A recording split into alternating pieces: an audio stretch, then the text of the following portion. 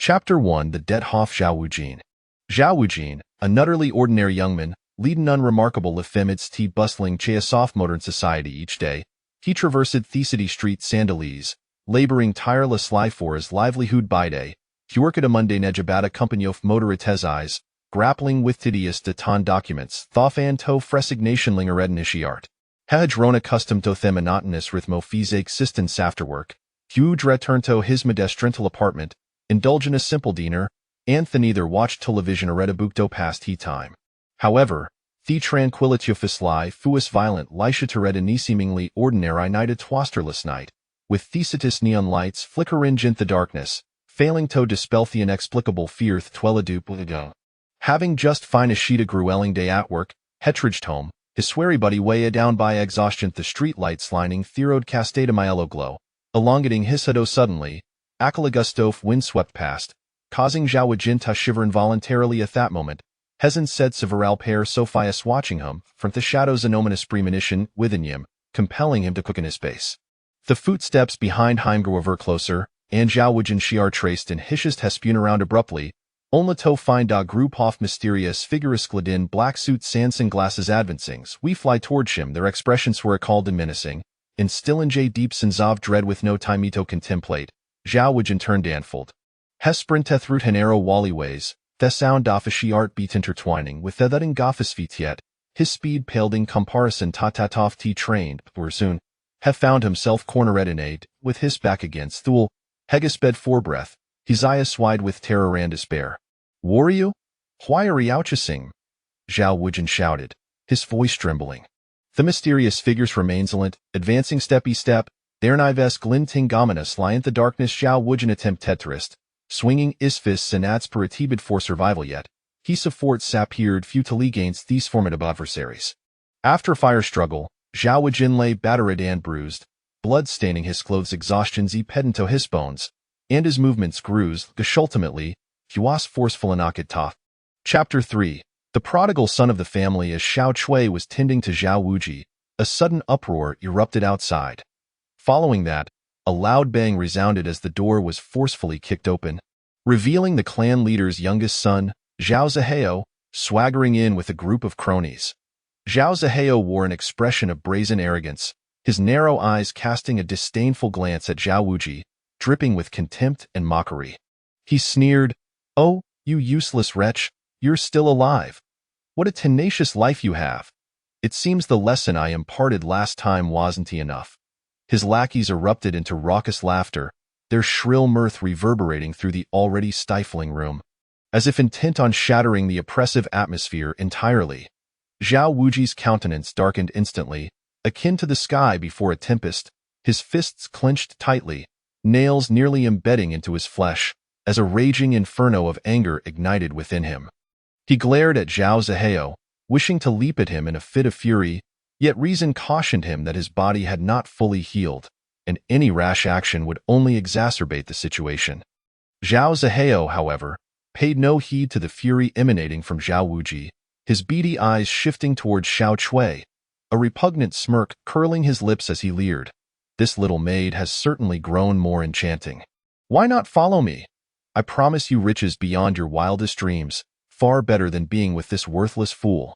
With that, he extended his greasy hand, attempting to caress Xiao Chui's face. Terrified, she stumbled behind Zhao Wuji, her petite frame trembling uncontrollably, her eyes brimming with fear. Zhao Wuji thundered, "Zhao Zihao, do not overstep your bounds." Zhao Zihao erupted into boisterous laughter, his voice laced with arrogance. "Overstep? What can you do about it? You, who cannot even cultivate martial arts, before me, you are but an ant, easily crushed beneath my foot." Gritting his teeth, Zhao Wuji was overwhelmed with humiliation and fury. He loathed his own powerlessness, resented his inability to protect Xiao Chui, and despised Zhao Zihao's bullying arrogance. Yet, he understood that acting impulsively would only worsen matters. He must endure. "I advise you to leave the clan quietly and save yourself the embarrassment. The Zhao family does not need a disgrace like you tarnishing our name." Zhao Zihao continued to press, each word striking Zhao Wuji's heart like a dagger. With a cold stare, Zhao Wuji replied deliberately, "One day, I shall make you pay for your actions today." Although his voice was low, it resonated with unwavering conviction and resolve. Zhao Zihao erupted into a fit of laughter, as if he had heard the most ludicrous joke, nearly falling over with amusement. "You? Ha! What a delusion! Who do you think you are? A useless wretch with blocked meridians, dreaming of turning your fate around? Don't be absurd with that." He swaggered off with his entourage, their arrogant laughter gradually fading down the corridor. The room fell silent. Yet Zhao Wuji's heart remained tumultuous. He gazed in the direction Zhao Zihao had departed, silently vowing, "Zhao Zihao, the humiliation of today shall be etched in my heart. I will find a way to grow stronger. And you shall kneel before me, begging for mercy." Turning to the still trembling Xiao Chui, he gently reassured her, "Xiao Chui, do not fear. I am here, and I shall not allow them to harm you." Xiao Chui looked up, tears glistening in her eyes, and nodded, "Young master, I believe in you." Zhao Wuji inhaled deeply, his gaze growing more resolute. He understood that in this world, where martial prowess reigned supreme, only by acquiring formidable strength could he protect himself and those dear to him. He must hasten his recovery and embark on the path of cultivation, ensuring that those who had once looked down upon him would soon regard him with awe. Chapter 4. Another severe injury after enduring a brutal beating from Zhao Zihao and his cohorts. Zhao Wuji, already wounded, found himself grievously injured once again. He lay on the cold ground like a rag, every inch of his body radiating unbearable pain, as if countless ferocious ants were ravenously gnawing at his bones and flesh. Each breath drew out the agony, prompting involuntary gasps of distress. At this moment, feelings of helplessness, frustration, and despair surged within him like a relentless tide, overwhelming his spirit. Zhao Wuji stared blankly at the dilapidated ceiling, tears streaming uncontrollably, blurring his vision. The fissured beams above mirrored his shattered heart. He loathed his own weakness, feeling utterly powerless before Zhao Zihao. He resented the injustice of fate that had bestowed upon him blocked meridians, subjecting him to such suffering, and he detested Zhao Zihao's ruthless cruelty, wielding the family's power to bully the weak. Yet, amidst this profound agony and despair, a flicker of defiance ignited deep within Zhao Wuji's heart. It was a rebellion against fate, a glimmer of hope for the future. He recognized that if he continued down this path, he would forever remain a victim, unable to protect himself or those he cherished, let alone seek vengeance. Gritting his teeth, veins bulging on his forehead, he endeavored to rise from the ground, each movement akin to being sliced by countless blades, tugging at his wounds and sending searing pain coursing through him. But he did not relent. His eyes burned with determination and resolve. Finally, Zhao Wuji managed to laboriously pull H. He diligently served Zhao Zihao, carefully pouring tea and water, acutely aware that even the slightest variance in temperature could provoke Zhao Zihao's ire. Yet, Zhao Wuji maintained a faade of cheerful submission, repeatedly offering apologies. When Zhao Zihao ventured out for leisure, Zhao Wuji would trot behind him, laden with various items, panting from exhaustion while daring not to utter a single complaint. Occasionally, when Zhao Zihao was in a foul mood, he would vent his frustrations on Zhao Wuji, striking him with fists and feet, to which Zhao Wuji silently endured, refraining from any semblance of resistance. The family members, observing from afar, whispered derisively about Zhao Wuji, mocking his lack of backbone, branding him a sycophant willing to be Zhao Zihao's lackey for the sake of survival. Those who had once shared amicable relations with Zhao Wuji now distanced themselves, their eyes filled with disappointment and disdain. Xiao Chui, witnessing Zhao Wuji's plight, was filled with sorrow and tearfully implored him to cease degrading himself. Yet, Zhao Wuji merely patted her shoulder gently, asserting that all of this was for the sake of the future. Only he understood that this was merely a temporary guise.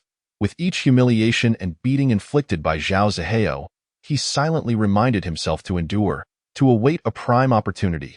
He vowed to make Zhao Zihao pay dearly for his actions, to demonstrate to all that Zhao Wuji was no feeble victim to be trifled with. Chapter 6. Lurking in shadows. Thus, Zhao Wuji continued to act as Zhao Zihao's sycophant, day after day. Regardless of the scorching sun or biting rain, he steadfastly followed in Zhao Zihao's wake, a humble smile perpetually gracing his face. Initially, Zhao Zihao harbored doubts regarding Zhao Wujia's sudden transformation. His elongated eyes often glimmered with suspicion and wariness.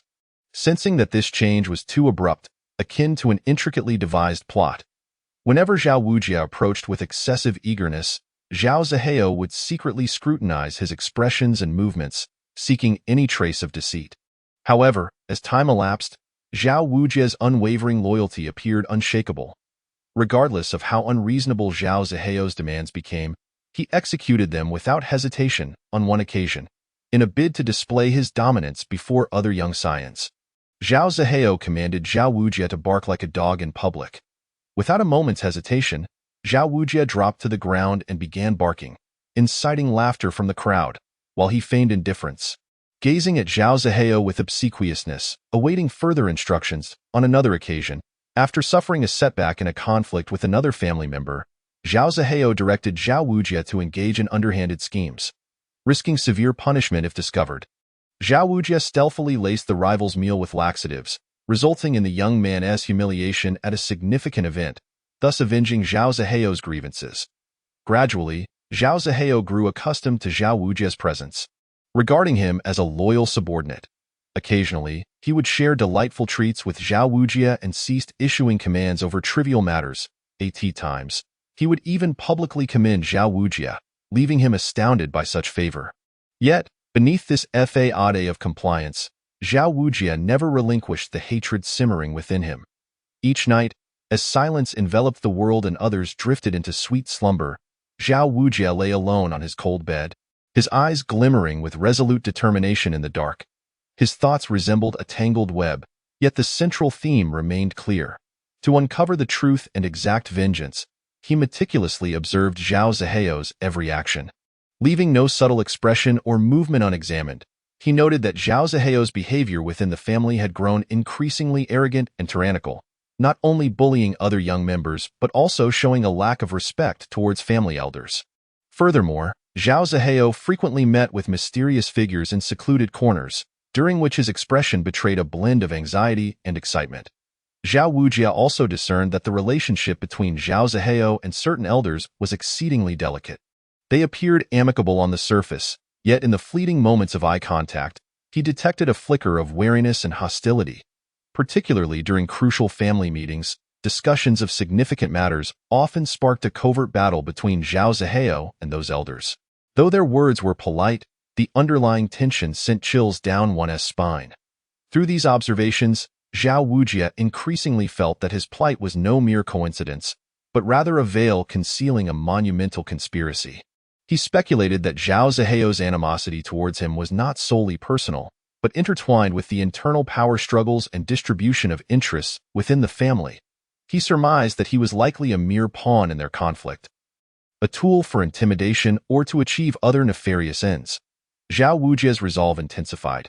He understood that the day of unveiling the truth and enacting vengeance was drawing near. However, he recognized that the moment for action had not yet arrived. Zhao Zihao's influence within the family remained formidable, and any misstep could obliterate his efforts. He must continue to endure and play the role of the sycophant, deepening Zhao Zihao's trust in him.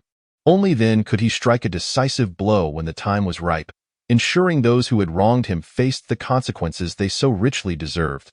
On this thorny and deceitful path, Zhao Wujia's journey was fraught with hardship. Yet the fire of vengeance within him burned fiercely, continually fueling his strength and courage, propelling him towards his goal, regardless of the cost. Chapter 7. Uncovering the truth as time mercilessly passed.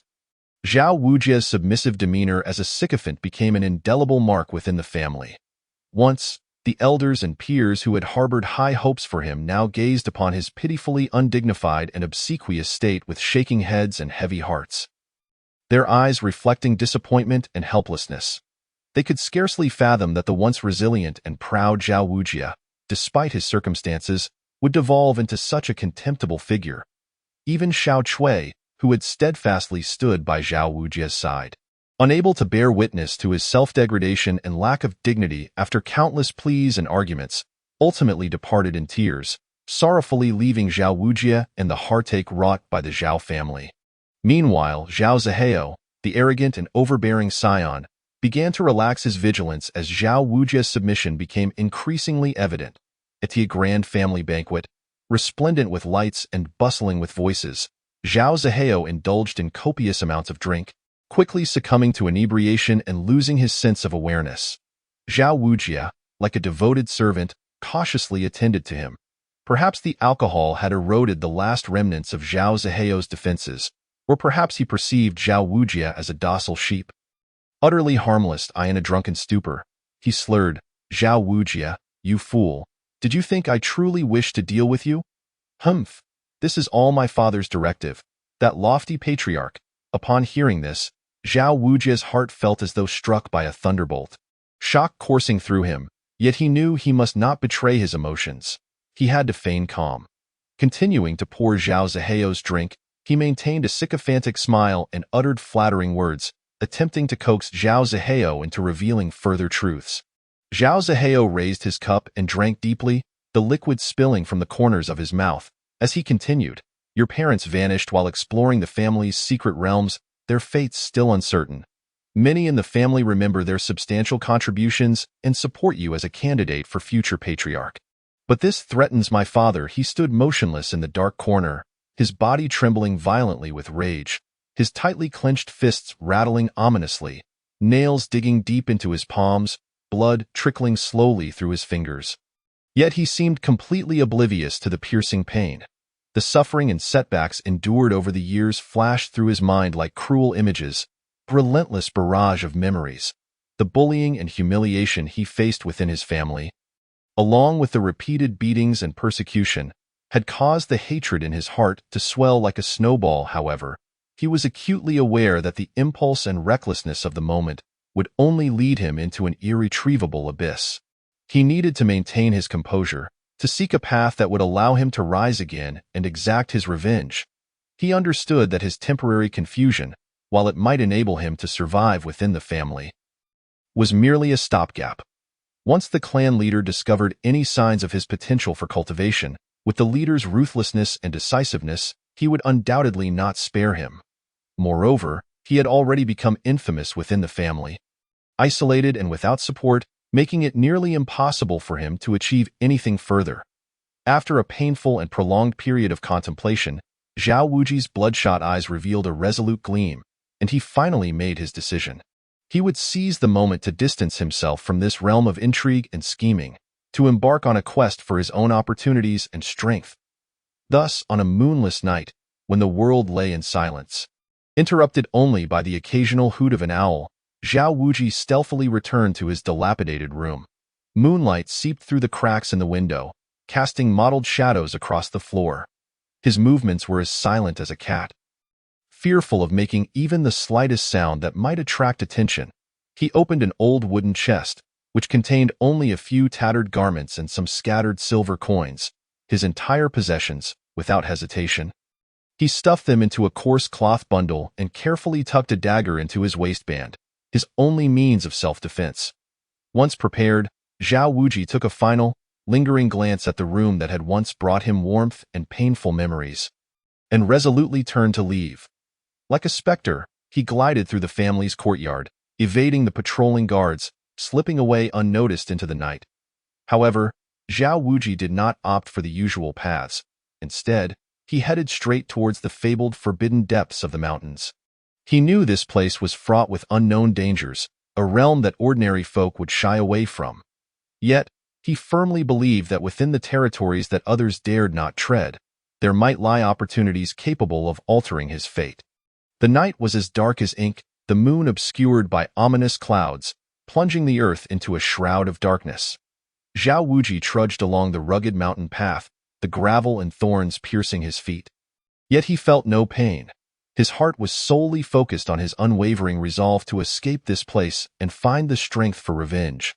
The mountain trail was treacherous, flanked by trees that loomed like monstrous specters in the dark. A chilling wind rustled through the leaves, whispering secrets of the forest's mysteries and terrors. Zhao Wuji's heart raced, but his steps showed no sign of retreat. He pressed on, when suddenly, a nightingale flew overhead, startling him and causing cold sweat to break out across his brow. Steeling himself, Zhao Wuji continued forward. After an indeterminate time, he arrived at the edge of a precipice. The abyss yawned below, a chilling wind rising from its depths. As if beckoning him towards hell, Zhao Wuji cautiously navigated the cliff's edge, acutely aware that one misstep could send him plummeting into the void. At that moment, a bolt of lightning split the sky. Followed by a thunderous roar, torrential raindrops began to pour, instantly drenching Zhao Wuji. The path became a quagmire, each step more arduous than the last. Yet, he gritted his teeth, clutching at the branches along the cliff. Inching forward with painstaking effort, the rain blurred his vision, forcing him to rely on instinct and memory to guide him. After what felt like an eternity, Zhao Wuji finally traversed the precipice, only to encounter a ferocious beast. A massive black panther emerged, its eyes glimmering with a greenish hue in the dark, emitting a low, menacing growl. Zhao Wuji's heart leapt into his throat as he tightened his grip on the dagger. Ready to engage in a life-or-death struggle, the panther lunged, and Zhao Wuji swiftly sidestepped, thrusting the dagger towards the beast. The panther nimbly dodged, launching another attack. In the ensuing battle, Zhao Wuji sustained multiple injuries. Yet his fighting spirit intensified. Ultimately, fueled by unwavering determination and courage, he identified the panther's vulnerability and plunged the dagger deep into its throat. The panther collapsed, and Zhao Wuji, utterly exhausted, fell to the ground. He gasped for breath, the rain mingling with sweat as it streamed down his face.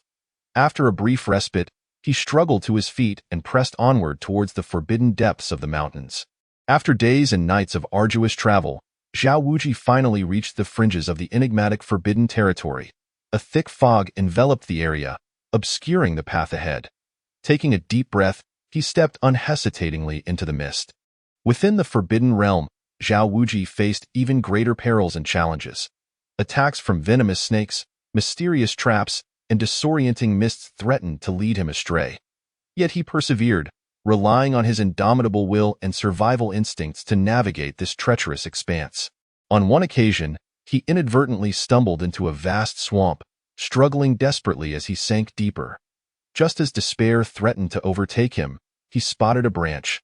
Summoning his last vestige of strength, he grasped the branch and pulled himself free from the mire. On another occasion, he accidentally ingested a poisonous fruit, feeling dizzy and racked with abdominal pain. Drawing on his robust vitality and rudimentary knowledge of medicinal herbs, he managed to endure. Throughout this protracted journey, Zhao Wuji encountered benevolent hermits and enigmatic masters. Some offered him food and shelter, while others imparted insights and techniques for cultivation. Zhao Wuji was profoundly grateful, etching these kindnesses into his memory. As time passed, Zhao Wuji gradually acclimated to the environment of the Forbidden Mountains, growing stronger through relentless trials. He understood that he was one step closer to his goal of vengeance. The road ahead remained long and fraught with uncertainty. Yet Zhao Wuji's resolve never wavered. He firmly believed that one day he would return to his family, empowered to make those who had wronged him pay a heavy toll. Chapter 9. Exploration of the Forbidden Realm. Zhao Wuji stepped into the mysterious and ominous Forbidden Territory. Surrounded by an eerie aura, towering ancient trees stood sentinel, their interwoven branches forming a dark canopy that barely allowed a sliver of sunlight to penetrate. The damp ground was thickly carpeted with decaying leaves, each step echoing with a creaking sound, as if narrating the ancient and enigmatic history of this realm. Zhao Wuji proceeded cautiously, each step imbued with vigilance. His heartbeat resonated loudly in the stillness, beads of sweat forming on his brow. Suddenly, a foul wind swept in from behind, and he spun around to behold a colossal two-headed python, its forked tongue flicking in the air, its eerie green eyes fixated upon him. Slowly advancing, the python's massive form resembled a stout tree trunk, its scales shimmering with a cold, metallic gleam.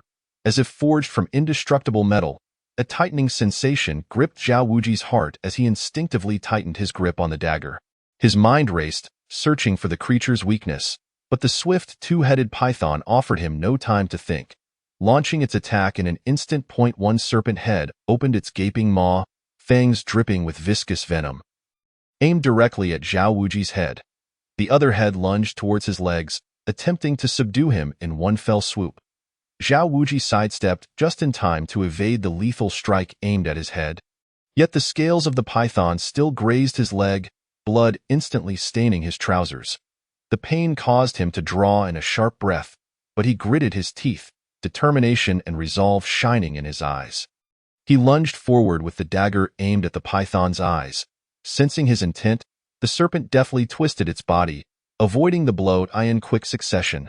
The python retaliated, its tail sweeping towards him like a massive steel whip. Zhao Wuji leaped to evade, but the force of the strike sent him tumbling to the ground. He scrambled to his feet, continuing to evade the python's onslaught. Using the surrounding trees and rocks as cover, he sought opportunities to strike. However, the python's defenses were formidable, and his attempts left only shallow scratches on its tough hide. Zhao Wuji exerted every ounce of strength, landing multiple stabs, yet the creature remained largely unfazed. Meanwhile, Zhao Wuji's endurance began to wane from the prolonged battle, his breath becoming ragged, movements slowing. In a moment of carelessness, the python seized the opportunity, its tail sweeping with tremendous force. Zhao Wuji was unable to withstand the impact. Sent flying like a broken kite into the depths of the forbidden realm, as he fell, the wind howled in his ears, the scenery blurring around him. His heart brimmed with despair and fear. Yet he fought to remain conscious, seeking a means to cushion his landing. Ultimately, he crashed heavily to the ground, darkness engulfing him as he lost consciousness. After an indeterminate passage of time, Zhao Wuji gradually regained consciousness. He found himself in an unfamiliar locale, surrounded by an even deeper darkness, permeated by a chilling aura. He attempted to rise, yet his bones felt as though they had been dislocated, inflicting unbearable pain. Gritting his teeth against the agony, Zhao Wuji scrutinized his surroundings. It appeared that he had fallen into a bottomless chasm, its walls shimmering with an array of peculiar luminescence, emanating from some unknown mineral. He understood, with a heavy heart, that he had plunged into unprecedented peril, yet he also recognized that he had no choice but to advance. Clenching his jaw, he dragged his battered body step by step deeper into the cave. Bracing himself for the myriad of unknown challenges and dangers that awaited him. Chapter 10. The cave. Zhao Wuji awakened amidst a surge of intense pain, his head feeling heavy and the sights before him blurred. He blinked vigorously, striving to clear his mind.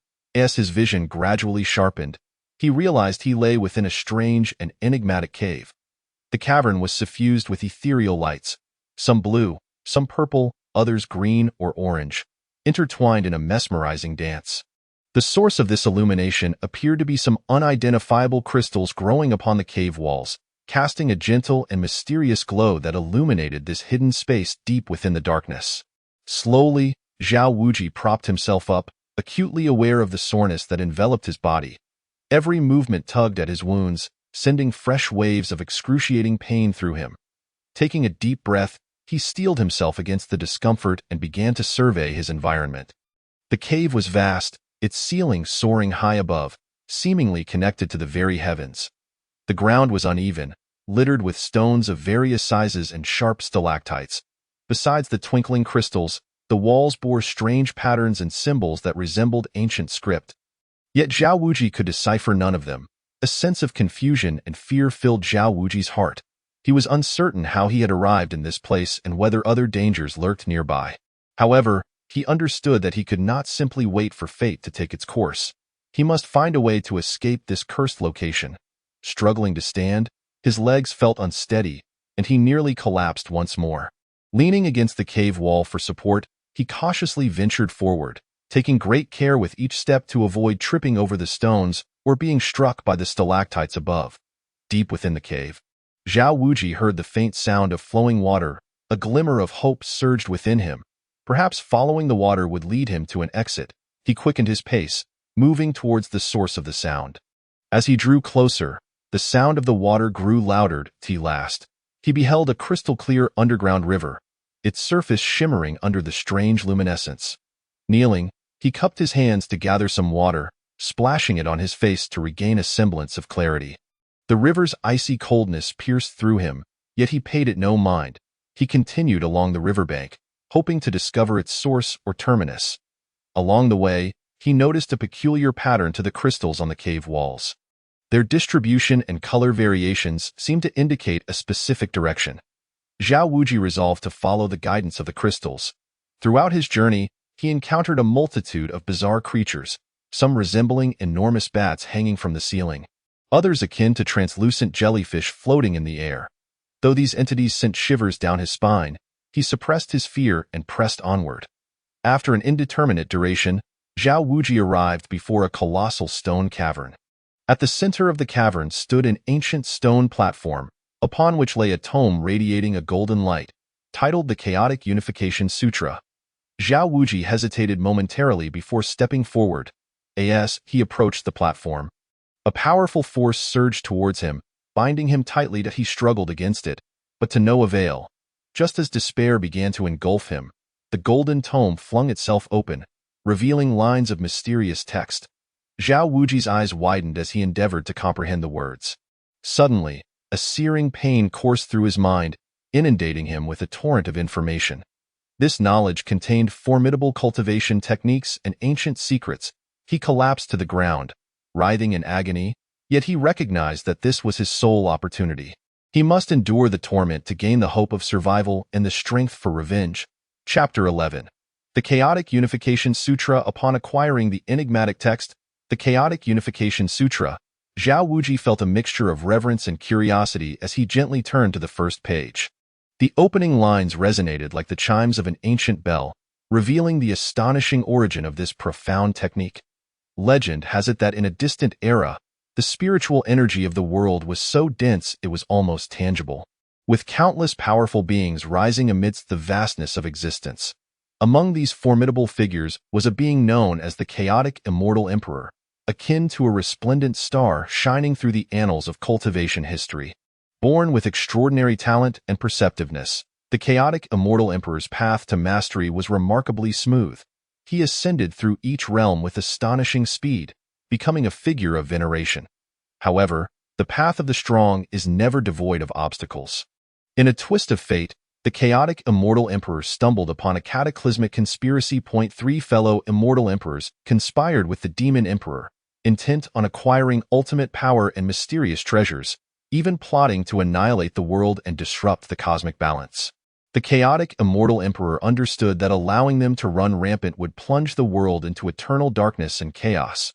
Thus, he rose to confront these 3 malevolent emperors single-handedly. What ensued was a battle that shook the heavens and wept the spirits. The clash of the 4 emperors reverberated through the very fabric of space. Light surged, spells flew, mountains crumbled, and the sun and moon were obscured. The chaotic immortal emperor unleashed the formidable techniques he had mastered throughout his life. Each strike imbued with cataclysmic power. In the midst of this fierce combat, the chaotic immortal emperor displayed unparalleled courage and wisdom. He deftly evaded lethal strikes from his adversaries while capitalizing on their vulnerabilities, dealing them crushing blows. After days of life-and-death struggles, he ultimately vanquished 2 of the immortal emperors with his invincible prowess. Yet, he too suffered grave injuries in the brutal conflict. The remaining immortal emperor, though severely wounded, refused to accept defeat and sought to make a final stand. The chaotic immortal emperor, enduring excruciating pain, unleashed an astonishing surge of power, delivering a fatal blow to the injured adversary. However, he himself was on the brink of death from his own grievous wounds. Drawing on the last vestiges of his cultivation, the chaotic immortal emperor tore through the fabric of space, escaping to this azure cloud continent. On this unfamiliar land, he was acutely aware that his life was nearing its end. To prevent his unparalleled knowledge from being lost to the ages and to leave a glimmer of hope for the world. The chaotic immortal emperor, in his final moments, condensed his insights and understanding into the Chaotic Unification Sutra. Yet, the conditions for cultivating this sutra were exceedingly severe. One's meridians must be severed, breaking free from one's shackles. In order to nurture chaotic energy in the face of despair, reconstructing the meridians to achieve supreme mastery. Upon learning of these conditions, Zhao Wuji's heart quivered. The notion of severing one's meridians conjured unimaginable agony. Fraught with tremendous risk, should he fail, death would be his inevitable fate. However, He reflected on his years spent as a talentless outcast, enduring neglect and bullying within his family, subjected to ridicule and scorn. Those disdainful gazes, the relentless mockery, pierced his soul like a dagger time and again. He yearned for power, longing to alter his destiny, to earn the respect of those who once looked down upon him. Zhao Wuji's resolve solidified. His fists clenched tightly. He understood that this was his singular opportunity. Even if the path ahead was fraught with peril, even if he had to endure interminable suffering, he was determined to take the leap. For he knew that only through the agony of transformation could he gain the strength to soar through the skies. Chapter 12. Self-mutilation of the meridians. Zhao Wuji deeply understood the rigorous conditions for cultivating the chaotic unification sutra. Yet the burning flames of vengeance spurred him unhesitatingly onto this path fraught with endless pain and immense risk. With heavy yet resolute steps, he ventured into a secluded and desolate valley, far removed from the bustle of civilization. Here, the mountain winds howled, the flora stood desolate, as if severed from the world. In the heart of the valley, Zhao Wuji surveyed the vast emptiness around him. Inhaling deeply in an attempt to steady his frayed yet determined spirit, he slowly closed his eyes, involuntarily recalling the chaotic immortal emperor's awe-inspiring battle scenes, imagining the emperor's bravery in the face of three equally formidable foes. The selfless fervor and unwavering resolve surged within Zhao Wuji, bestowing upon him an inexplicable strength. Simultaneously, the myriad humiliations and injustices he had suffered within his family surged forth like a tidal wave. The derision from his kin, the bullying from Zhao Zihao, the schemes of the clan leader. Each vivid memory was like a sharp blade, piercing through his very essence. Zhao Wuji clenched his fists tightly, his nails digging into his palms, blood seeping between his fingers, yet he remained oblivious to the pain. With his eyes now wide open, a fierce determination radiated from his gaze. Zhao Wuji withdrew a gleaming dagger from his bosom, its blade glinting with a cold light under the faint rays of the sun, as if heralding the impending brutality that was to unfold. Without the slightest hesitation, he raised the dagger and plunged it fiercely into his left arm. The sharp blade swiftly pierced his skin, blood gushing forth in torrents, staining his sleeve crimson. Yet, Zhao Wuji seemed impervious to the pain. He gritted his teeth, his facial muscles contorting grotesquely in response to the excruciating agony. Veins bulging upon his forehead, he continued to mercilessly slice at the meridians on his body, again and again. Each cut was accompanied by a searing pain, akin to a powerful current coursing through him, causing his body to tremble involuntarily. Zhao Wuji's complexion turned as pale as parchment, beads of sweat rolling down his face and splattering onto the ground beneath him. Nevertheless, his gaze remained resolute, devoid of any hint of retreat or wavering. He understood that this was an essential path toward his empowerment. Only by enduring this inhuman suffering could he hope to alter his fate. With each act of self-mutilation, Zhao Wuji felt the meridians within him gradually shatter. The torment resembled a swarm of ants gnawing at his heart, or countless steel needles stirring wildly within him. A low growl emanated from his throat, echoing through the valley, as if it were a defiant protest against destiny. As Zhao Wuji's consciousness began to blur, phantoms danced before his eyes. Yet, with an almost perverse willpower, he relentlessly pulled himself back from the brink of unconsciousness time and again. Finally, after a protracted and harrowing ordeal, all of Zhao Wuji's meridians lay in ruin. He collapsed like a rag doll into the alarming pool of blood surrounding him, his strength utterly drained. Blood flowed ceaselessly from his body, saturating the earth around him, creating a shocking crimson pool. At that moment, his body was so weakened that even breathing became a laborious task. Yet, the corners of Zhao Wuji's mouth curled into a slight smile of relief. For he knew that this was merely the first step towards his ascendance. As long as he could cultivate the primordial chaos within this abyss, restoring his meridians, he would have the opportunity for vengeance. A chance to make those who had once wronged him pay dearly. Die in the valley. The wind howled on, as Zhao Wuji lay quietly in the blood-soaked ground, awaiting the turn of fate. Chapter 13. The emergence of chaos after the complete rupture of his meridians. Zhao Wuji lay like a puddle of mire amidst the shocking pool of blood. His body was exceedingly frail, each breath a monumental struggle, as if it might cease at any moment. His consciousness hovered on the precipice of life and death, a constant oscillation between clarity and haze. However, the fierce will to survive within him burned like an undying flame, growing ever more fervent in this dire situation. Zhao Wuji endured the overwhelming pain that threatened to consume him. Mustering the last vestiges of his strength to raise his trembling arm, beginning the arduous endeavor in accordance with the cultivation method of the primordial chaos unification technique, he concentrated fiercely, banishing all distractions from his mind. Striving to maintain a state of tranquility akin to a still lake, yet the torment of his injuries clung to him like a relentless demon. Every attempt to focus was accompanied by indescribable agony, as if countless tiny creatures were voraciously devouring his soul, bringing him to the brink of collapse. Zhao Wuji furrowed his brow, his lips bloodied from biting, yet he did not succumb to despair. Persisting with unwavering determination, gradually, he became acutely aware of a faint fluctuation in the surrounding spiritual energy.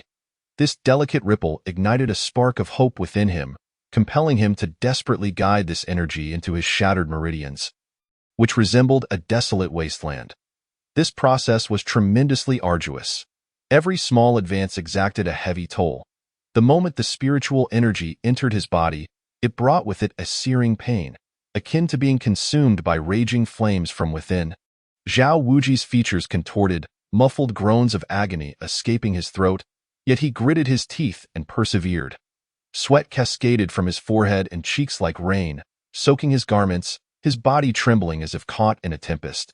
Nevertheless, Zhao Wuji's hands remained steadfast in their guiding posture, showing no signs of faltering. As time slipped away, he felt as though he could no longer perceive its passage.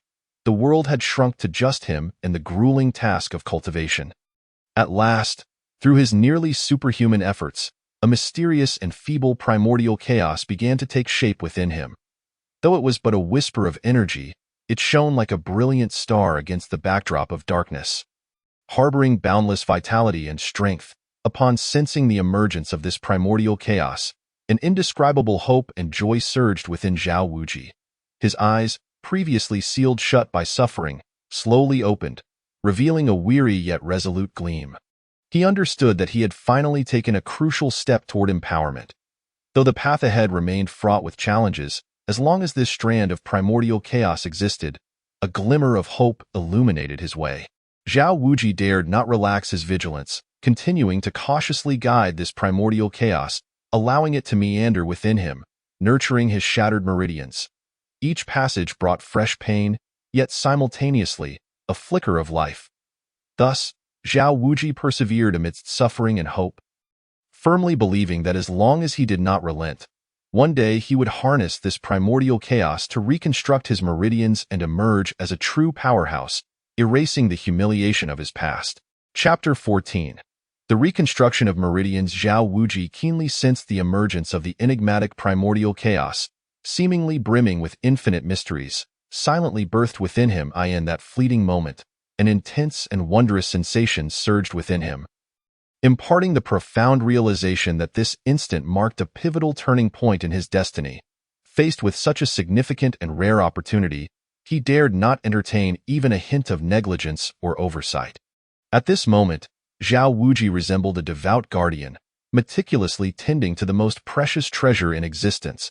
He directed all his focus toward the primordial chaos, nurturing it with the utmost gentleness and care, eagerly anticipating its growth, which would bring forth the hope of rejuvenation for his once broken and nearly collapsing meridians. With eyes firmly shut, he cast aside all distractions, exerting every effort to maintain a tranquil mindset.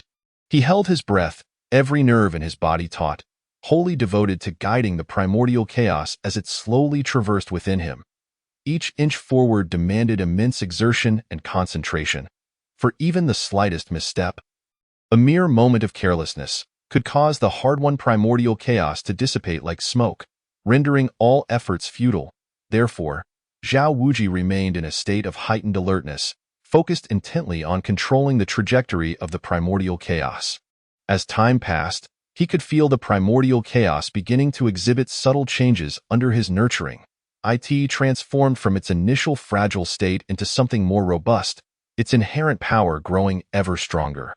Zhao Wuji felt a surge of joy within, reinforcing his determination to successfully reconstruct his meridians. However, this process was fraught with challenges. Each time the primordial chaos endeavored to mend a fractured meridian, it would unleash waves of excruciating pain. This torment felt as though his very soul were being seared in flames, akin to countless needles piercing his marrow, an unbearable ordeal. Zhao Wuji's body trembled uncontrollably, beads of sweat cascading like rain, his features contorted in anguish, yet his eyes remained steadfast, devoid of any inclination to retreat. He clenched his teeth, repeatedly encouraging himself, "Endure. As long as I can reconstruct my meridians, all suffering will be worthwhile." Through sheer willpower, he bore the inhuman torment, continuing to guide the primordial chaos onward. Under Zhao Wuji's relentless efforts, the primordial chaos gradually enveloped more of the shattered meridians. With each repair, he could sense minute changes within his body, his strength incrementally returning. Yet, he understood that this was merely the beginning. A long journey lay ahead, as the primordial chaos grew ever stronger. The pace of meridian repair accelerated. However, the accompanying agony multiplied exponentially. Zhao Wuji felt as though he were ensconced in a hellish furnace, surrounded by unending torment. Yet, the faith in his heart shone like a lighthouse, guiding him through the dark sea of suffering. Numerous times, he teetered on the brink of unconsciousness from the overwhelming pain. Yet, just as his consciousness threatened to plunge into darkness, the humiliations and mockeries he had endured would resurface in his mind, fueling his resolve to persist. After a protracted and agonizing ordeal, the primordial chaos finally completed the restoration of most of the shattered meridians within Zhao Wuji. Though he remained utterly fatigued, he could now feel a newfound vigor coursing through him. Zhao Wuji dared not relax even slightly. He continued to guide the primordial chaos, finalizing and fortifying the restoration of his meridians. He understood that this was the most crucial moment, allowing for not a trace of negligence. Finally, at the instant the last meridian was restored, Zhao Wuji felt a formidable force erupting within him. His body radiated a dazzling light, while the surrounding spiritual energy surged toward him with fervor. Zhao Wuji slowly opened his eyes, which sparkled with excitement and confidence. He knew he had taken a significant step forward, drawing ever closer to his goal of vengeance. Chapter 15. Pinnacle of Qi Refinement. After reconstructing his meridians, Zhao Wuji was acutely aware that he had embarked on a path of cultivation fraught with challenges and opportunities. He resolved to continue his seclusion in the cave, aiming to enhance his strength more rapidly. In this world, the cultivation system was divided into various realms: Qi Refinement, Foundation Establishment, Golden Core, Nascent Soul, Spirit Transformation, Integration, Great Ascension, Tribulation Passing, True Immortal, Golden Immortal, Great Luo Golden Immortal, Immortal King, and Immortal Emperor. At this moment, Zhao Wuji was still at the Qi Refinement stage. Every morning, as the first rays of sunlight streamed through the crevices of the cave and illuminated him, Zhao Wuji began a new day of cultivation. He sat cross-legged in a corner of the cave, closing his eyes in concentration, guiding the chaotic energy within him to flow gently along his meridians. This chaotic energy resembled a lively dragon, weaving through his resilient meridians, nourishing his body and fortifying his foundation. During the day, aside from practicing his techniques, Zhao Wuji engaged in various physical training within the cave. He either punched against the cave wall until his fists bled or performed high-intensity physical exercises, soaking his clothes with sweat. Each instance of fatigue and pain served as nourishment for his growth, solidifying his resolve to pursue strength. At night, when darkness enveloped the world outside the cave, Zhao Wuji remained immersed in his cultivation. He sensed the faint spiritual energy within the cave and endeavored to draw it into his body, merging it with the chaotic energy. Each infusion of spiritual energy resulted in a subtle increase in his power. After a period of diligent cultivation, Zhao Wuji finally encountered the opportunity for a breakthrough. He distinctly felt the spiritual energy within him reaching its zenith, akin to a flood on the verge of breaching a dam, urgently in need of an outlet. Yet, he understood that advancing from qi refinement to foundation establishment was no trivial matter and required careful consideration. Zhao Wuji took a deep breath, calming his mind as he adjusted his breathing and state. He closed his eyes, his consciousness delving deep within, guiding the surging spiritual energy to circulate through his meridians.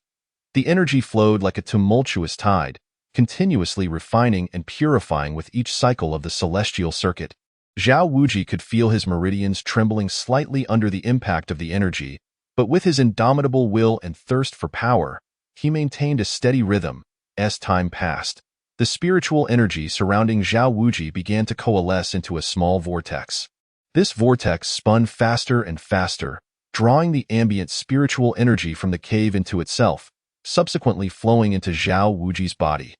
His skin radiated a faint glow, every pore greedily absorbing the spiritual energy, making him appear as if he were one with the universe. Within the cave, Zhao Wuji's body was enveloped in spiritual energy, creating a remarkable spectacle. His expressions fluctuated between solemnity and relaxation, with each change representing the struggles and breakthroughs he faced during the process. Finally, after a violent surge of spiritual energy, a crisp sound resonated from within him, as if some shackle had been shattered. He abruptly opened his eyes, two beams of brilliance flashing by like shooting stars across the night sky. At this moment, he exuded an overwhelming aura, causing the surrounding stones to tremble slightly under its pressure. Zhao Wuji reveled in the torrent of power coursing through him, filled with joy and pride. He knew he had successfully broken through to the pinnacle of qi refinement. In this moment, he felt an abundance of strength, and his perception of his surroundings sharpened significantly. However, he was acutely aware that this was merely the beginning, and a longer journey lay ahead. In this vast world of cultivation, reaching the pinnacle of qi refinement was but a small milestone, with further realms of foundation establishment and golden core awaiting his ascent.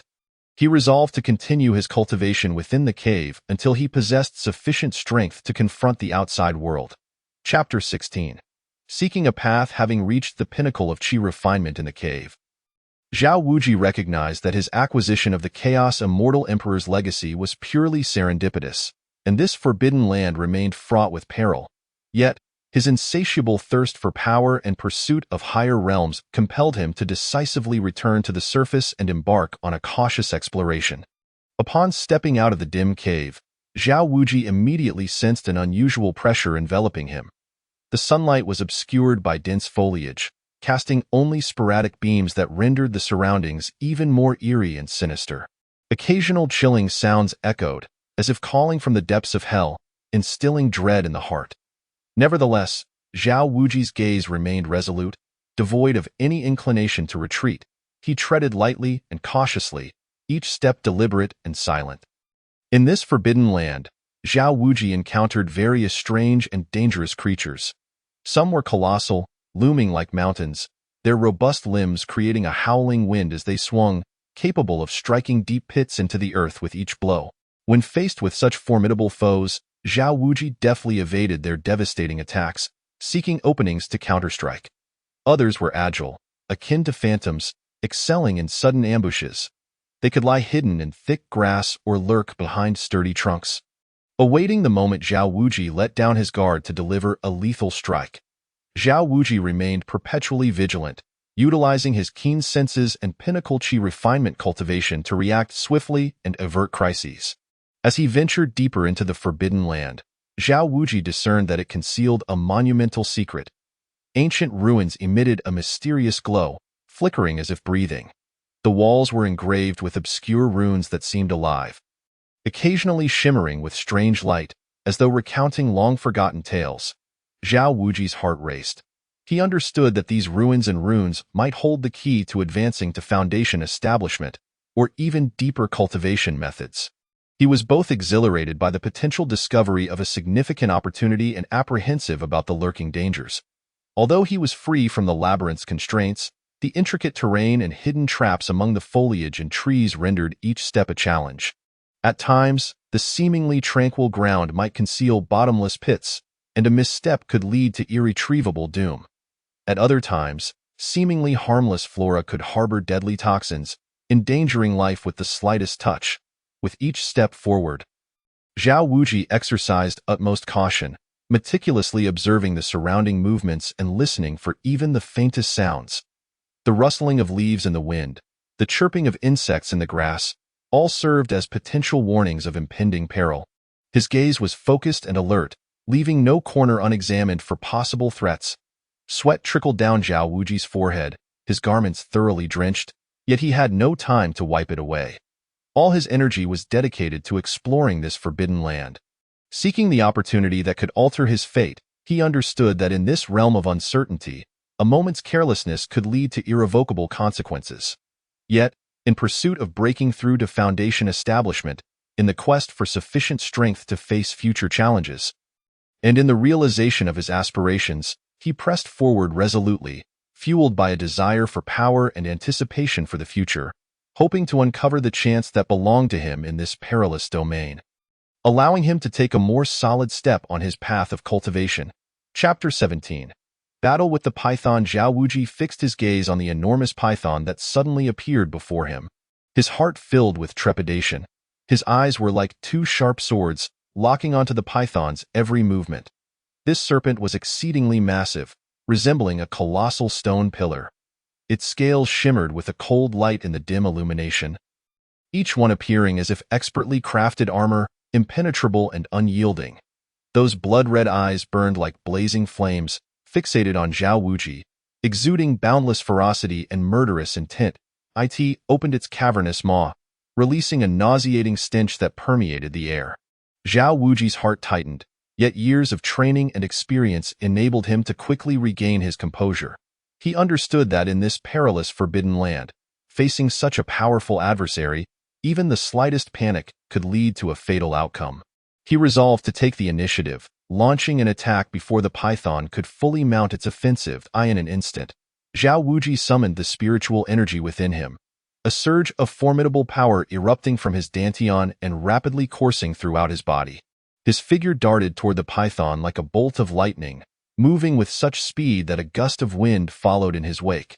He unleashed his most potent martial arts techniques, his fists striking with the force of thunder, aiming a powerful blow at the python's head.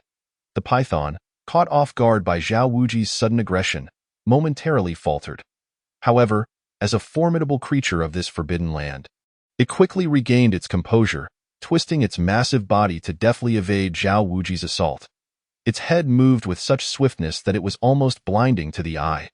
Zhao Wuji's fists struck the air repeatedly, producing a series of explosive sounds. However, his attacks were relentless, akin to a tempest, leaving the serpent no respite. His punches and kicks fell upon the serpent like raindrops, each blow infused with the entirety of his peak chi refinement power. Though the serpent's scales were exceedingly robust, absorbing most of the assaults, some force still seeped through the gaps, causing the serpent to howl in pain. Its low, guttural roar resonated with palpable fury, infuriated beyond measure. The serpent opened its maw wide and unleashed a torrent of dark green venom. The venom shot towards Zhao Wuji like an arrow, withering the flora in its wake. The toxic liquid traced an ominous arc through the air. But Zhao Wuji agilely leaped backwards, narrowly evading the attack. Yet, a small amount of venom still splashed onto the hem of his garment, instantly producing wisps of green smoke as it corroded a hole into the fabric. Simultaneously, the serpent's tail swept violently, resembling a massive steel whip, stirring up a whirlwind of dust and debris. Upon landing, Zhao Wuji struggled to regain his footing and hastily rolled aside. The frigid wind whipped at his clothes, causing them to flap wildly, and his hair became disheveled. Nevertheless, his gaze remained resolute, devoid of any sign of retreat. In the midst of this fierce battle, Zhao Wuji was wholly absorbed, his mind sharply focused. He fixed his eyes on every movement of the serpent, his brain racing to discern its vulnerabilities. He noted that during its attacks, the serpent's right side was slightly exposed due to the breadth of its movements. A spark of joy ignited within him. Seizing this rare opportunity, he concentrated all his strength, channeling every ounce of spiritual energy into his right fist. In an instant, his right fist erupted with a blinding radiance, akin to a blazing sun. With unwavering determination and a thirst for victory, Zhao Wuji launched a fierce assault towards the serpent's vital spot. The force of his fist cut through the air with a deafening roar, compressing it into a cacophony of sound. The serpent sensed this lethal strike and writhed in agony, emitting a thunderous shriek. Its massive body thrashed wildly, toppling nearby trees and sending earth and stones flying. The tremendous impact left Zhao Wuji's arm tingling, yet he gritted his teeth, refusing to relent. The serpent's counterattack was even more ferocious. It bared its fanged maw once more, spewing venom while barreling towards him with its formidable bulk. Zhao Wuji swiftly dodged the venom but was grazed by the serpent's massive form, sending him hurtling into a great tree. The tree shook violently, its leaves cascading to the ground. Zhao Wuji felt a sharp pain in his chest, a metallic taste flooding his throat as he spat out a mouthful of blood. Yet, he bore the agony and quickly regained his stance. Though his garments were tattered and his body marred with wounds, his gaze remained unwavering. The serpent, seizing the moment, surged toward him with alarming speed. Drawing a deep breath, Zhao Wuji adjusted his posture and faced the serpent once more.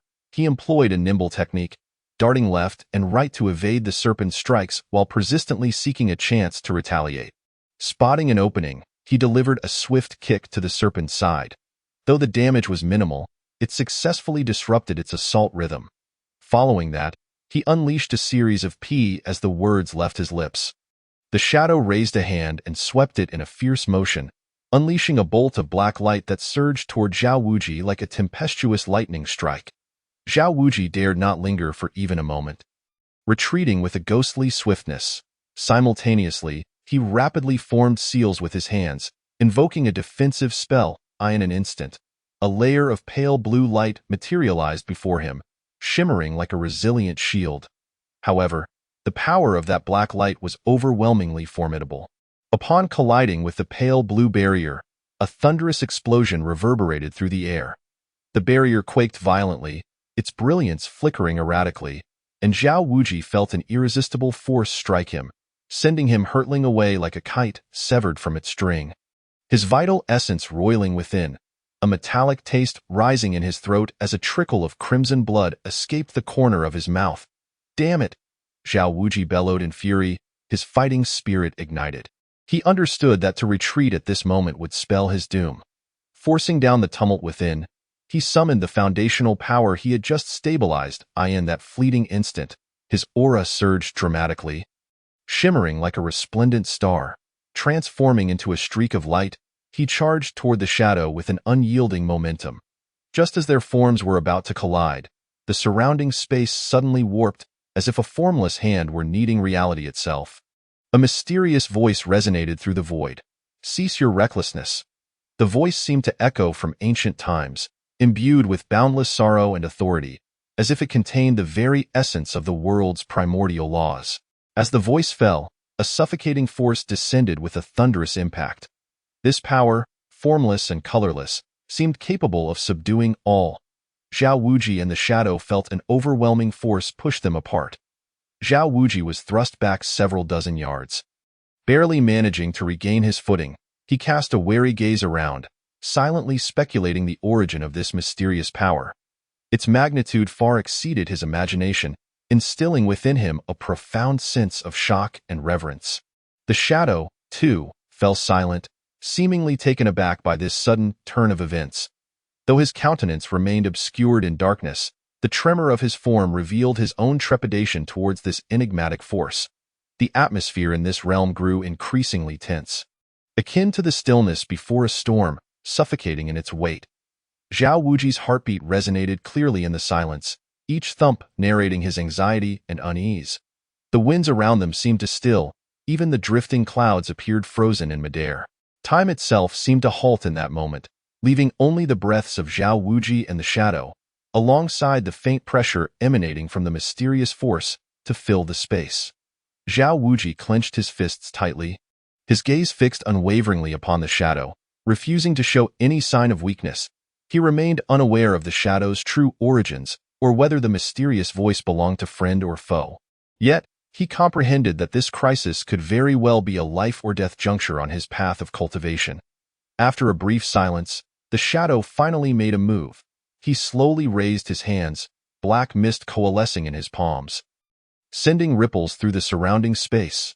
Upon witnessing this, Zhao Wuji's heart tightened, and he summoned his foundational power once more, bracing himself for the shadow's impending assault. In that critical moment, the mysterious voice resounded again. If you dare to act recklessly once more, your soul shall scatter. The voice brimmed with an undeniable authority. The shadow hesitated, a flicker of indecision crossing his eyes. Yet, this hesitation was swiftly replaced by resolve, as he suddenly swung his hands, transforming the black mist into a fearsome black dragon that roared as it charged toward Zhao Wuji. Gritting his teeth, Zhao Wuji shouted defiantly, "I shall fight to the end." He waved his hands, casting a series of spells that coalesced into a massive runic shield before him. The black dragon collided with the runic barrier, unleashing a deafening roar. The sheer force of the impact caused the surrounding mountains to tremble and the earth to quake, as if the apocalypse were upon them. In the midst of this fierce clash, both Zhao Wuji and the shadow were violently thrust away by the overwhelming power. Zhao Wuji crashed heavily to the ground, blood gushing from his mouth, while the shadow appeared considerably more ethereal. At that moment, a radiant light descended from the heavens, and within its glow, a figure gradually materialized. The person radiated a sacred aura, inspiring an instinctive fear to gaze directly upon them. You disturb the tranquility of this realm with your conflict. What punishment do you deserve? The mysterious figure's voice was frigid, reminiscent of a judge's decree. Both Zhao Wuji and the shadow widened their eyes in terror, aware that today's events would not end favorably. Chapter 20. The appearance of the mysterious figure. The enigmatic figure hovered in midair, emanating a dazzling brilliance akin to a blazing sun, its radiance so intense that it was impossible to behold its true form. The pressure it exuded seemed capable of collapsing the very fabric of this world. Zhao Wuji, struggling to stand despite his injuries, appeared as pale as a ghost, yet he endeavored to maintain respect. Cupping his hands and stating, "Elder, it was not my intention to engage in conflict here. It was this shadow who struck first, seeking to take my life. My sole pursuit has been the path of cultivation, and I have never harbored any intention of offense." His voice trembled with weakness, tinged with a sense of grievance and helplessness. The shadow scoffed, his tone rife with venom and greed. "You speak well, boy, yet you possess a treasure that ought not to exist in this world. Go take your life is but to enact divine justice. That artifact in your possession is nothing short of a travesty." The mysterious figure's gaze pierced through the air, scanning both individuals with an air of authority as he coldly declared, "Enough of your words. Regardless of the reasons, to engage in such a fierce battle here is a transgression. This world has its own rules and order. You cannot recklessly disrupt them."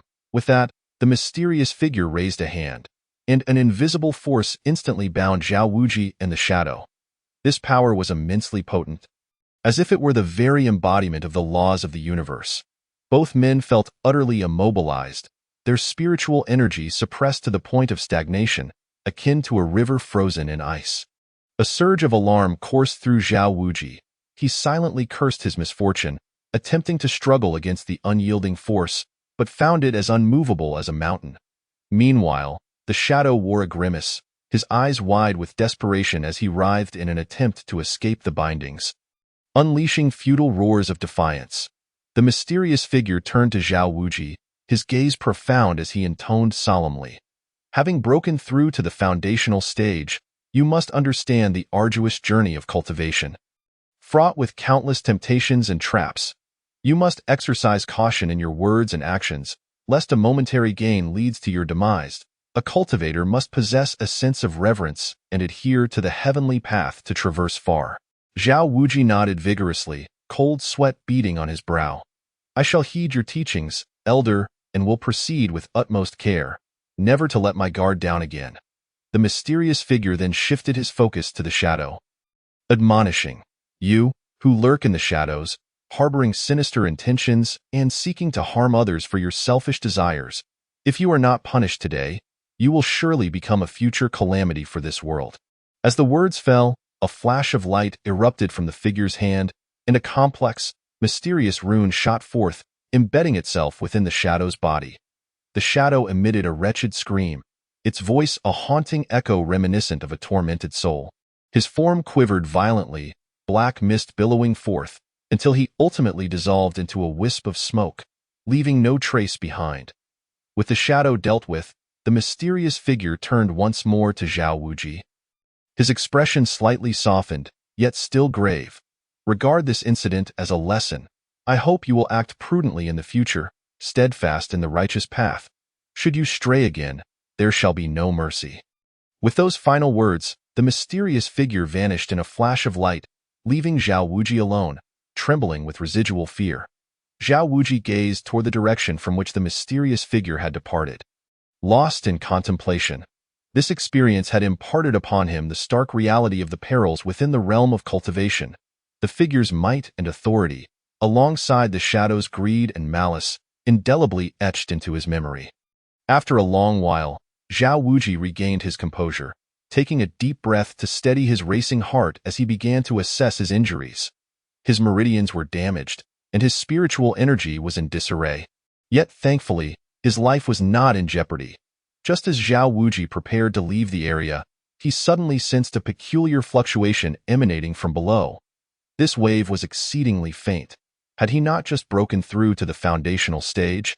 Enhancing his spiritual perception, he likely would have remained oblivious. A thought flickered through his mind. Could there be a secret hidden beneath? Driven by curiosity, Zhao Wuji resolved to investigate further. With uncertainty gnawing at him, he channeled his spiritual energy, gathering it into his right fist, which shimmered with light. He struck the ground with a powerful punch, unleashing an explosive force. The earth split open, sending dust swirling as an abundance of spiritual energy surged forth from the fissure. Zhao Wuji was elated. The richness of the spiritual energy exceeded his wildest expectations. Without hesitation, he leaped down through the opening. Below lay a vast cavern, its walls embedded with countless gemstones that radiated a brilliant glow. Illuminating the chamber as if it were bathed in daylight, the center of the cave stood an ancient stone platform, upon which rested a tome exuding an air of mystery. Zhao Wuji approached the stone platform with utmost caution. The runes on the tome flickered with a strange light, seemingly whispering ancient secrets. Just as he reached out to seize the tome, an eerie laughter echoed around him. This laughter reverberated through the expansive cavern, sending chills down his spine. Zhao Wuji felt a tightening in his chest, halting his actions as he cautiously scanned his surroundings. Who goes there? Show yourself, however. All that greeted him was the ever-echoing laughter, growing louder, as if countless malevolent spirits were howling in his ears. A chill surged from the soles of his feet, swiftly enveloping his entire being. At that moment, the cave's illumination abruptly dimmed, darkness rushing in like a tide, completely shrouding him. Chapter 21. The crisis and darkness in this endless void. Zhao Wuji's heart pounded like a war drum, each beat resonating with a thunderous intensity. Cold sweat cascaded from his forehead, instantly soaking his garments. Whence comes this fiend? Do not attempt to play your tricks. Zhao Wuji forced himself to remain calm, bellowing with conviction. His voice echoed through the cavernous expanse, yet it sounded so frail and powerless. Nevertheless, the eerie laughter grew ever more brazen, akin to sharp daggers incessantly pricking at Zhao Wuji's nerves. Ha ha ha ha! This laughter seemed to emanate from the depths of the abyss, imbued with boundless chill and mockery. Suddenly, pairs of blood-red eyes flickered to life in the darkness, densely packed, resembling stars scattered across a night sky. Zhao Wuji gasped, feeling a wave of coldness surge from his spine to his forehead. Instinctively retreating a few steps, each movement felt burdened, as though he treaded through an endless mire. At that moment, a chilling voice whispered in his ear. You, young one, have trespassed into this realm. Your demise is nigh. The voice seemed to emerge from clenched teeth, rife with unending malice and resentment. Zhao Wuji's eyes widened with fury, flames seemingly igniting within them as he declared, If you possess the courage, step forth and face me. What sort of hero hides in the shadows? No sooner had he spoken, a tremendous force surged towards him, akin to a rampaging beast, bearing the weight of destruction. In a moment of panic, Zhao Wuji raised his hand to shield himself, only to be propelled backward by the overwhelming strength. His body collided against the cave wall like a cannonball, stones crumbling and crashing upon him. He tasted a coppery sweetness in his throat, a spray of blood blossoming like a tragic flower in the dark. "Humph, do you dare to resist?" The voice dripped with disdain, as if Zhao Wujie were but a trivial insect in its eyes. Gritting his teeth, blood oozed from his gums as he struggled to rise, fresh wounds reopening with the violent motion. Yet his gaze grew ever more resolute, contemplating. "Is this where I meet my end? No, I shall not yield. After enduring countless tribulations to embark on the path of cultivation, how can I fall so easily?" He once more summoned the dwindling remnants of his spiritual energy, his body shimmering like a star on the verge of extinguishing. Fighting for one last flicker of light, at that moment, the mysterious ancient tome erupted with brilliance, illuminating the entire cavern. The radiance was dazzling, akin to a newborn sun dispelling the darkness. The blood-red eyes recoiled before the light. As though struck with profound fear, Zhao Wujie's heart leaped with joy, a glimmer of hope igniting within him. Seizing the opportunity, he surged towards the ancient tome, each step stirring a tempestuous wind, his figure darting like lightning. Yet, just as he was about to grasp the tome, a colossal black hand emerged from the shadows, shrouded in ominous darkness, reaching for Zhao Wujie. The hand was immense, as if capable of obscuring the very sun. Zhao Wujie was caught off guard, ensnared by the hand's iron grip.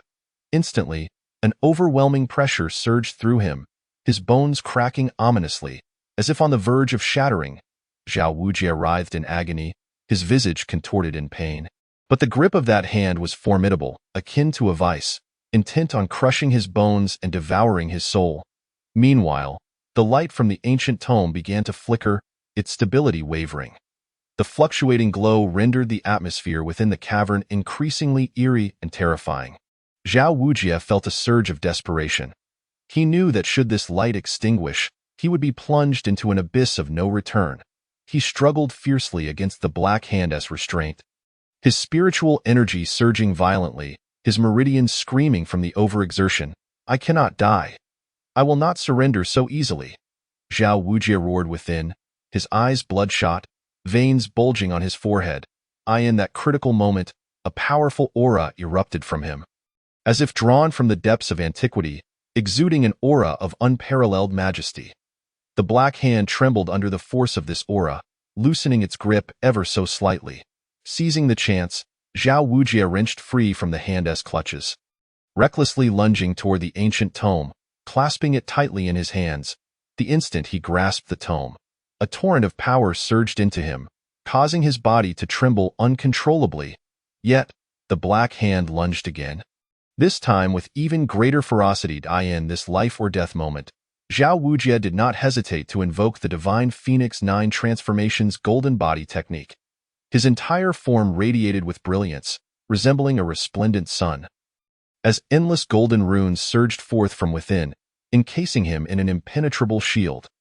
The mysterious power coursed through him, expanding his meridians, reinforcing his bones, every inch of skin radiating with a golden glow. Zhao Wujie's aura ascended, his eyes reflecting unwavering resolve and fearlessness. However, the gigantic black hand did not retreat. Instead, it charged forth with renewed ferocity. The hand collided with the golden runes, producing a deafening roar, causing the very cavern to tremble under the impact, stones raining down. Zhao Wujie gritted his teeth, exerting every ounce of strength into the Divine Phoenix 9 Transformation's golden body technique, waves of power crashing forth like a tumultuous tide. The black hand gradually succumbed to this overwhelming force, its dark essence beginning to dissipate. Yet, just as Zhao Wujie believed the tide was turning, a low growl resonated from the shadows. Instantly, multiple dark figures surged forth from all directions, lunging at Zhao Wujie. Each of these figures exuded a formidable aura, radiating a chilling malevolence. Zhao Wujie's heart raced, but he felt no inclination to retreat. He formed seals with his hands, the golden radiance around him intensifying, illuminating the entire cavern as if it were day. "Come forth.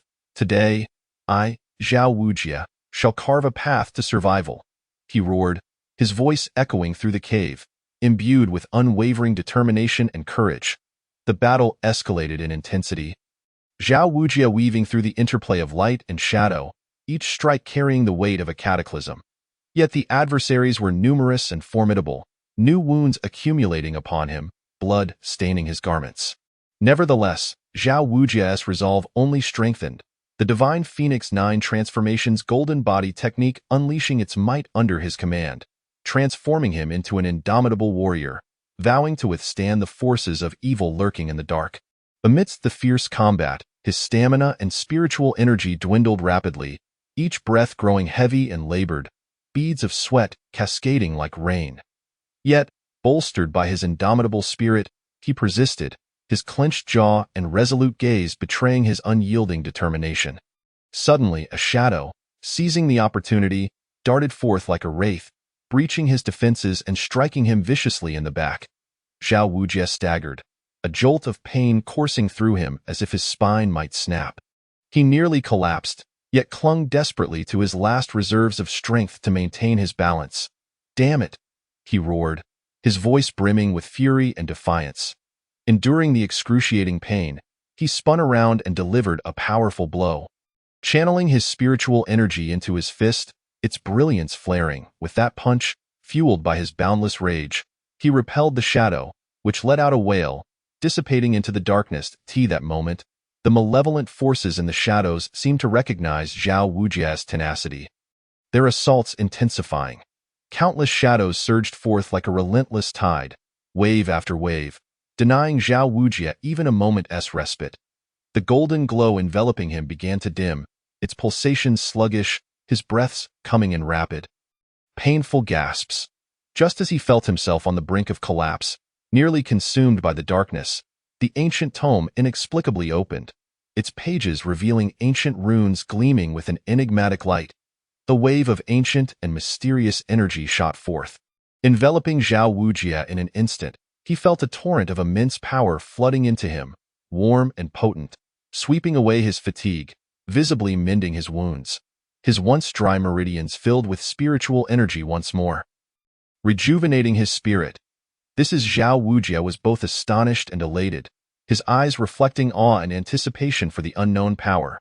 Sensing this mysterious force bolstering him, he revitalized his spirit, igniting a fierce fire of battle within him as he charged at the shadows. In that moment, he resembled a war deity, every move imbued with cataclysmic might. His fists howled through the air, spiritual energy materializing into radiant light, scattering the shadows like mist. Yet, lurking within the darkness was an even more formidable presence, remaining concealed. Zhao Wujia understood that the true peril had yet to be vanquished. He dared not exhibit even the slightest hint of laxity, remaining ever vigilant as he scrutinized his surroundings.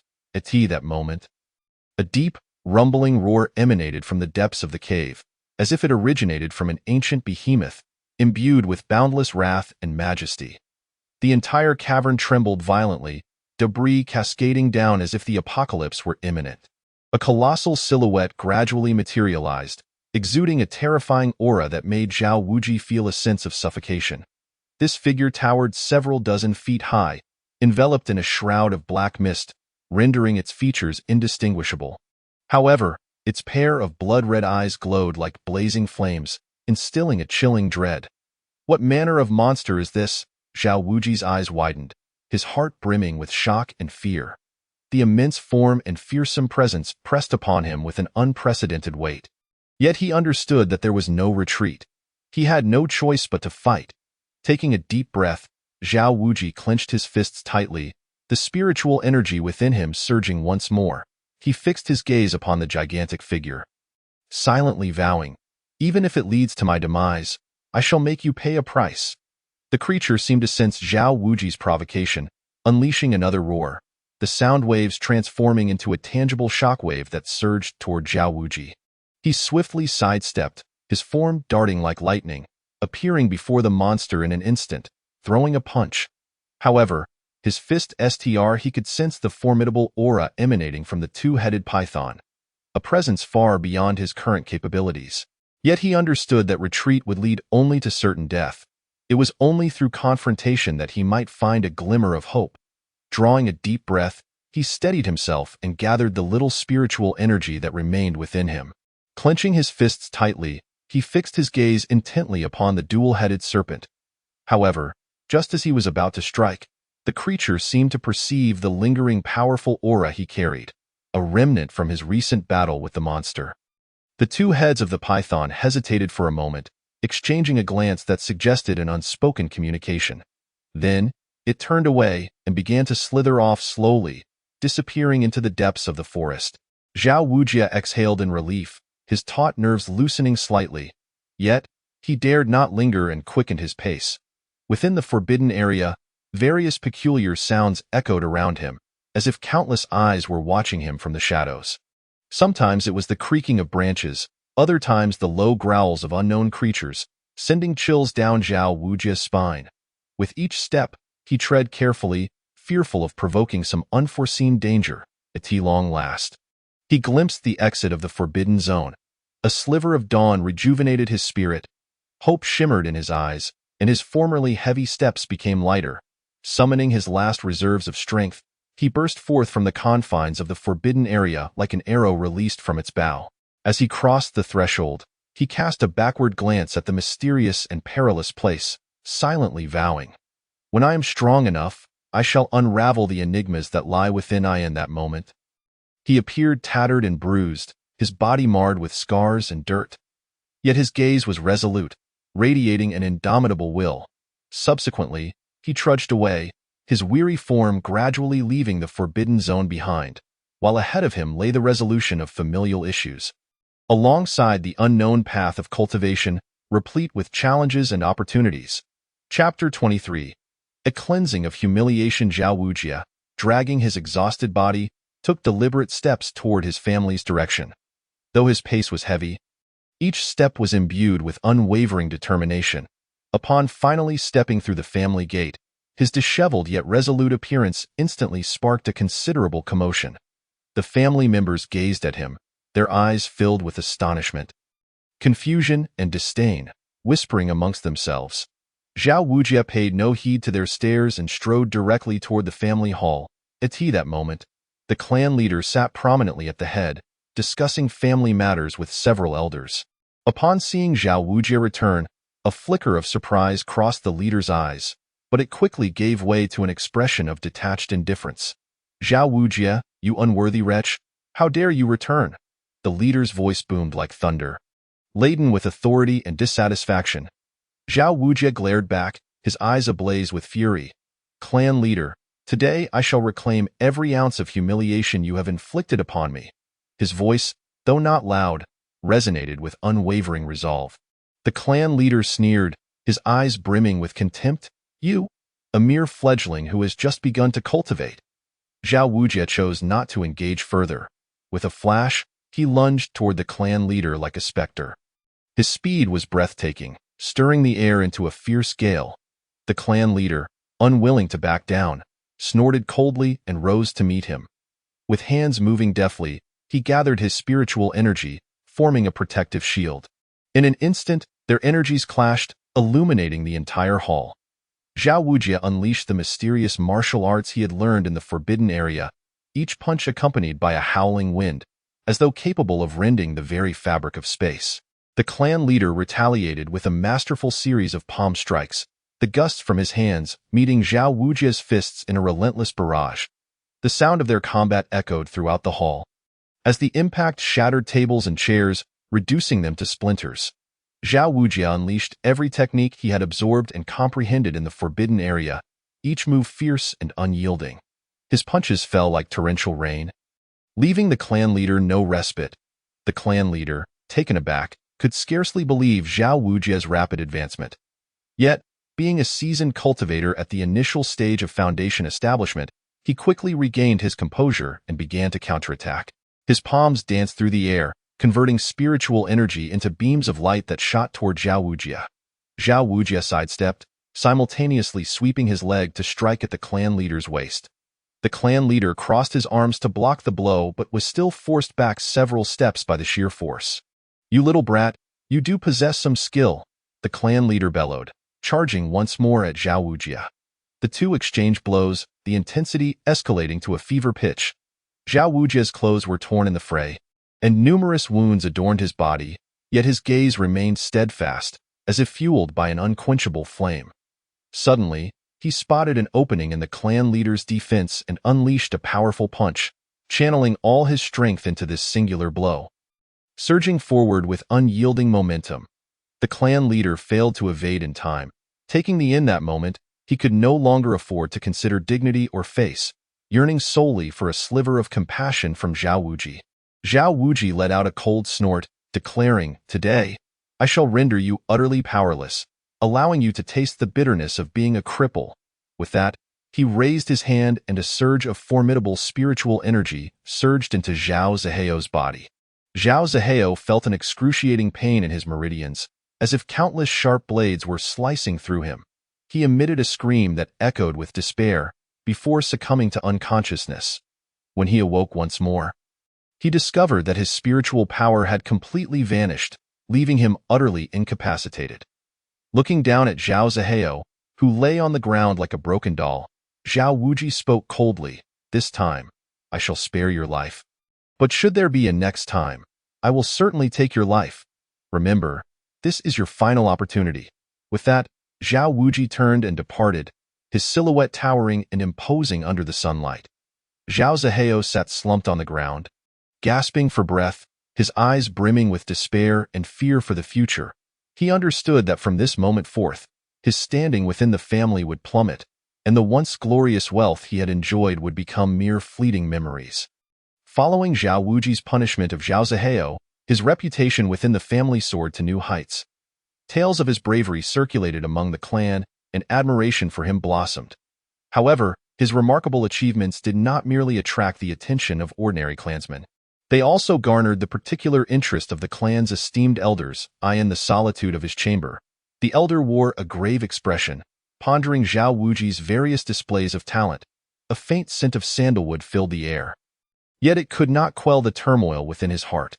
This young man possessed extraordinary talent and unwavering resolve, demonstrating remarkable wisdom and courage in the face of adversity.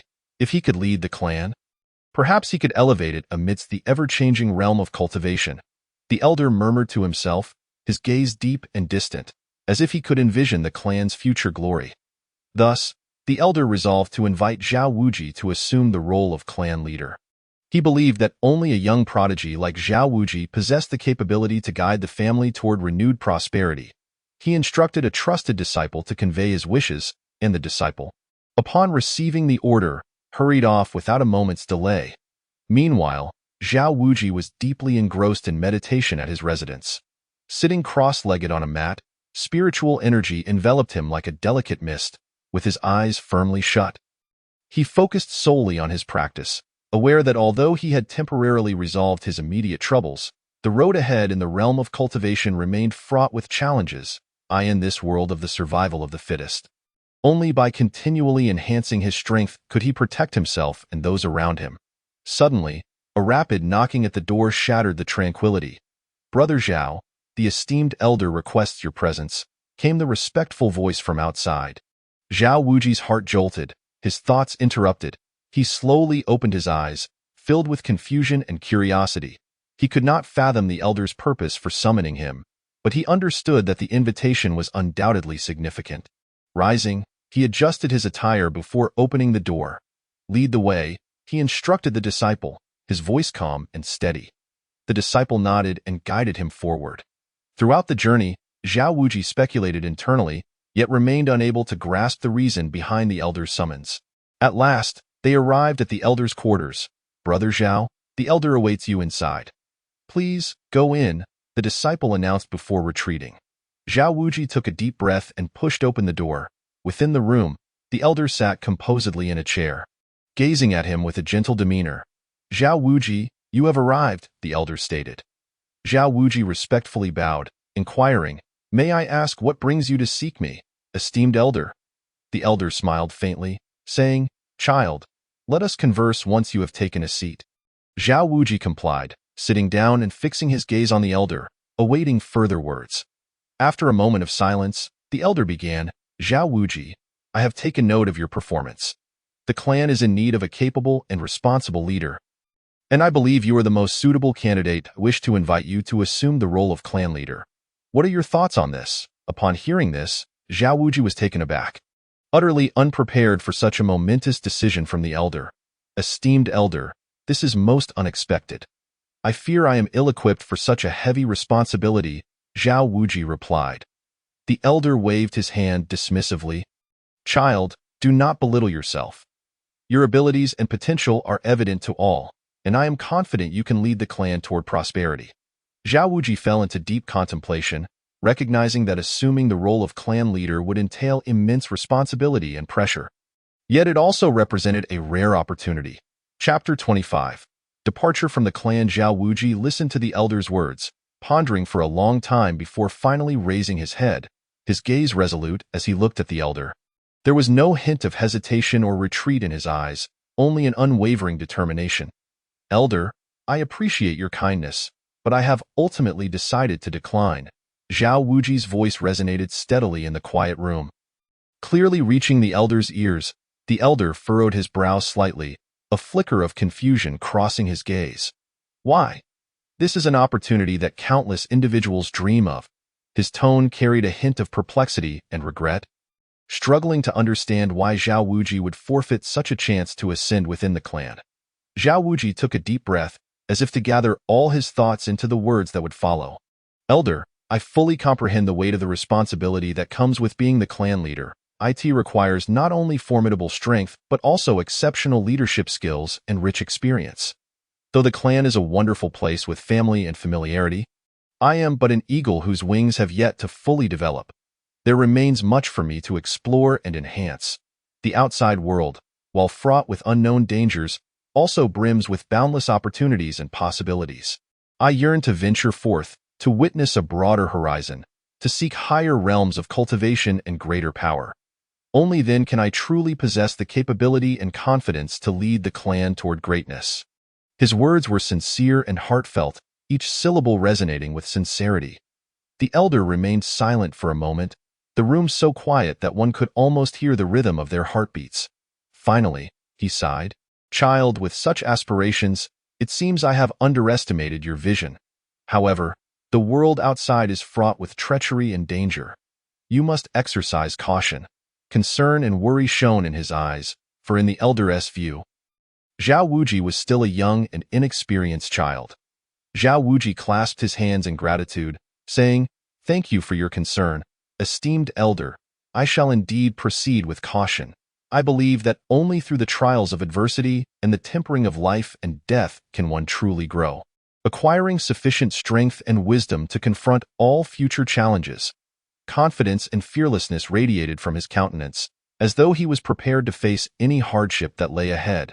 The elder nodded, his gaze now infused with approval. "Since you have made your decision, I shall not press further to go forth, and may you achieve success and renown. The doors of the clan will always remain open to you." Zhao Wuji bowed once more before turning to leave. His steps were firm and resolute, devoid of hesitation or regret. Upon returning to his residence, Zhao Wuji swiftly packed a small bundle. A few changes of clothing, essential elixirs, and magical artifact.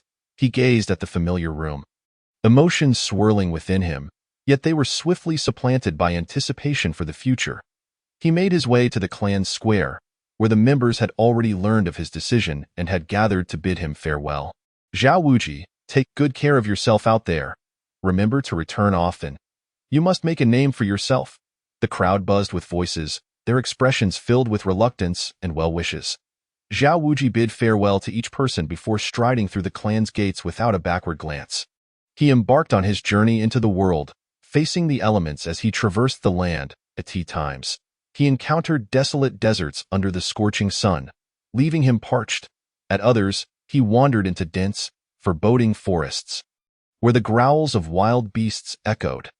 Yet, his steps remained steadfast, his gaze fixed on the horizon, as if it held everything he sought. At night, he lay in the wilderness, gazing at the myriad stars overhead, contemplating the path of his cultivation. The road ahead was long and fraught with uncertainty, yet he felt no fear, for he harbored dreams, a yearning for formidable power, and an insatiable desire to explore the unknown world. Chapter 26. The ancient city of Qingyun. Zhao Wuji journeyed forth, enduring the elements, traversing countless mountains and rivers. His garments fluttered in the wind, dust clinging to them, yet his eyes remained bright and unwavering. One day, he arrived at an ancient city known as Qingyun. The towering ancient walls reached for the heavens, and the guards at the gates stood with an air of solemnity. Upon entering the city, he was immediately enveloped by its vibrant bustle and prosperity.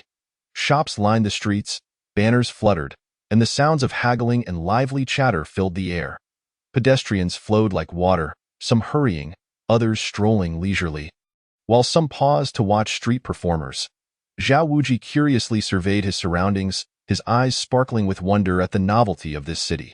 Suddenly, a commotion drew his attention. A crowd had gathered in front of a shop. Voices raised in agitation. Intrigued, Zhao Wuji quickly approached to find a wealthy young man bullying a vendor. "You dare sell this worthless junk at such a high price? Do you believe I won't smash your stall?"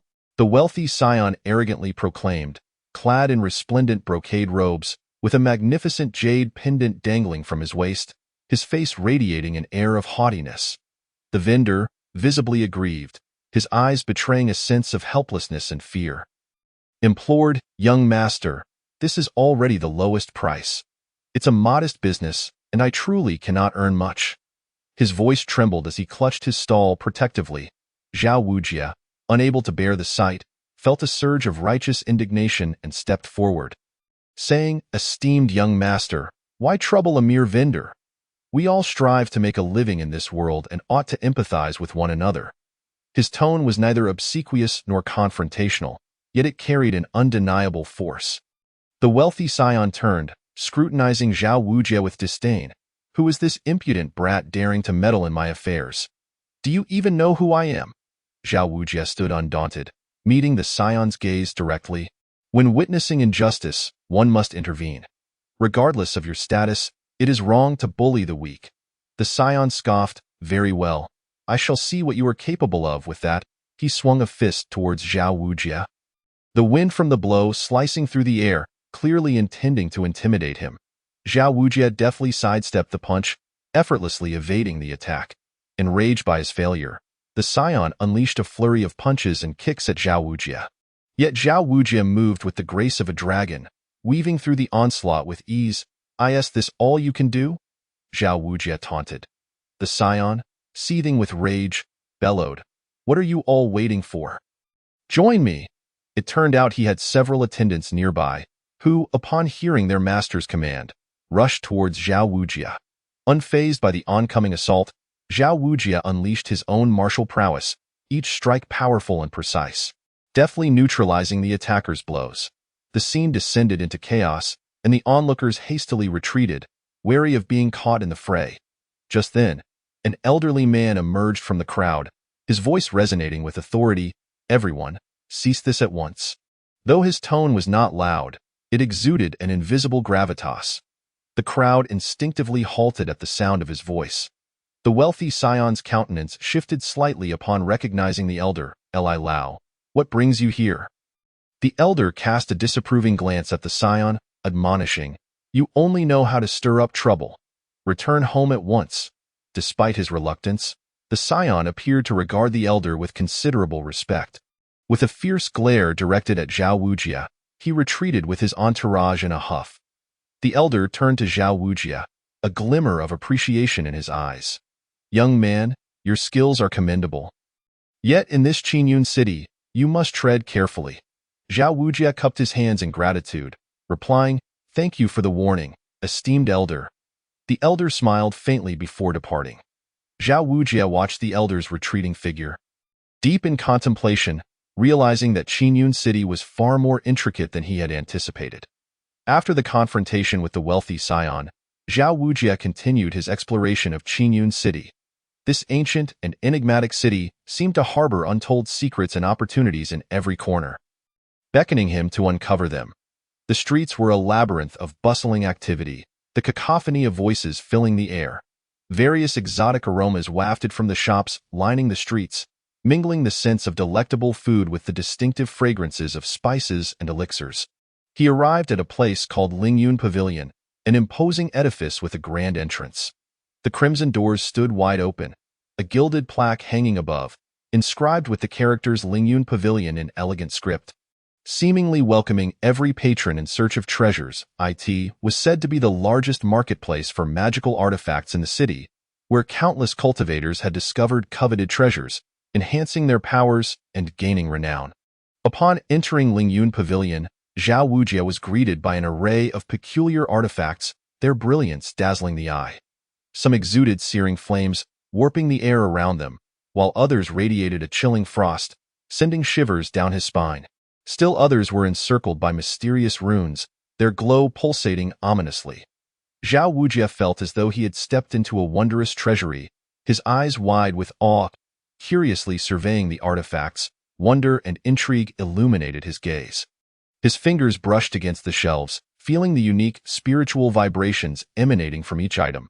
At that moment, a shop attendant approached, clad in a uniform of azure robes, sporting a professional smile that conveyed shrewdness and competence.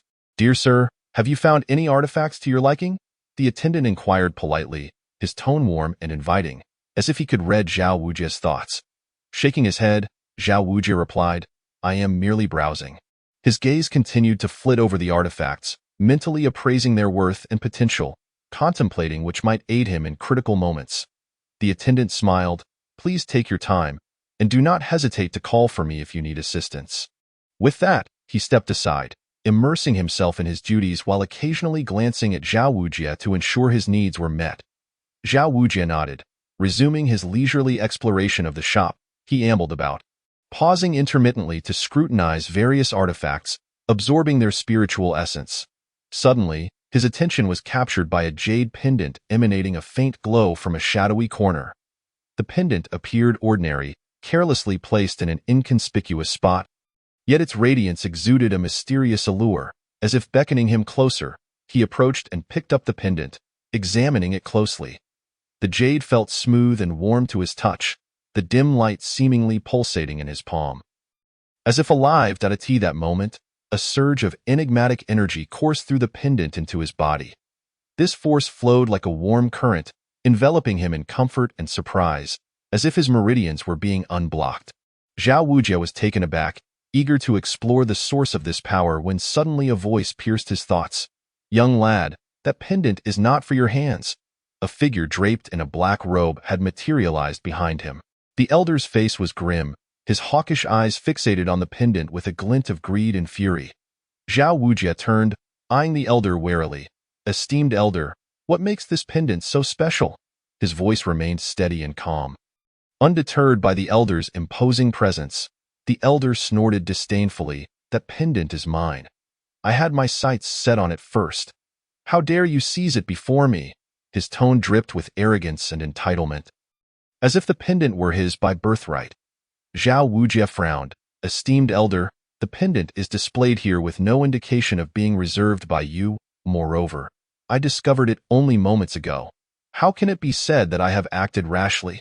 He argued resolutely, meeting the elder's gaze with unwavering determination. The elder's expression darkened. "Foolish boy, you know not the weight of your words. I in Lingyun Pavilion, I hold sway." A formidable aura emanated from him, attempting to intimidate Zhao Wujie. Feeling a surge of indignation, Zhao Wujie retorted, "Esteemed elder, matters must adhere to reason. This Lingyun Pavilion is a public marketplace, not your private domain." He stood tall, refusing to yield to the elder's pressure. Just as the two were locked in a stalemate, the pavilion's master approached. Clad in a flowing white robe, he exuded an air of refined elegance, his countenance adorned with a gentle smile, yet his eyes sparkled with shrewdness and authority. "Please, gentlemen, there is no need for anger. Such disputes only serve to disrupt the harmony here," the master said, his voice calm and steady, possessing a soothing quality that could quell tempers.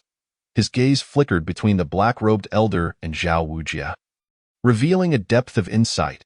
The elder huffed, "Master, you must adjudicate. This brat has snatched the pendant I had my eye on." His tone was filled with dissatisfaction and urgency, arms crossed defiantly. Zhao Wujie quickly added, "Master, the pendant was unclaimed. How can it be deemed theft if I merely picked it up first? His gaze remained resolute, unyieldingly challenging the elder as he silently vowed not to relinquish the mysterious pendant easily. The master nodded thoughtfully. Let us not rush. Allow me to examine this pendant and discern its unique qualities. He extended his hands gracefully, signaling Zhao Wujie to present the pendant. Zhao Wujie complied, handing over the pendant. The master scrutinized it closely, his expression growing serious. His fingers delicately traced the surface, feeling the intricate patterns and spiritual vibrations emanating from it. Gradually, the master's demeanor shifted to one of gravity, his brow furrowing deeply. He lifted his gaze to the two men, slowly articulating, "This pendant is likely extraordinary, imbued with a mysterious power that even I cannot fully comprehend." His voice carried a hint of astonishment and uncertainty, clearly indicating the pendant's significance exceeded his expectations. The black-robed elder's eyes gleamed, as if he had uncovered a rare treasure. If it is indeed so precious, it rightfully belongs to me. My experience on the path of cultivation far surpasses that of this boy. Such a treasure can only achieve its full potential in my hands. He stepped forward, eagerly attempting to snatch the jade pendant from the hands of the sect leader. Zhao Wujie declared, "Treasures are meant for those who are destined to possess them. How can it be claimed solely by your word? The path of cultivation values opportunity and fortune, rather than the depth of one's experience." He fixed a wary gaze upon the elder in black robes. His body tense with alertness, prepared to counter any sudden attempt to seize the pendant. At that moment, the jade pendant emitted a brilliant radiance, unleashing a formidable force that sent everyone present staggering back several steps. The light was as dazzling as the sun, instantly illuminating the entire Lingyun pavilion. A palpable, invisible pressure enveloped the crowd, making it difficult to breathe, as though a great mountain bore down upon them. "This is not good. The power is too overwhelming. Everyone, be cautious," the sect leader bellowed, channeling his spiritual energy in a desperate attempt to withstand the onslaught. Zhao Wujie and the elder in black also summoned their full strength to fend off the sudden surge. Amidst the brilliance, the jade pendant began to rise slowly, spinning in midair, as the surrounding space seemed to warp. Mysterious runes materialized upon the pendant, flickering with an otherworldly glow, as if narrating an ancient and enigmatic tale. As the pendant's rotation accelerated, the force intensified, causing the entire Lingyun pavilion to tremble, with various magical artifacts clattering to the ground, producing sharp, resonant sounds. "What on earth is happening?" Zhao Wujie thought, utterly astonished, as he struggled to discern the changes in the pendant. Yet the blinding light made it impossible to open his eyes. Meanwhile, the elder in black wore a greedy expression, heedless of danger as he attempted to approach the pendant, intent on claiming it for himself. In the midst of this chaos, a shadow darted in from outside, heading straight for the jade pendant. The shadow reached the pendant in an instant, moving with a ghostly swiftness, its hand outstretched to grasp it. The figure appeared indistinct in the radiance, save for the hand that exuded a sinister aura.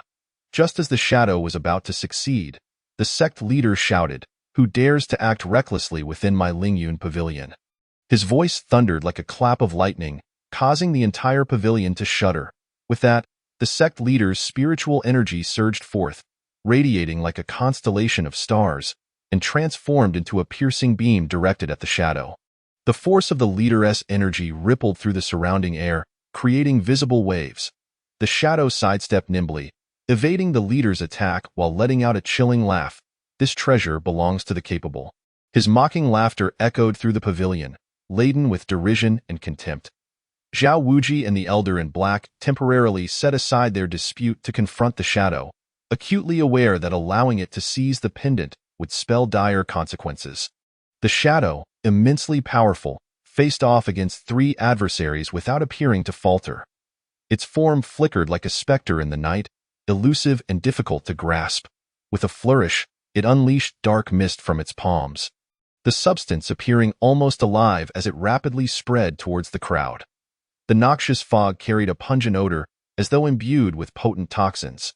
Zhao Wujie hastily invoked a defensive spell, his hands forming intricate seals. Conjuring a pale blue shield before him to ward off the encroaching mist, the shield made contact with the fog. A sizzling sound erupted, indicating an intense clash. The Elder in Black seized the opportunity to launch an offensive. His eyes wide with intent as he chanted incantations, sending a beam of light from his hand directly at the shadow. The light struck like a razor-sharp sword, accompanied by a piercing whoosh.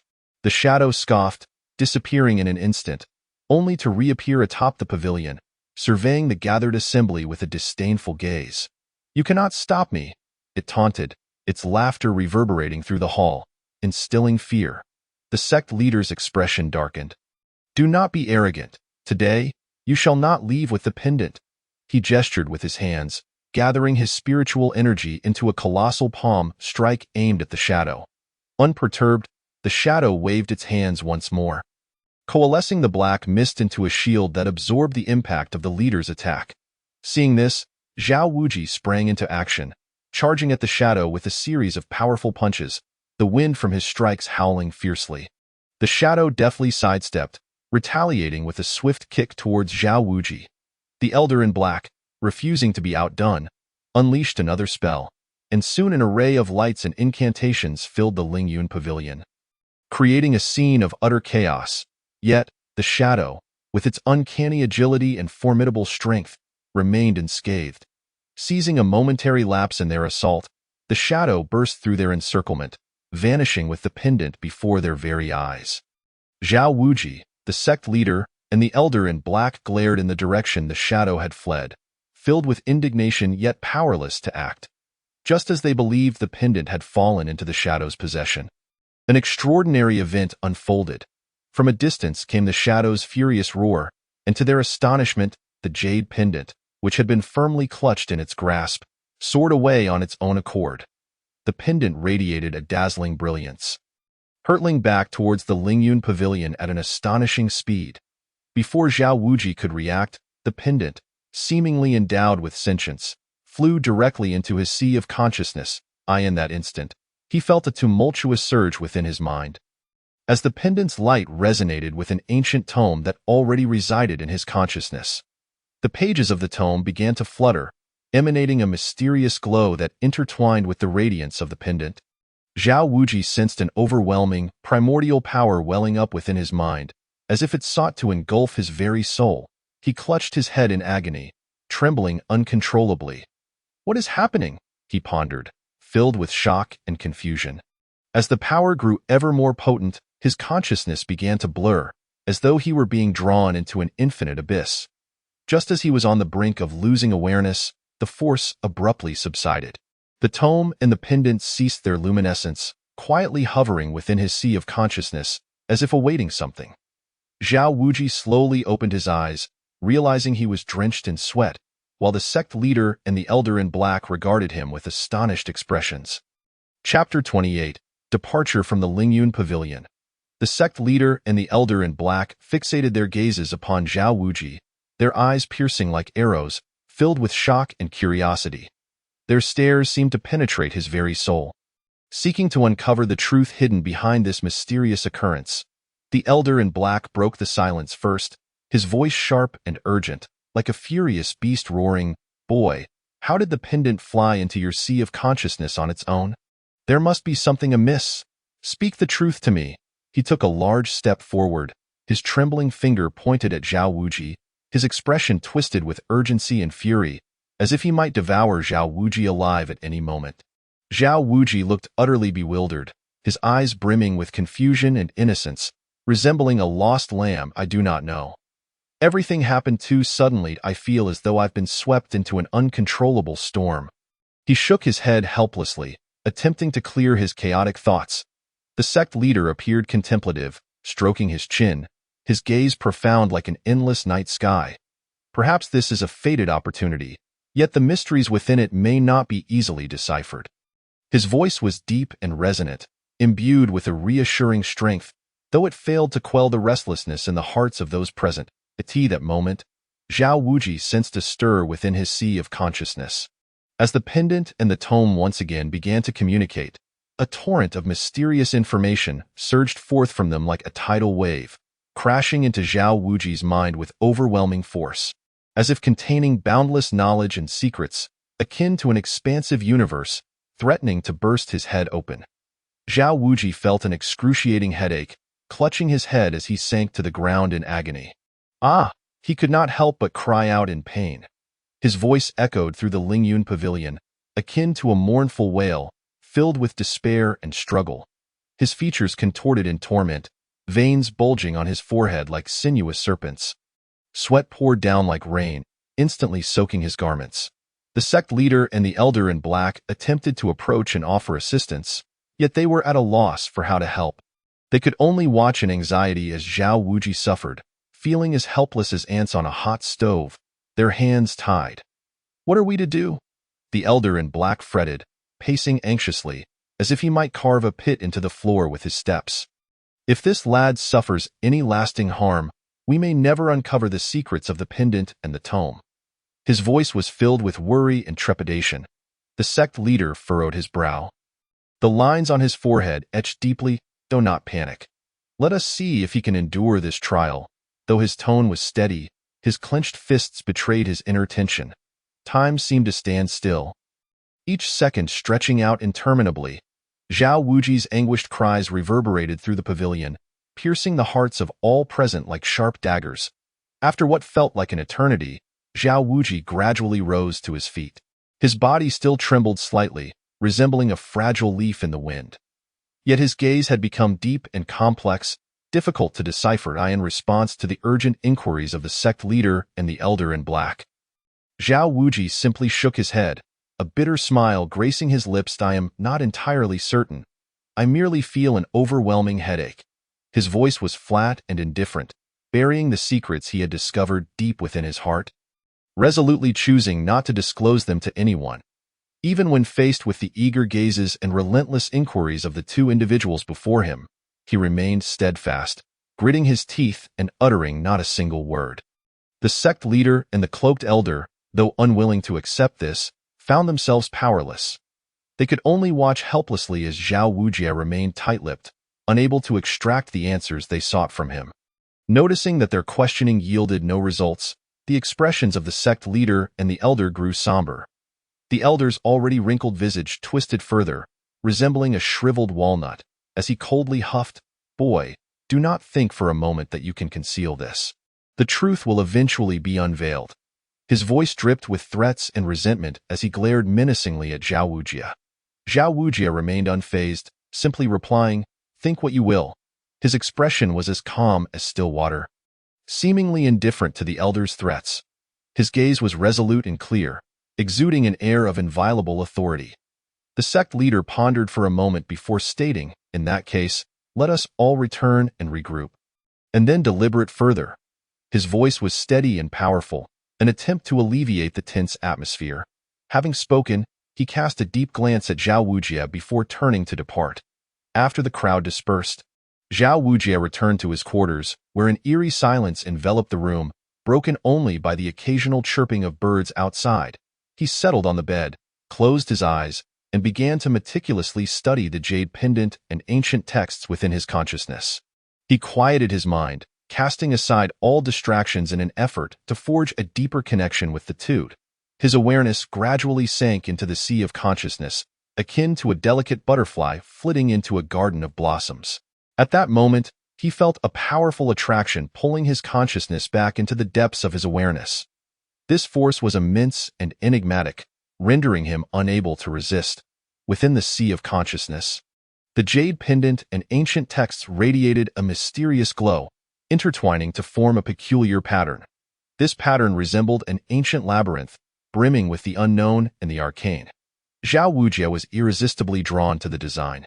Inching closer as he approached, a formidable force surged toward him, threatening to crush his consciousness. Zhao Wuji clenched his jaw, striving to withstand this pressure. His awareness, buffeted by this force, felt like a small boat in a tempest, on the verge of capsizing. Yet, he did not falter. He understood that this might be the key to unraveling the secrets. He continually adjusted his consciousness, attempting to acclimatize to this power. Gradually, the force seemed to respond to Zhao Wuji's resistance. Becoming gentler, seizing the opportunity, Zhao Wuji delved deeper into the mysterious pattern, discovering that it concealed some indistinct images. These images flickered in and out of focus, as if ancient legends were unfolding before his eyes. Zhao Wujie strained to discern them, yet always fell just short as he immersed himself in exploration. Suddenly, a mysterious voice resonated within his sea of consciousness. Who dares to intrude upon this place? Startled, Zhao Wujie questioned internally, who is it? However, there was no reply, only the mysterious voice echoing endlessly in the recesses of his mind. Chapter 29. The mysterious space. Zhao Wujie was taken aback by the sudden voice, his heart racing, but he quickly steadied himself and declared aloud, I am Zhao Wujie, with no intention of offense. I have come seeking the truth, as the jade pendant and ancient texts have established a connection with me. His voice rang out firmly within the sea of consciousness, imbued with unwavering determination and persistence. The mysterious voice fell silent for a moment, the surroundings seemingly enveloped in a profound stillness, with only Zhao Wujie's anxious breaths echoing clearly. Then it spoke again. The truth? Humph, that is not something you can bear lightly. The voice was filled with authority and coldness, as if an immense weight bore down upon Zhao Wujie, akin to a heavy mountain pressing upon him. Unfazed, Zhao Wujie straightened his back, his eyes ignited with a stubborn flame, proclaiming, no matter how arduous the path, I shall seek the truth. His voice resonated powerfully, reverberating through this enigmatic realm. The mysterious voice rang out once more, tinged with a subtle hint of approval. Very well, then let me show you. As soon as the words left its lips, the peculiar pattern blazed with brilliant light, exploding like a sun within the sea of consciousness. The intense radiance blinded Zhao Wujie, and he felt as if he were being swept into a violent maelstrom. His awareness lost all sense of direction. Everything around him blurred into obscurity, and he sensed his very soul being torn apart by this force. Time lost meaning as the brilliance gradually waned, and Zhao Wujie found himself in an unfamiliar place. Here, clouds swirled like a dream, with towering peaks piercing the heavens, and between them flowed streams of strange light, as if mysterious energy surged forth, exuding boundless secrets and enigmas. Zhao Wujie tread cautiously forward, the ground beneath him seeming illusory. With each step, he felt an uncanny sensation, as though he might plunge into an endless abyss at any moment. Suddenly, a phoenix soared overhead, its entire being ablaze with roaring flames, its feathers dazzling like the evening glow. Each flap of its wings stirred a scorching gale, leaving a trail of brilliance in the air. Zhao Wujie gasped in astonishment, instantly recalling the divine Phoenix 9 turns golden body technique cultivated within his family. This technique, said to stem from the ancestral phoenix's divine abilities, had been passed down through generations in the Zhao family, which had once flourished after participating in the Guardian War alongside the ancestral phoenix. Yet, over millennia, the family had declined, relegated to a remote town, and the remnants of the divine Phoenix 9 turns golden body technique were all that remained, with only Zhao Wujie being able to cultivate it due to his blocked meridians. Seeing the phoenix, he suddenly understood. Perhaps it was because of this technique that the jade pendant and ancient texts had autonomously entered his sea of consciousness. He pressed onward, encountering a roaring river, not of ordinary water but of shimmering azure liquid, exuding a potent spiritual energy. The liquid surged and raged, its splashes resembling brilliant gemstones, each droplet brimming with overwhelming power. Zhao Wujie was filled with awe and confusion. Where exactly was this? His form felt diminutive in this vast expanse. Just then, the mysterious voice echoed once more. You stand on the precipice of truth. What you see is but the tip of the iceberg. The voice seemed to emanate from all directions, resonating within the valley, laden with ancient weight and mystery. Zhao Wujie gazed around and called out, Where is the true truth? His voice carried urgency and longing. Yet the mysterious voice offered no further reply. Silence enveloped the surroundings, a deathly hush. Only Zhao Wujie's breaths and heartbeat rang out clearly in the stillness. He understood that his exploration had only just begun. Countless unknowns awaited him ahead. Yet, his eyes betrayed no hint of retreat or fear, only resolute determination and an insatiable thirst for the unknown. Taking a deep breath, he strode forward with unwavering steps, his figure gradually fading into this mysterious world. Zhao Wujie traversed the rugged mountain path, the stones beneath his feet occasionally jabbed at him.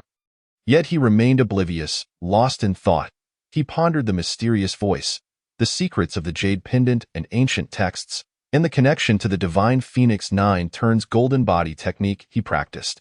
Suddenly, a low, rumbling roar resonated ahead, akin to distant thunder rolling in, causing leaves to scatter around him as if caught in an invisible tempest. Zhao Wujia's heart sank, and he instinctively halted, a chill coursed through him, spreading rapidly throughout his body. Yet, driven by fierce curiosity, he cautiously inched closer. Before him loomed a colossal beast, its form towering like a mountain, its massive frame seemingly capable of blotting out the sun. Its body bristled with sharp spikes, each glinting menacingly, resembling a multitude of razor-sharp swords. The beast's eyes blazed like fiery orbs, glimmering with a ferocious light that rendered one hesitant to gaze directly upon them. Zhao Wujia inhaled sharply, fear and astonishment flooding his heart. He had never encountered such a gigantic and ferocious creature. Before this behemoth, he felt minuscule and fragile. Just as he contemplated fleeing, the beast lunged at him with terrifying speed. Its movement was as swift as lightning, conjuring a tempest in its wake. Zhao Wujia barely registered the shadow before him when the beast was upon him. With instinct kicking in, he sidestepped just in time to narrowly evade the beast's lethal strike. However, the beast's assault did not relent. It opened its gaping maw and unleashed a cloud of black smoke. The smoke quickly enveloped the area, carrying a pungent odor and venomous potency. Zhao Wujia swiftly covered his mouth and nose, channeling spiritual energy to form a protective shield before him. The smoke collided with the shield, emitting a hissing sound. Zhao Wujia felt an immense pressure bearing down on him, causing his legs to tremble slightly. What should I do? Am I to perish here? Panic surged within him, yet he knew he could not afford to lose his composure. While defending against the beast's onslaught, he keenly observed its vulnerabilities. Suddenly, he noticed that the beast's left side appeared somewhat sluggish in its movements. An idea sparked within Zhao Wujia, prompting him to take a calculated risk in a swift motion. He darted to the beast's left flank. The beast sensed his intention, roaring furiously as it swung its massive claw towards him. Zhao Wujia deftly sidestepped, coalescing spiritual energy into a radiant beam aimed directly at the beast's weakness. With a sharp thrust, the beam pierced into the creature's body. The demon beast emitted a tortured roar, attacking Zhao Wujia with heightened ferocity. Zhao gritted his teeth, skillfully evading the creature's assaults while searching for an opportunity to deliver a fatal blow. Just as he felt his strength waning, the jade pendant within his consciousness suddenly radiated a brilliant light. This illumination resembled a resplendent river of stars, enveloping Zhao in an instant. The glow was gentle and warm, yet imbued with an irresistible authority, as if a mysterious power from antiquity had awakened. The demon beast, sensing this brilliance, displayed unmistakable fear in its previously savage eyes, halting its attack and retreating repeatedly. Its massive form trembled, and it emitted a low whimper, seemingly pleading for mercy from this enigmatic light. Seeing this, Zhao's heart surged with joy. He felt a powerful force streaming from the jade pendant into his being. This energy surged like a torrent, coursing through his meridians, instantly revitalizing his weary body. He sensed his spiritual power escalating dramatically, each cell within him seeming to exult. With unwavering resolve, he fixed his gaze upon the retreating demon beast and bellowed, "Abominable creature, meet your demise!" His voice resounded like a great bell through the forest, imbued with resolute murderous intent. With that, Zhao moved like lightning, charging towards the demon beast. His speed was unparalleled, leaving only an afterimage in his wake.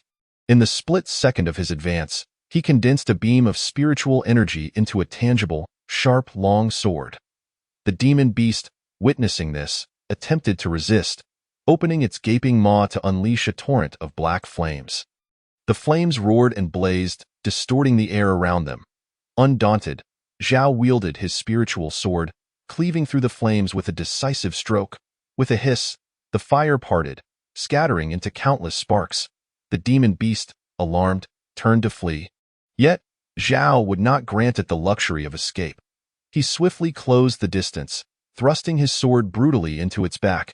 With a sickening plunge, the sword sank into the creature's body, blood gushing forth. The demon beast let out a harrowing scream, thrashing wildly, but Zhao gripped the hilt firmly, pouring his spiritual energy into the blade. As he infused more energy, fissures began to appear on the demon's body, light seeping through the cracks. With a resounding explosion, the beast's form shattered, dispersing into a mist of crimson. Zhao stood amidst the aftermath, panting heavily, his figure drenched in the creature's blood. Yet, his eyes sparkled with exhilaration and pride. The jade pendant glimmered once more, and a mysterious voice resonated in his mind. Hasten to the southeast. Great fortune awaits. This voice seemed to emanate from an ancient call, carrying an irresistible force that echoed within Zhao's consciousness. Without hesitation, Zhao set off towards the southeast, his form racing through the forest, stirring a tempest that rustled the leaves. He braved the elements, journeying day and night, eye in the dense thicket. Thorns and brambles mercilessly lacerated his skin, leaving trails of blood.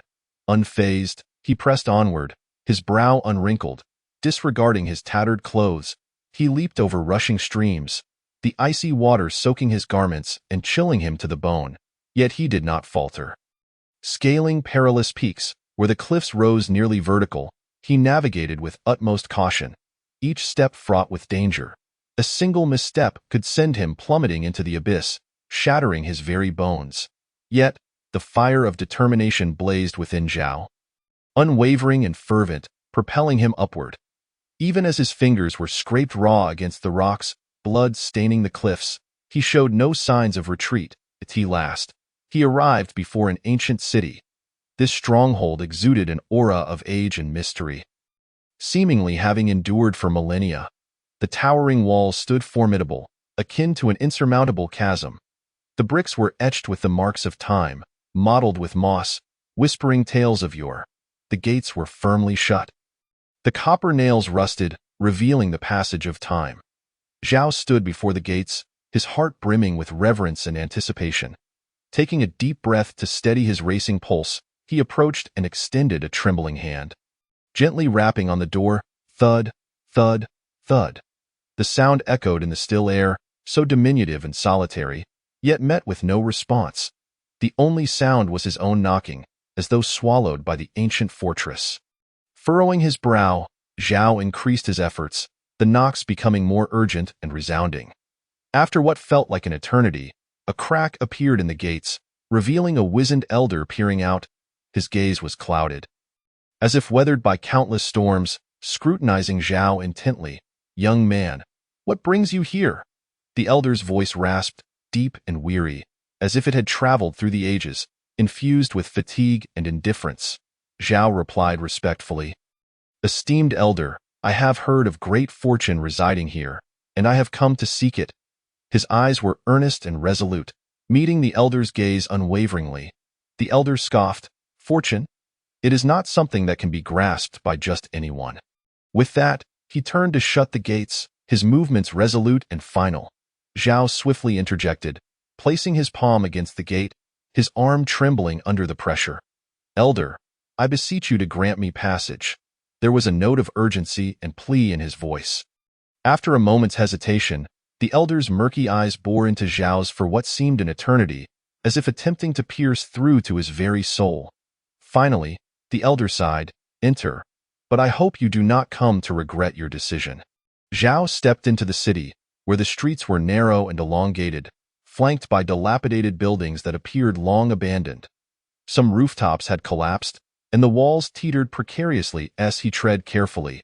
A suffocating atmosphere enveloped the air, making it difficult to breathe.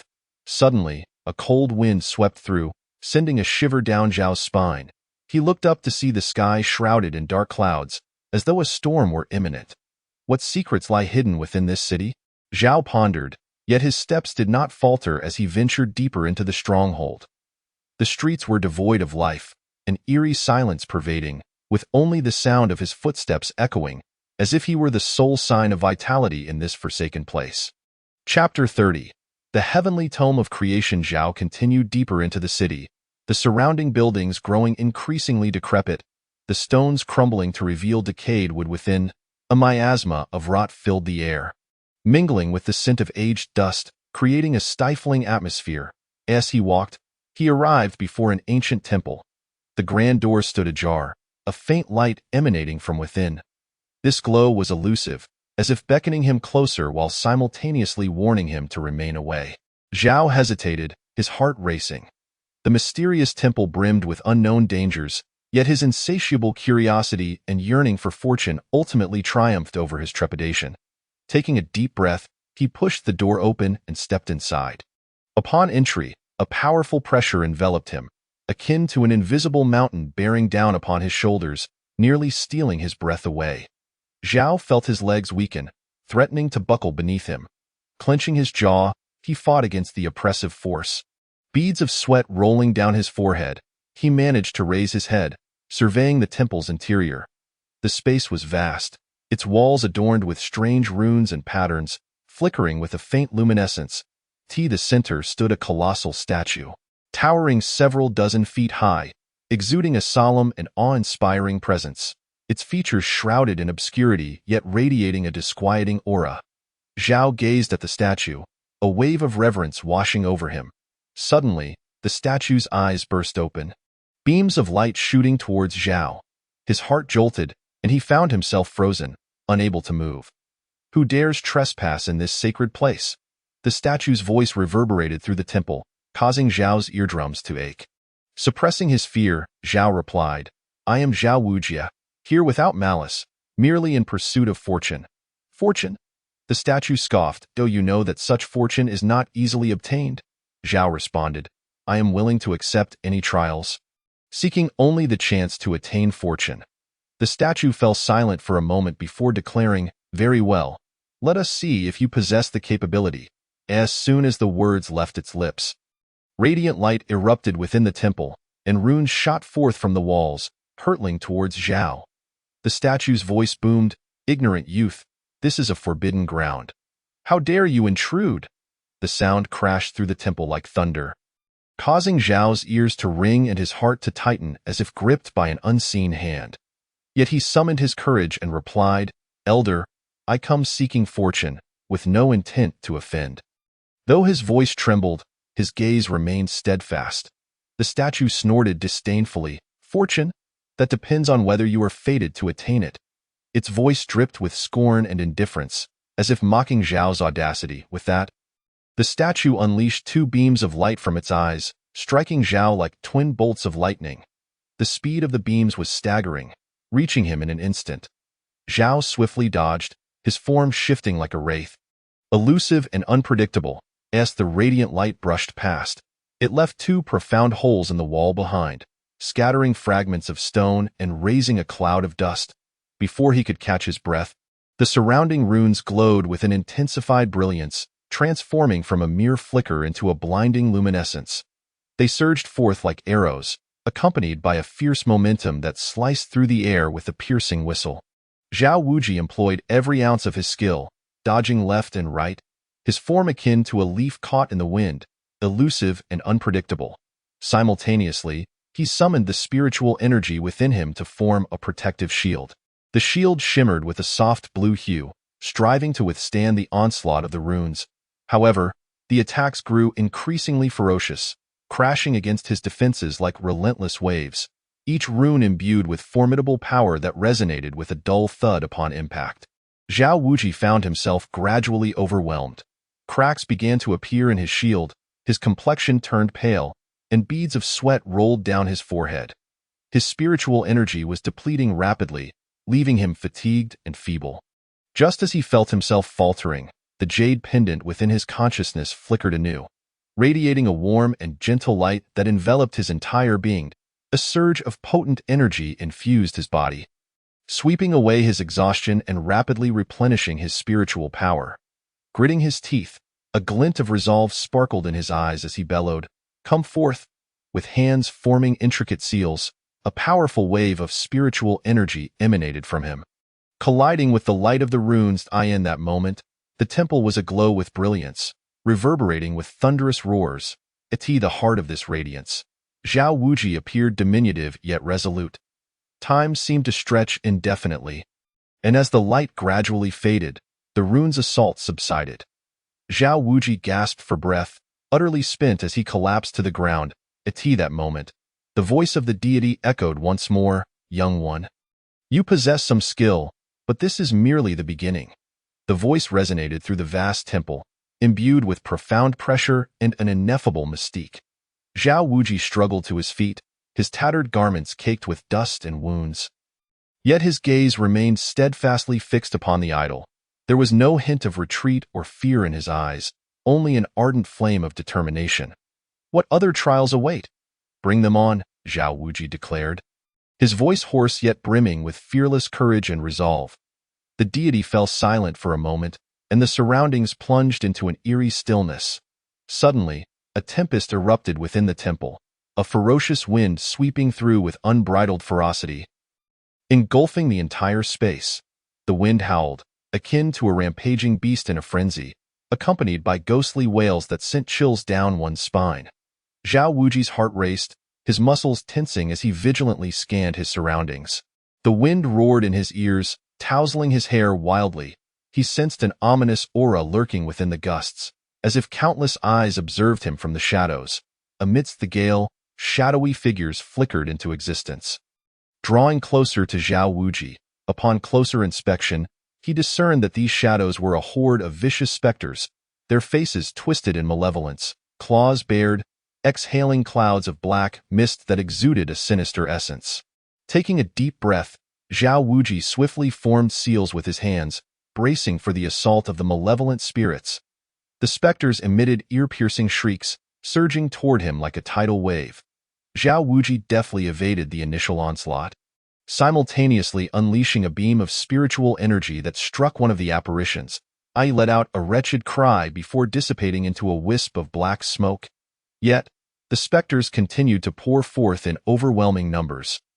And Zhao Wuji found himself ensnared in a dire predicament, new wounds marring his body, blood staining his garments.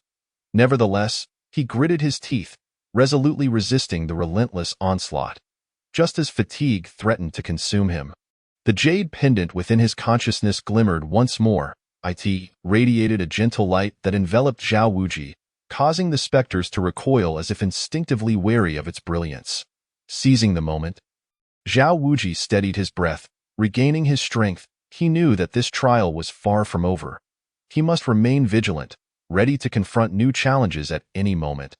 The malevolent spirits, deterred by the light of the pendant, hesitated to approach but lingered menacingly in the shadows, their grotesque faces flickering in and out of sight, exuding a chilling aura.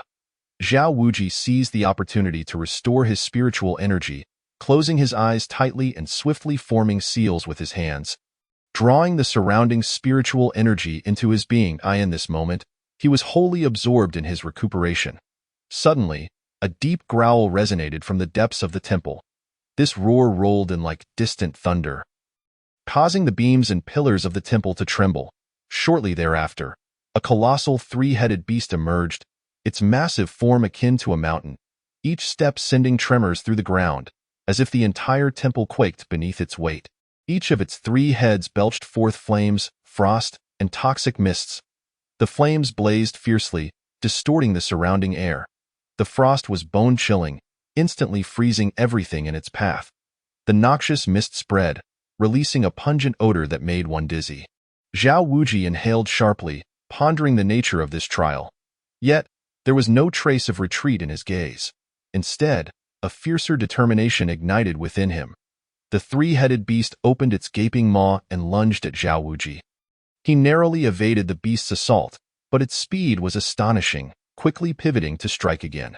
Zhao Wuji activated the Divine Phoenix 9 Transformation's golden body technique, enveloped in a golden radiance, engaging in fierce combat with the beast. His fists, imbued with tremendous power, crashed against the creature's body, producing resounding thuds.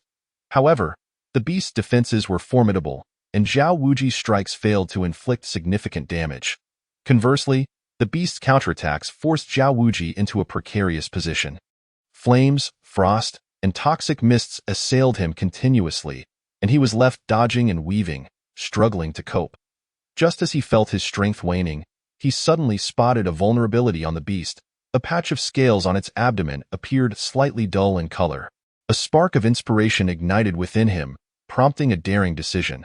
Seizing an opening amidst the beast's onslaught, he charged toward its abdomen. The beast sensed his intent, and all three heads lunged to thwart him.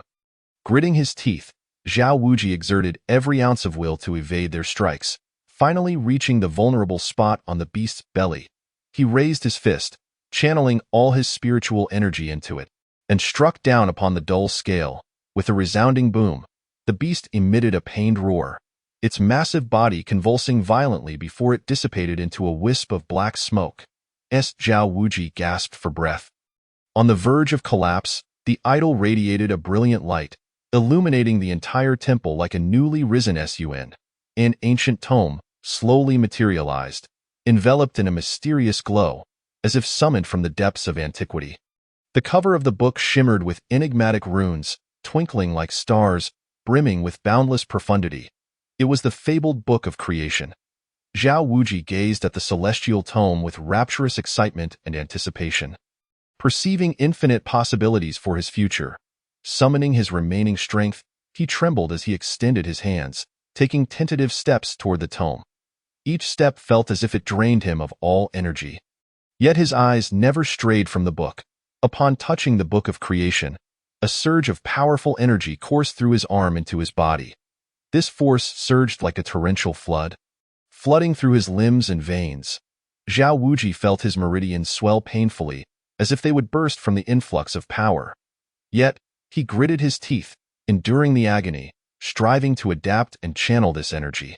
He sensed that this Book of Creation was intertwined with the fate of the universe.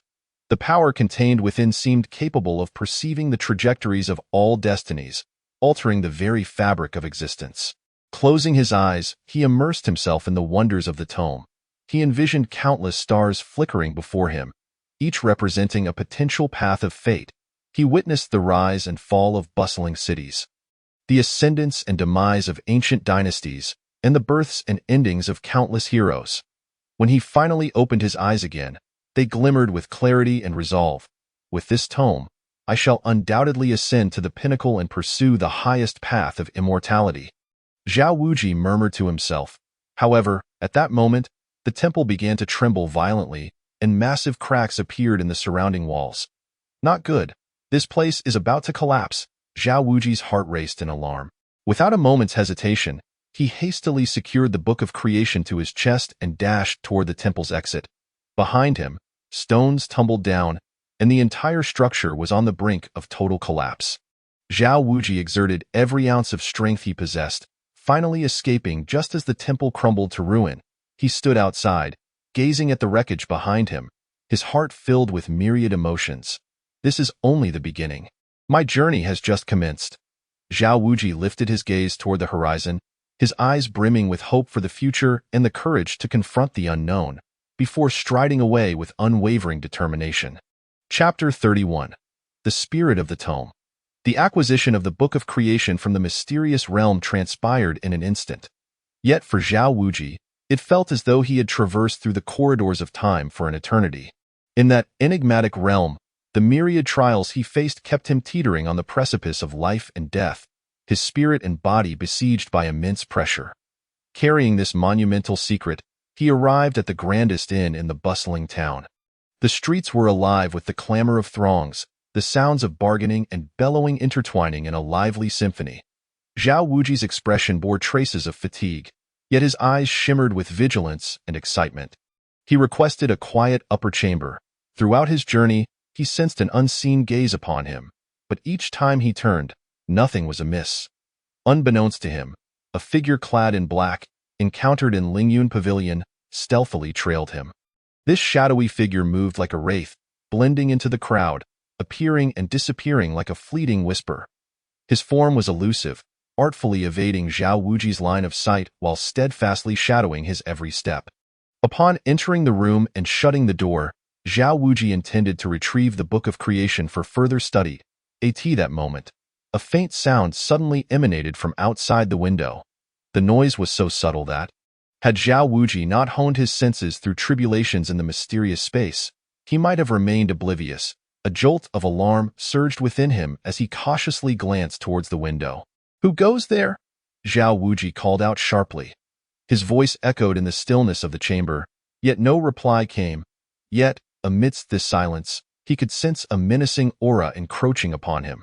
Slowly, he approached the window and flung it open, only to find the outside vacant, a chilling breeze brushing against his face. The cool air carried an unsettling chill, prompting Zhao Wuji to shudder involuntarily. Furrowing his brow, he pondered, "Could it be that I am merely overreacting?" He shook his head, attributing his tension to the recent acquisition of the Book of Creation. However, just as he turned, a shadow leapt from the rafters, lunging at him like a bolt of lightning. Zhao Wuji reacted swiftly, sidestepping to evade the shadow's lethal strike. The figure, missing its mark, swiftly pivoted and attacked once more. The black-clad assailant's strikes were fierce, each aimed directly at Zhao Wuji's vital points. His punches flowed like the wind, his kicks crackled with electricity, a relentless tide of assault that offered Zhao Wuji no respite. Refusing to be outdone, Zhao Wuji unleashed his full prowess in retaliation. His fists were formidable, each blow slicing through the air with a fierce whistle, colliding with the black figure's relentless onslaught. The room became a tempest of energy, furniture flying as chaos erupted. The once orderly chamber transformed into a scene of devastation. Beds overturned, windows shattered, splinters and fabric swirling in the air. "Who are you? Why are you following me?" Zhao Wuji bellowed, his voice laced with fury and confusion. Yet the black-clad figure remained silent, attacking with frenzied intensity. His gaze cold, reminiscent of a relentless killing machine. As the two remained locked in combat, the black figure suddenly feigned an attack, exploiting Zhao Wuji's momentary lapse in defense to make a hasty retreat. Vanishing into the night, Zhao Wuji gazed in the direction of the fleeing figure, his heart brimming with perplexity and unease. What could this individual possibly want? Could it be that he too seeks the Book of Creation? Taking a deep breath, he endeavored to calm his racing thoughts. Zhao Wuji understood that from the moment he acquired the Book of Creation, his tranquil life had vanished irretrievably. The path ahead was destined to be fraught with countless challenges and perils. Once the black figure departed, a fleeting calm returned to the room. Yet this tranquility was short-lived, for as Zhao Wuji sat contemplating on the edge of his bed, the Book of Creation in his arms suddenly radiated a brilliant light. Transforming into a chubby young boy, this pudgy child appeared no older than 7 or 8, his round cheeks flushed like ripe apples. His large, twinkling eyes sparkled with mischief, and his plump figure was adorned with a belly band embroidered with strange runes, rendering him utterly charming. Upon his arrival, he thumped his chest and exclaimed, "Humph! That fellow earlier was nothing. If I had intervened, a single strike would have sent him fleeing in terror." His voice was clear and bright, yet bore a hint of childishness. Zhao Wuji, taken aback by this sudden transformation, stared blankly for a long moment before regaining his composure. His eyes widened in disbelief as he fixated on the chubby boy before him, as if gazing upon a creature from another realm. "You are the Book of Creation?" Zhao Wuji stammered, incredulity lacing his trembling voice. The chubby boy placed his hands on his hips, puffed out his chest, and proclaimed with pride, "Indeed, that is me.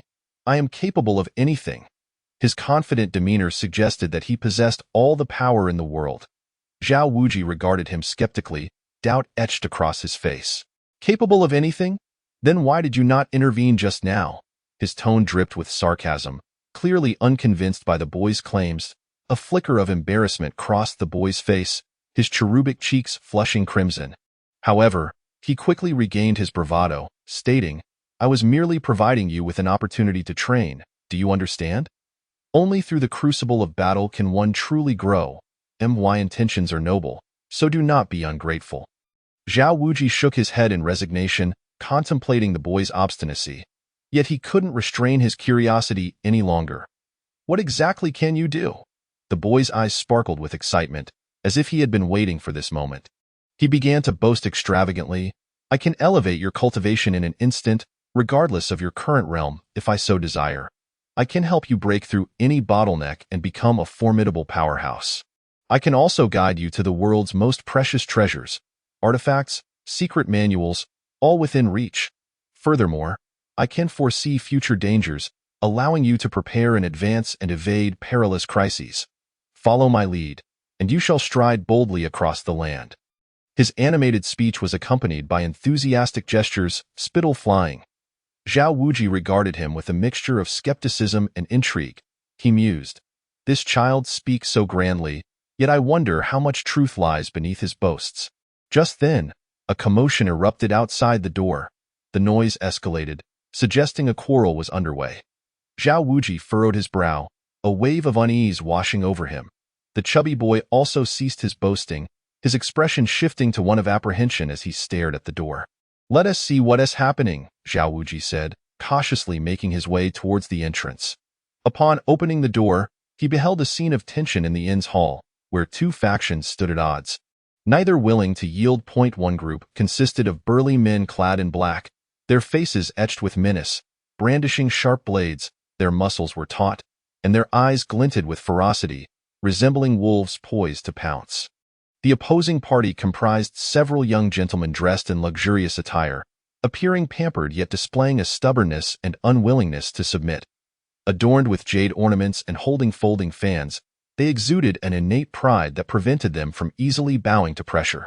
Zhao Wuji's brow furrowed slightly as he prepared to retreat to his room, but to his dismay, the chubby boy sprang forth. "Hey, there's a spectacle!" he exclaimed excitedly, his voice ringing out and instantly drawing the attention of all present. Zhao Wuji inwardly cursed, hastily covering the boy's mouth, fearing he would incite trouble. However, it was too late. One of the leading black-clad men glared at them, barking, "What are you looking at? If you don't want to die, then scram!" His voice thundered like a bell, rattling the eardrums of those nearby.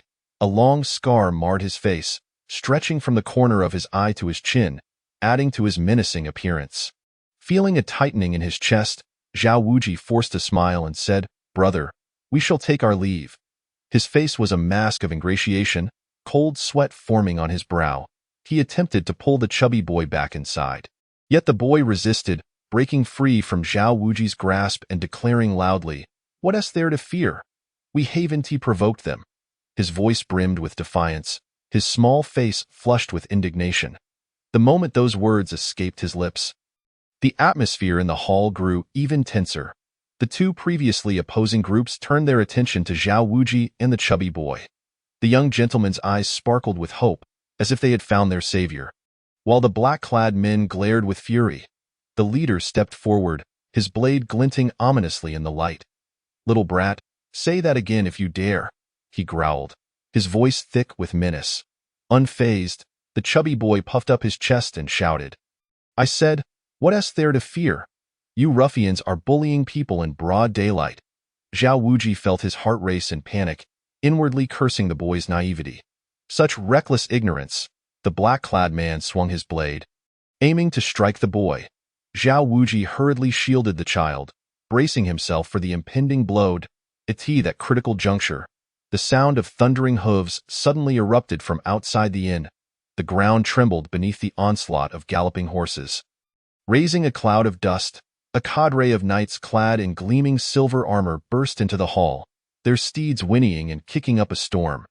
The knights gleamed like bolts of silver lightning under the sun's rays, each exuding an air of valor and authority. At the forefront rode a young commander, his brows sharp, his visage resolute, and his eyes radiating determination and resolve. He surveyed the hall and commanded in a booming voice, "Everyone, cease at once." His voice resonated powerfully, akin to the tolling of a great bell, imbued with an undeniable authority. The sound waves reverberated through the hall, as if carrying immense weight, causing a tremor in the hearts of all present. The assembly in the hall momentarily froze, and even the burly figure in black halted his actions. The hand that clutched the sharp blade trembled slightly, and the ferocity etched on his face was swiftly supplanted by awe. The general dismounted with poise, striding with steady, forceful steps before the crowd, proclaiming, "In my jurisdiction, there is no room for your insolence."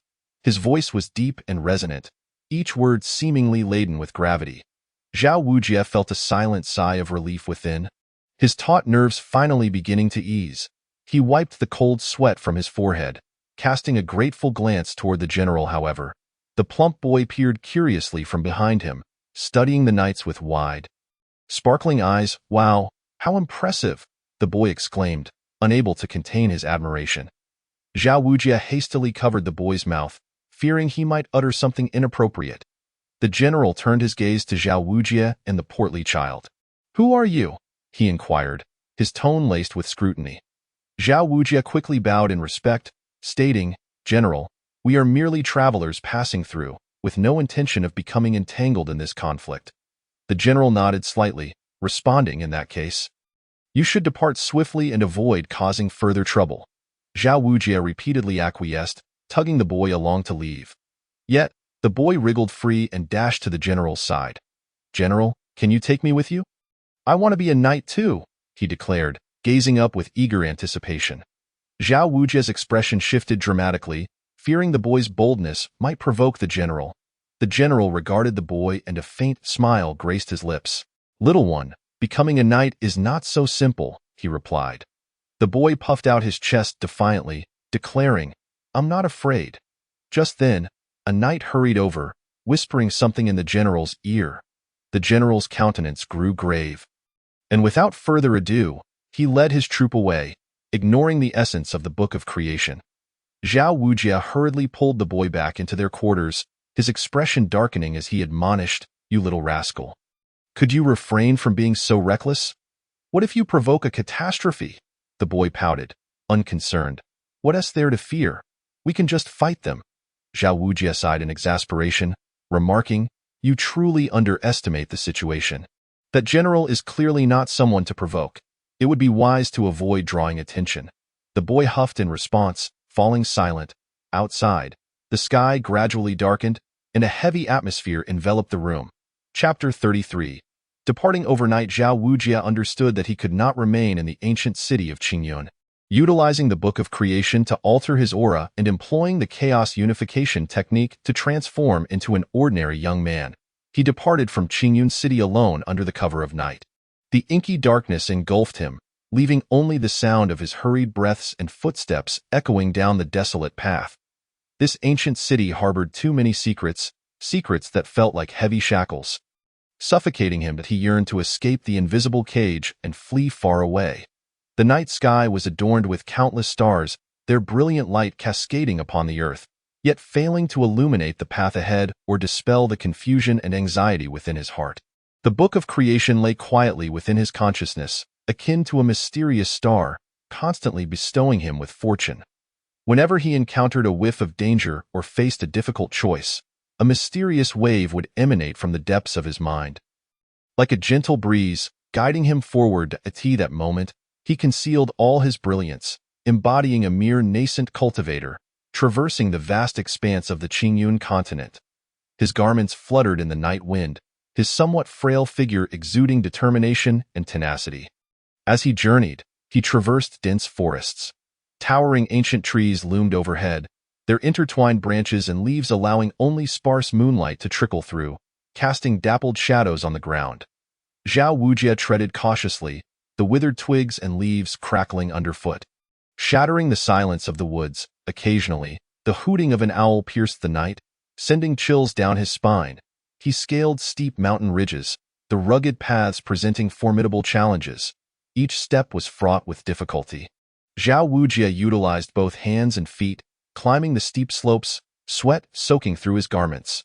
Upon finally reaching the summit and gazing down at the land below, he was overcome with an inexplicable sentiment. "Where are we headed?" came the familiar voice from within his consciousness, the spirit of the Book of Creation manifesting. Zhao Wujie responded silently, "I don't know. Wherever this journey takes me, as long as I can enhance my strength, any destination will suffice." His tone bore a hint of fatigue, yet was predominantly laced with anticipation for the future.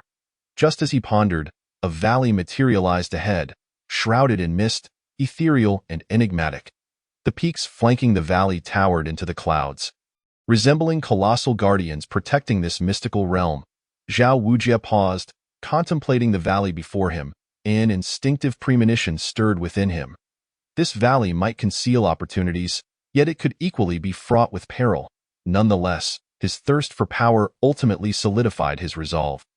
Taking a deep breath, he stepped into the valley. Upon entering, a formidable pressure assailed him, as if it were a tangible force, making each breath a challenge. Be cautious, Zhao Wujie mentally cautioned himself before he could react. A horde of massive spiders emerged around him. Each spider was the size of a millstone, their hairy bodies partially obscured by the mist. Their eyes glowed with a sinister light as they lunged toward him menacingly. Zhao Wujie's heart raced, and he swiftly conjured a spell, unleashing a beam of spiritual light toward one of the arachnids. The spider adeptly dodged, retaliating with a jet of white silk aimed at Zhao Wujie.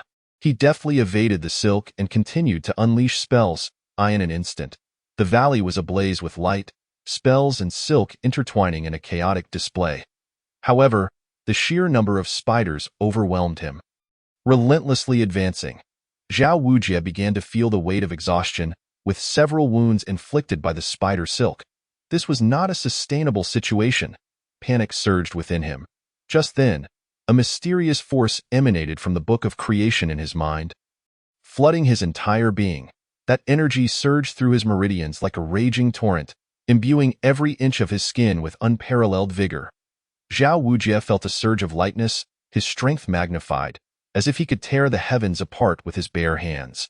He formed seals with his hands, murmuring incantations, and a powerful radiance erupted from him, illuminating the entire valley as if it were midday. The colossal spiders, enveloped in this brilliance, found their movements sluggish. Their once fearsome visages were now filled with terror, their 8 slender legs thrashing helplessly on the ground, unable to escape the light's grasp. Seizing the opportunity, Zhao Wujie unleashed a series of ferocious punches, each strike carrying immense force. His figure darted through the light, resembling a formidable war deity. Wherever his fists landed, the air crackled with explosive sounds. The spiders were driven back, some collapsing to the ground, their legs twitching, unable to move. Their hard exteriors shattered under the might of Zhao Wujie's blows, crumbling like fragile eggshells. Ultimately, under Zhao Wujie's relentless assault, the remaining spiders began to scatter, vanishing into the depths of the valley. Silence reclaimed the valley, save for Zhao Wujie's heavy breaths echoing through the air. He let out a sigh of relief, collapsing onto the ground, gasping for air. Sweat dripped from his forehead, soaking the earth, which eagerly absorbed it. His clothes were thoroughly drenched, clinging to his body, while his hands trembled slightly from exertion. After resting briefly, Zhao Wujie rose, steadied his breath, and continued deeper into the valley. Though his body was weary, his gaze remained resolute and filled with anticipation. The further he ventured, the denser the mist became, enveloping everything in a heavy veil. Zhao Wujie had to proceed with utmost caution, every step taken with great care, lest he unwittingly fall into unknown dangers. Suddenly, he heard the gentle sound of flowing water. The sound was melodious and clear, a delightful contrast to the valley's stillness. Zhao Wujie's heart leaped with joy as he followed the sound. Navigating through a layer of mist, he beheld a crystal-clear stream. The water shimmered with silvery light under the moon, resembling a flowing galaxy. Beside the stream, an extraordinary plant flourished, bearing a luminescent fruit. The fruit was plump and radiant, exuding an aura of boundless vitality and power. Zhao Wujie felt exhilarated, realizing this could be a rare spiritual fruit. His heart raced, eyes brimming with desire. Just as he prepared to reach for it, a figure darted from the adjacent thicket with lightning speed, appearing before Zhao Wujie in an instant.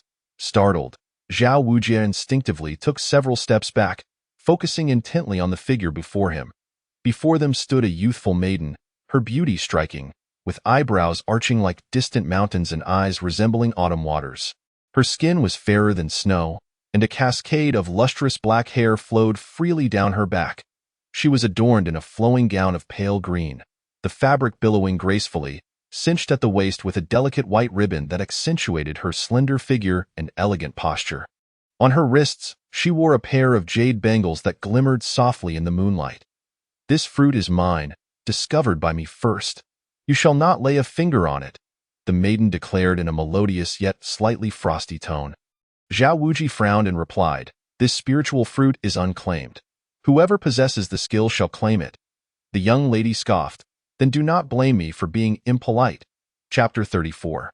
The headstrong maiden was named Yi Ling and was revealed to be the sacred maiden of the Qingyun sect, the largest sect in the Qingyun continent. Not only was she willful and capricious, but she was also at the initial stage of foundation building. Though her figure was graceful, it exuded an air of arrogance, and her exquisite features contorted with anger, her willow-like brows furrowed, and her beautiful eyes wide with fury. Accompanying her was a venerable guardian, an ancestor at the transformation stage, clad in a gray robe. His gaunt visage and deep-set eyes gave him an air of profound tranquility, yet his presence instilled a sense of insignificance and humility in those before him. His aura was restrained, as if he melded with the surroundings. Yet the occasional release of his pressure was enough to instill terror. Yi Ling exclaimed and launched another assault on Zhao Wuji. Her movements were sharp and relentless, as her jade hands waved. Streams of spiritual light flickered, resembling brilliant stars traversing the night sky.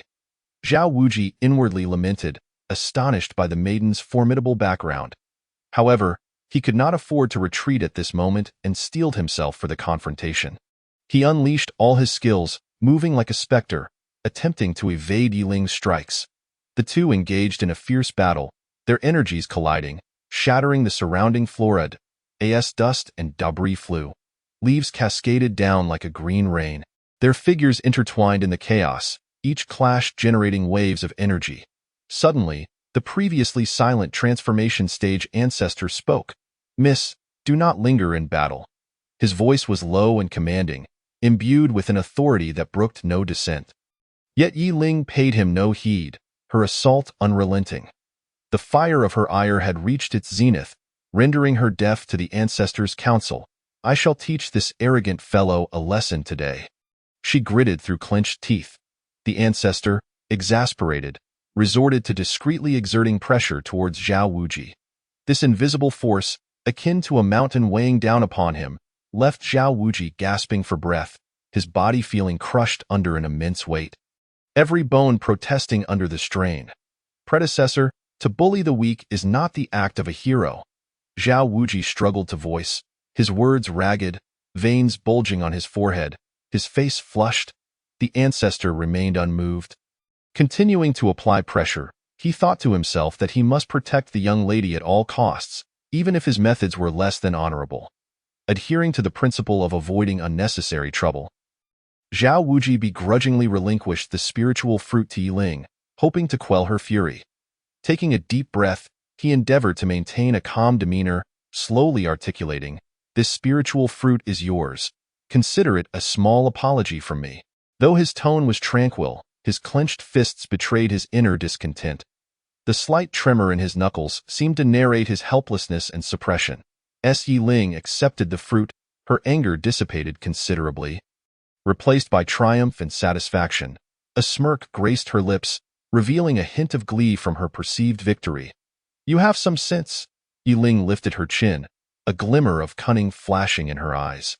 "Given your understanding, I might consider sparing you." She toyed with the spiritual fruit, its glow illuminating her delicate features. Zhao Wuji silently chuckled at his dire situation, daring not to reveal his thoughts. He kept his gaze lowered, avoiding eye contact with Yi Ling, fearful of provoking this young lady once more.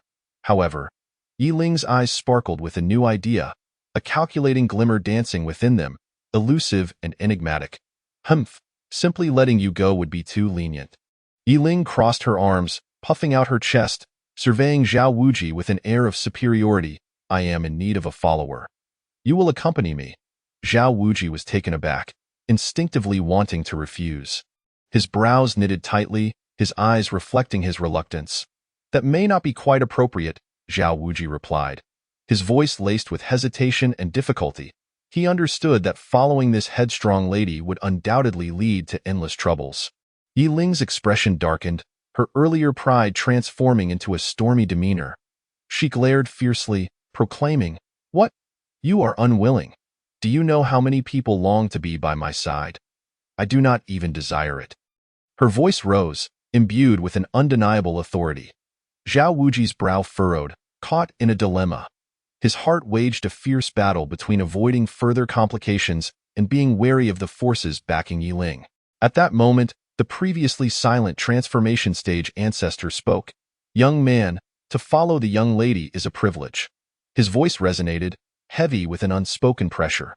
His gaze pierced through Zhao Wuji, sending a chill down his spine. Observing Yi Ling's haughty demeanor and the ancestor's inscrutable gaze, Zhao Wuji reluctantly nodded. He realized that, confronted with such formidable pressure, he had little room to decline. "Very well, I am willing," Zhao Wuji acquiesced, his tone rife with resignation and compromise. Yi Ling then beamed, her smile akin to blossoms unfurling in spring, radiant yet tinged with a hint of capriciousness. "Smart choice. Serve me well, and you shall find your rewards plentiful," she declared with delight. Thus, Zhao Wuji was compelled to become Yi Ling's attendant, unaware of the fate that awaited him. Silently, he trailed behind her, his heart heavy with anxiety and uncertainty. Along the way, Yi Ling skipped joyfully, her spirits high, while Zhao Wuji trudged along, burdened by his thoughts. Chapter 35. Disciple of the inner sect in silence, Zhao Wuji followed in Yi Ling's wake, his heart laden with gravity. At long last, after enduring countless trials, they arrived at the fabled Qingyun sect.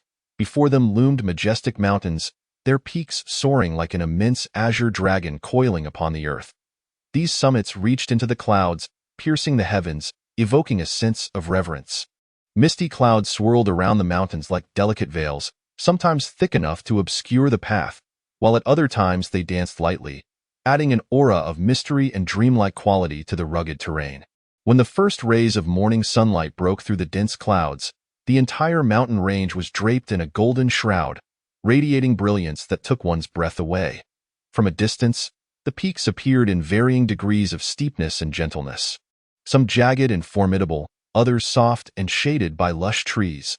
They complemented each other, forming a grand and awe-inspiring panorama. Within this wondrous land lay countless secrets and legendary tales, waiting to be uncovered and explored. Nestled amid these vast mountains was a magnificent complex of structures, resembling dazzling jewels intricately embedded within the landscape. Pavilions and towers dotted the scene, some soaring to the heavens, others delicate and charming. The grand halls and palaces stood imposingly, exuding an unparalleled aura of majesty. Each edifice was meticulously crafted, with eaves that resembled phoenixes poised to take flight, and brackets that echoed the layering of mountains, creating an exquisite harmony. The ornate carvings and painted beams were a testament to the artisan's extraordinary skills, their lifelike patterns seemingly ready to spring to life and showcase their unparalleled craftsmanship, leaving onlookers in awe. Beneath the sun's glow, the glazed tiles on the rooftops shimmered in a myriad of colors, akin to a fantastical realm. The crimson gates stood firmly shut, adorned with neatly arranged brass studs that gleamed like gold. Imparting an air of solemnity, they resembled silent sentinels, standing vigil and silently narrating the sect's long and illustrious history, along with its illustrious achievements. Furthermore, the unending walls encircling the premises resembled a mighty dragon coiling through the mountains. These towering and robust walls, constructed from massive stones, were nearly impregnable. Watchtowers and arrow slits lined the parapets, ever vigilant against external threats. From afar, these walls appeared as an unassailable fortress, safeguarding the sect and evoking an image of impregnable strength. As though no adversary could breach this sacred and solemn territory, Yi Ling, however, appeared unfazed, seemingly accustomed to her surroundings. She led Zhao Wuji with an air of confidence, making her way towards a grand hall within the sect. This hall was akin to an opulent palace, astonishingly spacious, with radiant light streaming in from all directions, rendering the entire space remarkably open and transparent. Towering stone pillars, colossal in stature, stand resolutely as if they were the very columns of heaven, steadfastly supporting the lofty, domed ceiling above. Each pillar is meticulously adorned with enigmatic runes and exquisite patterns, resembling ancient codes that emit a faint yet captivating glow, as if they harbor boundless power, awaiting a discerning soul to uncover and harness their potential. Embedded within the walls are lustrous, translucent pearls of night, scattered like twinkling stars, radiating a soft and warm light that casts an ethereal glow upon the entire hall, creating an ambience that is both serene and harmonious. The illumination is neither blinding nor overly dim, striking the perfect balance to cultivate an atmosphere of tranquility. Meanwhile, a subtle scent of sandalwood wafts through the air, delicate and ephemeral, curling gracefully like a melodious refrain, soothing the spirit and allowing those within to feel an overwhelming sense of peace, as if all worries and fatigue have been momentarily cast aside. Esteemed elders, I wish to induct him as an inner disciple, Yi Ling declared, pointing towards Zhao Wuji with a bright and clear voice that echoed throughout the grand hall. The elders exchanged glances, and one of them furrowed his brow and spoke, "Saintus, this appears to be against protocol. The selection of inner disciples has always been stringent, requiring numerous trials. To hastily promote him to such a status may not sit well with the others." Yi Ling frowned, her enchanting eyes widening as she retorted, "What is inappropriate about it? If I say it shall be done, then it shall. I believe his talents are promising, and given time, he will undoubtedly contribute to our sect." The elder, resigned, sighed and replied, "As you command, Saintus." Thus, Zhao Wuji, in a state of confusion, became an inner disciple of the Qingyun sect. When he received the token that signified his status, a mix of emotions surged within him. The token felt weighty in his hand, inscribed with the emblem of the Qingyun sect and his name, emanating a mysterious aura. "From this day forth, you must diligently serve me," Yi Ling proclaimed proudly. Hands on her hips, Zhao Wuji nodded and replied, "Thank you, Saintus, I shall exert my utmost effort." Yet, his heart was laden with anxiety, fully aware that in the presence of such formidable individuals within the Qingyun sect, he must strive twice as hard to secure his footing. Chapter 36. Life in the sect. After joining the Qingyun sect, Zhao Wuji, marked by the Saintus's endorsement, recognized his lowly standing and the disdain from the formally initiated disciples. To conceal his identity and grow stronger, he resolved to disregard all else.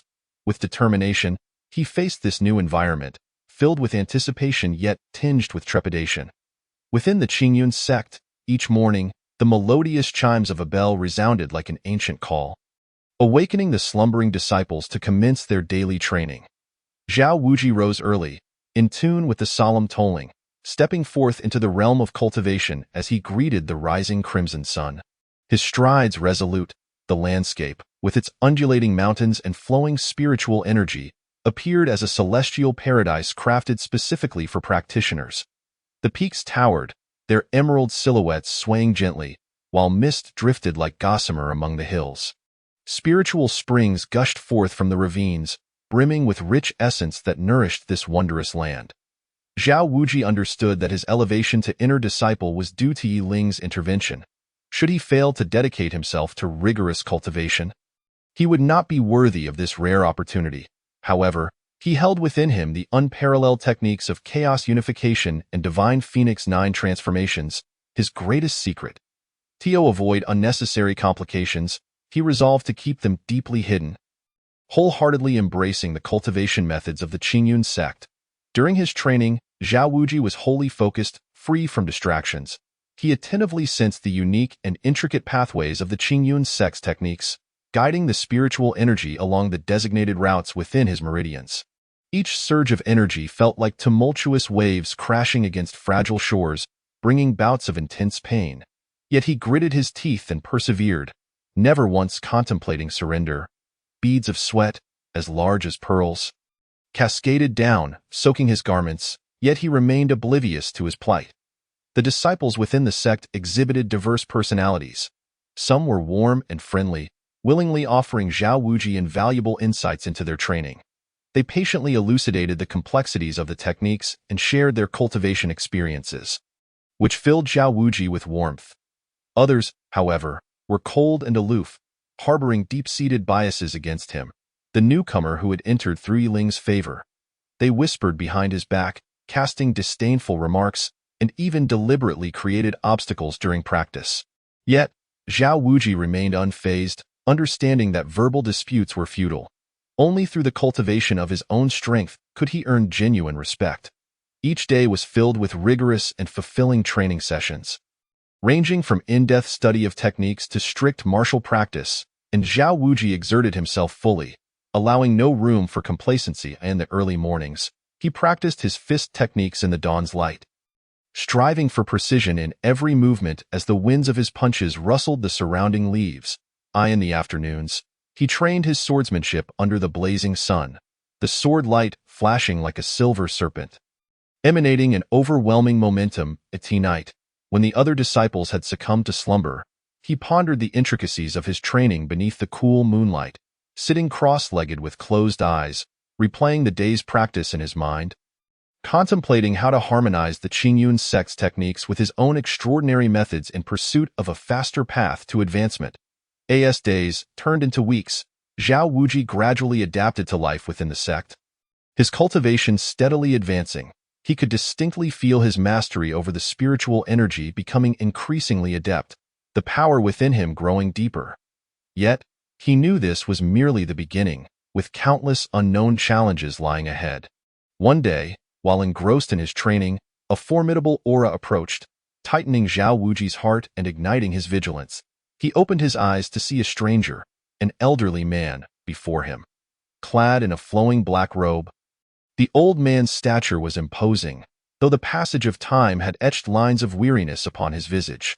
His gaze was piercing and profound, as if capable of seeing through all, emanating an awe-inspiring pressure that made one reluctant to meet his eyes. "You are the new disciple, Zhao Wuji?" The old man's voice rumbled like distant thunder, carrying an undeniable authority. Each word seemed to resonate with boundless power, striking deep into Zhao Wuji's soul. Zhao Wuji hurriedly rose, respectfully responding, "Indeed, I am the disciple." He lowered his head slightly, unwilling to meet the old man's penetrating gaze, while his mind pondered the elder's purpose.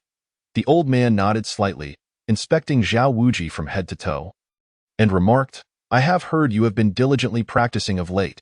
You possess a modicum of ambition. However, the Qingyun sect's techniques are vast and profound. They are not easily comprehended." The elder's tone carried a hint of caution, as if warning Zhao Wuji not to underestimate the arduous path of cultivation. Zhao Wuji's heart quaked, and he promptly replied, "I shall endeavor with doubled effort," not daring to slacken in the slightest. His expression was grave, fully aware that before such a formidable figure, any insincerity could lead to dire consequences. The old man scoffed, "Effort is commendable, but do not stray down the wrong path in cultivation. One must avoid the pitfalls of impatience. Progress must be made step by step, with a steady foundation." The elder's words struck Zhao Wuji like a hammer, deepening his understanding of the challenges and cautions inherent in the path of cultivation. With that, the old man vanished in a flash, like a phantom, leaving Zhao Wuji standing in place, filled with confusion. He could not fathom why this mysterious elder had appeared so suddenly, nor the intent behind his words.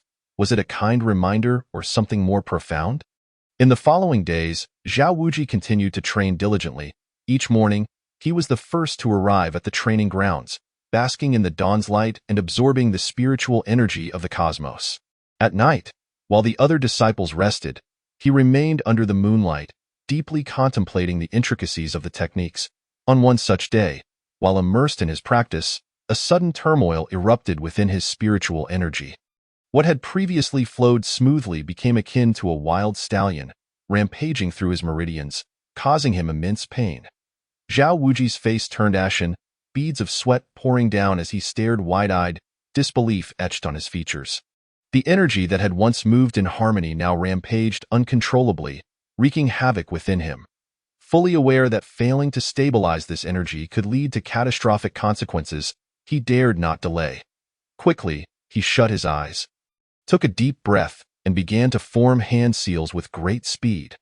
Simultaneously, he recited the incantation of the techniques he was cultivating. He poured all his focus and strength into guiding the errant energy back onto its proper course. Yet, as seconds ticked by, Zhao Wuji found himself increasingly overwhelmed. He was unable to regain control over the energy. It acted as if it possessed its own consciousness, disregarding his commands and running amok within his veins, occasionally erupting with thunderous roars that made his body tremble. In the midst of his desperation, the chaos unification technique within his consciousness suddenly activated on its own. A mysterious and potent force surged forth, enveloping the unruly energy, which gradually calmed under its influence and resumed its normal flow. Zhao Wuji let out a sigh of relief, slowly opening his eyes, his heart brimming with gratitude and curiosity towards the chaos unification technique. He was acutely aware that this enigmatic technique had saved his life at a crucial moment, yet it simultaneously made him realize how little he knew about these formidable arts. Chapter 37. The visit of Yi Ling just as Zhao Wuji was lost in contemplation. A cacophony of voices echoed from a distance. The sounds, a mix of excitement and fervor, shattered the tranquility of the surroundings. Zhao Wuji steadied himself and walked toward the source of the commotion. There, he found a group of disciples gathered, each wearing an expression of exhilaration, fervently debating something. It turned out they were engrossed in a discussion about the upcoming sect competition.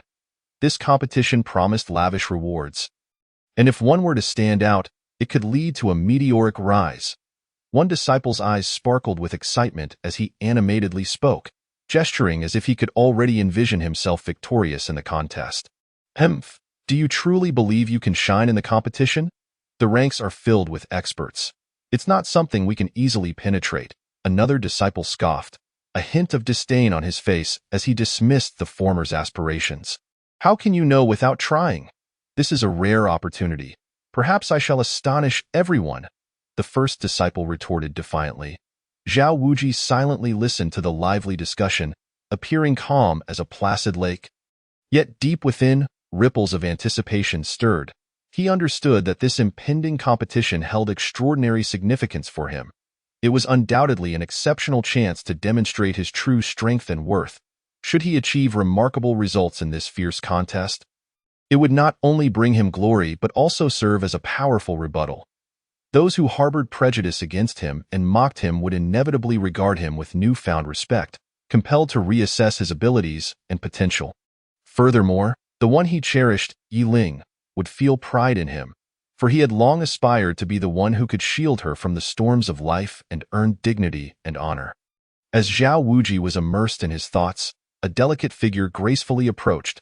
It was none other than Yi Ling, her figure enchanting and graceful, akin to a flower swaying in the wind. Her exquisitely beautiful face resembled that of a fairy from a painting, captivating all who beheld her. Yet, in stark contrast, an undeniable air of arrogance lingered between her brows, as if all things in the world were meant to bow before her. "Zhao Wuji, you must perform well in this competition. Do not bring disgrace upon this lady," Yi Ling declared, hands on her hips, her expression brimming with pride. Her gaze fixed upon Zhao Wuji, radiating an unequivocal authority. Zhao Wuji forced a wry smile and replied, "Saintess, there will be many formidable opponents in this competition. I shall do my utmost." Upon hearing this, Yi Ling's brows furrowed, and she playfully chided, "What do you mean by do your utmost? I expect you to secure a good ranking. If you dare to embarrass me, just wait and see how I deal with you." Zhao Wuji sighed in resignation. "Saintess, I understand your high expectations, but this competition—" Before he could finish, Yi Ling interrupted, "No excuses. If you dare to lose, do not expect my assistance in the future." Zhao Wuji exhaled deeply. "Saintess, I will certainly strive to succeed." Yi Ling shot him an exasperated glance and insisted, "Striving is not enough. You must win." With that, she turned and departed, leaving behind a trail of fragrant air. Zhao Wuji gazed at her retreating figure, silently resolute to achieve commendable results in the competition. He clenched his fists, ignited by an indomitable spirit. Upon returning to his quarters, Zhao Wuji intensified his training regimen. Day and night, he delved into the techniques of the Qingyun sect, seeking the key to a breakthrough. Simultaneously, he pondered how to cleverly integrate the chaotic unification technique and the divine Phoenix 9 transformations into his combat strategy. Days passed, and the date of the competition drew ever closer. Zhao Wuji sensed his strength steadily amplifying, yet the pressure in his heart only grew heavier. Chapter 38. The rules of the competition. The long-anticipated sect competition finally commenced, enveloping the entire Qingyun sect in an atmosphere of tension and fervor. In the expansive and bustling square, a throng of people surged forth, a seemingly endless sea of disciples from various regions, their figures intermingling to create a stunning tableau. All eyes were drawn to the high platform above, brimming with anticipation and trepidation. On the platform stood a venerable elder, exuding an aura of authority. Clad in a flowing white robe that fluttered in the breeze, he appeared as an ethereal being descended from the heavens. His countenance was solemn, and his demeanor grave, instilling a sense of respect and awe among the gathered crowd. His voice resonated like a thunderclap, penetrating the clamor of the crowd, reaching the ears of every attendee with clarity. This competition will be categorized into 3 distinct levels based on cultivation realms: Qi Refining, Foundation Establishment, and Golden Core. We shall employ a one-on-one elimination format, concluding each match when one party concedes or is rendered unable to fight. Through successive rounds, we will determine the top 8, then the top 4. Culminating in a fierce battle for the championship title. I must emphasize that this competition will be presided over by the vice sect leader, with the elders of the sect supervising the matches throughout. All disciples are expected to engage in mutual sparring and collective advancement. Any malicious intent to harm others will result in severe punishment. The elder's gaze swept over the multitude of disciples, his expression commanding respect, as if he could discern the most secret thoughts of each individual. The rewards for this competition are substantial. Champions from the Qi Refining, Foundation Establishment, and Golden Core levels will each receive a pill to break through their bottleneck, a number of high-quality spirit stones, and a spirit weapon suited to their abilities. As the elder's words concluded, a wave of astonishment rippled through the crowd. Excited whispers erupted as disciples exchanged their thoughts. Exhilarated by the prospects, "Heavens, a breakthrough pill! What a coveted treasure!" exclaimed one disciple, his face flushed with excitement. Not to mention high-quality spirit stones and spirit weapons. This competition is indeed a grand affair. Another disciple's eyes gleamed with anticipation, as if the rewards were already beckoning to him. The disciples' eyes sparkled with longing, each secretly calculating their chances of victory. Some were brimming with confidence, eager to participate. Others bore anxious expressions, their hearts racing. Amidst the throng, Zhao Wuji stood resolute, his gaze unwavering and filled with determination. He took a deep breath, clenching his fists in quiet resolve. He understood the significance of this competition and recognized the strength of his opponents. Yet he felt no fear. This contest was not merely to prove his prowess. It was also to fulfill Yi Ling's expectations and secure his future within the Qingyun sect. At that moment, Yi Ling appeared from an unknown direction, still exuding her usual blend of arrogance and charm. "Zhao Wuji, don't you dare get eliminated in the first round. You disgrace me," she exclaimed, her lips curling into a teasing smile. Zhao Wuji could only smile helplessly and replied, "Rest assured, Saintess, I will give my all." Yi Ling huffed. "You better mean it. If you disappoint me, you'll regret it. You can only lose to me with that." She turned away, leaving behind a captivating silhouette. With a command from the vice sect leader, the competition officially began. Disciples from each level ascended to their respective platforms, engaging in fierce battles in an instant. The square was aglow with flashing lights, spells soaring, and cheers echoing throughout. Zhao Wuji stepped onto the platform designated for Foundation Establishment disciples, and to his astonishment, he found himself facing Wang Minghui. Wang Minghui, at the mid-Foundation Establishment level, had grown up in the Qingyun sect and was the grandson of the sect's second elder, making him a prominent figure among the Foundation Establishment disciples. He was tall and sturdy, his features resolute, and his eyes radiated an innate pride. His splendid robes billowed in the wind, enhancing his imposing presence. "Humph, Zhao Wuji, you're unfortunate to have crossed paths with me today," Wang Minghui sneered, his words dripping with disdain as he crossed his arms, exuding confidence in his victory. Zhao Wuji remained calm, stating, "The outcome is yet to be determined. It is premature to speak of victory or defeat."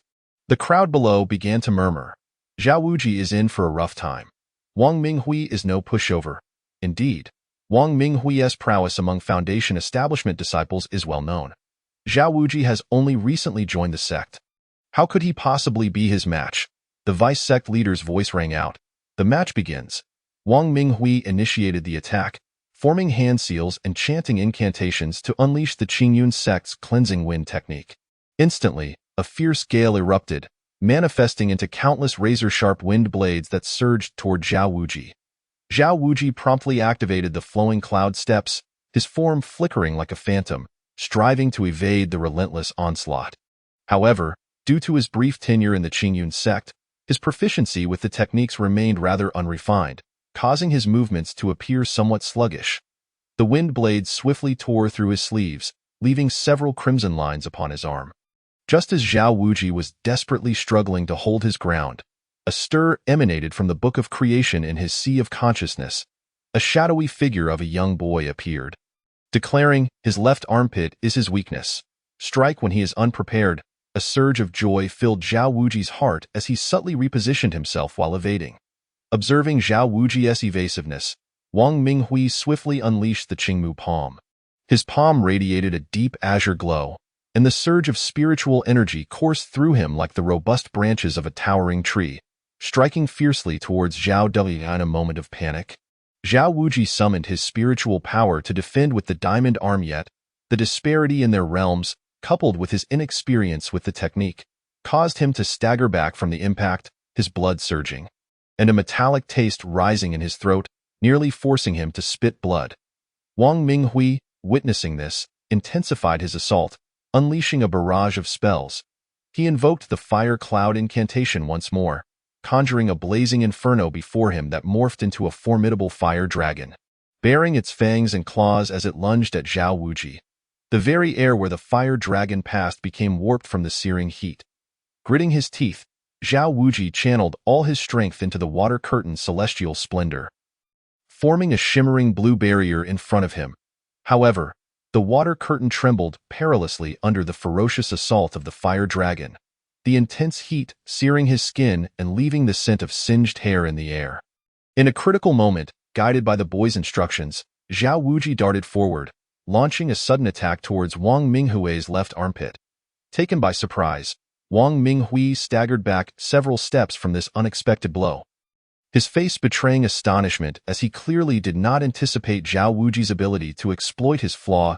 "Damn it, I will not be defeated by you," Wang Minghui roared, his expression dark and foreboding. His eyes blazed with fury as he mounted an even more ferocious offensive. This time, he poured all his spiritual energy into his techniques, vowing to vanquish Zhao Wuji in one decisive strike. Zhao Wuji felt an overwhelming pressure bearing down upon him, yet his gaze remained resolute, harboring a singular belief. He would not yield easily. As Wang Minghui unleashed his frenzied barrage, Zhao Wuji, under the boy's guidance, gradually stabilized his stance. Although still at a disadvantage, he adeptly evaded Wang Minghui's lethal strikes, seizing opportunities to counterattack intermittently. Wang Minghui's impatience grew. He had not anticipated Zhao Wuji's tenacity, nor that he seemed to have found a way to counter him. "Zhao Wuji, are you only capable of hiding?" Wang Minghui bellowed, his forehead vein throbbing, his eyes bloodshot with rage, clearly incensed by Zhao Wuji's evasive strategy. Each attack was executed with utmost force, as if he sought to obliterate Zhao Wuji entirely. Zhao Wuji retorted with a cold smirk, "As long as I can win, what can you do?" His voice, though calm, radiated determination and defiance. Sweat streamed down his face, soaking his garments, yet his movements showed no sign of faltering. Meanwhile, the audience below was captivated by the fierce contest, rallying for both combatants. "Wang Minghui, go! Defeat him! Zhao Wuji, hold on!"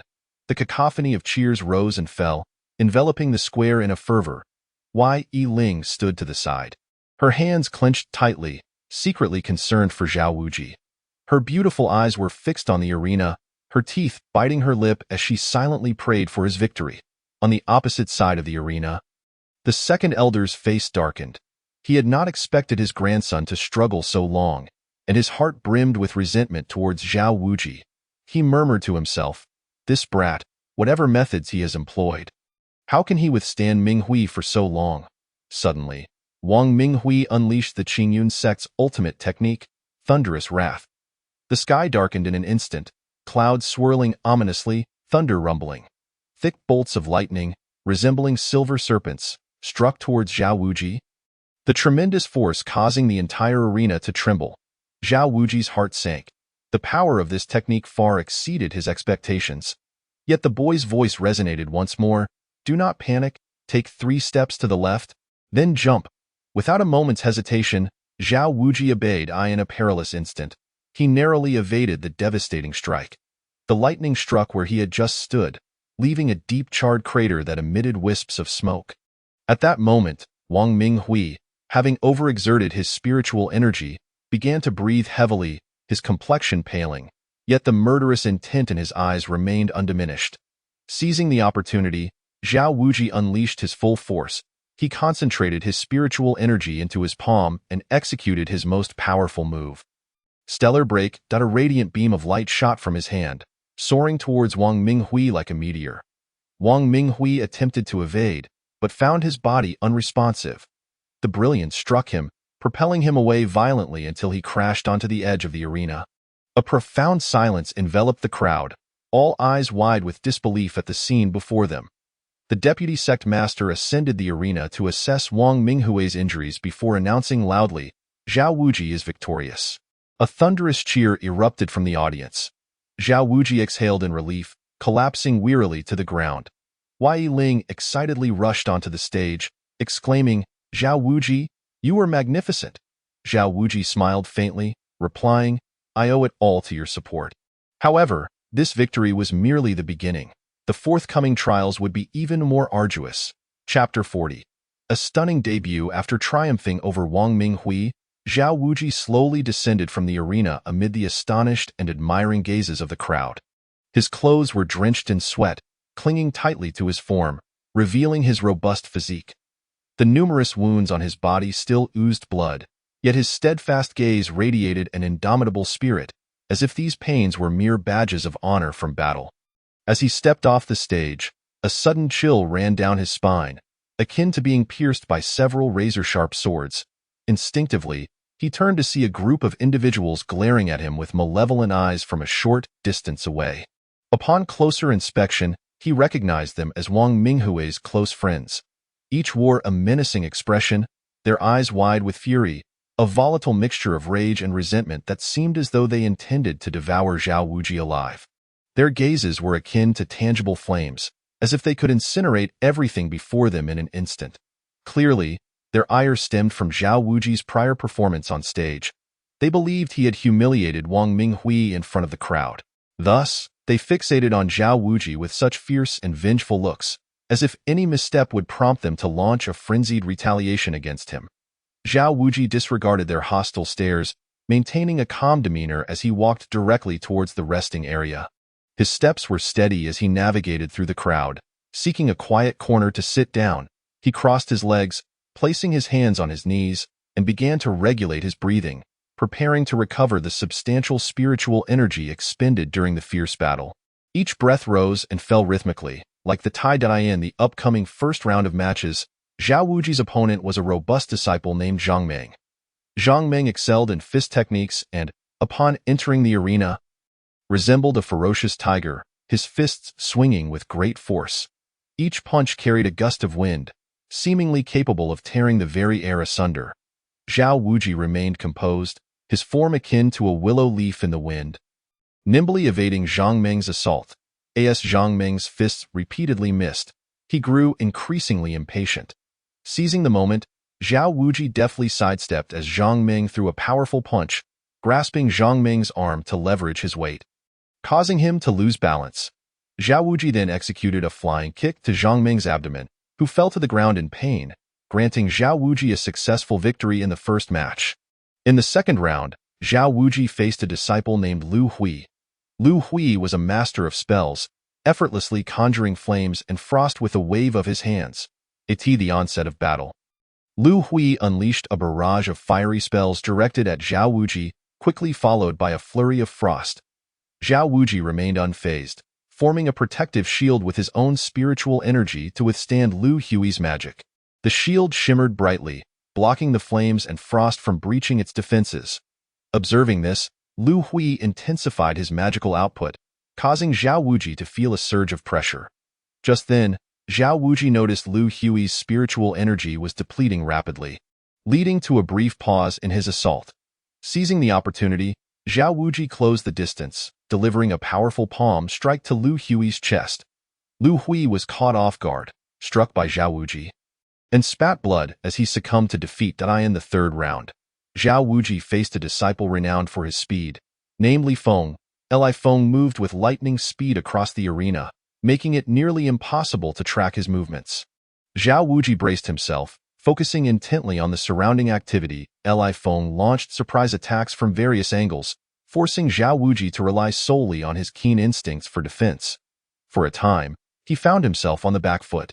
However, he remained calm, carefully observing Li Feng's patterns of movement. Eventually, Zhao Wuji discerned a brief pause in Li Feng's rapid motion. He seized that moment, predicting Li Feng's trajectory, and launched a powerful punch. Li Feng was unable to evade in time and was struck by a powerful punch from Zhao Wuji, crashing to the ground. Thus, Zhao Wuji advanced through the ranks, triumphing over each opponent and successfully securing a spot in the top 8. In that fleeting moment, Yi Ling, with her graceful figure and light footsteps, slowly approached. A gentle breeze caressed her, causing her silky skirt to flutter, reminiscent of a blooming flower exuding an intoxicating fragrance. "Well done, Zhao Wuji," came a crisp, melodious voice as Yi Ling's slightly upward curved lips formed a smile brimming with admiration. Her beautiful eyes sparkled with a mixture of surprise and delight, flitting like a lively butterfly as they scrutinized Zhao Wuji, seemingly seeking to re-examine and understand the man who had long captured her attention. Zhao Wuji nodded slightly, responding, "Thank you for your encouragement, holy maiden." Though his voice bore a hint of fatigue, it remained imbued with strength. Yi Ling advised, "You must not let your guard down. The competition in the top 8 will only grow fiercer." Her tone carried a blend of concern and anticipation. Zhao Wuji nodded, preparing to gather his breath, when he suddenly heard a commotion in the distance. The noise crescendoed like a surging tide, shattering the tranquility he had just cultivated. It turned out that the matchups for the top 8 had been announced. Bracing against his fatigue, Zhao Wuji stood and made his way toward the list. Among the crowd, some were exhilarated, while others were disheartened. But Zhao Wuji's gaze was firmly fixed on the announcement. Upon closer inspection, he discovered that his opponent was a renowned prodigy by the name of Lin Feng. Lin Feng had already reached the late stage of foundation building and was well respected within the Qingyun sect. Having been in the sect for a considerable time, his mastery of techniques was impeccable, and his combat experience was unparalleled. He had achieved numerous accolades in sect missions, making him a figure of admiration among many disciples. A weight settled in Zhao Wuji's heart, fully aware that this would be an exceedingly challenging battle. Yet, rather than retreating, a fierce determination surged within him. He silently vowed that no matter how formidable his opponent, he would give his all in pursuit of victory. At that moment, the surrounding disciples began discussing the impending duel. Zhao Wuji has certainly encountered a tough opponent. Lin Feng is not to be trifled with. Indeed, Lin Feng's prowess is nearly unmatched among foundation-building disciples. Zhao Wuji may be in for a rough time. Listening to these remarks, Zhao Wuji felt the pressure mount. However, he understood that he could not be swayed by external opinions. He needed to maintain his composure and readiness for the forthcoming challenge. Taking a deep breath, he closed his eyes once more, reflecting on past combat experiences and devising strategies to counter Lin Feng. Chapter 41. The Battle of the Top 8. The heavy tolling of the bell for the Battle of the Top 8 resonated across the Qingyun sect square, akin to the roar of an ancient beast, stirring the souls of all present. Under the gaze of the multitude, Zhao Wuji and Lin Feng ascended the stage that symbolized glory and challenge. Lin Feng stood tall and proud, resembling a steadfast pine tree, wielding a long sword that glimmered with a cold light, as if capable of slicing through the very fabric of reality. His eyes radiated confidence and authority, a natural pride coupled with the conviction of victory that sent chills down the spine. He seemed to embody the essence of the sword itself, exuding an unparalleled aura of dominance.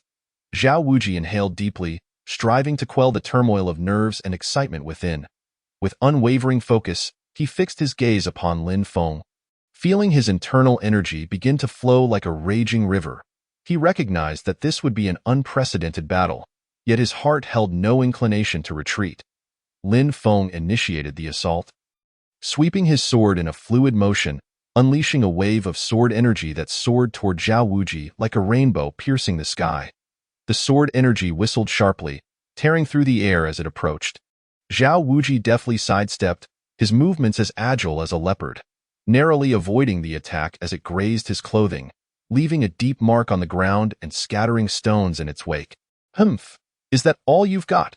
Lin Feng sneered coldly, his tone dripping with disdain, as if Zhao Wuji were merely an inconsequential insect in his eyes. In an instant, he shifted his stance, unleashing a series of exquisitely intricate sword techniques. The sword shadows danced like falling stars, weaving a dense net of lethal strikes that enveloped Zhao Wuji.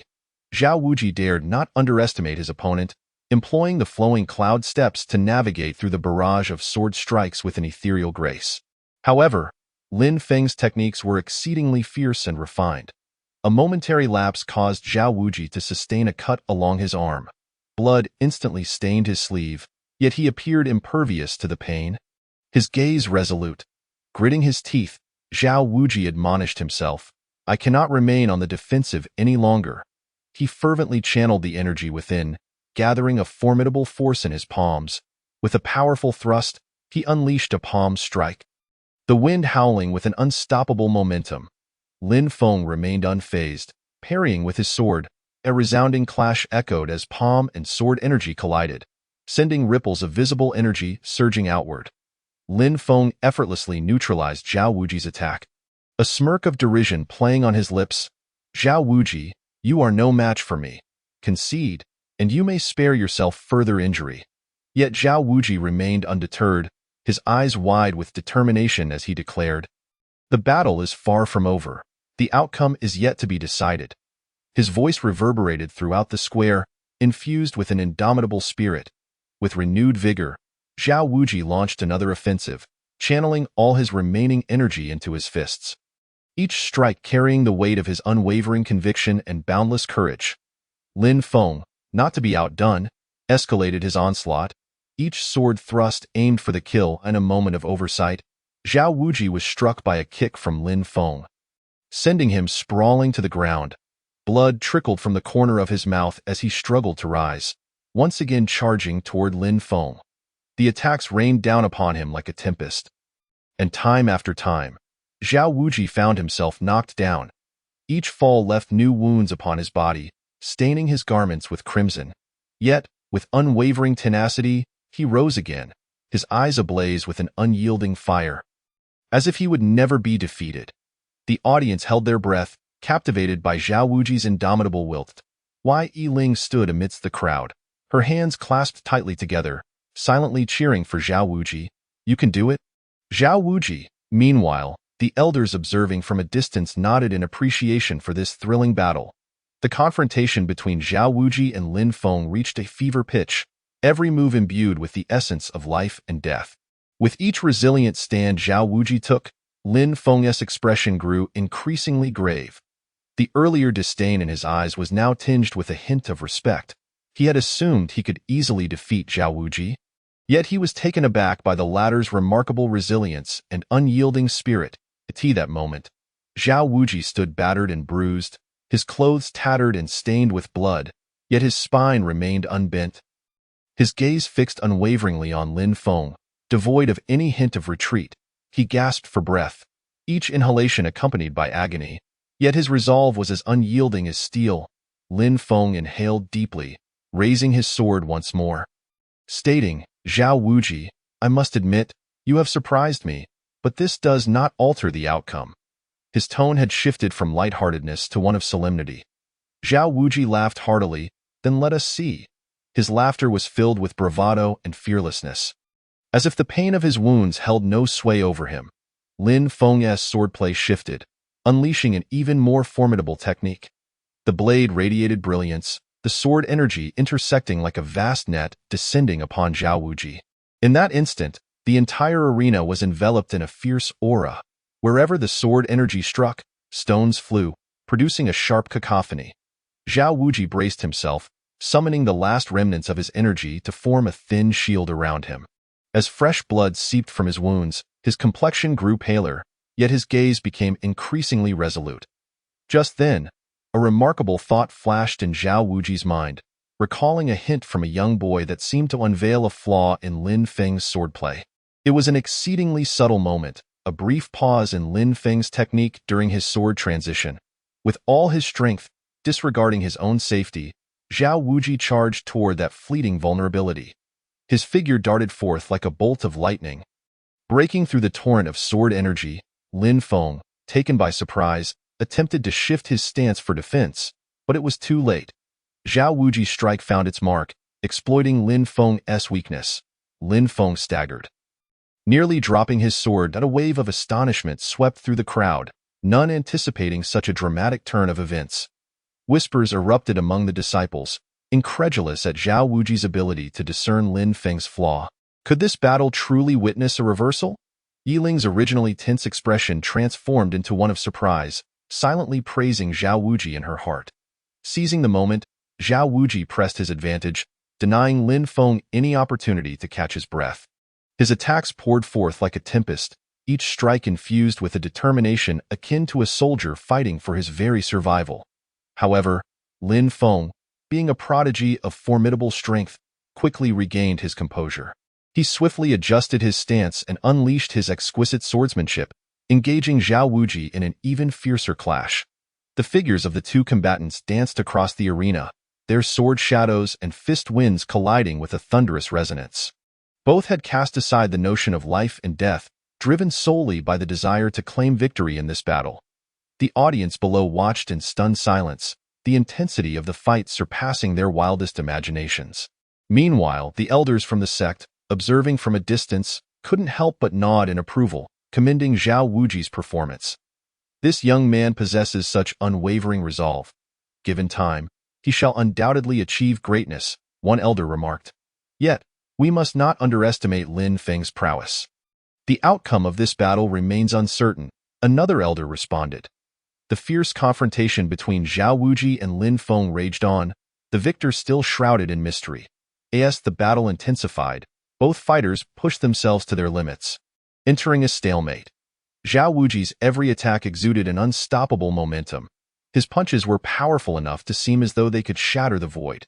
Yet Lin Feng's defense was equally impenetrable, his sword weaving a formidable curtain that repelled Zhao Wuji's assaults. Lin Feng's sword techniques grew increasingly ferocious, each thrust aimed at Zhao Wuji's vital points, each strike perilous enough to inflict grave injury with the slightest misstep. In this tense moment, Zhao Wuji suddenly felt a disturbance in the spiritual energy within him. Alarm bells rang in his mind. This was a consequence of his previous injuries. The chaotic energy surged violently through his body, destabilizing his breath. Clenching his teeth, Zhao Wuji struggled to suppress the turmoil. But his efforts proved futile. Lin Feng, keenly aware of Zhao Wuji's distress, allowed a smirk of triumph to grace his lips. Zhao Wuji, your end is nigh, he bellowed, seizing the moment to intensify his assault. His sword descended upon Zhao Wuji like a torrential storm, each strike imbued with lethal intent. Zhao Wuji gritted his teeth, desperately holding on, beads of sweat cascading down his forehead, his complexion as pale as parchment. Yet his eyes still sparkled with unwavering determination. Below, Yiling was in a state of anxious turmoil, her hands tightly clutching the hem of her garment, her knuckles turning white from the strain. Zhao Wuji, you must endure, she silently prayed, her heart racing to her throat. Her gaze remained fixed on the arena, overflowing with concern and hope. At that instant, Lin Feng altered his sword technique, unleashing a devastating move that had never before been displayed in public. A colossal beam of sword light soared into the heavens, its essence palpable, radiating an aura of destruction as it descended upon Zhao Wuji. The air parted before the sword light, emitting a sharp, piercing howl. Zhao Wuji's eyes widened in horror, instinctively attempting to evade, only to find his body lagging behind his will. Despair surged within him, yet was swiftly dispelled by his fighting spirit. I cannot fall here. Zhao Wuji roared internally. In that critical moment, the boy from Zhao Wuji's sea of consciousness reappeared. Concentrate. Gather your spiritual energy in your palm and unleash it with all your might, the boy urged. Without a moment to ponder, Zhao Wuji instinctively followed the boy's instructions. He cast aside all distractions, focusing solely on his palm. The chaotic energy within him seemed to respond to some unseen force. Coalescing towards his hand, a brilliant light erupted from his palm, reminiscent of a rising sun, brimming with vitality and strength.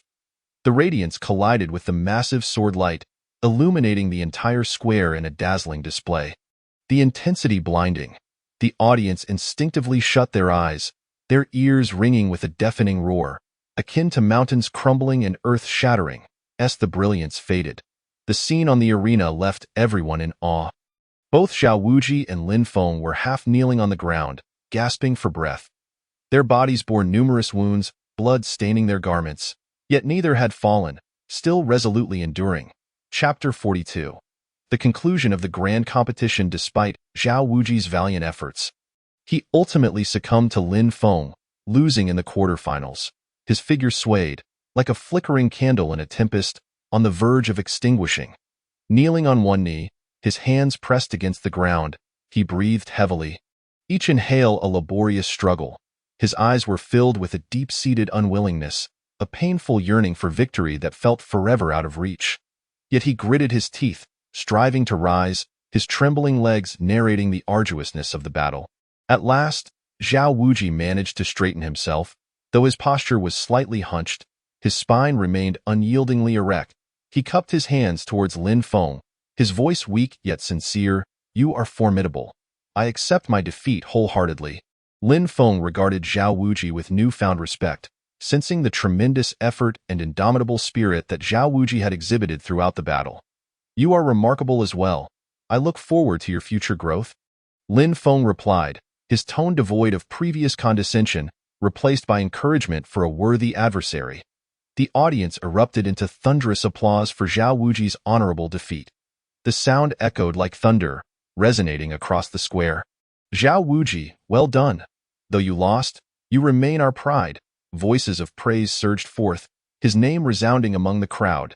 At this moment, the higher-ups of the sect nodded in acknowledgement of Zhao Wuji's spirit and potential displayed during the contest. "This young man possesses a steadfast will. Given time, he will undoubtedly become a pillar of our sect." One elder stroked his beard, his gaze filled with expectation, as if envisioning Zhao Wuji's future brilliance. Indeed, to endure against a formidable opponent like Lin Feng until this point is no small feat.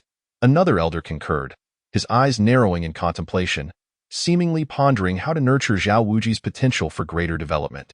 Yi Ling ascended the arena with graceful steps, her skirt billowing in the breeze. In her hands, she held a vial of healing elixir, its rich fragrance unmistakably indicating its extraordinary quality. Her eyes brimmed with concern and admiration. Her gaze as gentle as flowing water, resting upon Zhao Wuji. "Zhao Wuji, you have done remarkably well. Do not be disheartened. There will be more opportunities awaiting you in the future." She spoke softly, her voice akin to a clear mountain spring, soothing Zhao Wuji's weary spirit. Receiving the elixir, Zhao Wuji offered a faint smile, tinged with bittersweetness, yet more resolute and determined. "Rest assured, Saintess, I shall not succumb to despair. Next time, I will be even stronger." His voice, though soft, resonated with conviction, leaving no doubt about his resolve. Zhao Wuji descended the arena, each step laden with weariness. His wounds throbbed painfully, yet his heart burned with an even fiercer flame. He silently vowed, "Today's defeat shall become the impetus for my future rise. I will ensure that all shall see me in a new light." As the competition unfolded, the grand tournament of the sect finally drew to a close, enveloping the entire Qingyun sect in a cacophony of excitement and reflection.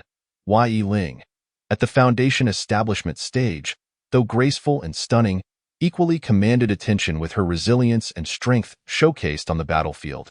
Though ultimately finishing in fourth place, her indomitable spirit and remarkable skills earned her the respect and admiration of many. Meanwhile, Lin Feng, the formidable victor who had bested Zhao Wuji in the quarterfinals, surged forward with unparalleled momentum, successfully claiming the championship crown through his exceptional swordsmanship and profound spiritual energy. Standing tall on the podium, he exuded confidence and determination, as if proclaiming his rise to the world. The competitions for the Qi refinement and golden core stages were equally thrilling. The strong contenders, regarded as seed players, indeed lived up to expectations, seizing the championships in their respective tiers through their outstanding talents and relentless training. Yet beneath this seemingly tranquil surface, countless undercurrents of tension brewed. Lin Feng's victory incited envy in some, who plotted in the shadows to undermine him. Though Yi Ling placed fourth, her stellar performance attracted the attention of high-ranking officials. Some sought to court her, while others regarded her with wariness. The champions of the Qi refinement and golden core stages, while reveling in their triumph, felt unprecedented pressure, for they knew the road ahead was long. With more challenges awaiting them, Zhao Wuji observed the champions on the podium, internally vowing that next time, he would stand atop that highest position. After this quarterfinal battle, Zhao Wuji was thoroughly recognized by the Qingyun sect. His name spread throughout the sect, becoming a role model for numerous disciples. The sect rewarded him handsomely, commending his outstanding performance in the competition. Zhao Wuji thus acquired a plethora of cultivation resources and an enhanced environment for his practice. In the days that followed, he devoted himself even more diligently to his training, acutely aware of the expectations resting upon his shoulders, leaving no room for complacency. Meanwhile, not far away, the second elder observed Zhao Wuji. A flicker of complex emotions flashing in his eyes. On one hand, he marveled at Zhao Wuji's performance. On the other, he harbored concerns that Zhao Wuji's rise might pose a threat to his own power. He furrowed his brow, lost in contemplation, the thoughts swirling in his mind unknown. Chapter 43. The arrival of the strong in the aftermath of the competition, the Qingyun sect appeared to have returned to its former tranquility. Yet beneath the surface, tumultuous currents surged. As the champion of the foundation establishment stage, Lin Feng was expected to bask in endless glory and reverence. However, he found himself ensnared in an awkward predicament. Some envious peers began to spread rumors behind his back, disparaging his victory as a mere stroke of luck and the result of unscrupulous tactics. These malicious whispers pierced through the air like invisible arrows, incessantly targeting Lin Feng. Although he understood that these were the venomous slanders of the jealous, he could not suppress the frustration that festered within him.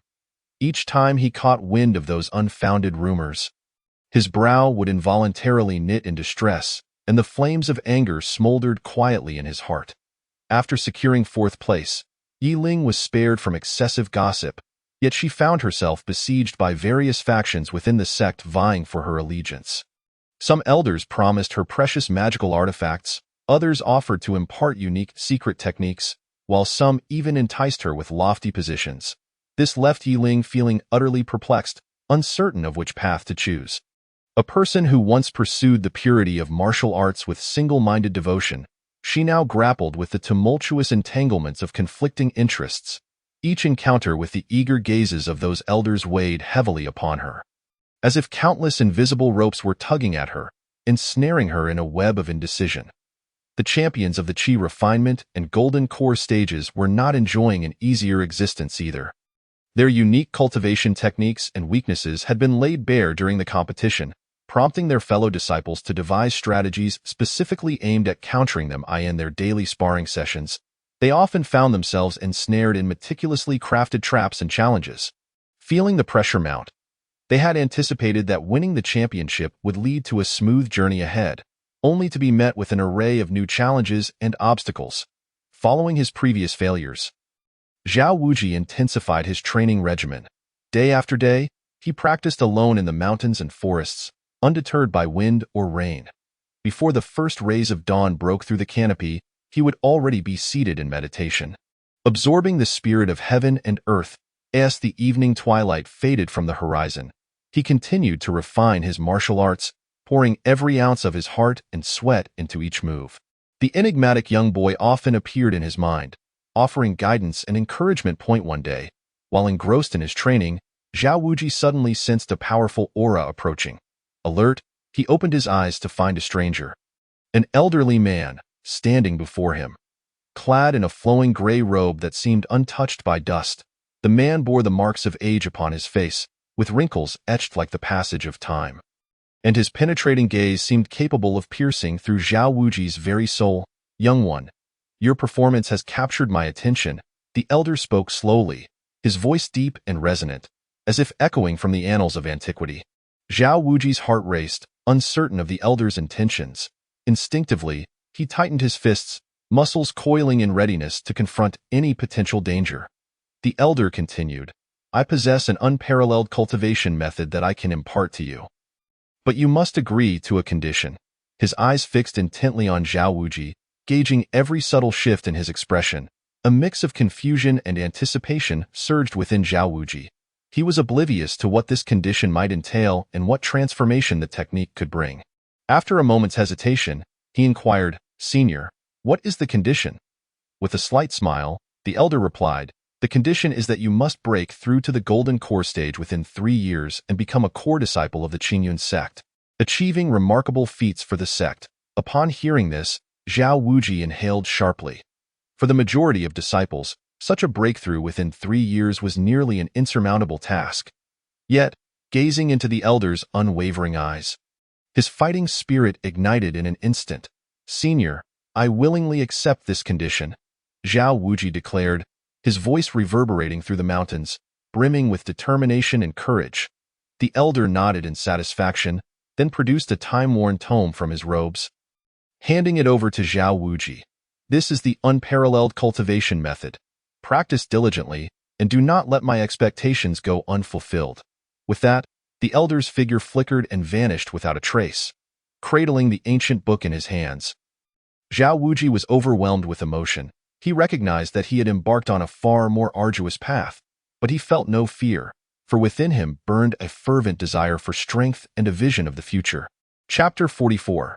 The gift of the cultivation method. After receiving the unparalleled cultivation method, the Qingmu spirit formula, from the elder, Zhao Wuji eagerly delved into his studies. The tome's pages, yellowed and worn, seemed to contain boundless mysteries, akin to ancient incantations, mysterious and perplexing. Zhao Wuji toiled day and night, secluding himself in a chamber, neglecting food and drink, his eyes bloodshot. Yet he remained unable to grasp its essence.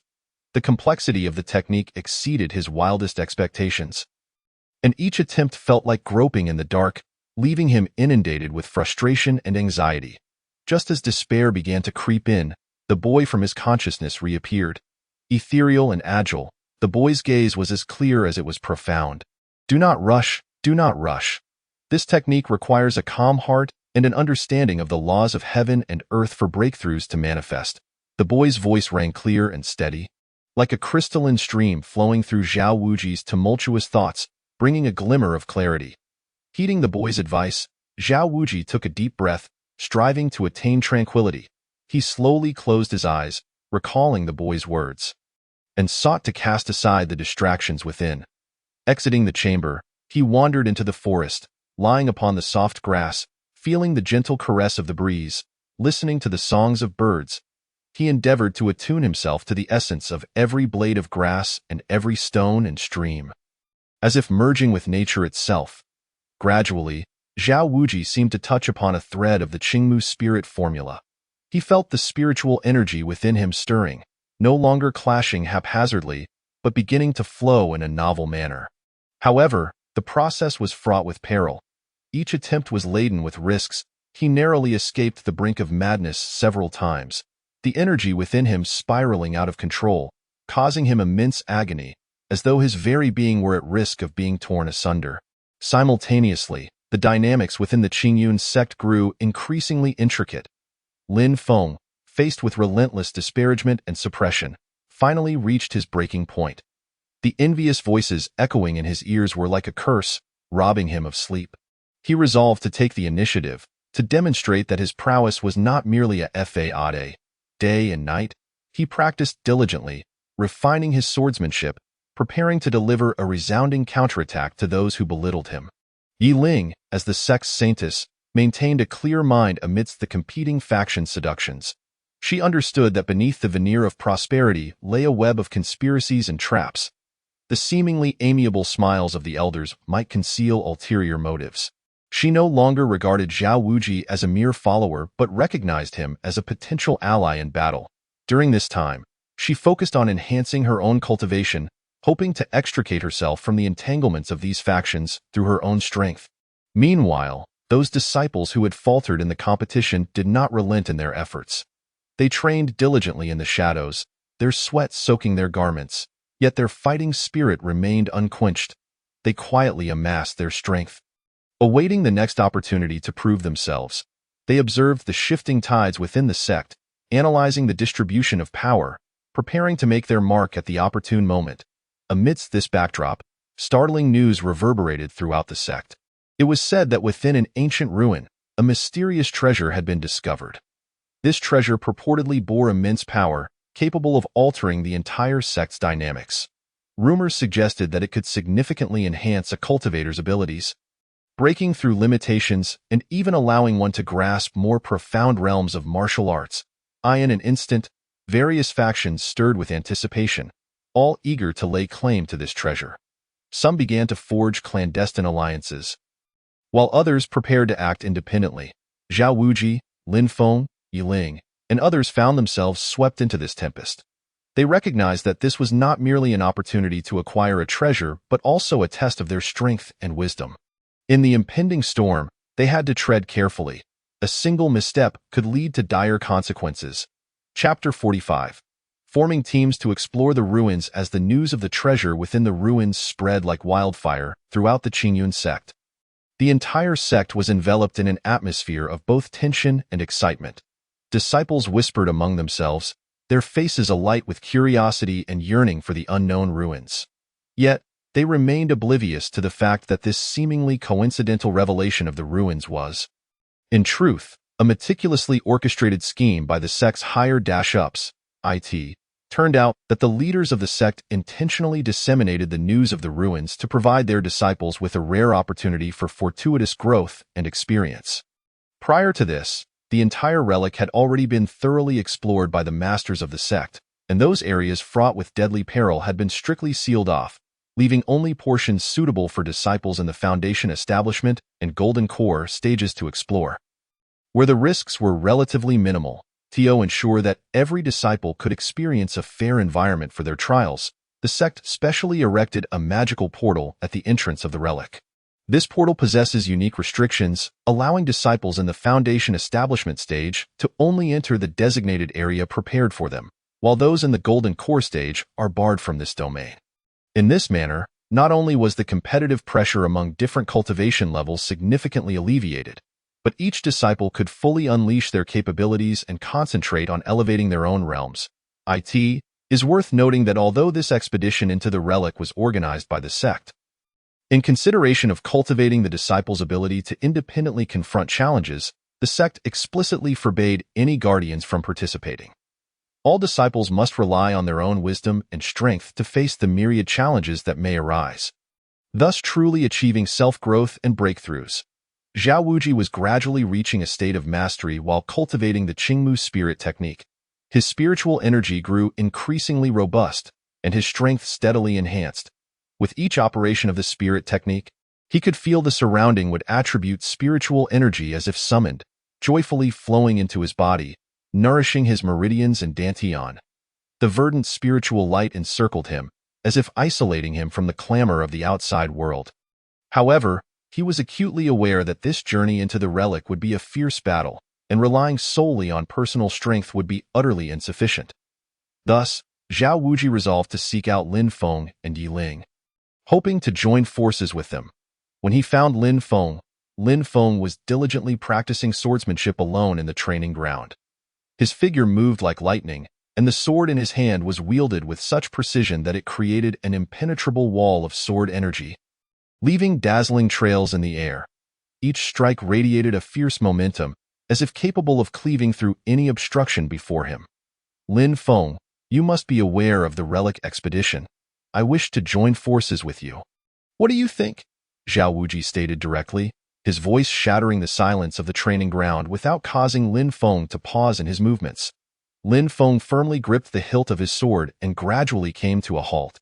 Beads of sweat the size of mung beans continuously emerged from his forehead, cascading down his resolute, chiseled features like pearls that had slipped from their string. His deep, sharp eyes were now fixed intently on Zhao Wuji not far away. Recalling their recent competition, where they had stood as adversaries on the stage, exchanging blows and refusing to yield, Lin Feng now found himself momentarily entrapped in thought, confronted by the unknown dangers lurking within the relic and the formidable foes they might encounter. As the seconds passed, the air around them seemed to solidify. Finally, After a fierce internal struggle, Lin Feng nodded slightly in agreement to enter the relic alongside Zhao Wuji. Yet, he solemnly added, "Very well, since that is the case. All actions within the relic must adhere to unified command. No one is permitted to act recklessly. Otherwise, the consequences shall be borne by the individual." With that, he cast a determined gaze at Zhao Wuji, one that brooked no argument. Subsequently, the two set off to find Yiling. Yiling was deep in thought in the garden, surrounded by flowers in full bloom, yet they failed to capture her attention. Her brow furrowed slightly, as if contemplating something of great significance. Upon seeing them approach, she seemed to understand their intentions. "I knew you would come," Yiling remarked with a gentle smile, her expression akin to a flower blossoming in the spring.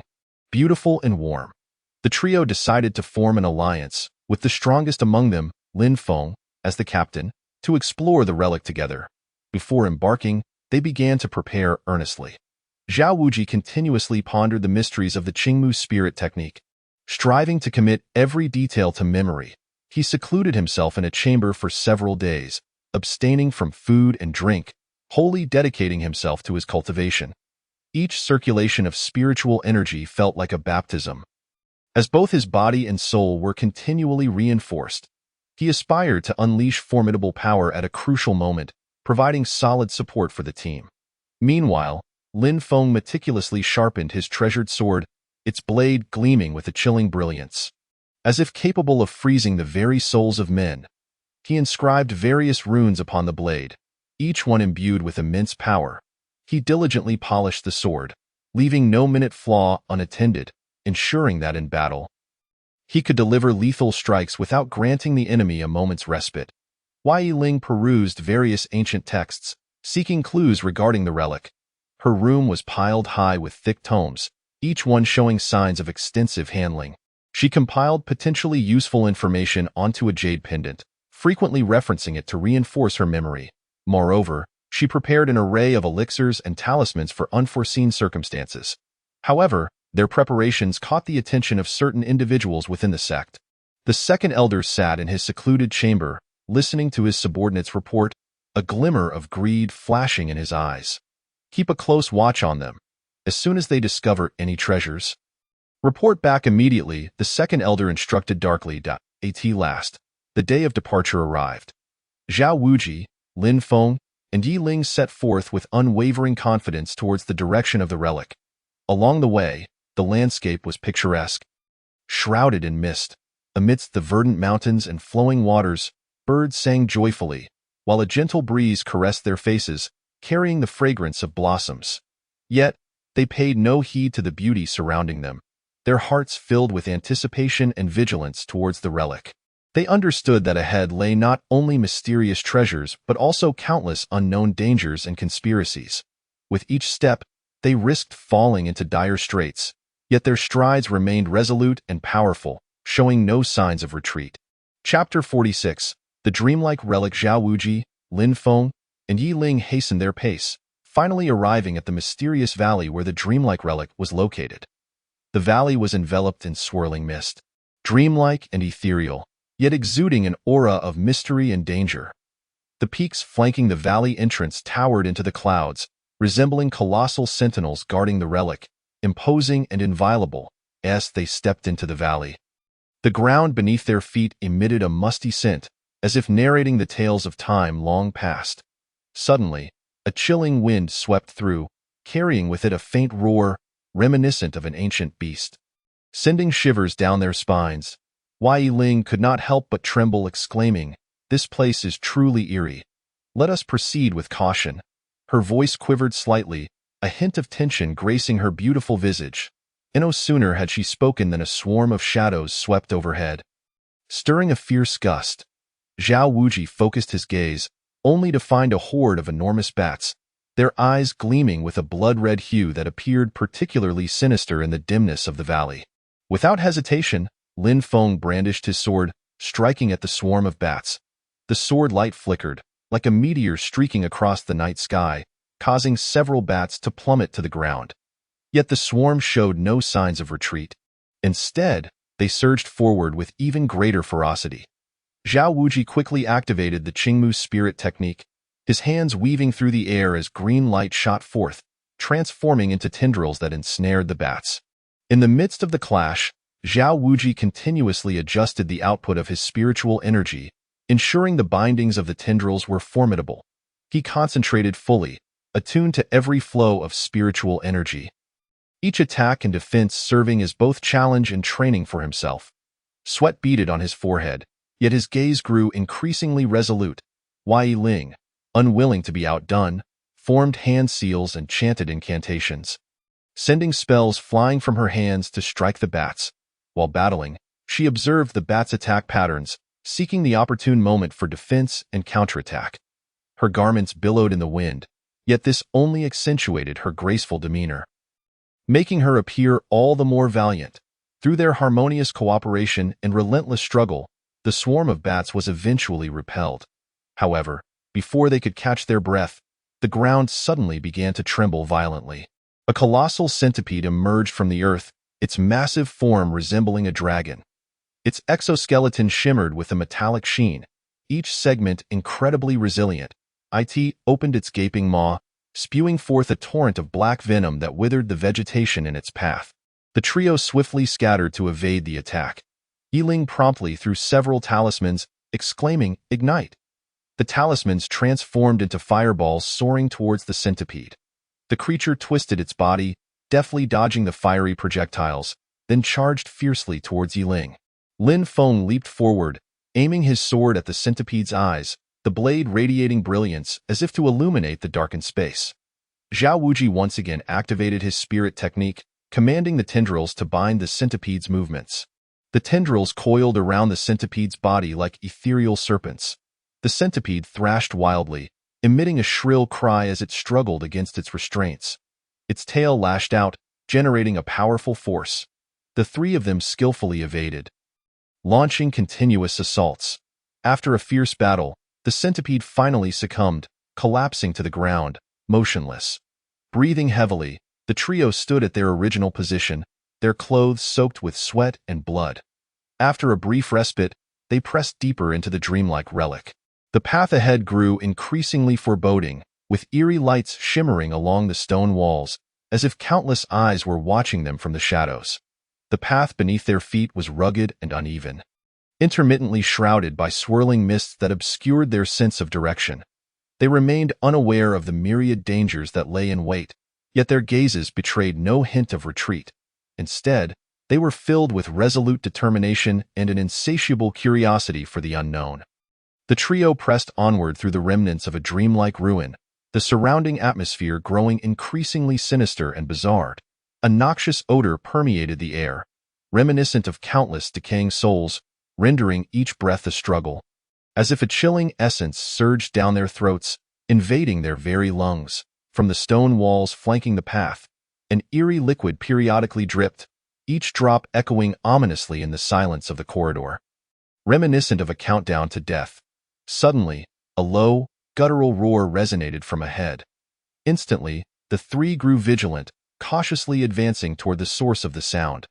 With each step, an invisible pressure bore down upon them, as if an immense black void loomed ahead, poised to engulf them. Before them appeared a colossal two-headed wolf, its towering form akin to a small mountain, its heads raised high, eyes glinting with malevolence, filled with the essence of slaughter and greed. Its fangs, sharp as blades, glimmered ominously, capable of rending flesh with ease. Zhao Wuji felt a tightness in his chest. The creature's power was evidently far superior to the monsters they had previously encountered. The aura it emanated sent a shiver down his spine, signaling that this would be an exceedingly arduous battle. "Everyone, be cautious. This two-headed wolf is no trifling adversary," Yiling whispered, her voice calm yet betraying a slight tremor in her hands, revealing her inner tension. Without a moment's hesitation, Lin Feng brandished his sword and charged forward. His figure darted like lightning, the blade in his grasp transforming into a streak of icy light. The two-headed wolf reacted swiftly. One head unleashed a torrent of searing flames, scorching everything in its path, while the other exhaled a frigid blast of frost, instantly freezing the surrounding air. Lin Feng deftly evaded, his form twisting in midair as he sought to dodge the creature's onslaught. Zhao Wuji invoked the Qingmu spirit art, his hands weaving intricate motions, green light erupting from his palms as he summoned robust vines in an attempt to ensnare the two-headed wolf. The vines coiled around the beast like a massive serpent. Yet its tremendous strength allowed it to break free with ease, shattering the vines into splinters. Meanwhile, Yiling positioned herself at the rear, casting spells with her hands forming seals, her incantations resonating in the air. Waves of light shot forth, transforming into various offensive spells, fireballs, ice shards, and bolts of lightning, all aimed at the two-headed wolf, providing Lin Feng and Zhao Wuji with crucial support. Seizing the moment, the two-headed wolf lunged at Yiling with astonishing speed, closing the distance in the blink of an eye. Zhao Wuji reacted instantaneously, placing himself between Yiling and the beast, engaging it in a fierce melee. His fists, imbued with formidable strength, struck the creature repeatedly. Yet its defenses were formidable, rendering his blows less impactful. Lin Feng, waiting for the opportune moment, soared into the air, his sword gleaming with a dazzling radiance as he thrust it with all his might toward the wolf's abdomen. The creature howled in agony, the sound reverberating through the corridor, a cacophony that sent shockwaves through their eardrums. In a frenzied response, it rampaged with renewed vigor, flames and frost erupting forth, shattering the surrounding stone walls into a shower of debris. Just as the battle reached a stalemate, Zhao Wuji suddenly discerned a vulnerability in the creature's abdomen, where the fur was sparse and a faint, weak glow flickered. Lin Feng, strike at its abdomen, Zhao Wuji shouted. Lin Feng, upon hearing this, clenched his jaw, his resolve steeling as he leapt once more, channeling every ounce of spiritual energy into his blade, aiming for the two-headed wolf's exposed underbelly. This strike was infused with all his determination and courage. A force akin to a breaking wave, the two-headed wolf attempted to evade but was too late. The sword pierced its abdomen, dark blood gushing forth. The creature thrashed a few times before collapsing to the ground. Lifeless, the trio exhaled a collective sigh of relief, their bodies weary and marred by wounds and blood. After a brief respite, they forged ahead. Soon, they arrived before a grand palace, its massive doors sealed tight, adorned with mysterious runes that shimmered with an otherworldly glow, as if whispering ancient secrets. Just as they pondered how to gain entry, a group of enigmatic figures emerged from behind them, shrouded in black mist that obscured their features. However, the sinister aura emanating from them suggested they were far from benevolent.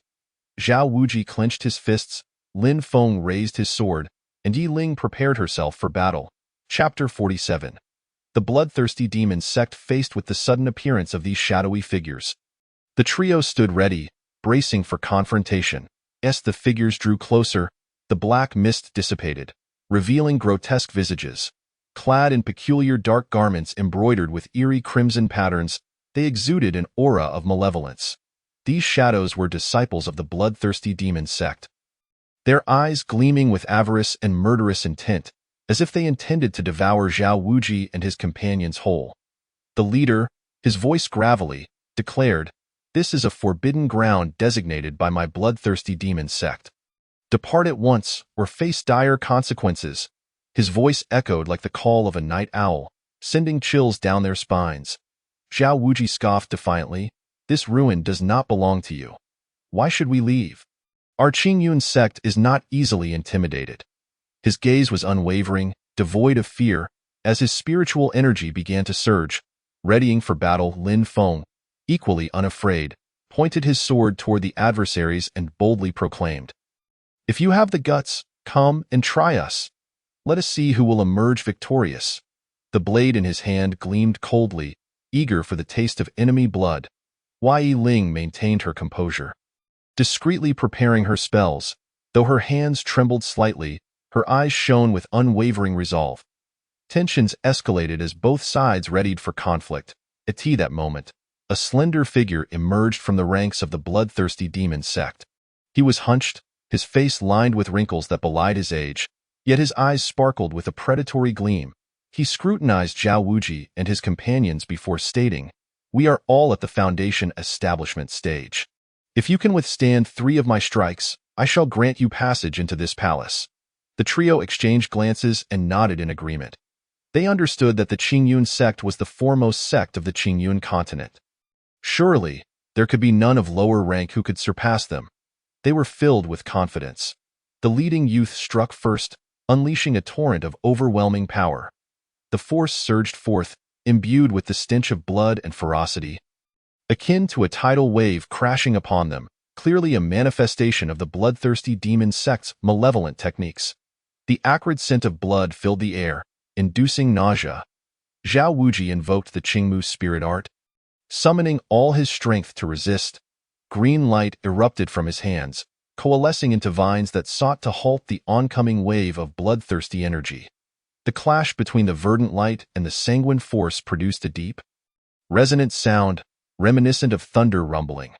Lin Feng's sword radiated brilliance, the runes on its blade shining with intense light as he swung it fiercely, attempting to sever the wicked energy. Yi Ling unleashed her spells in rapid succession. Colorful lights intertwining in the air, forming shields to fend off the relentless assault. After the first strike, all three felt their vitality surge within them. Zhao Wuji felt as though his insides had been struck by a heavy hammer, a sharp pain radiating through him.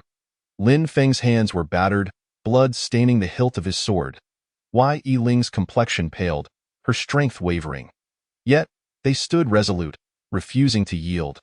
The youth smiled slightly, revealing a set of yellowed teeth. A glint of cruelty flashing in his eyes, he launched another attack, this time with even more power, the surrounding air compressing into an invisible cage. The stench of blood thickened, making it difficult to breathe. The trio gritted their teeth, summoning every ounce of their strength to resist. Lin Feng's sword began to crack, emitting a mournful wail under the strain.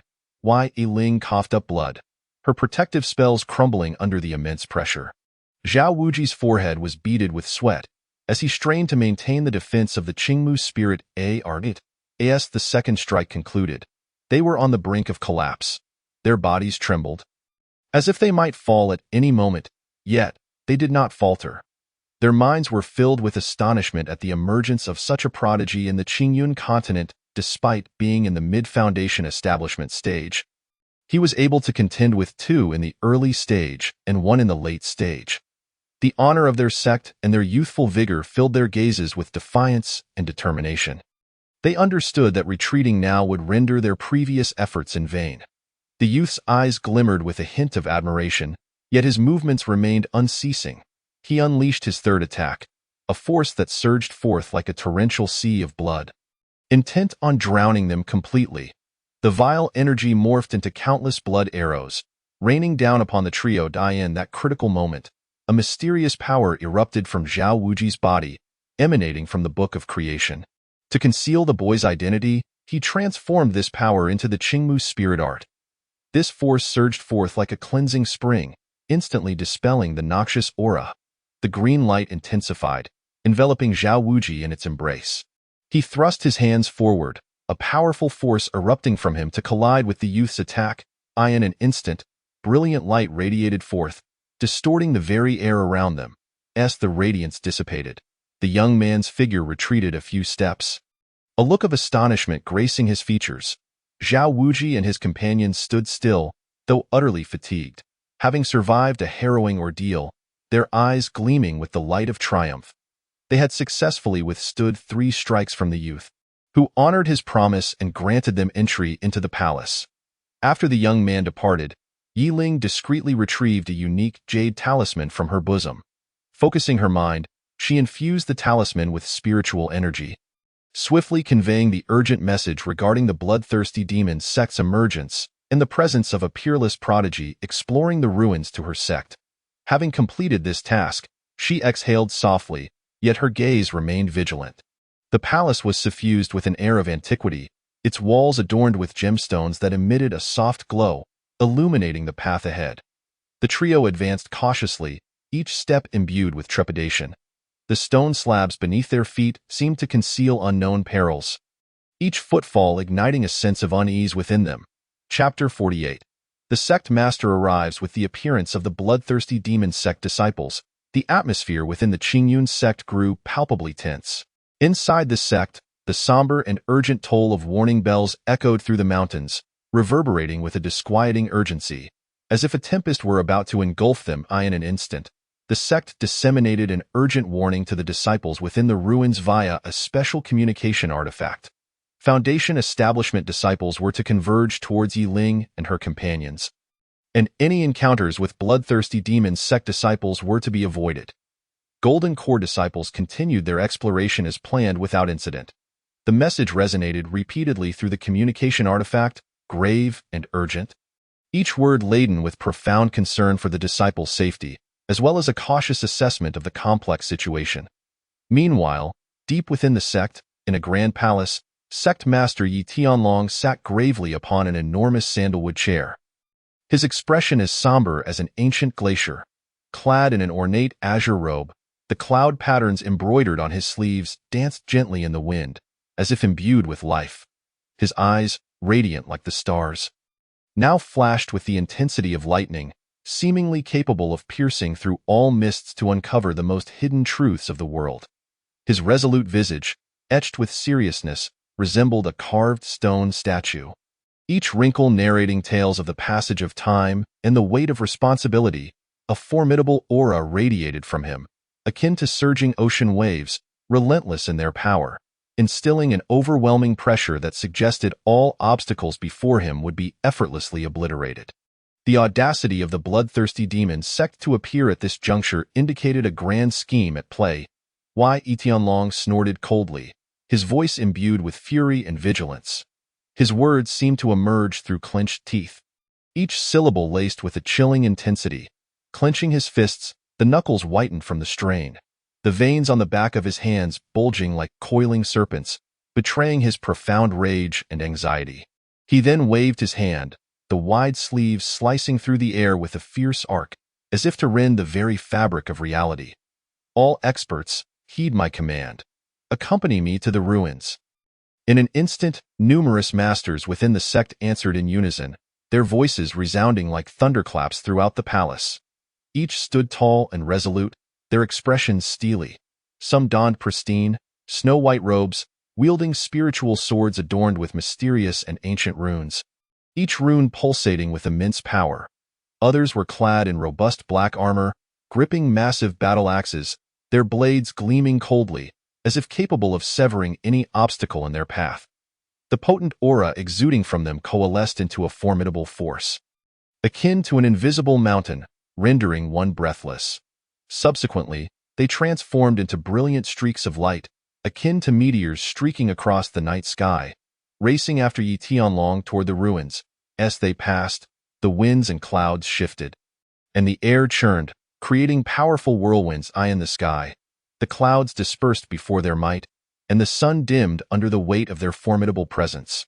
Within the ruins, Yi Ling and her companions received the urgent message from their sect, and the taut strings of their hearts relaxed slightly.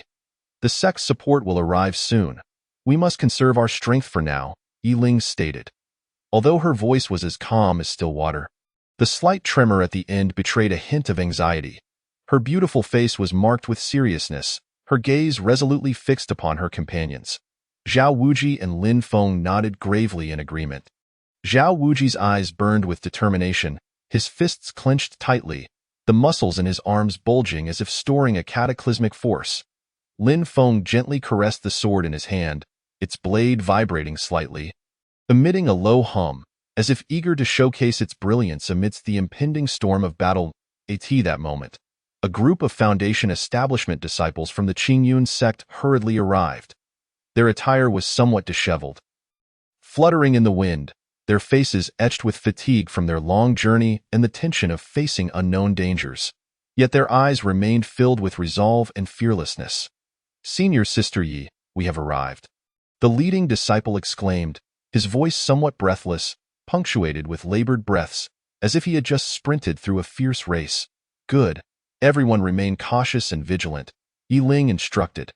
Her gaze swept over each disciple, her eyes radiating concern and encouragement, a profound sense of responsibility swelling within her, as if she were determined to shield them beneath her own protective wings.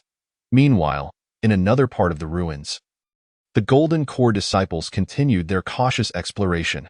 The environment here was even more intricate and eerie, the dim light obscuring the path ahead, and an ancient, mysterious aura hung in the air. Their steps were steady and careful, each movement filled with vigilance, as if every inch of ground beneath them concealed peril. They understood the significance of this expedition into the ruins, not daring to exhibit any signs of laxity or negligence. Some disciples were fully engrossed in unraveling ancient and complex formations, beads of sweat dotting their foreheads, cascading down their cheeks, yet they paid no heed to wipe them away. Others observed their surroundings with hawk-like precision, not overlooking the slightest change. The experts led by Yi Tianlong raced through the landscape, the winds and clouds shifting as mountains trembled beneath their speed. They traversed undulating hills, the majestic peaks seeming diminutive in the face of their velocity. They swept over turbulent rivers, splashing water high in the air. They soared above dense, shadowy forests, startling countless birds into flight, their cacophonous chirping filling the eye in the sky. Dark clouds gathered ominously, thunder rumbled, and bolts of lightning cleaved the heavens, heralding an impending cataclysmic clash. However, unbeknownst to them, the bloodthirsty demon sect had already laid deeper conspiracies and traps within the ruins, in the shadows. The sect's experts exchanged sinister smiles, their grotesque visages appearing particularly fearsome in the gloom. Their meticulously crafted plot was on the verge of unfolding, and a storm far more immense and perilous than anticipated was about to erupt, while the members of the Qingyun sect unwittingly advanced step by step toward the unknown dangers. Chapter 49. Blood battle in the ruins. Within the dreamlike ruins, the atmosphere grew increasingly tense, resembling a bowstring drawn taut, ready to snap at any moment. The acrid scent of gunpowder thickened in the air, the impending clash palpable, as the oppressive ambience seemed to compress the very souls of those present. At last, the experts from the Qingyun sect, led by Yi Tianlong, reached the entrance of the ruins. Yet they were met with an eerie silence. The profound stillness enveloped them like an invisible net, instilling an inexplicable sense of unease. Beware of treachery, Yi Tianlong warned sharply, his voice deep and powerful, resonating like a great bell in the ears of those present. Instantly, every nerve was taut, their gazes sharp and wary, scanning every corner for threats. Suddenly, a multitude of bloodthirsty demon sect disciples surged forth, clad in black armor that glinted ominously in the dim light, armed with a variety of lethal weapons, some wielding razor-sharp sabers, others hefting massive axes, and still others brandishing sinister staffs. Their war cries erupted like a tidal wave, shattering the silence and causing hearts to race. Kill! The elite from the bloodthirsty demon sect surged forward like a relentless tide, their footsteps synchronized and heavy, causing the very earth to tremble beneath them. In an instant, blades clashed and spells illuminated the gloom. Powerful forces collided in the air, unleashing astonishing waves of energy, twisting the atmosphere into visible ripples. Yi Tianlong's eyes widened in fury, flames of wrath igniting within. "Dare you provoke the Qingyun sect?" he bellowed, his form a blur as he dashed into the enemy ranks like a bolt of lightning. His spiritual sword danced in his grasp, its momentum akin to that of a dragon, the runes along its blade radiating a blinding brilliance, each swing summoning fierce winds. Instantly, blood sprayed from the enemy, limbs flying in chaotic disarray. The radiant light flashing from his sword pierced the darkness, each strike imbued with supreme authority and power. Other Qingyun sect experts refused to cower, unleashing their own formidable techniques. Some masters formed intricate hand seals, chanting incantations that summoned a colossal flaming phoenix, its body ablaze with fierce fire. With a powerful flap of its wings, waves of heat surged forth, charging toward the enemy ranks. Wherever the flames danced, the enemies cried out in agony, instantly reduced to ashes. Some adept warriors wielded long whips, their strikes as sinuous as serpents, deftly assaulting their foes. The whips traced arcs in the air, accompanied by a fierce whistling sound, each lash capable of shattering the enemy's armor and inflicting grievous wounds. Others among the skilled practitioners conjured defensive spells, their hands weaving intricate patterns, radiant lights flickering as they summoned sturdy shields for their companions. The runes upon the shield shimmered, successfully repelling wave after wave of assaults from the adversaries. Deep within the ruins, Yi Ling and her companions found themselves embroiled in a desperate battle. The young master of the extraterrestrial forces, a youth of fierce demeanor, led a cadre of formidable warriors in their assault. Their attacks were cunning and merciless, affording Yi Ling and her allies not a moment's reprieve. "Humph!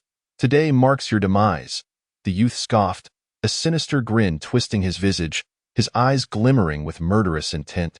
With a flourish of his hands, dark magic surged forth, manifesting as venomous serpents that lunged at Yi Ling and her companions. Zhao Wuji bellowed, "Do not be so arrogant." He unleashed the Qingmu spirit technique, green light pouring from his hands to form robust vines. These vines, animated as if alive, rapidly expanded, sweeping toward the enemy. Covered in barbs, they would viciously pierce any foe ensnared within their grasp. Lin Feng's sword weaved through the throng, its blade glimmering like stars, raining down a crimson deluge. His swordplay was sharp and precise, each thrust aimed at the enemy's vital points. He moved like a specter, darting unpredictably, leaving the adversaries unable to defend themselves. Yi Ling's spells cascaded forth, beams of light shooting from her fingertips. Some morphed into ice shards, piercing sharply through the enemy's bodies. Others became fireballs, engulfing foes in a blazing inferno. Still others transformed into crackling lightning, causing the enemies to tremble in fear. Although sweat beaded upon her brow, her gaze remained resolute. Just as the fierce clash reached its zenith, a profound pressure suddenly enveloped the battlefield from above. This oppressive force, akin to a towering mountain, rendered the combatants breathless. The once tumultuous scene appeared to be paused, all eyes instinctively drawn skyward. It was the bloodthirsty demon sect's master, alongside the formidable beings from the extraterrestrial forces, who descended, their presence radiating a terrifying aura. Clad in a dark robe, the bloodthirsty demon sect's leader bore a grotesque expression, his eyes glowing a blood-red hue. The extraterrestrial warriors towered high, their bodies clad in peculiar armor, which shimmered with eerie patterns. "Yi Tianlong, today marks the end of your Qingyun sect," the leader of the bloodthirsty demon sect proclaimed with a maniacal laugh, his tone brimming with arrogance and triumph. Yet Yi Tianlong stood unfazed, raising his sword defiantly, his figure tall and unwavering even under the immense pressure. "With your kind, you dare to extinguish my Qingyun sect?" His voice rang out with unwavering conviction, infused with loyalty and determination to protect his sect. Thus commenced an earth-shattering battle, the very dream ruins trembling under the force of their clash. The mountains quaked, the earth split, and colossal fissures marred the once sturdy ground, as if the very world were on the brink of being torn asunder. Arcane lights illuminated the darkened sky, with the sounds of battle and cries of the fallen intertwining to compose a tragic war anthem.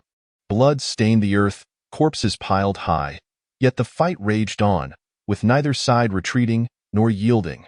Fighting for the honor of their sect, for the hope of survival, they expended their last vestiges of strength. The confrontation between Yi Tianlong and the two formidable foes became a stalemate. Their forms intertwined mid-air, each collision producing thunderous echoes as the surrounding space crumbled, resembling an apocalyptic scene. Despite Yi Tianlong's formidable prowess, the radiant sword in his grasp glimmered with brilliance, each stroke infused with his profound energy and indomitable spirit. Yet, against the combined onslaught of the bloodthirsty demon sect's master and the extraterrestrial forces, he gradually felt the weight of his limitations. His tone was respectful yet imbued with an undercurrent of resolve, as he endeavored to elucidate the situation to the enigmatic elder. The lord of the bloodthirsty demon sect scoffed coldly. "Do not employ flowery words. The treasures of this relic rightfully belong to the capable." His countenance was rife with avarice and defiance, showing no signs of restraint despite the presence of the mysterious figure. The shadowy presence fell silent for a moment before responding. "The treasures shall be claimed by those fated to possess them. Should the conflict persist, do not blame me for my ruthlessness." His voice bore a hint of anger, and a radiant light flickered in response, a formidable pressure instantly enveloping the space, rendering the onlookers breathless. At that moment, peculiar changes began to manifest within the relic. ancient runes emerged upon the surrounding walls, shimmering with a mysterious luminescence, as if narrating untold histories. The ground trembled slightly, hinting at the emergence of something colossal from beneath. A mysterious aura seeped upward from the depths, instilling a profound sense of oppression in every individual present. The crowd's attention was captivated by these bizarre transformations, their hearts awash with curiosity and trepidation. They remained oblivious to what might unfold next, uncertain of their survival amidst the unfolding turmoil.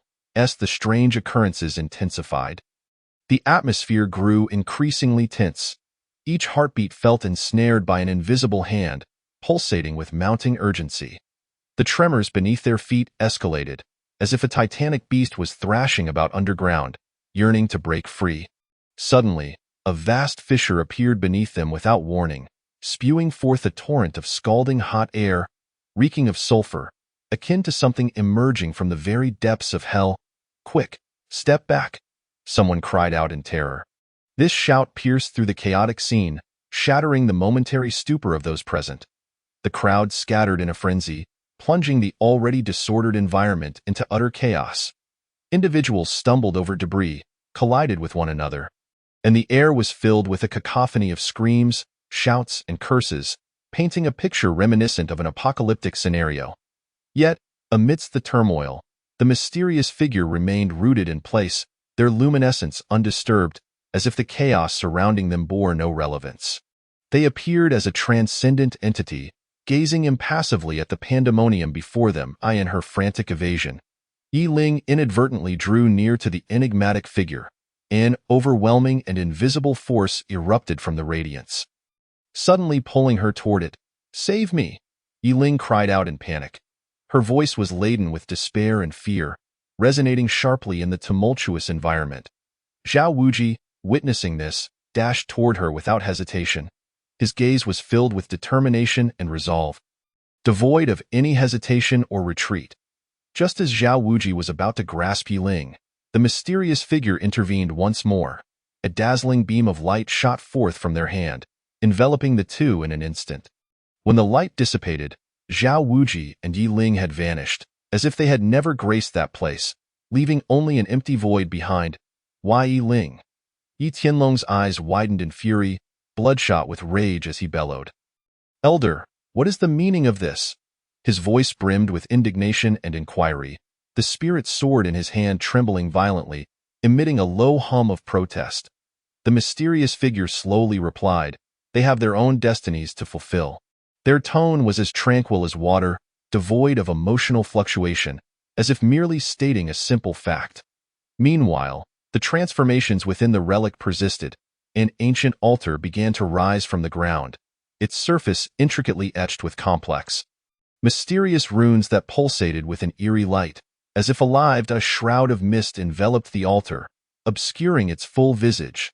As the altar ascended, an ancient and enigmatic aura permeated the air, reminiscent of an era long past. Imbued with profound melancholy and mystery, the crowd was drawn to the sudden emergence of the ancient altar, their hearts brimming with a mix of curiosity and dread. They were unaware of what the altar's appearance signified, nor did they comprehend the even more terrifying events that awaited them. In this realm of uncertainty and peril, each person felt their insignificance and helplessness acutely. Chapter 51. The mysterious altar. Yi Tianlong gazed at the spot where Zhao Wuji and Yi Ling had disappeared, his eyes ablaze with fury, a tumult of anger and anxiety weaving a complex web in his heart. Yet, at this moment, the crisis within the relic surged like a relentless tide, demanding his undivided attention. Once the ancient altar reached a certain height, it ceased its ascent, plunging the surroundings into a fleeting silence. However, soon after, beams of mysterious light erupted from the altar, darting forth like arrows, imbued with a spine-chilling power. "Be cautious," a disciple shouted in alarm. The voice echoed with terror and despair, reverberating through the vastness of the relic. The crowd hastily summoned their spells to defend themselves. A dazzling display of lights erupted as their energies clashed with the mysterious beams. Some disciples conjured protective shields, enveloping themselves in light. Others brandished their weapons, attempting to sever the beams. Yet, The power of the beams was overwhelming, and many were struck, collapsing with anguished cries. Their bodies were swiftly corroded by an unseen force. Their skin charred, vitality swiftly extinguished. The lord of the bloodthirsty demon sect and the foreign powers experts, witnessing the carnage, felt their resolve wavering. Their previously insatiable greed was now overshadowed by fear. This place is no longer safe. We must withdraw, the foreign expert urged, his voice trembling, stripped of its earlier bravado. However, just as they prepared to flee, the exit of the relic vanished abruptly, transforming into a solid wall. The surrounding walls began to converge slowly, producing a dull sound, akin to the countdown to death.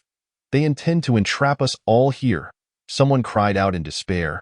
Their voice trembled with the terror of impending doom.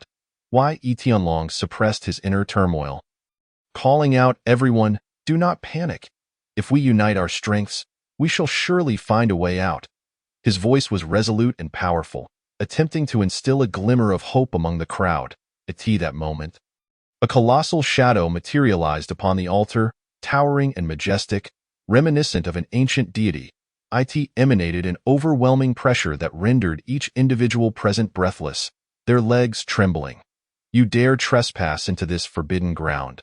You shall face the consequences." The voice of the shadow resonated throughout the relic, akin to a thunderous roar, causing pain to the ears of all who heard it. The crowd turned ashen, paralyzed with uncertainty. Some collapsed to the ground, mumbling incoherently. Others stared vacantly, as if they had surrendered to despair. Tianlong gripped his spirit sword tightly, veins bulging on his forehead, contemplating a strategy to counteract this formidable presence.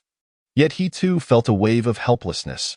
However, in that moment of desperation, a faint light flickered within Tianlong's embrace.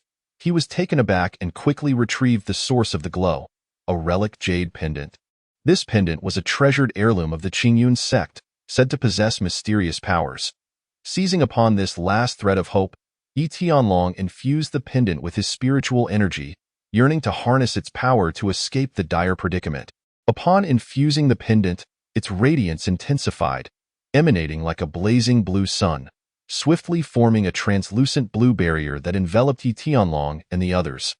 The surface of the barrier shimmered with runes, pulsating with mysterious energies that temporarily held at bay the suffocating pressure from the shadow. "Everyone, attack the shadow," Tianlong commanded. His voice echoed within the barrier, filled with determination and courage. The crowd, invigorated, rekindled the spark of hope in their eyes. They unleashed their strongest spells and martial techniques, illuminating the relic with a brilliance akin to countless stars. Some disciples formed intricate hand seals, chanting incantations to summon colossal fire dragons, which roared and lunged toward the shadow. Others wielded their swords, the blade radiating fierce energy, slicing through the air toward their foe, while others unleashed formidable spells. Ice shards, lightning, and gales surged forth, converging upon the shadow. The shadow scoffed, its voice chilling as a polar wind, evoking a shiver, insectal strength, daring to oppose. With a mere flick of its hand, an ostensibly casual gesture, it unleashed boundless power. An invisible force emanated from its palm, effortlessly dissipating the onslaught of attacks.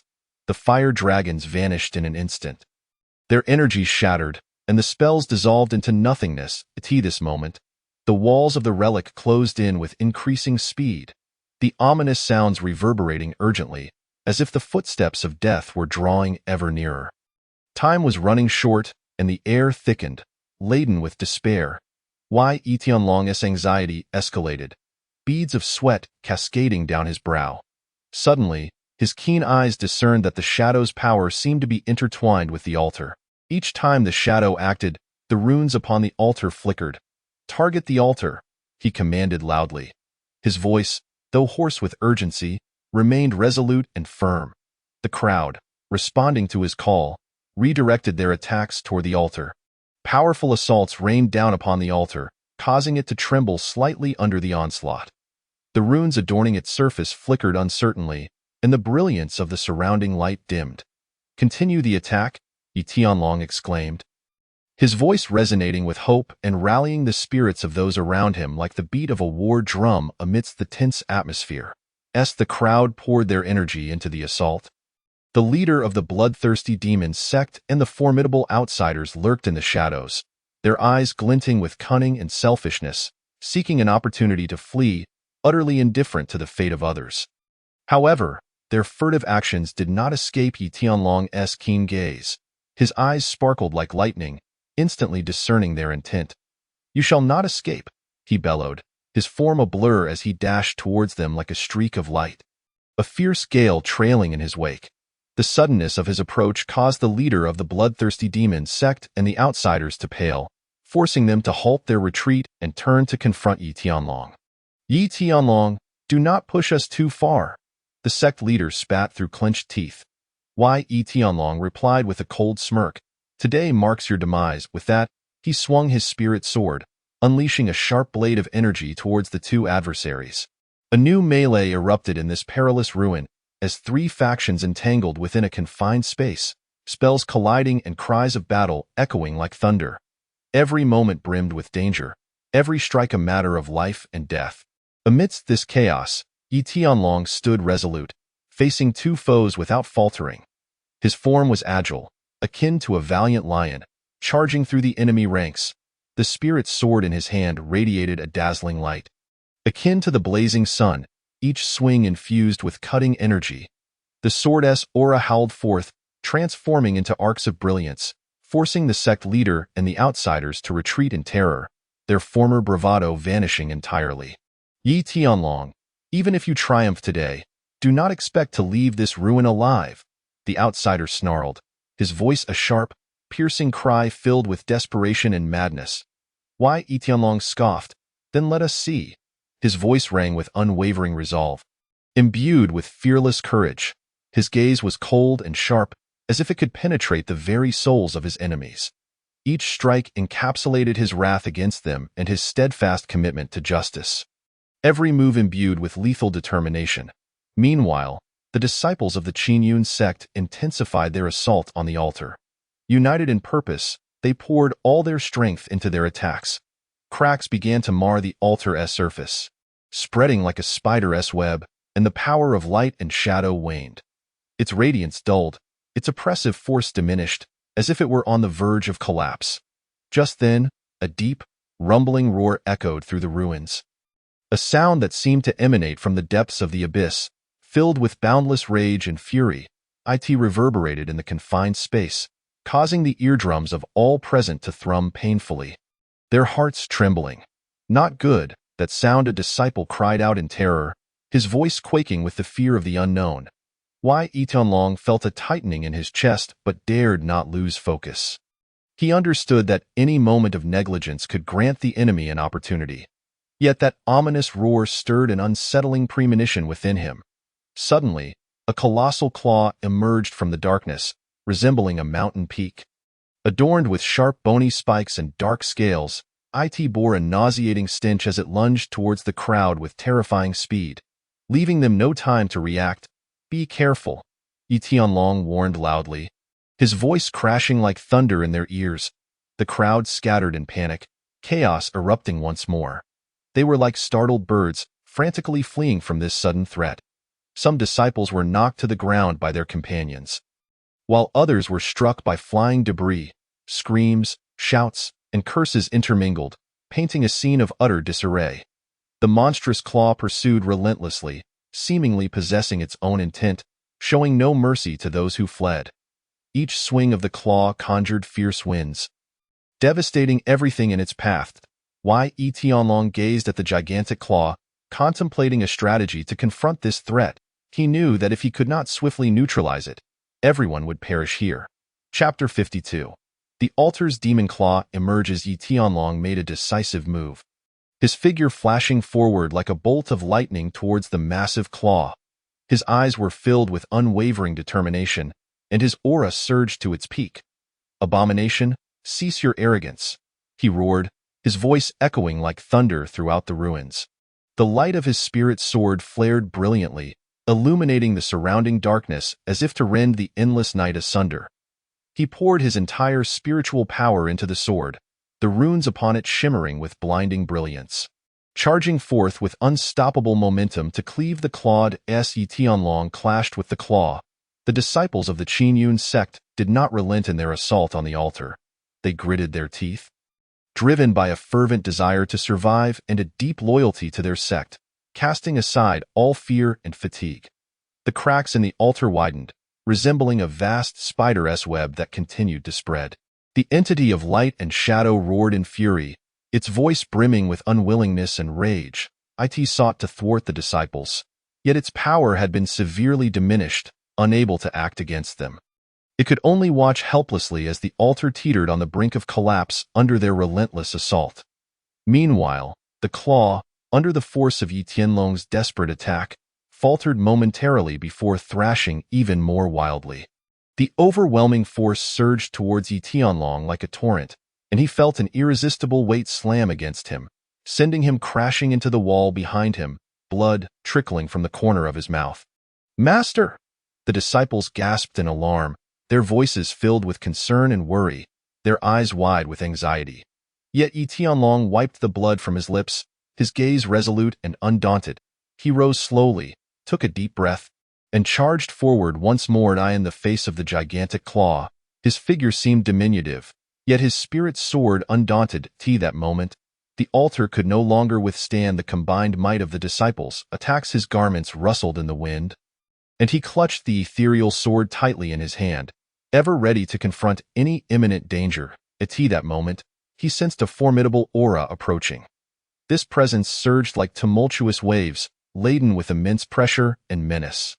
Yi Tianlong halted his steps, cautiously attuning himself to the source and direction of this aura. His heart raced, beads of sweat forming on his brow, yet his gaze remained resolute, devoid of any hint of retreat. What could it possibly be? Yi Tianlong pondered silently within. He took a deep breath, steadied his composure, and braced himself for the forthcoming challenge. As the aura drew nearer, he felt the temperature around him plummet sharply, a chill rising from his feet, swiftly engulfing his entire being. He involuntarily shivered, yet he staunchly persevered, maintaining an acute vigilance in this shrouded unknown. Yi Tianlong and the members of Qingyun's sect found themselves ensnared in an unprecedented crisis. Chapter 53. A temporary alliance. Yi Tianlong forced himself to remain calm, channeling his spiritual energy fervently into the ethereal sword, which instantly blazed with radiant light, akin to the dawn's first rays striving to dispel the inky. Bizarre mists, however, the fog seemed almost sentient, exhibiting a formidable resistance to this brilliance, merely thinning slightly. Yet, in an instant, that overwhelming aura vanished without a trace, plunging the surroundings back into an eerie silence. This stillness was far more unsettling than any prior noise, reminiscent of the calm before a tempest, causing hearts to race with trepidation. What on earth is happening? Yi Tianlong's mind was awash with confusion. His brows knitted tightly as he scanned the mist.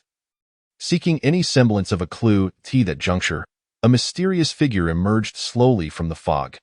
Cloaked entirely in a black robe that appeared to absorb all light, his visage remained obscured.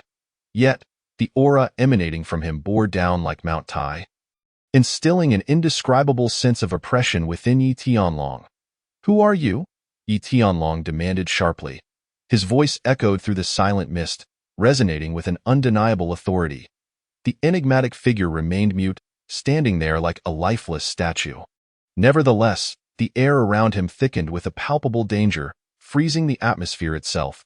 Suddenly, the mysterious figure raised a hand, unleashing a tremendous force that surged towards Yi Tianlong.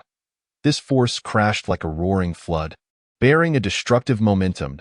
Yi Tianlong met it with his sword, a thunderous clash resounding as their powers collided. Yet, he felt an overwhelming force push him back several steps, his feet carving deep grooves into the ground. The ethereal sword vibrating ominously in his grasp, nearly slipping from his fingers. How powerful! Yi Tianlong thought. Astonished, a flicker of gravity crossed his gaze, realizing that this mysterious being was no ordinary foe at that moment. Witnessing the ruins spiraling into chaos, with dangers mounting in quick succession, The situation grew increasingly dire. The external forces and the bloodthirsty demon sect no longer fixated on their conflicts with the Qingyun sect. The ruins are fraught with peril. Let us unite for now. Our grievances can be addressed after we navigate this crisis. Our singular aim must be survival, Yi Tianlong proclaimed loudly. His voice was imbued with urgency and determination as he scanned the faces of the external forces and the bloodthirsty demon sect. Agreed, survival first. A powerful figure from the external forces gritted through clenched teeth, albeit with a tinge of reluctance, compelled to set aside enmity in the face of life and death. The leader of the bloodthirsty demon sect nodded in assent, stating, "Let it be as you say." Thus, the disciples from all three factions began to converge towards him. Their expressions were awash with anxiety and fear, yet at this moment, they understood that only through unity could they hope to endure. Yi Tianlong regarded the gathering individuals, inhaled deeply, and cautioned, "Everyone, be vigilant. This mysterious figure is formidable." Heads nodded in agreement as they gripped their weapons tightly, preparing to confront the impending challenge. The atmosphere was charged with tension as they braced themselves. Yet the mysterious figure struck again without warning. A streak of black light shot forth like a bolt of lightning, hurtling towards the crowd at an astonishing speed. "Scatter!" Yi Tianlong shouted. His voice pierced the silence with urgency, resonating like thunder in the tense atmosphere. The crowd swiftly dispersed, their movements agile yet frantic. Yet the black light was too swift. Several disciples were caught off guard, and in the instant the light made contact, they were obliterated into nothingness, leaving no trace behind. "Damn it!" Yi Tianlong's eyes widened in fury, his gaze ablaze with wrath. Unable to contain his anger any longer, he charged once more at the mysterious figure. His silhouette akin to an arrow released from its bow, fueled by boundless rage and resolve. Other powerful beings followed suit. The leader of the bloodthirsty demon sect wielded his hands, summoning sharp, blackened spikes from the mist. A powerful figure from the external forces incanted a spell, unleashing a magical beam from his hand.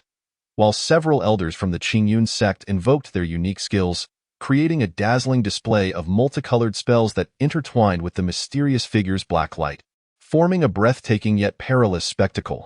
The mysterious figure scoffed coldly, his voice echoing from the abyss, frigid and dripping with disdain. His black robe billowed as if ignited by unseen flames. A surge of immense power erupted forth, radiating outward like an invisible tsunami centered around him. The crowd felt an irresistible force crash upon them. Their bodies involuntarily pushed back. Some fell heavily to the ground, blood spurting from their mouths. Others collided against the walls, the sound of breaking bones piercing the air, while some were directly hurled into the air, only to crash down violently. The scene descended into chaos, with individuals sustaining varying degrees of injuries. Just as despair threatened to engulf them, a melodic chime resonated through the ruins. This sound was crisp and resonant, seemingly possessing the power to penetrate all barriers, echoing amidst the turmoil. Each toll struck at the hearts of the crowd, jolting them into awareness. Upon hearing the chime, the mysterious figure paused momentarily, his formidable aura flickering with a hint of disarray. Seizing the opportunity, Yi Tianlong steadied himself and turned towards the source of the chime. Pondering, what does this sound signify? Could it herald a turning point within the ruins? Others too shared expressions of confusion and anticipation. As the chime reverberated, the murky fog within the ruins began to shift, no longer as dense as before. "Perhaps this is our chance," Yi Tianlong declared. "Everyone, let us strike while the mysterious figure is distracted by the chime." Upon hearing this, the crowd steeled themselves against their pain, rallying their spirits to launch a renewed assault on the mysterious figure. With the chime continuing to resonate, its melodious and crisp tones seemed to carry a mysterious power, suppressing the mysterious figure's might, rendering it no longer as formidable and insurmountable. The crowd sensed this shift, their morale soaring as their attacks began to take effect. Yi Tianlong, seizing the moment, his eyes glinted with determination, unleashed a brilliant radiance from his ethereal sword, aiming directly at the mysterious figure's vital points. His movements were swift and decisive, akin to a lightning bolt cleaving through the night sky. The mysterious figure sidestepped, Yet his agility faltered, revealing a semblance of clumsiness. His black robe fluttered in the wind, devoid of its prior intimidating aura, that instant, ancient patterns suddenly emerged upon the walls of the ruins. These designs, vibrant and intricate, seemed to narrate tales of yore. They radiated a mystical light, warm yet irresistibly captivating, drawing the gazes of all present. "What is this?" someone gasped in astonishment. Their voice trembled with awe and confusion, their eyes glued to the patterns as if entranced. Before anyone could react, the patterns coalesced into streams of light, shooting towards the crowd like meteors, swiftly merging into their beings. The crowd felt an intense heat coursing through them, as if ignited by an inferno. Their inner spiritual energy surged uncontrollably, akin to tumultuous waves crashing through their meridians. Why Tianlong's heart sank. He recognized the peril of this situation and struggled to contain the chaotic energy within. He shut his eyes tightly, concentrating to guide the violent force, yet it was overwhelmingly potent, straining his resolve. However, the mysterious figure seized this moment to counterattack. A glint of malice flickered in his eyes as he gestured, and black light once again coalesced into razor-sharp blades, hurtling towards the crowd. "Be careful," someone shouted. The crowd hastily dodged, yet many were struck by the blades, blood splattering everywhere. Tianlong, while grappling with the turmoil within, was also forced to fend off the mysterious figure's onslaught, finding himself in a precarious predicament. "We cannot simply sit idly by," he resolved, suddenly opening his eyes, a powerful aura erupting from his being. He no longer sought to suppress the power within him. Instead, he chose to channel it forth, engaging in a life-and-death struggle against the enigmatic figure. With a flourish, he wielded his ethereal sword, its blade entwined with a mysterious luminescence, clashing against the dark blade of his adversary, producing a cacophony of thunderous sounds. Chapter 54. A desperate escape. As the haunting chime of a distant bell reverberated through the air, the battle escalated into a fevered intensity. The brutality surpassing all imagination. The mysterious foe's assaults grew increasingly ferocious, each strike imbued with cataclysmic might, the black radiance resembling the fangs of a demon, mercilessly devouring all in its path. The onlookers fought valiantly, their eyes filled with resolute determination. Yet, in the face of the adversary's overwhelming power, they seemed diminutive and fragile. Skilled warriors fell one after another beneath the barrage of attacks, blood gushing forth like a fountain, staining the earth beneath their feet. Each life extinguished was accompanied by a piercing scream, sending shivers down the spine. Tianlong clenched his jaw, his visage splattered with blood, indistinguishable as to whether it belonged to foe or comrade. His heart brimmed with rage and sorrow, an agonizing blend of hatred towards the enemy and profound guilt for the sacrifices of his allies. He understood that every moment of delay could lead to further casualties. However, the two spoke in unison, their voices imbued with gratitude and reverence. The elder remained silent, his gaze profound and solemn, quietly observing the heart of darkness that radiated an overwhelmingly powerful aura. This aura surged like a tumultuous tide, seemingly solidifying the air around them. The heart of darkness appeared to sense an unprecedented threat, its rhythmic pulsations becoming erratic. Veins bulged on its surface, the blood within its vessels surged wildly, exuding an aura of malevolence and fury. The elder snorted coldly, his voice laced with disdain and authority. He raised his hand, mysterious runes flickering between his fingers as he cast a spell. The incantation transformed into a resplendent beam of light, enveloping the heart of darkness in an instant. The heart emitted a pained roar, a sound that resonated from the depths of the abyss, sharp and mournful, nearly shattering the eardrums of those who heard it. It struggled desperately, its massive form writhing in an attempt to escape the confines of the luminous cage.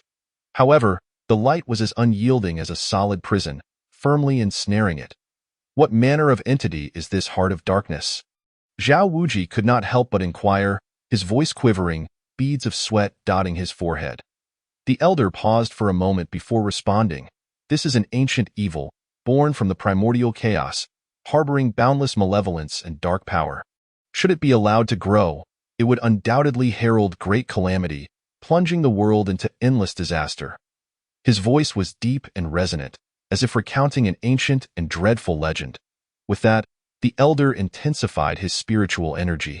His hands danced with vigor, the radiance growing ever brighter, akin to a blazing sun.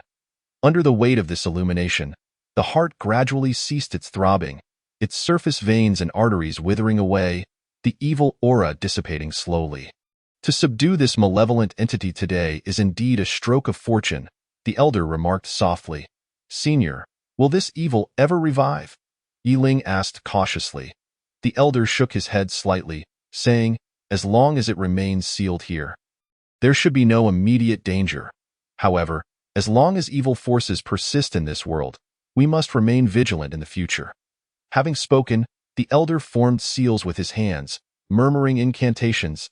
A complex array of runes materialized above the heart, shimmering with light, sealing it completely. This place is not suitable for lingering. You must depart swiftly. This lair is merely an illusionary relic. You shall find your own opportunities to explore, the elder instructed. Yiling and Zhao Wuji dared not defy his words. Hastily bowing before turning to leave, as they departed, the elder's figure gradually faded into the darkness, leaving behind the sealed heart of darkness, quietly emanating a faint glow. Chapter 56. Exploring the true relics, Yiling and Zhao Wuji continued deeper into the shadowy relics. An aura of ancient mystery enveloping them.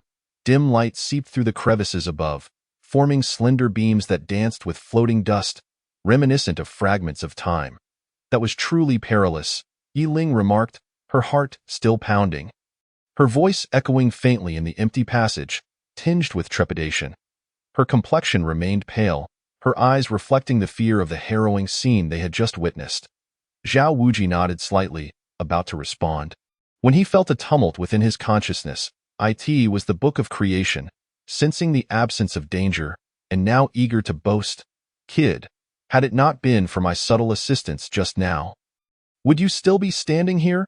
The haughty voice of the Book of Creation resounded in Zhao Wuji's mind, brimming with arrogance.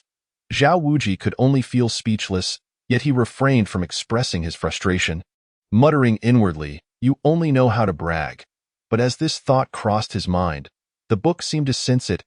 Humph, do you dare doubt me?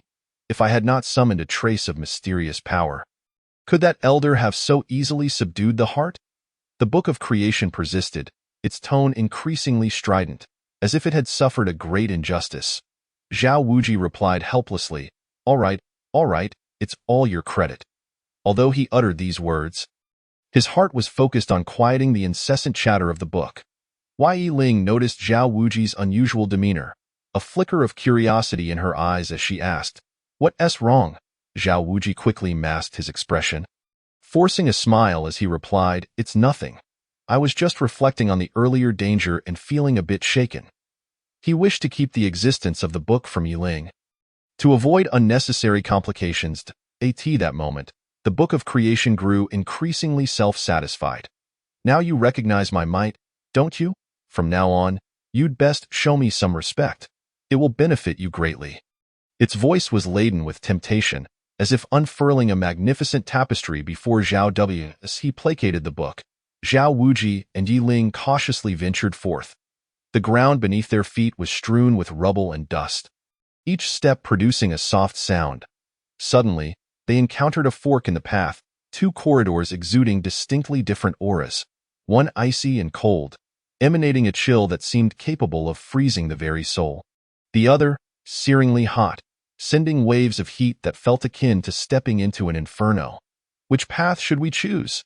Yiling's expression betrayed her uncertainty, her gaze flitting back and forth between the two passages. Her brows furrowed. Zhao Wuji was also deep in thought, his eyes fixed on the diverging paths, torn between indecision. Just then, the Book of Creation spoke up again.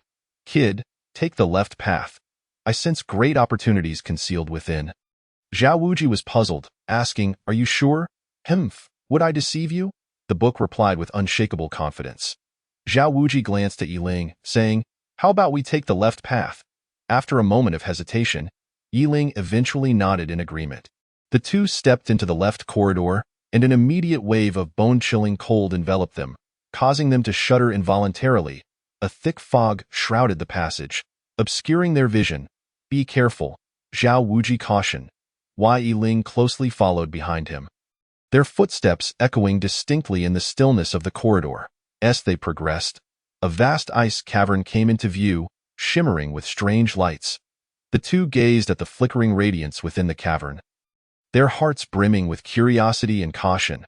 The light danced like ethereal auroras, weaving through the ice, as if narrating ancient and enigmatic tales. Zhao Wuji cautiously stepped forward, the ice beneath his feet creaking ominously, a sound that shattered the silence of the passage. As if violating some sacred taboo, "Be wary of treachery," Yiling whispered, her voice trembling slightly, her hands instinctively gripping her garments. Zhao Wuji nodded, taking a deep breath as he continued to approach the ice cavern. With each step, he felt the temperature plummet drastically, the frigid air piercing his skin like a multitude of tiny ice needles, penetrating to the core. Suddenly, a low rumble echoed from within the ice cavern. The sound resembled that of an ancient behemoth, filled with boundless rage and fury, reverberating through the corridor and causing their eardrums to ring. "This is bad," Zhao Wuji exclaimed, his face paling instantly, terror filling his eyes. A colossal ice beast erupted from the cavern, its form towering like a mountain, encased in hard ice crystals that glimmered with a cold light, sharp as the finest blades. Its eyes blazed like blue flames, exuding an aura of chill that sent shivers down their spines. Zhao Wuji and Yiling hastily retreated, the icy surface beneath their feet causing them to stumble. Yet they quickly regained their footing, steeling themselves for the unexpected foe. The ice beast opened its massive maw, unleashing a blast of frigid air. The gust swept toward them like a blizzard, laden with an overwhelming chill and force. Zhao Wuji invoked the green with spiritual technique, swiftly forming seals with his hands, conjuring a verdant barrier before him. The runes on the barrier glimmered, radiating vitality as they sought to withstand the icy gale. However, the force of the blast exceeded his expectations. When it collided with the barrier, a deafening crash ensued, shattering the protective wall into countless green motes that dissipated into the AI ardent. Wei Yiling, too, unleashed her own spell, her hands weaving intricate gestures as she chanted incantations. A flame erupted from her palms, soaring forth like a fire dragon toward the ice beast. Yet the beast showed no fear, charging directly into the flames. As the fire met its icy exterior, it sizzled audibly, but failed to inflict any significant harm. With a furious roar, the ice beast lunged at the two once more, raising its massive paw to strike at Zhao Wuji. Zhao Wuji sidestepped, but was still caught by the chilling wind generated by the beast's swipe, sending him crashing to the ground. Wei Yiling hurriedly rushed over to help him up. "Are you all right?" Gritting his teeth, Zhao Wuji stood back up, declaring, "I can still fight." They exchanged determined glances, their eyes brimming with resolve. Once more, they unleashed their respective spells, engaging the ice beast in a fierce struggle for survival.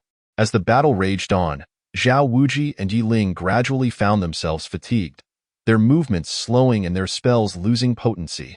The ice beast, sensing its opportunity, glinted with cunning in its eyes and swung its colossal paw, sending Zhao Wuji hurtling through the air. His body flew like a kite severed from its string, crashing violently against the icy wall before sliding down, stirring up a flurry of ice shards. "Zhao Wuji!" Yiling cried out in alarm. Her voice was laden with anxiety and urgency, her complexion turning ashen in an instant. Without a second thought, she dashed towards Zhao Wuji, disregarding her own safety. At that moment, the ice beast launched another assault, opening its gaping maw to unleash a frigid torrent aimed directly at Yiling. Just as the situation reached a critical point, a powerful force erupted from within Yiling. This force surged forth like a tumultuous tide, transforming into a resplendent light that emanated from her being. Wherever the light touched, the ice beast's attack was instantly shattered, the immense shockwave driving it back several paces. As the ice beast regained its footing, a hint of trepidation flickered in its eyes. It regarded Yiling with a newfound caution, no longer exhibiting the reckless arrogance it had displayed earlier. As if re-evaluating its opponent, this power, even Yiling herself was taken aback. She gazed at her hands in a daze, feeling the potent force still surging within her, her heart brimming with confusion and uncertainty. Zhao Wuji, struggling to rise, blood trickling from the corner of his mouth, looked at Yi Ling with a mixture of surprise and bewilderment. Could it be that you possess secrets unknown to us? Yi Ling shook her head, her eyes clouded with confusion. I cannot say for certain. I merely sensed a force stirring within me, yearning to break free. The ice beast, unwilling to concede, let out a furious roar. Its icy crystals gleaming with an even colder radiance, I lunged forward once more, moving with greater speed and ferocity than before. Yi Ling and Zhao Wuji quickly steeled themselves, preparing to face the renewed assault of the ice beast. Yi Ling endeavored to harness the mysterious power coursing through her, her hands weaving intricate gestures as light once again blossomed from her palms. Zhao Wuji summoned his most formidable spell, the luminous aura of the Qingmu spirit art swirling around him. The figure of the ice beast flickered amid the radiance, its attacks intercepted by the combined might of the two, yet it continued its frenzied onslaught, unwilling to relent. We must find its weakness, Zhao Wuji exclaimed. While fending off the ice beast's strikes, Yi Ling scrutinized its every movement. Suddenly, she noticed something peculiar about the beast's left eye. It appeared dimmer than the right. Attack its left eye? Yi Ling cried out. Zhao Wuji understood her intent and concentrated his energy towards the ice beast's left eye. The beast sensed their objective and attempted to evade, but it was too late. Zhao Wuji's spell struck true, and the ice beast emitted a pained roar, injured in its left eye. The ice beast was engulfed by a furious agony that pushed it into a more frenzied state. Its roar reverberated throughout the icy cavern, shaking loose chunks of ice from the surroundings. Its attacks grew increasingly violent, each swipe of its claws accompanied by a howling wind, as if it sought to obliterate everything in its path. Yi Ling and Zhao Wuji exerted every ounce of strength in their resistance, their spells flickering precariously under the beast's overwhelming force. Beads of sweat dotted Yi Ling's forehead, her breath quickening, and the brilliance of her magic began to wane. Zhao Wuji gritted his teeth. Although the light of the Qingmu spirit art still valiantly persisted, his stamina was nearing its limit. Just as they felt on the verge of collapse, a melodious flute melody resonated from the depths of the cavern. The sound was crisp and enchanting, seemingly emanating from a distant horizon yet distinctly audible within the icy confines. The melody was hauntingly beautiful, imbued with a mysterious rhythm, as if narrating an ancient tale.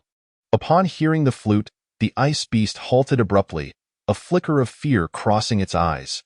Its previously frenzied gaze was instantly replaced by terror, its massive frame trembling slightly. Then, to their astonishment, it turned and fled deeper into the cavern, its colossal silhouette gradually vanishing into the darkness, leaving only the echoes of its heavy footsteps and reluctant roars lingering in the AI. Yi Ling and Zhao Wuji exchanged bewildered glances, their expressions reflecting a mixture of exhaustion and tension from the battle. Now rendered helpless by this sudden turn of events. What is the meaning of this flute sound? Yi Ling inquired, her voice laced with confusion and disbelief, her gaze fixed on the direction in which the ice beast had vanished. Her brows furrowed. Zhao Wuji shook his head, his complexion pale as he panted heavily. I cannot say for certain, but it seems the ice beast harbors a profound fear of this melody. His gaze, too, shifted towards the depths of the cavern, filled with curiosity and wariness. After taking a brief respite to regain some strength, they resolved to venture deeper into the icy abyss, eager to uncover the truth. Cautiously, they advanced, the ice beneath their feet still exuding a bone-chilling cold. As they delved further, the melody grew increasingly distinct, seemingly guiding their path. The surrounding environment became ever colder, the light on the ice walls taking on an even more peculiar hue. They felt as though they had entered a realm entirely foreign, replete with the unknown and the mysterious. What secrets lie hidden within the depths of this cavern? Yi Ling's voice resonated clearly in the stillness. Zhao Wuji pondered for a moment before replying. I do not know, but since we are here, we must uncover the truth. They pressed onward, their curiosity deepening, while the enchanting flute melody appeared to conceal countless mysteries awaiting revelation. Chapter 57. The Ice Sculpture Monster. As Yi Ling and Zhao Wuji ventured deeper into the icy cavern, the temperature plummeted, as if it sought to freeze their very souls. Strange symbols began to appear upon the ice walls, flickering with an eerie azure glow, resembling mysterious eyes observing them. These symbols seemed to possess some arcane power. Zhao Wuji murmured to himself, his gaze captivated by the symbols, his eyes reflecting a mixture of curiosity and reverence. He reached out, attempting to touch the symbols, only to be met with a formidable resistance. Yi Ling approached the ice wall for a closer examination, but an invisible force repelled her. She stumbled back several steps, barely avoiding a fall. "Be careful," Zhao Wuji exclaimed, swiftly pulling Yi Ling behind him. His heart raced, an inexplicable tension flooding his senses. At that moment, the flute melody suddenly quickened, sounding like a series of urgent drumbeats, as if urging them to hasten their pace. The two exchanged determined glances, resolved not to delay any longer, and continued onward. Their footsteps echoed through the silent cavern, each step laden with profound caution. Suddenly, a massive ice door emerged before them, adorned with intricate patterns. These designs resembled ancient totems, exuding an air of mystery and majesty. The ice door loomed large and heavy, as though it were the gateway to another realm. "What lies beyond this door?" Yi Ling's voice trembled slightly, her eyes fixated on the ice door, her hands unconsciously clenching. Zhao Wuji took a deep breath, striving to calm himself, and replied, "Whatever it may be, we must see for ourselves." A glimmer of resolve flashed in his eyes as he stepped forward. Just as they were about to push the ice door open, it creaked open slowly on its own. A frigid gust of air rushed forth, causing both to shudder involuntarily. Beyond the door lay a world shrouded in whiteness, obscured by an endless veil of cold and mist. Zhao Wuji cautiously stepped inside, with Yi Ling closely following. Their figures appeared diminutive and fragile amidst the fog. "Watch your step," Zhao Wuji cautioned.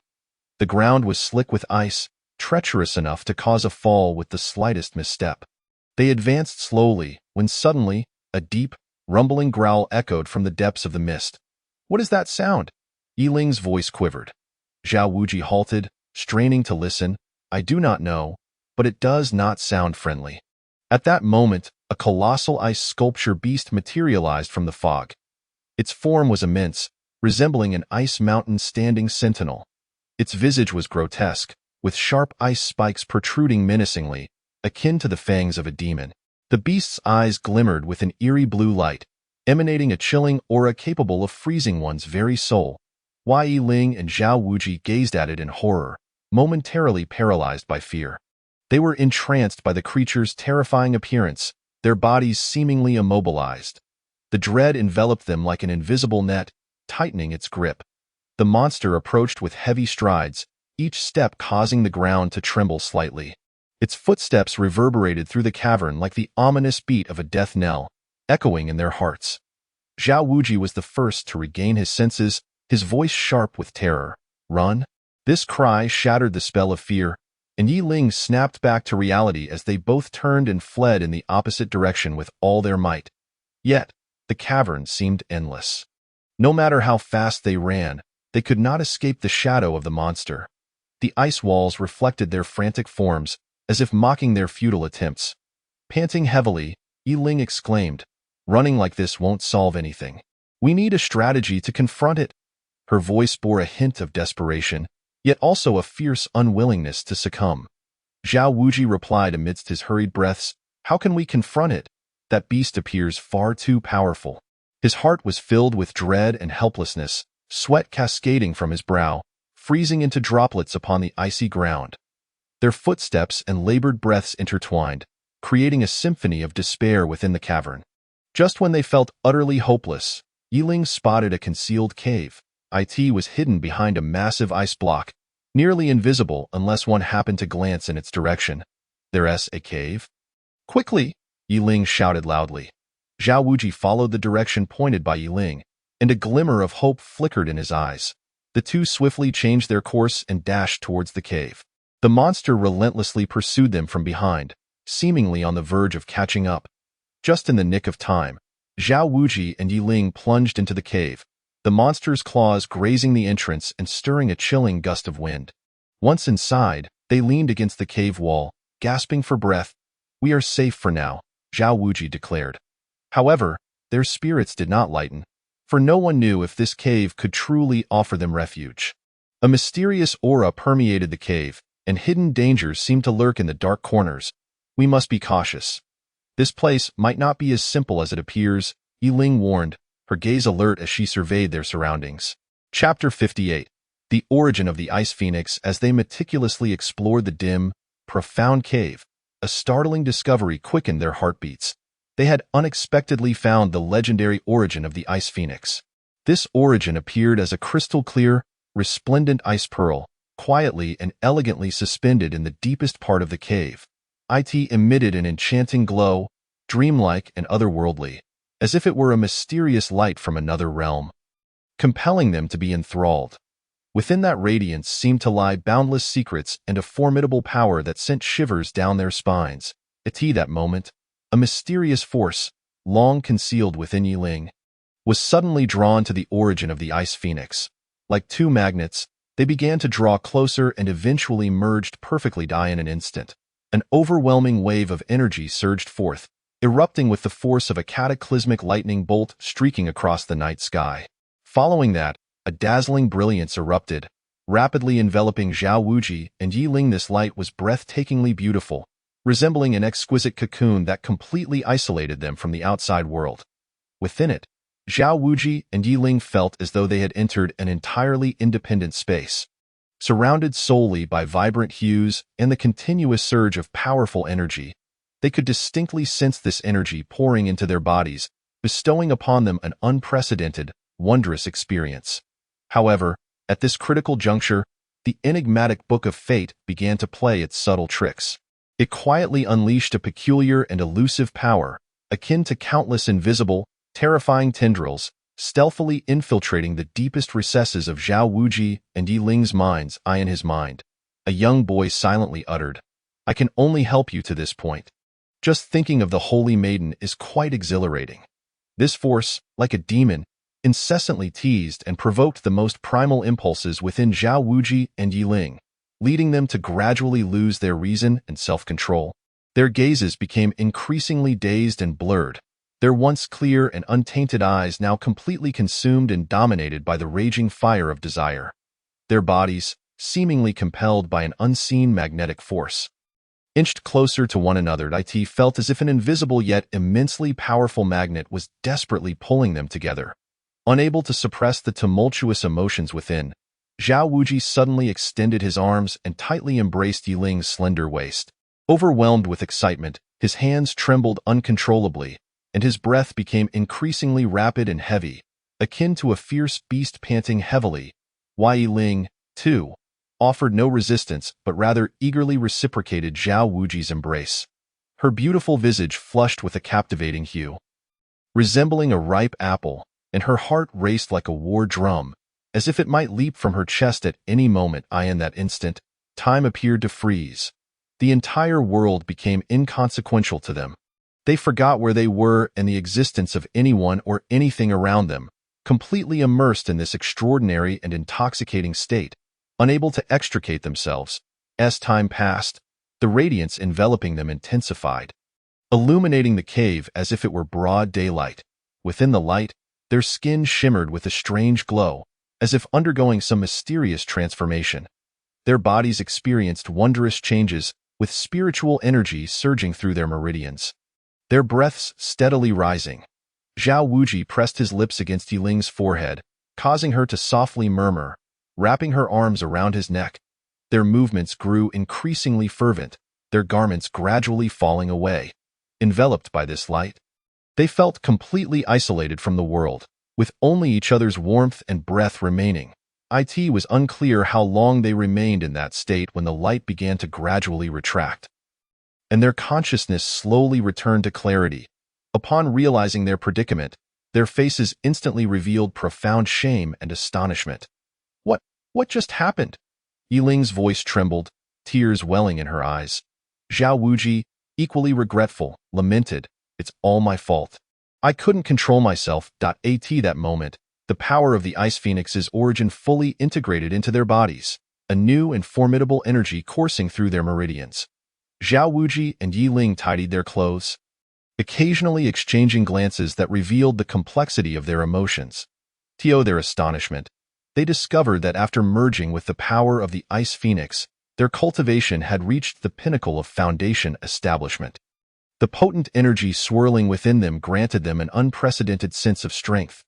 Yet, they had yet to recover from the previous awkward intimacy, and the atmosphere turned somewhat heavy. Their heartbeats still echoed the fervor of moments ago, now overshadowed by shyness and unease. Zhao Wuji's gaze frequently drifted toward Yiling, wishing to say something but unsure how to begin. Yiling, her head bowed, clutched the hem of her garment tightly, the blush on her cheeks still lingering. "Let us leave this place." Zhao Wuji finally broke the silence, his voice low and tinged with discomfort. Yiling nodded silently, softly replying with an unconsciously. She inched closer to Zhao Wuji.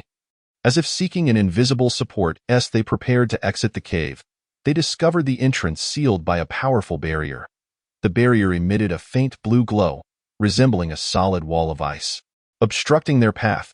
"What should we do?" Yiling's expression clouded with concern as she looked up at Zhao Wuji, her eyes filled with worry and helplessness. Zhao Wuji took a deep breath, channeling his internal spiritual energy in an attempt to break through the barrier. He formed hand seals, and a beam of light shot from his palm, striking the barrier. However, upon contact, the light was instantly rebounded, the powerful backlash forcing Zhao Wuji to stagger backward. Refusing to relent, he tried again and again, each attempt culminating in failure. Sweat beaded on his forehead, and his expression grew increasingly grave.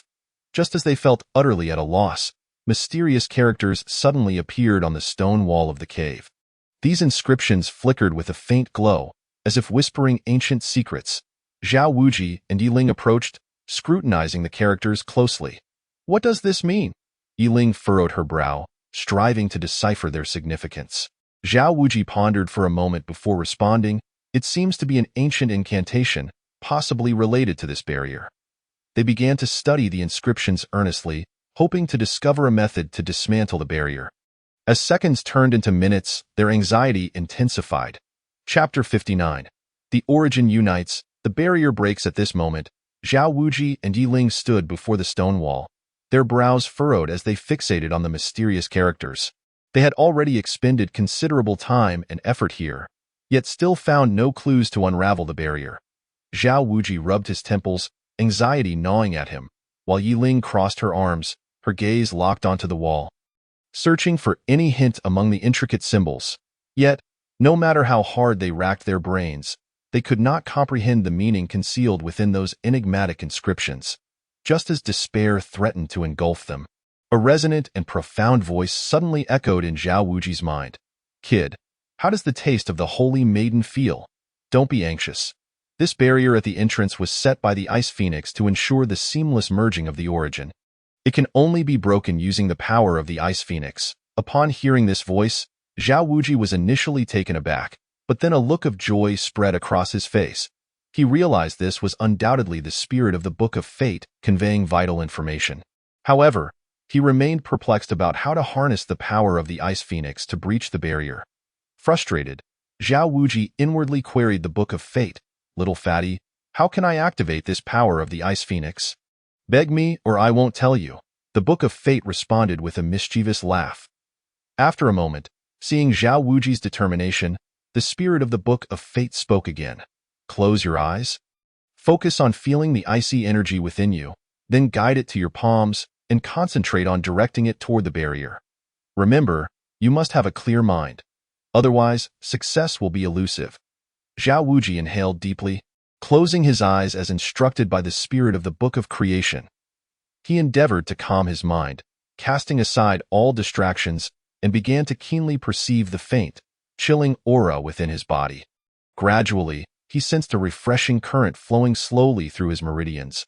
Overwhelmed with joy, Zhao Wuji felt elation surge within him, as if a tide had swept away the shadows clouding his heart. He hastily conveyed this pivotal information to Yiling. A glimmer of hope flickered in Yiling's eyes, resembling a brilliant star illuminating her anxious countenance amid the darkness. Eagerly, she urged, "Let us try it without delay." Her voice trembled with barely contained urgency and anticipation. As if she had grasped the last straw of salvation in an endless abyss, the sole hope for their escape from peril. The two dared not hesitate for a moment, promptly shutting their eyes and channeling the mysterious powers acquired from merging with the essence of the ice phoenix. Their hands formed intricate seals, synchronized as if rehearsed countless times, in an instant. An intensely frigid aura emanated from them, causing the surrounding temperature to plummet drastically. Tiny ice crystals began to form in the air, glimmering like stars as they danced and fell gracefully.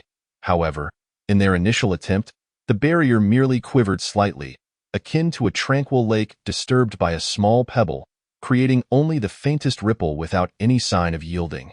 The barrier stood resolute, as unyielding as solid ice, coldly rejecting their efforts without budging an inch. How could this be? Yiling exclaimed, her brows knitting together in anxiety, her expression betraying an unmistakable distress. Her hands instinctively clenched tightly, the knuckles turning pale from exertion. Zhao Wuji quickly offered reassurance, "Do not panic. Perhaps our control over this power is still insufficient." His voice was steady and resolute, akin to an anchor in a storm. Striving to calm Yiling's racing heart, they focused their minds once more, shutting their eyes, clearing all thoughts, and wholly attuning themselves to the flow of the Ice Phoenix's power within. They adjusted the circulation of their spiritual energy, weaving it like an elaborate net, gradually concentrating more of the Ice Phoenix's essence into their hands. At that moment, their hands were enveloped in a rich blue light, reminiscent of ethereal auroras, resplendent and enigmatic, brimming with a formidable and frigid force capable of freezing all that exists. This time, when their power once again met the barrier, fine cracks began to appear upon its surface. These fissures spread slowly like a spider's web, audible to the ear with delicate popping sounds. "It's working," Zhao Wuji exclaimed, his voice echoing within the cave, imbued with boundless hope and excitement, akin to the first ray of dawn piercing through darkness. Yiling finally allowed a relieved smile to grace her lips, reminiscent of a gentle spring breeze thawing a frozen lake, bringing warmth and vitality. They dared not relent in their efforts, intensifying their output, veins bulging on their foreheads as sweat cascaded down, soaking their garments, yet their gazes remained resolute, filled with determination to last. With a resounding crack, akin to a celestial melody, the barrier shattered into countless crystalline fragments, dissipating like splendid fireworks in the air. The shards sparkled with a blue luminescence, resembling dreamlike stardust, gradually vanishing, leaving behind an empty cave entrance. "We did it," Yiling cheered, her face radiating joy and exhilaration. A culmination of their arduous journey finally bearing fruit, filled with hope for the future. Chapter 60. Trapped in the ruins. Surprisingly, the path ahead for Zhao Wuji and Yiling unfolded smoothly. Devoid of any further obstacles or dangers, it was as if the favor of fortune smiled upon them.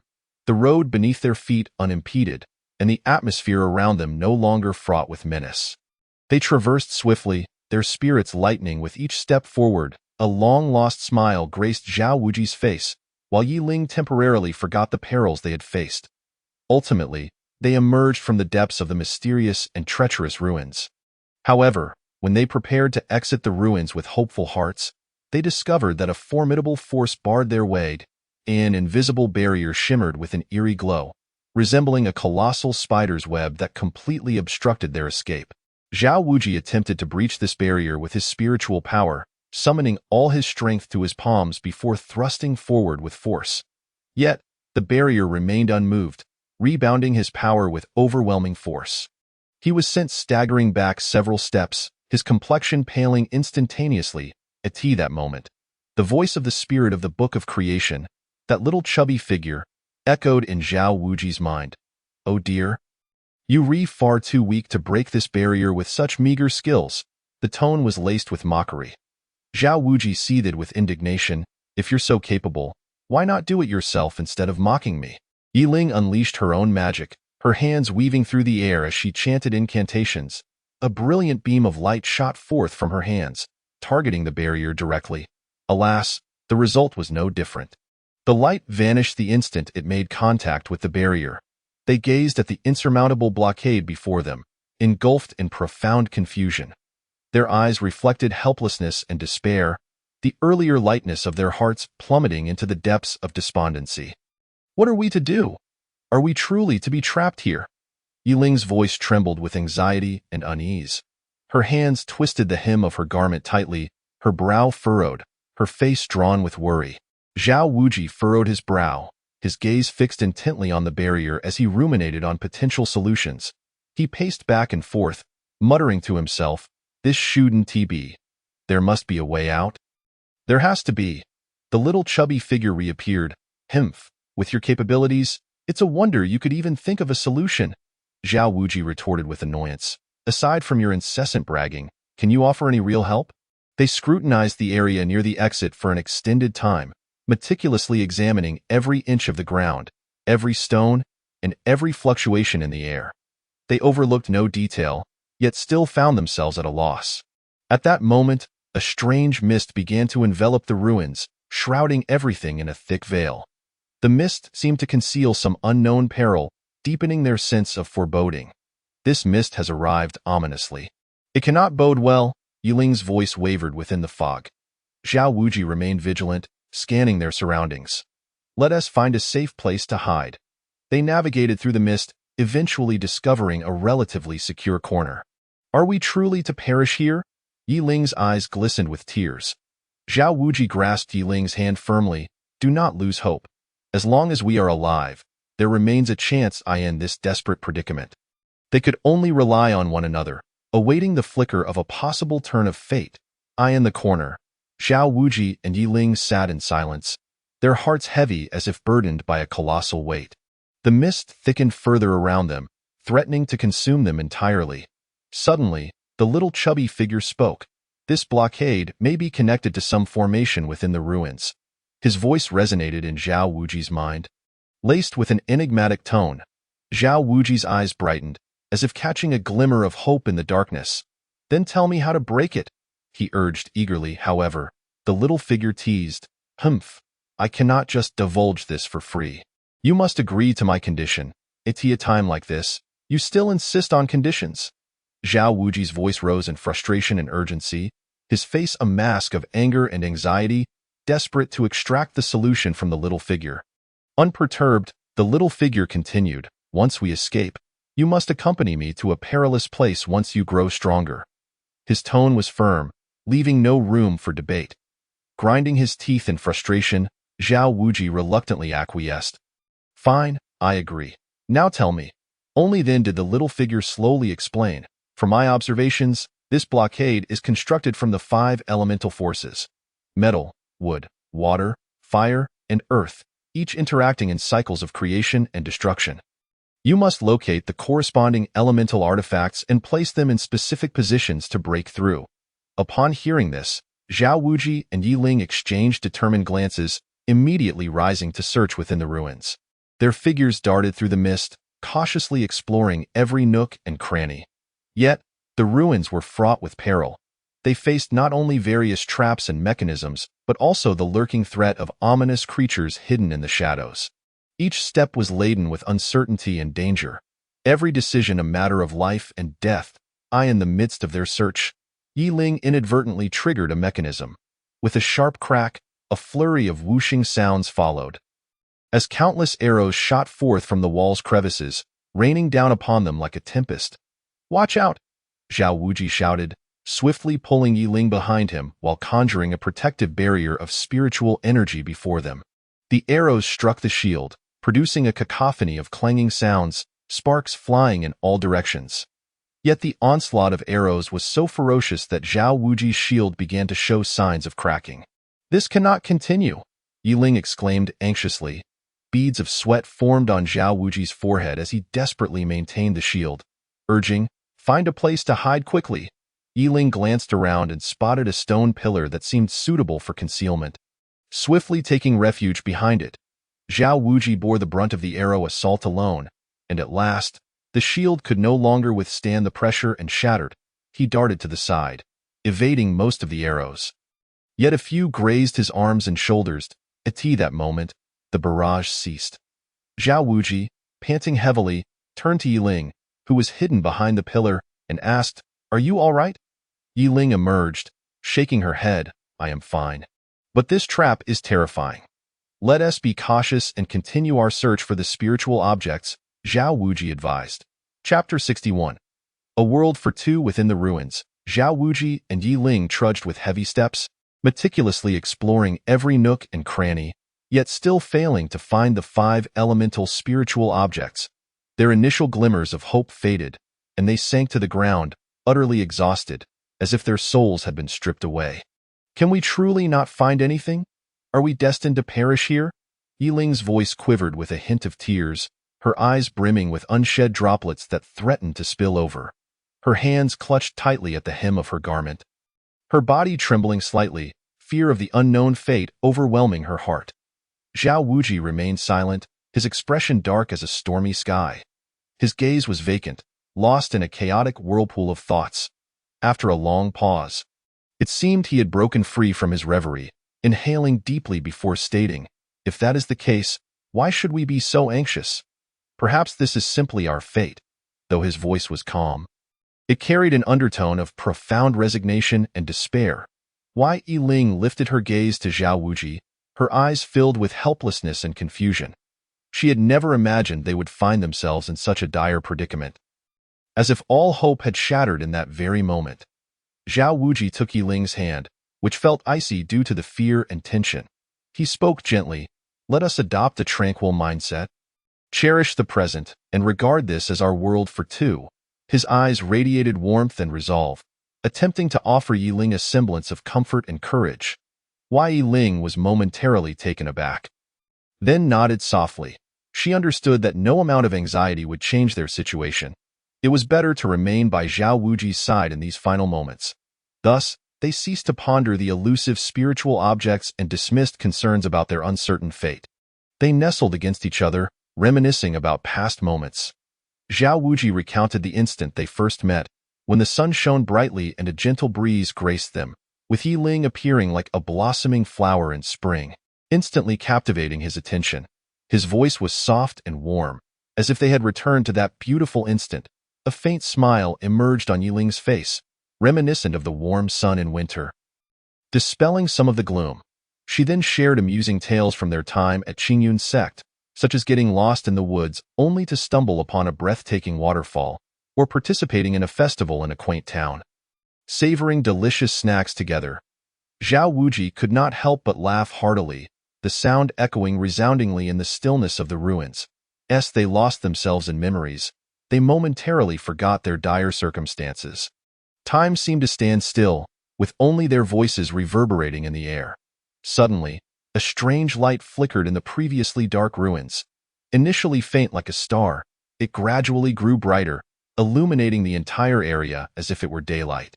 Zhao Wuji and Yi Ling were startled to their feet, their gazes fixed on the source of the light, filled with confusion and anticipation. The wondrous glow intensified, resembling a newborn sun radiating boundless brilliance in the dark ruins. Unconsciously drawn to it, Zhao Wuji and Yi Ling found themselves walking toward the light source, their steps hurried and filled with eager hope. As they approached, they beheld a mysterious crystal suspended in midair. Emanating a kaleidoscope of colors, the shimmering light danced like a dreamscape, mesmerizing to behold. Yi Ling exclaimed with delight, "Could this be the 5 elemental spiritual object we have been searching for?" Her voice trembled with excitement, her eyes sparkling. Zhao Wuji's eyes mirrored her exhilaration, yet years of adventure had instilled caution in him. He hesitated. Perhaps it is, but it may also harbor dangers. His gaze remained fixed on the enigmatic crystal, a sense of wariness brewing within. Just as they hesitated, the crystal suddenly unleashed a torrent of powerful energy, enveloping them in an instant. The force surged like a tumultuous wave, wild and irresistible. They felt as though their bodies were being torn apart, every inch of skin and every bone radiating excruciating pain. Yi Ling could not suppress a cry, her complexion turning as pale as a sheet, cold sweat beading on her forehead. Zhao Wuji clenched his jaw, every muscle taut as he fought against the overwhelming power. Bloodshot eyes reflected his determination to endure. Yi Ling, "Hold on!" Zhao Wuji shouted with great difficulty. Yi Ling, battling through the agony, nodded. time stretched unbe before their eyes. The scene transformed in an instant, transitioning from the dark, eerie ruins to the sunlit world beyond. Standing outside the remnants, the elder formed intricate hand seals, murmuring incantations under his breath. A powerful beam of light erupted from his hands. Dazzling and resplendent, akin to a cascade of stars tumbling down from the heavens, enveloping the entire illusory dream ruins. The most precious treasure of this site was the essence of the ice phoenix, which you have now obtained. To sever the connection between the demonic heart and the outside world completely, the illusory dream ruins must be sealed away entirely. The elder's expression was grave as he spoke, his voice deep and solemn, as if proclaiming an immensely significant mission. As the light intensified, the illusory dream ruins gradually faded into the brilliance, as if they had never existed at all. The land became flat and desolate, devoid of any trace of the once thriving ruins. Zhao Wuji and Yi Ling silently observed this spectacle, their hearts brimming with emotions. They understood that although this adventure was fraught with hardships and dangers, it had also bestowed upon them growth and courage. This experience serves as a trial for you. Only through the trials of life and death can one see through the fog, and it is also an opportunity for growth. Zhao Wuji, I await the moment you achieve the golden core. We shall meet again then. The elder turned to them, his gaze filled with expectation and encouragement. Thank you, esteemed elder, for your rescue. Zhao Wuji and Yi Ling bowed respectfully, their voices sincere and heartfelt. The elder smiled faintly, his smile akin to sunlight piercing through the clouds, warm and radiant. The road ahead is long. You must continually forge ahead. With that, the elder's figure gradually faded, like morning mist dispersing under the sun, vanishing into the void. Zhao Wuji and Yi Ling exchanged glances, seeing determination and resolve reflected in each other's eyes. Hand in hand, they resolutely embarked on a new journey, their silhouettes growing distant in the sunlight, filled with hopes and courage for the future, ready to embrace the unknown challenges and opportunities. Along the way, they remained silent, walking quietly side by side. Yet both understood that through this ordeal, their bond had grown tighter and their trust in one another had deepened. They believed that regardless of the hardships and obstacles that lay ahead, as long as they faced them together, they would undoubtedly triumph. Chapter 63. Return to the sect. Having endured numerous trials, Zhao Wuji and Yi Ling finally returned to the Qingyun sect. The towering gates stood majestically under the sunlight, exuding an air of solemnity as if welcoming their return. Upon hearing of his daughter's safe arrival, Yi Tianlong hurriedly rushed over, his footsteps swift and his expression anxious. When he spotted Yi Ling unharmed in the courtyard, the anxiety in his eyes instantly transformed into tears of joy. Overwhelmed with emotion, Linger, my dear Linger, you have truly worried your father. Yi Tianlong rushed forward in great strides, embracing Yi Ling tightly, his voice trembling like leaves caught in the wind. His hands shook slightly from excitement, as if fearing that if he let go, his daughter might vanish once more. Yi Ling felt her father's warm and powerful embrace, her heart filled with warmth, her eyes moistening with emotion. Father, I am sorry for causing you worry, she said, her voice tinged with guilt. Yi Tianlong released his daughter, placing his hands on her shoulders as he scrutinized her from head to toe, his eyes filled with concern and worry, bombarding her with questions. Were you hurt on the journey? Did you suffer any hardships? Did you encounter any dangers you could not handle? His inquiries came one after another, eager to learn every detail of his daughter's experiences during this time.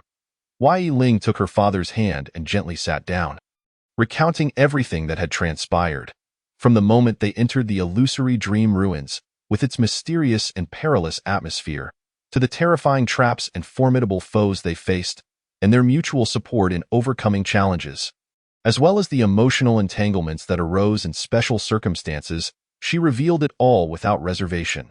Yi Tianlong listened intently to his daughter's account, sometimes clenching his fists in tension, veins bulging on his forehead.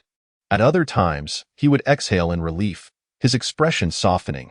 Upon learning of the marital connection between Zhao Wuji and his daughter, his expression became complex, initially stunned, then furrowing his brow slightly, a flicker of hesitation and contemplation crossing his gaze. After a moment of reflection, Yi Tianlong stated, Go, summon Zhao Wuji for me. His voice was low and serious, leaving his thoughts inscrutable. Before long, Zhao Wuji stood before Yi Tianlong, his heart slightly anxious, uncertain of what awaited him. I pay my respects to Sect Master Yi. Zhao Wuji greeted respectfully, lowering his head slightly, not daring to meet Yi Tianlong's gaze. Yi Tianlong's eyes burned with intensity, fixating on Zhao Wuji as if he could see straight through to his soul. Instantly, the atmosphere grew heavy, as though the air around them had solidified. Zhao Wuji could distinctly hear his own heartbeat in the silence, each thump resonating with tension and unease. Zhao Wuji, do you know why I have called you here? Yi Tianlong spoke slowly, his voice cold and devoid of warmth. Zhao Wuji took a deep breath, lifting his head, and replied, Sect Master, I know it is regarding my relationship with Yi Ling. Yi Tianlong scoffed. You are indeed perceptive. Then, tell me, how do you intend to take responsibility for Linger? Zhao Wuji's gaze was resolute as he answered without hesitation. Sect Master, my feelings for Yi Ling are genuine. I vow to protect her for a lifetime. Never depart. Should I falter, may heaven strike me down. Yi Tianlong fell silent for a moment before continuing. Humph, your words are quite eloquent. But do you know that Linger is my most cherished treasure? I will not allow her to suffer even the slightest indignity. Zhao Wuji quickly reassured him. Sect Master, rest assured, I will ensure that Yi Ling suffers no grievances. I would gladly face any danger for her. Yi Tianlong stood up, pacing back and forth in the room, seemingly deep in thought. Zhao Wuji's heart raced in tandem with Yi Tianlong's footsteps. Yi Tianlong paused, turning his attention back to Zhao Wuji. His expression softening slightly, a hint of scrutiny in his gaze. Zhao Wuji, I shall give you the benefit of the doubt, but you must understand that my daughter cannot endure the slightest mistreatment while she is with you.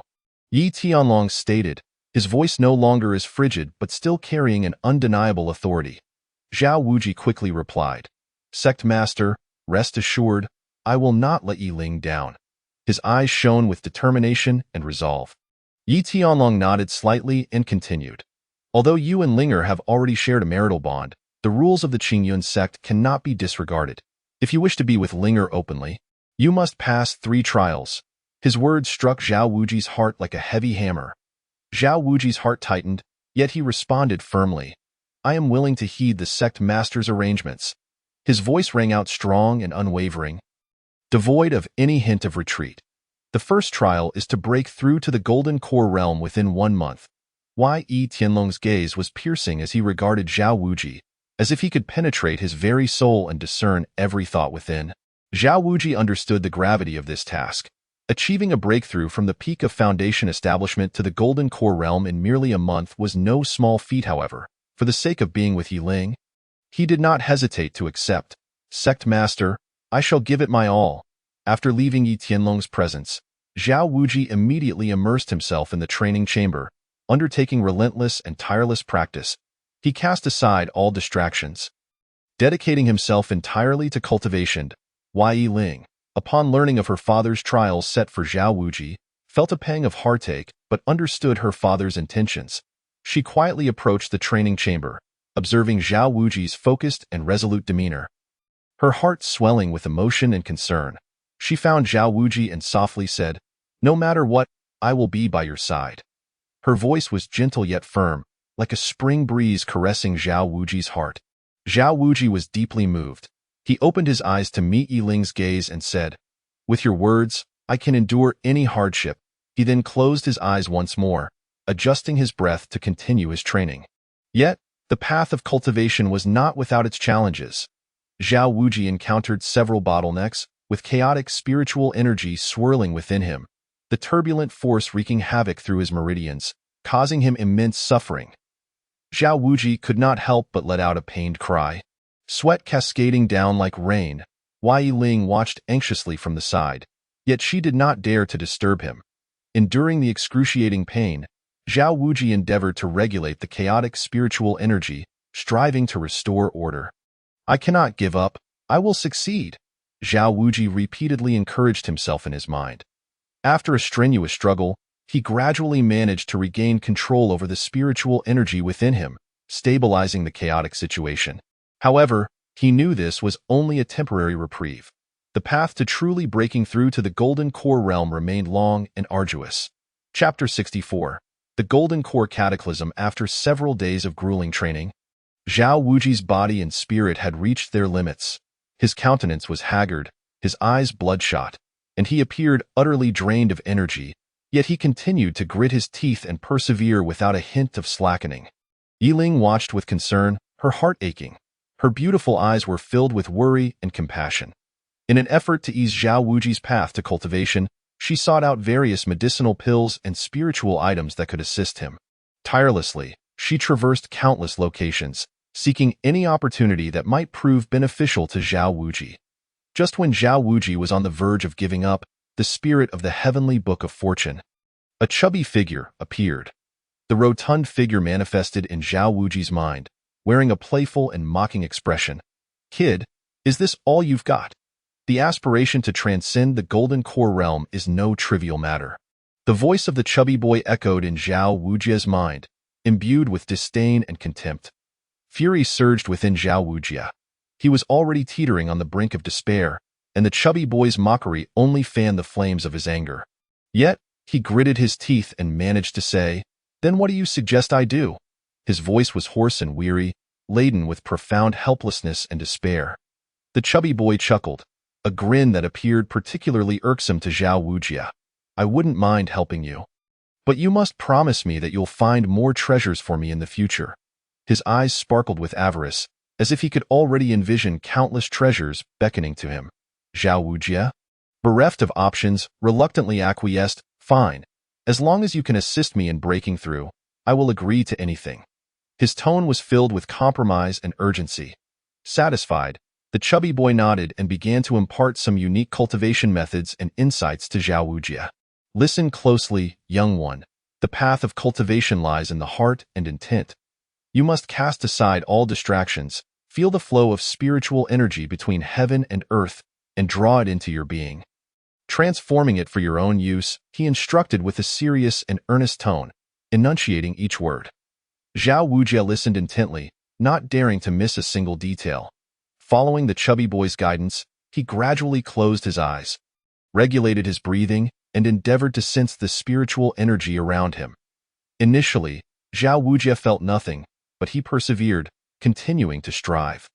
Gradually, he perceived a faint ripple of spiritual energy, a barely discernible sensation that ignited a glimmer of hope within him. Under the chubby boy's tutelage, Zhao Wuji slowly discerned the path to breaking through, and the spiritual energy within him began to stabilize and organize. The once tumultuous energy gradually became docile, flowing gently through his meridians, nourishing his body and soul. As he clearly saw the bottleneck of the golden cord, a hint of relief finally graced Zhao Wuji's face. He understood that he was a step closer to transcending the Golden Core realm. Just as he believed everything was progressing favorably, and a flicker of hope ignited within him, the sky suddenly darkened, ominous clouds gathering with alarming swiftness.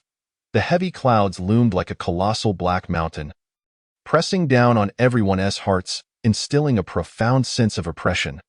Thunder rumbled ominously.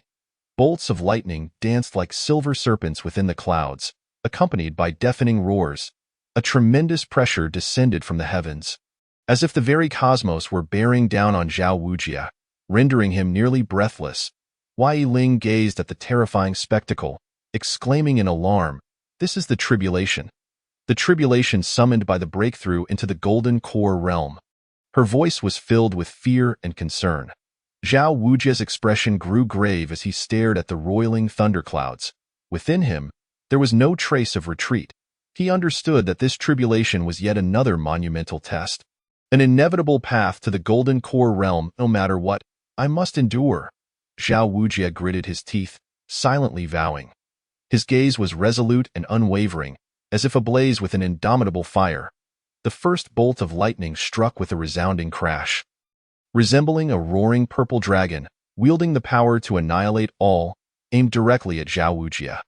The lightning illuminated his determined face, his muscles tensed instantaneously, as he frantically circulated his internal energy, forming a protective shield of spiritual power around his body. When the lightning collided with the shield, It erupted in a blinding flash, the tremendous force causing the ground beneath Zhao Wujie to shatter. He was driven to one knee, blood spewing from his mouth. Yi Ling, anxiously calling out Zhao Wujie's name, her voice drowned by the thunder. Her eyes were filled with concern and hope. However, this was merely the beginning. Following closely, the second and third bolts of lightning followed in quick succession. These two bolts intertwined, forming a massive electric net that descended upon Zhao Wujie. Zhao Wujie's eyes widened as he roared, unleashing a torrent of spiritual energy like a volcanic eruption. He clenched his fists and struck at the electric net. Upon contact, his body felt as if pierced by countless st. Zhao Wujie harnessed his spiritual energy, allowing it to gently nourish the golden core in an exceedingly slow and tender manner. Under the continuous influence of this gentle force, the radiance emitted by the golden core grew increasingly brilliant, and the previously flickering light gradually stabilized, resembling a resplendent pearl embedded within Zhao Wujie's dantian. Yet, before he could exhale in relief, the second trial approached on this day. As the first rays of sunlight bathed the peak of Qingyun's sect, Zhao Wujie was summoned to the training ground. There, numerous disciples gathered in hushed whispers. The moment Zhao Wujie stepped into the arena, all gazes converged upon him. In the center stood Yi Tianlong, beside a colossal stone tablet. Zhao Wujie, your second trial is to leave a force imprint exceeding 3,000 pounds on this strength-testing stone tablet within half an hour. Yi Tianlong proclaimed loudly. Zhao Wujie gazed at the stone tablet, astonishment brewing within him. He understood well that this was no simple task. Having just broken through to the golden core realm, his strength was still not fully consolidated. Nevertheless, he did not falter. Taking a deep breath, he strode toward the stone tablet. Channeling all his spiritual energy into his right fist, he struck the stone tablet with a fierce blow. A resounding thud echoed, causing the tablet to tremble slightly, yet it only registered a force of 2,500 pounds. Furrowing his brows, Zhao Wujie adjusted his stance and launched another full-force strike again and again. He attempted, his physical strength and spiritual energy rapidly depleting. Yet the numbers on the tablet stubbornly refused to reach 3,000 pounds. As time slipped by, beads of sweat adorned Zhao Wujie's forehead, each glistening droplet cascading down his resolute visage, splattering onto the ground of the training arena. His breaths grew labored, each inhale akin to a heavy bellows, his chest heaving violently. Just as the onlookers believed Zhao Wujie was on the verge of defeat, he unexpectedly closed his eyes slowly, and the cacophony surrounding him seemed to dissipate in an instant. In this moment, his mind delved deep into the annals of his past, memories flashing of the myriad hardships encountered since embarking on the path of cultivation. Countless days and nights of relentless practice, unwavering resolve in the face of formidable adversaries, and the countless sweat and blood shed in pursuit of ascension. All of these images surged forth like a tidal wave. "I cannot afford to lose," Zhao Wujie roared internally, the sound reverberating deep within his soul like a rolling thunder, embodying both a fearless defiance against cruel fate and a stern self-imposition. He inhaled deeply, once again summoning the immense power contained within his golden core. The golden core, which had appeared somewhat dim, suddenly ignited like a bonfire, radiating dazzling brilliance that was almost blinding. Simultaneously, a formidable aura surged forth from within him, akin to a flood unleashed from a dam, unstoppable in its might. His garments billowed violently under this tempestuous energy, creating a cacophony of sound, while his black hair danced wildly in the wind. Resembling flames of darkness leaping in the air, he gradually opened his long-closed eyes, within which burned two fierce flames, dancing and flickering, embodying an indomitable spirit and resilience. Taking a deep breath, he erupted into a thunderous roar. His voice akin to a clap of thunder, reverberating powerfully through the skies. Instantly, his muscles tensed, veins bulging like coiling dragons. He concentrated all his strength into his right fist. Then, with the force of a raging tempest, he struck the mysterious stone tablet with the ferocity of a cannonball. This earth-shattering punch seemed to encapsulate his lifetime of learning and unwavering belief in victory. In an instant, a thunderous crash resounded, causing the entire stone tablet to tremble violently, as if a colossal earthquake had transpired. Accompanied by a deep and resonant rumble, the previously calm surface of the tablet began to flicker restlessly, its light shifting erratically. Simultaneously, the numbers displayed on it danced frantically, as though bewitched, leaving onlookers in a daze, unable to keep up with the rapid fluctuations. At this moment, the audience collectively held their breath, their eyes wide with anticipation, fixated on the quaking stone tablet, fearful of missing any exhilarating moment. Their hearts raced, teetering on the edge of anxiety, each of them filled with boundless anticipation, eager to discover the final outcome. Finally, the dust settled, and the numbers stabilized, surpassing 3,000 pounds. The arena erupted in cheers, the sound surging like a tidal wave. The disciples rejoiced, elated by Zhao Wuji's success. "Well done, well done, well done," someone exclaimed with enthusiasm. Yiling's face blossomed into a radiant smile, her eyes brimming with pride, and Joy Tianlong also displayed a satisfied grin, nodding slightly. "Excellent. You have not disappointed me." Zhao Wuji, weary yet smiling, felt his body sway slightly, as if he might collapse at any moment, but he still endeavored to stand tall, showcasing his indomitable will. "You have passed the second trial now. Prepare for the final challenge," Tianlong stated, his voice soft yet clear, resonating in Zhao Wuji's ears. Zhao Wuji inhaled deeply, striving to calm his breathing, and replied, "Sect leader, I am ready." Tianlong gazed at him with profound intensity, slowly articulating, "The final trial is to enter the abyss of 10,000 demons and obtain a fragment of the demon heart. The abyss is fraught with peril and teeming with malevolent creatures. Do you possess the courage?" Without hesitation, Zhao Wuji responded, "I do." Tianlong paused momentarily, then burst into hearty laughter. "Good. Rest for 3 days and depart thereafter." Zhao Wuji nodded in agreement and, with Yiling's assistance, exited the training ground. Upon returning to his quarters, Zhao Wuji collapsed onto the bed, feeling utterly drained. Yet his heart brimmed with hope. "I will undoubtedly pass this final trial." Zhao Wuji vowed silently. 3 days swiftly passed, and Zhao Wuji readied himself for the ultimate challenge. As the deadline approached, night enveloped the earth, the moon obscured by dark clouds, casting only a faint glow. Seizing the opportunity of the deepening night, Zhao Wuji quietly embarked on the path to the abyss of 10,000 demons. The abyss lay within the territory of the bloodthirsty demon sect. This area was perpetually shrouded in a mysterious blood mist, which ebbed and flowed with a life of its own, resembling a massive blood-colored serpent gliding through the air. The stench of blood hung thickly in the air, so potent that it nearly induced nausea. Even a slight proximity could induce dizziness and labored breathing. The trees surrounding the abyss had twisted grotesquely, their branches intertwined in bizarre formations, as if subjected to some malevolent force's prolonged erosion. Occasionally, a chilling wind would howl through, sweeping across the treetops and emitting a mournful wail.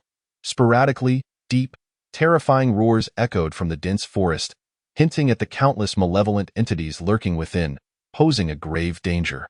In such an unsettling environment, Zhao Wuji felt a chill run down his spine, a sense of trepidation creeping into his heart.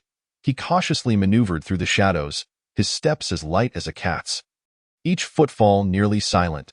Cloaked in black night attire, he blended seamlessly with the darkness, striving to make not a single sound. When he finally approached the entrance to the abyss, he discovered 2 disciples of the demon sect patrolling the area, brandishing sharp blades, their vigilant eyes scanning the surroundings.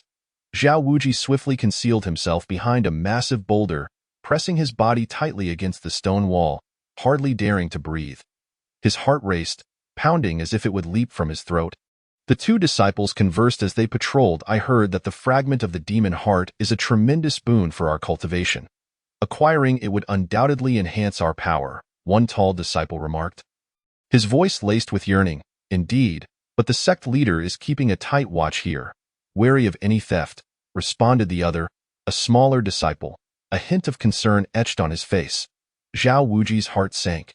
If he waited for them to move farther away, he might be delayed indefinitely.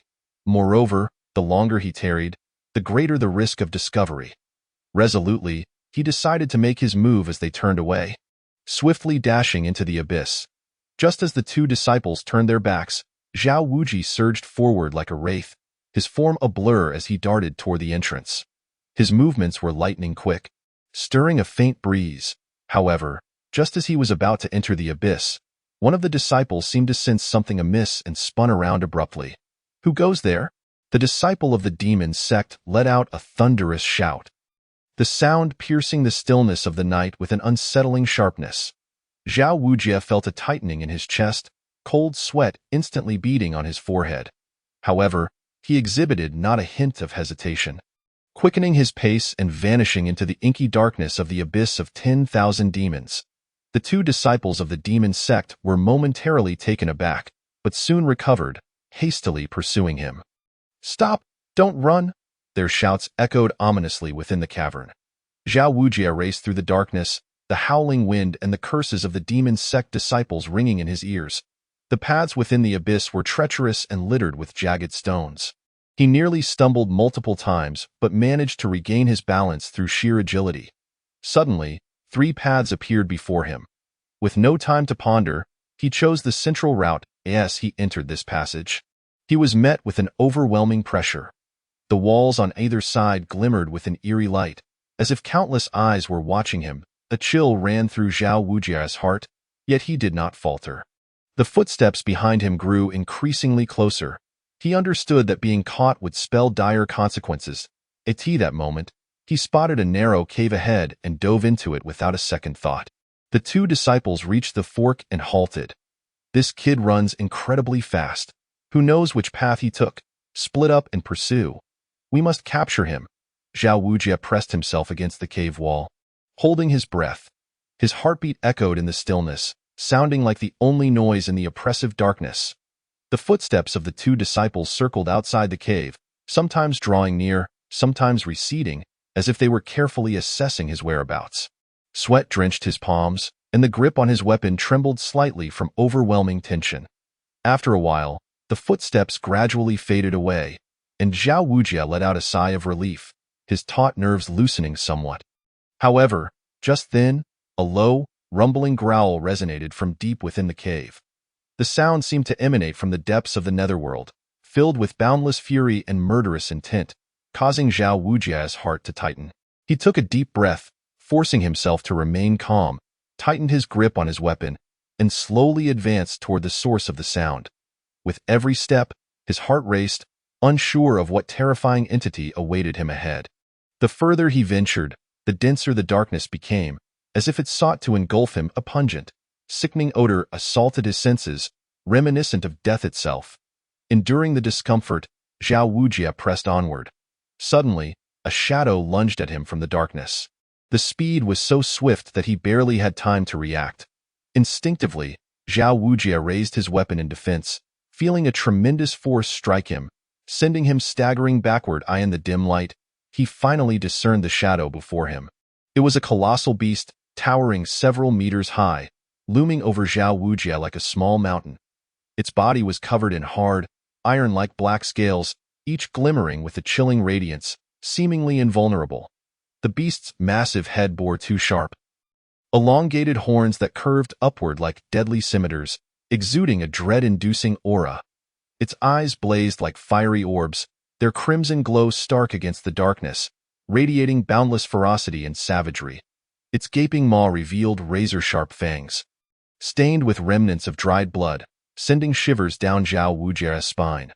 The beast's powerful limbs, muscles taut, moved with earth-shaking force. A long tail, akin to a steel whip, was lined with sharp barbs, slicing through the air with a whistling sound. Zhao Wujie silently lamented his predicament, yet at that moment, retreat was not an option. He steeled himself, unleashing the techniques he had mastered, engaging in a life-and-death struggle with the beast. The creature opened its gaping maw. Lunging at Zhao Wujie once more, he sidestepped swiftly, thrusting his weapon toward the beast's abdomen. The beast emitted a pained roar, its tail sweeping violently, sending Zhao Wujie flying. He crashed heavily to the ground, feeling as though his internal organs had shifted. Yet, gritting his teeth, he quickly scrambled to his feet and charged at the beast again. In that instant, the cave was illuminated by flashes of light as Zhao Wujie, and the beast's battle reached a fever pitch. Each attack and defense was a matter of life and death. Gradually, the beast began to gain the upper hand, and Zhao Wujie's body was riddled with wounds, his clothing soaked in blood. Nevertheless, his gaze remained resolute, showing no sign of retreat. Seizing a moment during the beast's onslaught, Zhao Wujie keenly noticed that the creature's right leg seemed to move with slight hesitation. That subtle difference, fleeting amidst the fierce combat, was captured with precision by Zhao Wujie. Resolute, a determined glint flashed in his eyes as he decided to concentrate his efforts on this weakness. At that moment, a singular thought consumed him. He must conquer this formidable beast, or he would perish here. Zhao Wujie darted forward, his agile form akin to a wraith. He evaded another devastating charge from the beast, his weapon radiating brilliant light infused with spiritual energy, illuminating the dark cave. With all his strength, he drove the weapon toward the beast's right leg. The weapon collided with the beast's hardened scales, erupting in a shower of dazzling sparks. The beast roared in agony, its deafening cry reverberating through the cave. As if shattering souls, the entire cavern trembled under the force of its bellow. Its crimson eyes burned with fury and pain, driving it into a more frenzied assault on Zhao Wujie. The massive claws slashed through the air, stirring fierce winds, each strike imbued with colossal power. Zhao Wujie dodged and weaved amidst the beast's frenzied attacks, the wounds on his body multiplying, blood staining his garments. Yet, he disregarded everything, fixated on a singular belief. He must defeat this beast. Clenching his teeth, he relentlessly targeted the creature's right leg, again and again, unyielding. Finally, through Zhao Wujie's unwavering assault, the beast's right leg sustained grievous injury, unable to support its colossal frame. With a thunderous crash, the beast collapsed, sending a cloud of dust into the air. Seizing the opportunity, Zhao Wujie leaped, aiming his weapon at the beast's throat. However, just as he was about to land the fatal blow, the beast suddenly swung its head, narrowly evading the lethal strike. Undeterred, Zhao Wujie launched another attack, engaging in a final, desperate struggle against the beast. Though downed, the beast continued to fight fiercely, opening its maw to unleash a torrent of black flames. Attempting to thwart Zhao Wujie's advance, Zhao Wujie invoked a protective spell, struggling to withstand the searing flames. His skin burned crimson, yet he pressed onward in the throes of battle. Zhao Wujie gradually gained the upper hand. He seized the moment, once more directing his weapon toward the beast's throat. This time, the beast could no longer evade. With a sickening squelch, the weapon plunged deep into the beast's throat. The creature convulsed violently several times before falling still. Zhao Wujie panted heavily, collapsing to the ground in exhaustion. Gazing at the lifeless beast, he felt a profound sense of gratitude for surviving and pride in having triumphed over a formidable foe. After a brief respite, Zhao Wujie realized he had expended considerable energy and needed to replenish himself. He looked at the beast's carcass, pondering whether its flesh might aid in restoring his strength. Thus, he drew forth a dagger, slicing off the tenderest portions of the beast, igniting a fire, and skewering the meat over the flames in no time. The aroma of roasting meat filled the air. Zhao Wujie, heedless of the heat, devoured it voraciously. The beast's flesh transformed into a powerful energy coursing through him, and he felt his strength rapidly returning. However, before he could rest for long, he heard a peculiar sound emanating from deep within the cave. The strange noise grew increasingly closer, prompting Zhao Wujie to rise warily, gripping his weapon tightly, every muscle tensed, his gaze fixed on the direction from which the sound originated. Slowly, a sinister shadow emerged from the darkness. Its features obscured, seemingly shrouded in a thick veil of blackness. The shadow radiated an aura of malevolence that sent chills down his spine, its frigid essence seeming to penetrate to the depths of one's soul. Zhao Wujie felt a tightening in his chest and called out, "Who are you?" His voice echoed in the still cave, tinged with barely perceptible tremors. The shadow emitted a chilling laugh, reverberating throughout the cavern, as if countless specters mocked him in unison.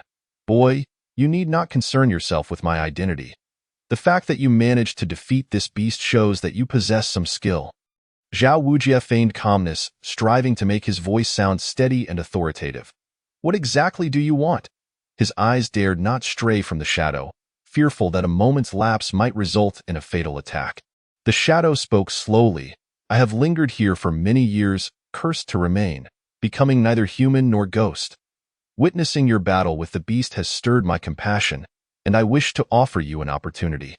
Its voice wavered, as if emanating from a distant void. Zhao Wujie inquired, perplexed, an opportunity? What opportunity? His brows furrowed tightly, his heart brimming with vigilance, as he pondered the intentions of the mysterious shadowy figure. The shadow chuckled ominously, its laughter seemingly laced with hooks, threatening to ensnare one's very soul. You must have come here for the fragment of the demon heart, which lies within the depths of this cave's secret chamber. However, be forewarned. This path is fraught with peril, and one misstep could lead you to an irrevocable doom, leaving you without a grave. Zhao Wujie's heart trembled at the thought of a trap, yet recalling the arduous journey that had brought him here. He gritted his teeth and declared, even so, I must venture forth. The shadow appeared to anticipate Zhao Wujie's resolve, continuing, bravery is commendable, but the dangers you face are beyond your imagination. The chamber is shrouded in toxic mists that can ravage your flesh and organs. There are treacherous formations that will ensnare your mind, and lurking in the shadows are formidable demons, poised to rend you asunder. Listening to the shadow's ominous description, Zhao Wujie felt a twinge of trepidation. Yet his gaze remained unwavering. Regardless, I shall not falter. The shadow fell silent for a moment before stating, very well, since you are so resolute, I shall offer you some guidance. But remember, this is a path of your own choosing, and the consequences are yours alone. Zhao Wujie nodded in acknowledgement.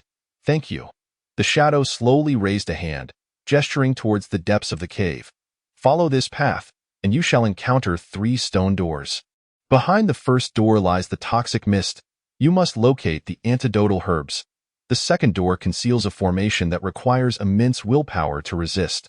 The third door guards a powerful demon, which you must confront with caution. Zhao Wujie committed the shadow's words to memory and took a deep breath as he advanced into the cave's depths. Chapter 69. The Trials of the Secret Chamber heeding the shadow's instructions. Zhao Wujie tread carefully deeper into the cave. Each step was taken with utmost caution, the damp and uneven ground exuding a putrid odor. Water dripped from the cave walls, the rhythmic sound echoing in the silence, reminiscent of a countdown to death. Throughout his journey, his heart raced, perpetually alert to potential dangers lurking nearby in the darkness. It felt as if countless eyes were watching him, sending chills down his spine. Yet, he gripped his weapon tightly, his gaze resolute, showing no signs of retreat. At last, he beheld the first stone door. Towering and imposing, it was adorned with enigmatic runes that radiated an ancient, malevolent aura. Zhao Wujie inhaled deeply and slowly pushed the door open, only to be met by a wave of acrid toxic mist that rushed towards him. The mist surged like a horde of frenzied demons, intent on invading his mouth and nose. Zhao Wujie quickly covered his face, his eyes stinging from the fumes, tears streaming uncontrollably. He understood that if this mist penetrated his body, the consequences would be dire. He began to search the surroundings for the antidotal herbs mentioned by the shadow. The air was thick with poisonous vapors, severely limiting visibility, forcing him to rely on his faint instincts as he groped through the darkness. The ground was littered with rubble and desiccated bones, each step taken with utmost care to avoid triggering any hidden traps. After an exhaustive search, he had yet to uncover any trace of the herbs, causing a sense of urgency to swell within him. Beads of sweat rolled down his forehead, mingling with his tears. As time slipped away, the encroaching poison weighed heavily on him, making his breathing increasingly labored. That moment, he noticed peculiar markings on the stone wall. The intricate patterns resembled an ancient design. A spark ignited within Zhao Wujie's mind. Perhaps this was the key to locating the antidotal herbs. He approached the wall, scrutinizing the markings closely. It appeared that some elusive symbols were hidden within, and he strained to decipher them, racing thoughts swirling in his mind. Suddenly, clarity struck. These symbols seemed connected to an ancient formation. He recalled having seen a similar formation recorded in a tome belonging to the chaotic immortal emperor, and a sense of understanding began to take shape. Following his intuition, Zhao Wuji felt along the wall until he discovered a concealed mechanism. Pressing it gently, he heard a low rumble, and the stone wall slowly parted, revealing a hidden chamber before him. Cautiously, Zhao Wuji stepped into the chamber, where a single herb emanating a faint glow stood before him. Elation surged within him, and he rushed forward to collect it. However, as he reached for the herb, a massive venomous scorpion leapt from the shadows, lunging toward him. Zhao Wuji swiftly recoiled, brandishing his weapon with ferocity against the scorpion. The weapon sliced through the air with a sharp whistle, gleaming with lethal intent, determined to vanquish the creature. The scorpion, however, was remarkably agile, evading Zhao Wuji's attack with a deft twist of its body. In the next instant, its stinger darted toward him like a bolt of lightning, its speed rendering it nearly impossible to defend against. Zhao Wuji sidestepped with the swiftness of a monkey, his gaze fixed intently on the scorpion, refusing to show any sign of complacency. Each of the scorpion's strikes carried a lethal threat. A moment's inattention could spell his demise. The cave erupted into a whirlwind of flashing blades and clashing limbs as Zhao Wuji engaged in a fierce battle with the scorpion. The creature's exoskeleton was as tough as iron, absorbing many of his attacks, while its counterattacks left him in dire straits. Internally, Zhao Wuji lamented the scorpion's formidable prowess, far exceeding his expectations. Yet he understood that retreat would lead to certain death. Only by fighting with all his might could he hope for survival. Taking a deep breath, he regulated his breathing and rhythm, channeling his inner energy into his weapon. The weapon blazed with increasing brilliance, each strike imbued with formidable power. The scorpion, refusing to yield, opened its massive pincers, attempting to ensnare Zhao Wuji. He skillfully evaded, seizing the opportunity to inflict several wounds upon the scorpion. However, this only seemed to fuel the creature's ferocity. It launched a relentless barrage of attacks against him, the cave reverberating with the sounds of their fierce clash and the scorpion's shrieks. After a grueling confrontation, Zhao Wuji finally discerned a flaw in the scorpion's defense. Seizing the moment, he leapt into the air, his weapon striking down with the force of a thunderclap, piercing the scorpion's head. The scorpion let out a final, anguished cry before collapsing, convulsing briefly before falling still. Zhao Wuji gasped for breath, drenched in sweat. He gazed at the lifeless scorpion, a mix of exhaustion and relief washing over him. Approaching the creature's remains, he retrieved a precious inner core, perhaps a valuable asset for his journey ahead. After resting for a moment, Zhao Wuji regained some of his strength. Consuming the antidotal herb, he felt a refreshing energy coursing through him, alleviating the discomfort wrought by the toxic mist. After a brief respite, he proceeded toward the second stone door. Drawing a deep breath, he slowly pushed it open. A powerful force surged forth, pushing him back several steps. Steadying himself, he looked closely and beheld a shimmering space beyond, where countless runes danced in the air, forming a complex formation. Zhao Wuji's heart sank. This was the very formation the shadow had warned could ensnare the mind. Treading carefully into the formation, he was immediately overwhelmed by dizziness. Visions swirling before his eyes. Former foes mocked him, lost loved ones wept for him, and treasures glimmered enticingly in his sight. Zhao Wuji bit his tongue, striving to maintain his clarity. Closing his eyes, he drew upon his inner strength and formidable willpower to break free from the formation's grasp. He fought against the illusions, repeatedly reciting his cultivation principles within his mind. The phantoms surged like a relentless tide, crashing against his consciousness, seeking to drag him into an abyss of despair. With a heart as clear as ice, "I shall not falter," he repeated fervently, each word a bastion against the encroaching illusions. Just as Zhao Wuji began to feel overwhelmed, the tome of creation nestled within his bosom stirred to life. A gentle light emanated from the book, enveloping him in its glow. Under this illumination, the illusions began to dissipate like snow under the sun. Elation surged within Zhao Wuji, realizing that the tome was aiding him. Gradually, the hold of the illusions weakened. His breathing steadied, and his gaze sharpened. The terrifying scenes that had once morphed before him began to blur and twist until they vanished completely. He could finally discern the intricate pathways of the formation. The flashing runes moved with a life of their own, weaving a complex and precise web of energy. Zhao Wuji followed the trajectory of the runes closely, his mind racing to analyze their patterns and vulnerabilities. He began to attempt to decipher the formation, manipulating his energy with utmost care. His hands traced graceful arcs in the air, the energy flowing like a delicate thread, slowly penetrating the formation. Every movement was executed with precision, and each release of energy was meticulously calculated. Sweat beaded upon Zhao Wuji's forehead, yet his focus never wavered. Just as he was on the brink of unraveling the formation, disaster struck. The cave trembled violently. The stone walls began to collapse, and massive boulders plummeted from above. Zhao Wuji's heart jolted, prompting him to quickly evade that moment. The runes within the formation radiated with an overwhelming brilliance, and a potent backlash surged forth.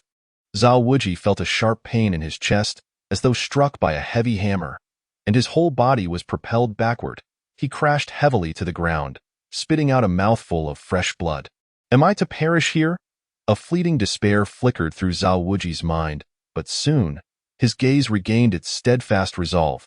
He struggled to rise once more, facing the now even more frenzied formation. I shall not yield easily. Zhao Wuji roared, channeling his inner spiritual energy as he charged toward the formation. At this juncture, the cave trembled violently, with falling rocks cascading like rain, reminiscent of the apocalypse. Yet, Zhao Wuji's heart held but one thought: to unravel the formation and seize the shard of the demon heart. Clenching his teeth, he disregarded the pain coursing through his body, and under the protection of the light from the Book of Creation, he attempted again and again. Chapter 70. Slaying the demon beast with the aid of the Book of Creation.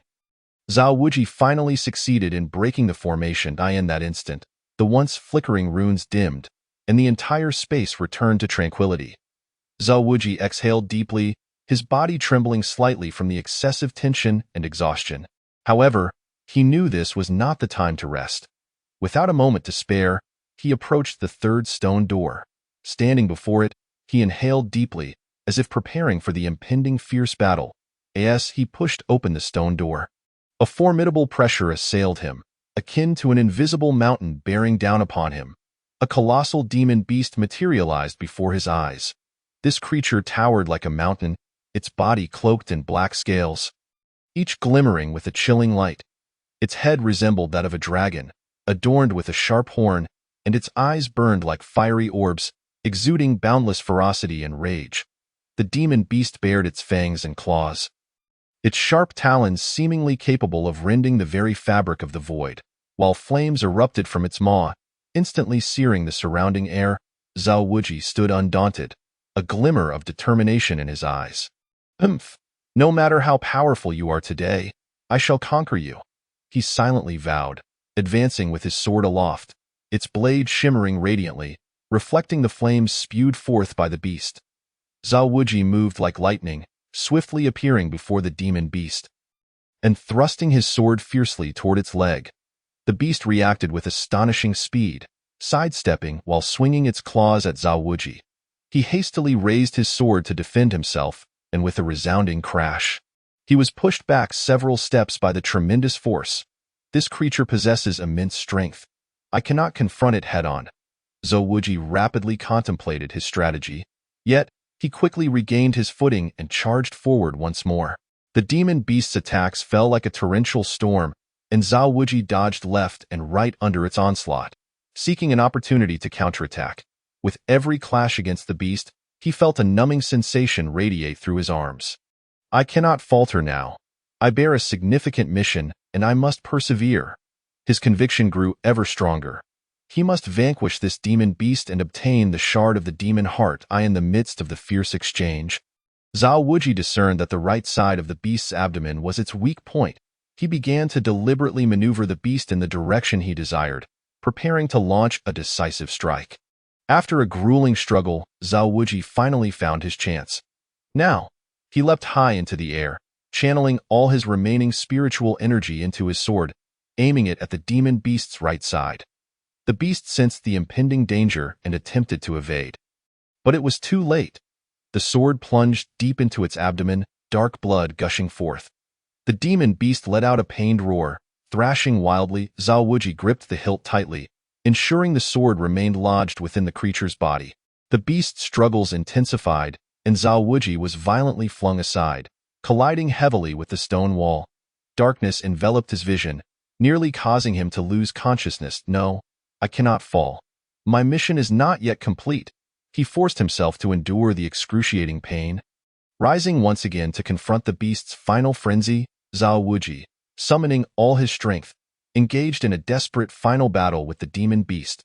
The chamber was suffused with the stench of blood and death, the dim light casting an eerie and terrifying ambience. His garments were tattered, and wounds all over his body continuously oozed blood, which took on a mysterious dark red sheen in the strange atmosphere. Wounded, the demon beast attacked with renewed frenzy, its massive form wielding earth-shattering power with each strike. Its sharp claws sliced through the air with a piercing whistle, and the flames it exhaled seemed capable of reducing everything to ash. Its grotesque visage flickered in the shadows, heightening the sense of dread. With unwavering will and exquisite swordsmanship, Zhao Wuji evaded the beast's savage attacks, his movements ghostly and unpredictable, causing the creature's strikes to repeatedly miss their mark. After each evasion, he counterattacked swiftly, his sword darting towards the beast's vital points like a flash of lightning. However, an invisible force seemed to suppress him within the chamber, rendering his movements sluggish, each attack requiring immense effort. Sweat blurred Zhao Wuji's vision, yet his heart held but one conviction: to triumph over the demon beast. Gritting his teeth, he poured every last ounce of his dwindling spiritual energy into his sword. Its brilliance intensifying, illuminating the dark chamber. At long last, amidst the fierce clash, Zhao Wuji identified a flaw in the beast's defense. Just as the creature lunged at him once more, he deftly sidestepped, avoiding its lethal strike, and angled his sword to pierce its throat. The beast attempted to evade, but it was too late. The sword plunged into its throat, and the demon beast emitted a desperate roar as its colossal form crashed to the ground. Sending dust flying, Zhao Wuji gasped for breath, his body on the verge of collapse from sheer exhaustion. Yet, he steadfastly remained upright, vigilantly scanning his surroundings. The chamber fell into an eerie silence, broken only by the sound of his heavy breathing, as if he were the sole sign of life in this dark realm. However, just as he believed everything had come to an end, a mysterious voice suddenly resonated throughout the chamber. The voice seemed to emanate from a distant void, deep and imbued with enigmatic power, standing in stark contrast to the surrounding silence. Zhao Wuji's heart raced, and he tightened his grip on his sword, directing his gaze toward the source of the voice. "Who is it?" Zhao Wuji called out, his voice echoing in the chamber, yet receiving no reply. Only the mysterious voice continued, seemingly mocking his ignorance and fear. The voice offered no answers but instead persisted, as if recounting an ancient and mysterious tale. Each note felt like an invisible hand gripping Zhao Wuji's heart, instilling within him a profound sense of oppression and dread. Cautiously, Zhao Wuji advanced toward the source of the voice, every step laden with vigilance. The ground beneath him quivered slightly, as if resisting his approach. As he drew closer, the voice grew clearer, seemingly beckoning him. Zhao Wuji's heartbeat quickened, threatening to leap from his throat. He was uncertain of what awaited him ahead: a mightier adversary or an unforeseen peril. When he finally reached the source of the voice, he beheld an ancient wall pulsating with a peculiar light, within which seemed to lie mysterious patterns and inscriptions. These patterns and inscriptions appeared almost alive, twisting and contorting in a manner that left one feeling dizzy with a mere glance. Chapter 71. The Celestial Emperor's small world. Zhao Wuji gazed at the wall aglow with strange luminescence, his heart brimming with confusion and trepidation. The light danced as if animated, enticing him to delve into its mysteries. He slowly extended his hand, attempting to touch the enigmatic patterns and inscriptions. His hand trembled. Whether from anxiety or the invisible pressure, he could not tell. Just as his fingertip was about to make contact, a powerful force repelled him. The force surged like a torrent, sweeping him away in an instant. Zhao Wuji crashed heavily to the ground, feeling as if every bone in his body were about to splinter. Pain coursed through him like electricity, forcing a groan from his lips before he could rise. The light on the wall suddenly intensified. It blazed like a scorching sun, nearly blinding him, He instinctively shielded his eyes with his arm, yet still felt the searing light penetrate his being. Panic surged within Zhao Wuji as he wondered whether this sudden turn of events heralded fortune or calamity. In the midst of the blinding radiance, he sensed the surrounding space warping and distorting, as if to consume him whole. When he finally adjusted to the brilliance and lowered his arm, he found himself seemingly transported to an entirely unfamiliar realm. All around him was an expansive starry sky, countless stars twinkling with resplendent light, while he floated amidst this celestial expanse. Zhao Wuji stared in terror at this spectacle, utterly at a loss. He attempted to move, but discovered he could not control his body. It was then that an ancient and profound voice echoed in his ear. "Intruder, do you realize that your fate shall no longer be ordinary henceforth?" Zhao Wuji searched tirelessly for the source of the voice, only to find that no one was in sight. "Who are you? What is happening?" Zhao Wuji called out loudly. Yet the voice did not respond to his inquiries, but instead continued to speak to itself. "This starry sky is the miniature realm of the Chaos Immortal Emperor. I am the spirit of this small world." The Azure Cloud continent was once a battlefield for both immortals and demons. In the past, the Chaos Immortal Emperor and the Demon Emperor perished here together, shattering the Demon Emperor's heart, which is how the fragments of the demon heart came to be in this place.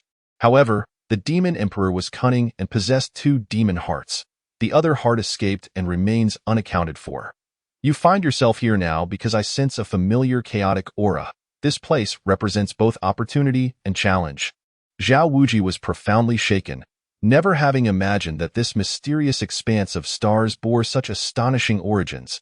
He had not anticipated that the inheritance from the forbidden grounds adjacent to his hometown would prove to be so immensely beneficial.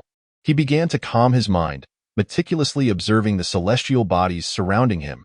He discovered that these stars appeared to be arranged according to some underlying principle, forming enigmatic patterns.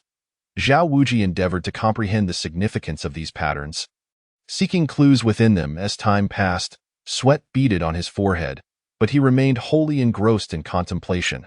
Suddenly, a star erupted with blinding radiance, its light piercing directly towards Zhao Wuji.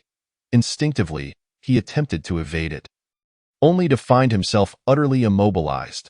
The light enveloped him in an instant, and Zhao Wuji felt a powerful force surge into his body, as if it sought to burst him apart. This overwhelming energy rampaged within him, inflicting unbearable agony. He felt as though his very flesh and bones were being torn asunder, every inch of his skin and every bone enduring indescribable torment. Unable to contain himself, Zhao Wuji let out a pained roar, his cries echoing in the vastness of the starry sky, rendering him so small and helpless. His visage contorted, veins bulging, and his eyes bloodshot. "Am I to perish like this?" Zhao Wuji was consumed by despair. Yet a flicker of unwillingness lingered within him. Just as he felt on the brink of annihilation, the tome of creation within him stirred once more. It seemed as though the tome sensed its master's peril. Emerging instinctively from Zhao Wuji's body, the tome radiated a gentle glow, akin to the warm caress of a spring breeze, beginning to absorb the violent energy. Zhao Wuji felt the rampaging force gradually being restrained by the tome, akin to a wild beast being tamed, slowly yielding to its control. As the power was steadily siphoned away, Zhao Wuji's suffering began to diminish. His previously taut body relaxed, and his labored breathing became more even. His consciousness slowly regained clarity, and the spark of hope reignited in his eyes. At that moment, the mysterious starry sky began to shift. The once brilliant stars flickered erratically, their light fluctuating in intensity. The surrounding space manifested fine cracks, as though this small world were on the verge of collapse. Alarmed, Zhao Wuji pondered the nature of this new crisis.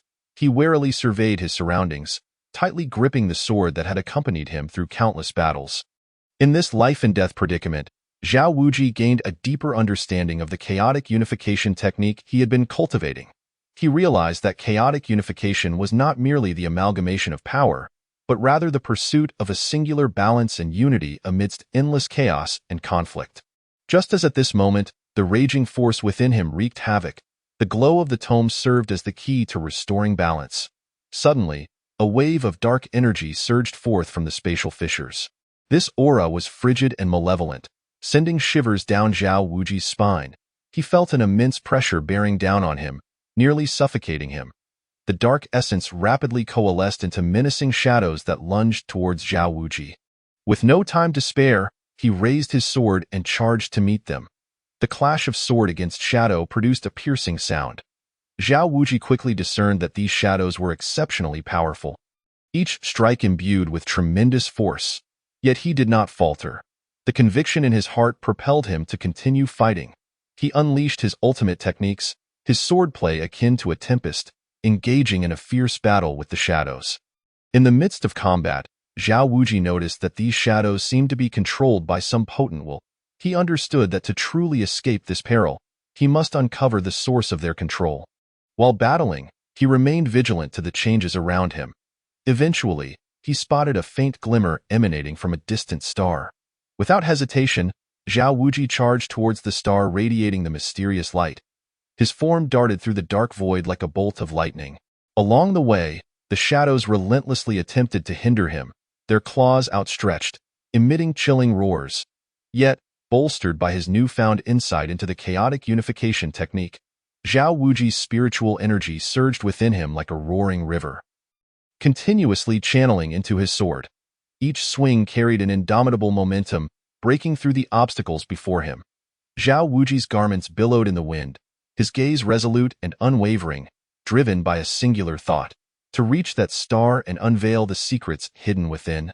At last, he set foot upon the star. However, what awaited him was a formidable trial. The surface of the star was shrouded in dense mist, obscuring the path ahead. As soon as Zhao Wuji landed, he felt an overwhelming pressure surging from all directions, as if it sought to flatten him. Gritting his teeth, he labored to take each step, exerting tremendous effort with every movement. Suddenly, a fierce wind howled past, carrying with it countless sharp ice blades that hurtled toward Zhao Wuji. He swiftly wielded his sword, forming a barrier to deflect the icy onslaught. Crack! The ice blades collided with his shield, producing a sharp sound as they shattered into fragments. Yet, this was merely the beginning. The ground began to tremble violently as enormous stone pillars erupted from below, pressing in on Zhao Wuji. He deftly dodged the incoming pillars, but their numbers multiplied, leaving him with little room to maneuver. In this dire moment, Zhao Wuji once more summoned his inner spiritual energy, unleashing the ultimate technique of the chaotic unification. A faint glow enveloped his body, shattering the encroaching stone pillars. However, the trial was far from over. A bolt of purple lightning suddenly descended from the sky, aiming directly for Zhao Wuji. Panic surged within him as he raised his sword to meet the lightning. Boom! The clash between lightning and blade produced a deafening roar, sending Zhao Wuji hurtling backward, crashing heavily to the ground. Struggling to rise, he tasted blood at the corner of his mouth. What manner of trial is this? Am I truly unable to pass? A flicker of doubt crossed Zhao Wuji's mind, but he quickly dismissed it. Taking a deep breath, he steadied himself once more, preparing to face the next wave of challenges. Zhao Wuji gritted his teeth against the pain and ventured deeper into the star. Each step felt as though it bore the weight of 1,000 burdens, his breathing growing labored and heavy, yet the determination in his gaze remained unyielding. The further he traversed, the greater the pressure became, and the surroundings grew increasingly bizarre. The once pervasive mist began to morph into various strange shapes, sometimes resembling grotesque beasts, at other times appearing as eerie specters, as if mocking his audacity. The ground beneath him turned spongy, akin to a bottomless quagmire, threatening to swallow him whole at the slightest misstep. Suddenly, a phantasmal figure emerged before Zhao Wuji, its presence both tangible and elusive, defying comprehension. It stood there quietly, exuding an aura that sent shivers down his spine. Zhao Wuji regarded this apparition warily, gripping his sword tightly. The blade trembled slightly, as if sensing the unusual pressure. "Who are you?" Zhao Wuji shouted, his voice reverberating in the eerie silence of this space. The figure did not respond, merely raising its hand slowly, a beam of light shooting forth toward Zhao Wuji. He sidestepped just in time to evade the sudden assault. "Humph! Attempting to conjure illusions," Zhao Wuji bellowed. Charging towards the figure with his sword drawn, he executed the void-breaking sword technique from the chaotic unification, his blade slicing through the air with lethal precision. Just as the blade was about to strike the figure, it vanished in an instant. Startled, Zhao Wuji halted and scanned his surroundings. In that moment, the figure reappeared behind him, launching another beam of light. Zhao Wuji reacted swiftly, pivoting to block with his sword. Bang! The light collided with the blade, generating a tremendous shockwave that forced Zhao Wuji back several steps. What on earth is this being? Zhao Wuji pondered, beads of sweat forming on his brow. He steadied himself and launched another assault on the figure.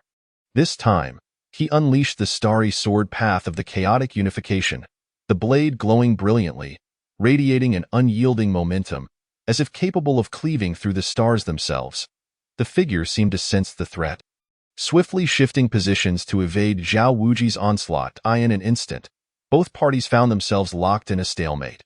Zhao Wuji's stamina waned, while the figure appeared to possess endless reserves of energy. This won't do. I cannot allow this to continue. Anxiously, Zhao Wuji devised a plan. He deliberately exposed a vulnerability, luring the figure into launching an attack. The very moment the shadow drew near, Zhao Wuji unleashed the entirety of his inner strength, driving his sword fiercely towards the apparition. His eyes widened in intensity as he roared, "Break for me!" The blade, infused with unparalleled force, plunged directly into the heart of that shadow. Yet, rather than dissipating, the figure erupted with an even more formidable power, sending Zhao Wuji hurtling backward. Like a kite severed from its string, he crashed heavily to the ground. In that instant of impact, he felt as though his very organs had been displaced. A metallic sweetness surged up his throat, and the searing pain felt as if a multitude of sharp blades were swirling within him, causing his vision to darken and nearly leading him to faint. Nevertheless, the fire of determination within him blazed fiercely, an indomitable belief springing from the depths of his soul, a resolution that would not yield even in the face of despair. Clenching his jaw, his teeth grinding audibly, veins bulging on his forehead, he supported his battered body with the bloodied sword, struggling to rise inch by inch. Gasping heavily, each breath was accompanied by piercing agony. Sweat poured down his resolute cheeks, dripping onto the mysterious and uncharted ground beneath him. His gaze remained steadfast and fervent as he fixed his eyes upon the ethereal figure, bracing himself to confront the unknown challenge once more. At that moment, the shadowy apparition began to undergo a transformation. The previously indistinct outline gradually sharpened, emanating a more enigmatic and perilous aura. This presence seemed capable of devouring all light, tightening Zhao Wuji's chest with a chill that surged from his feet to the crown of his head. Yet, he tightened his grip on the sword, showing no sign of retreat. The phantasmal figure solidified into a mysterious man clad in a dark robe. Tall and imposing, he bore an ineffable aura of foreboding. Shadows obscured his features, rendering his face indecipherable, yet the oppressive force radiating from him made it difficult for Zhao Wuji to breathe, as if an invisible mountain pressed upon his heart. The mysterious figure slowly raised his hand, gathering a dark power within his palm. This force swirled like a tumultuous storm cloud, crackling with thunder and reeking of annihilation. Zhao Wuji's heart raced. He understood that a far more arduous battle loomed ahead. Drawing a deep breath, he steeled himself to confront this impending challenge. "Boy, unleash your strongest attack." The voice of the mysterious man echoed coldly as if emanating from the depths of an abyss. Without further ado, Zhao Wuji launched himself at the figure clad in black, anticipating an enraged response. However, an unexpected turn of events unfolded. Just then, the mysterious man's voice resonated within Zhao Wuji's mind. "Boy, do not blame me that I am the spirit of this small world, and my assault upon you aims to expedite your mastery of the chaotic unification technique. Only through trials of life and death can you truly command this formidable power." Initially taken aback, Zhao Wuji's eyes soon filled with renewed resolve. The mysterious man ceased his words, and with a mere wave of his hand, the dark force surged toward Zhao Wuji. Without hesitation, Zhao Wuji summoned every ounce of his power, his sword dancing like the wind, striving to withstand this overwhelming force. The clash of dark power against the radiance of his blade erupted in a deafening roar, A tremendous backlash surged through Zhao Wuji's arm, causing it to tingle painfully, compelling him to stagger backward. Yet, he quickly regained his footing and charged forward once more. The mysterious man, observing this, furrowed his brow slightly, intensifying his output of power. Under the immense pressure, Zhao Wuji gradually found himself at a disadvantage. His garments were drenched in sweat, and the wounds on his body reopened from the exertion, staining his attire in crimson. However, there was no trace of fear in Zhao Wuji's gaze. He continuously reminded himself, "I cannot lose. I must overcome him." As Zhao Wuji valiantly persevered, he suddenly perceived a flaw within the mysterious man's power.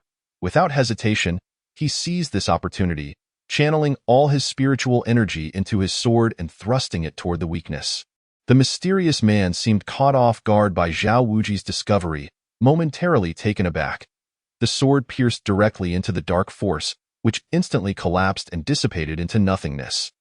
The mysterious man let out a muffled grunt, his body trembling slightly. Capitalizing on this chance, Zhao Wuji unleashed a more ferocious assault, his sword striking like a tempest against the mysterious man. The latter defended while simultaneously applying pressure, guiding Zhao Wuji to continuously shatter his own limits. Chapter 72.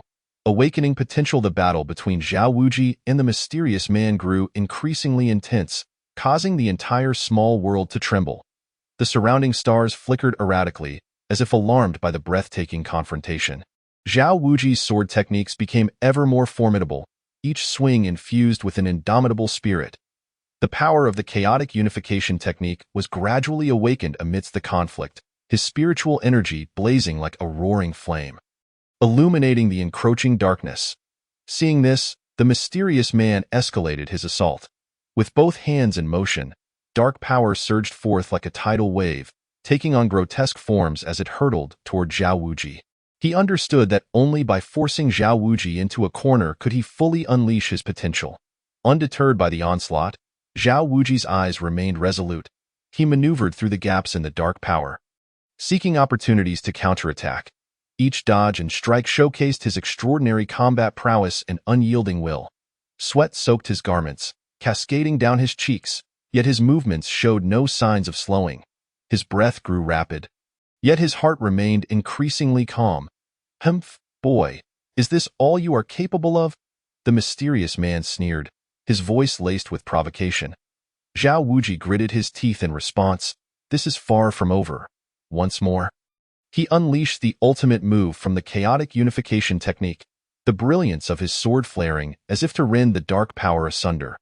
However, the mysterious man's strength vastly exceeded his expectations, and his attacks were repeatedly thwarted, inflicting further injuries upon his body. Just as Zhao Wuji felt his strength waning, a flash of insight struck him. He recalled the arduous journey of mastering the chaotic unification technique, the essence of his initial intentions and mission. "I cannot lose," Zhao Wuji roared within, a surge of defiance coursing through him. At that moment, his body erupted with a brilliant radiance, akin to a resplendent sun illuminating the entire small world. Within this glow, Zhao Wuji's aura ascended, his form seemingly merging with the very fabric of existence around him. The mysterious man bore a look of astonishment, quickly regaining composure. "Indeed, boy, your chaotic unification technique has finally reached a breakthrough." Feeling the potent force coursing through him, Zhao Wuji brimmed with confidence. He raised his sword once more, charging at the mysterious man. This time, his sword was even mightier, his speed even swifter. The mysterious man, no longer holding back, met the attack with full force. The collision of their powers generated a colossal shockwave, causing the surrounding stars to tremble precariously. As Zhao Wuji and the mysterious man clashed in a dance of light. Each strike resonated like the explosion of stars, echoing with heart-stopping intensity. Time seemed to stand still in that moment, with the world reduced to just their silhouettes and the sounds of their fierce battle. Within the radiant glow, the confrontation between Zhao Wuji and the mysterious man reached a fever pitch. Zhao Wuji's sword surged like a flood, each blow imbued with cataclysmic strength. His blade transformed into a roaring dragon, wielding an aura of unyielding authority and fury as it surged toward the mysterious figure. The sword shimmered with brilliance, runes swirling, exuding an unsettling power. Unyielding, the mysterious man summoned dark energy into a solid shield, bracing against Zhao Wuji's relentless onslaught. The shield stood like a towering mountain, impervious to Zhao Wuji's fierce attacks. The mysterious man's eyes glinted with a strange light as he formed seals with his hands, manipulating the dark power to launch wave after wave of counterattacks.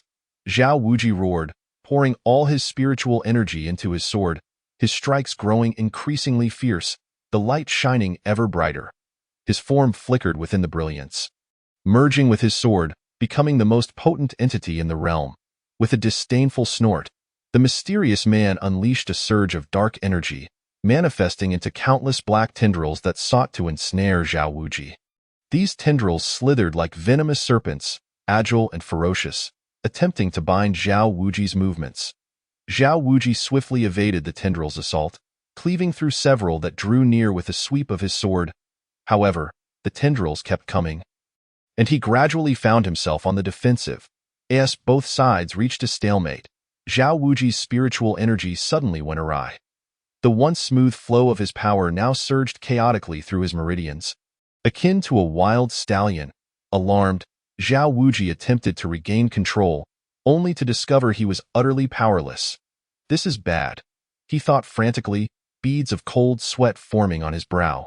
The mysterious man, sensing Zhao Wuji's anomaly, seized the opportunity to intensify his assault. The dark power surged even more violently, crashing down upon Zhao Wuji like an avalanche. Zhao Wuji clenched his jaw, enduring the agony within as he continued to confront the mysterious man.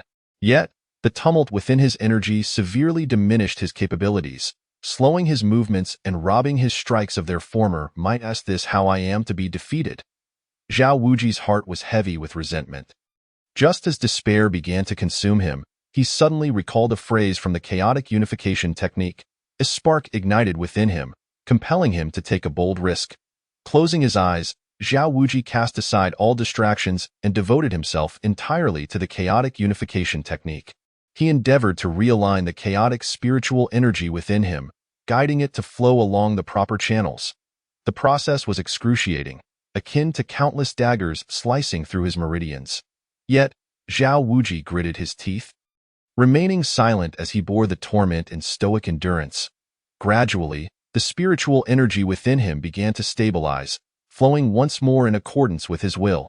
He opened his eyes, a glimmer of determination illuminating his gaze. It was time for me to strike back, Zhao Wuji roared, brandishing his sword and charging once again toward the mysterious figure. Revitalized, Zhao Wuji's sword aura grew increasingly formidable, leaving the enigmatic opponent struggling against his relentless onslaught. Ultimately succumbing to defeat, as he gazed down at the fallen figure, a long sigh of relief escaped his lips. Just as he prepared to catch his breath, a mysterious force abruptly enveloped him from within the small world. This power was both potent and eerie, and despite his attempts to break free, Zhao Wuji found himself utterly powerless. A surge of alarm filled him as he pondered the new crisis that awaited. However, this force did not inflict harm upon Zhao Wuji. Rather, it began to transport him slowly. The scenery around him shifted rapidly, leaving him dizzy and disoriented. He felt as though the very fabric of reality was unraveling. Moments later, Zhao Wuji discovered that he had reappeared in the abyss of 10,000 demons. The air was thick with a chilling malevolence, and strange sounds echoed from the darkness, as if countless eyes were watching him. A frigid wind howled past, sending shivers down his spine. He surveyed his surroundings, noting the grotesque rocks that resembled monstrous creatures or terrifying specters. The ground was shrouded in a layer of black mist, obscuring the path beneath his feet. In the distance, faint red glimmers flickered, seemingly the eyes of demons. Zhao Wuji was filled with confusion and vigilance. He had no idea why he had been brought to this place, nor what dangers lurked within. Yet, he understood that retreat was no longer an option. Only by bravely moving forward could he hope for survival. Taking a deep breath to steady himself, Zhao Wuji gripped his sword tightly and cautiously ventured deeper into the abyss of 10,000 demons. With each step, he remained acutely aware of his surroundings. Suddenly, a massive bat lunged from the shadows, its gaping maw aimed at Zhao Wuji. Reacting swiftly, he dodged to the side while simultaneously swinging his sword at the creature. The bat screeched, narrowly evading his strike before vanishing into the darkness. Zhao Wuji pressed onward, the ground beneath him growing increasingly soft. Resembling a treacherous swamp, he treaded carefully, wary of becoming ensnared at that moment. Countless black tendrils emerged from the mire, reaching out to ensnare him. Zhao Wuji hastily swung his sword to sever the tendrils, but they continued to surge forth, overwhelming him. What manner of cursed place is this? Zhao Wuji cursed inwardly. Just as he felt his strength waning, he spotted a cave entrance ahead. A faint glow emanated from within, a glimmer of hope amidst the darkness. Without a second thought, he fought against the tendrils' grasp and charged toward the cave. Chapter 73. Shards of the Demon Heart. Zhao Wuji continued exploring the cave when he suddenly noticed a distant red light, pulsating with traces of demonic energy. He quickened his pace, racing toward the radiant glow. The path was uneventful until he drew near, discovering it to be a fragment of the demon heart. A surge of joy welled within Zhao Wuji. After enduring countless trials, he had unexpectedly stumbled upon this treasure. Eagerly, he rushed forward and seized the shard. The moment Zhao Wuji clasped the demon heart fragment, a wave of powerful and malevolent energy surged through his arm like a torrential tide. He let out a muffled groan of agony. Feeling as though his body might burst from the sheer force of this wild energy, it rampaged through his meridians, wreaking havoc as if countless blades were slicing through his innards in desperation. Zhao Wuji activated the chaotic unification technique to suppress this power. He clenched his eyes shut, veins bulging on his forehead, beads of sweat cascading down his face. The spiritual energy within him surged like a torrential river. Engaging in a fierce clash with the malevolent force, that moment, the voice of the mysterious demonic shadow echoed ominously within the chamber. Ha ha, young one, did you truly believe these 3 trials were meant to aid you? How na ve? This has been a trap from the very beginning, designed to obliterate you. Zhao Wuji's expression darkened, his heart ablaze with fury. That anger threatened to consume his reason, but he knew he could not afford to let rage cloud his judgment. How despicable to resort to such treachery!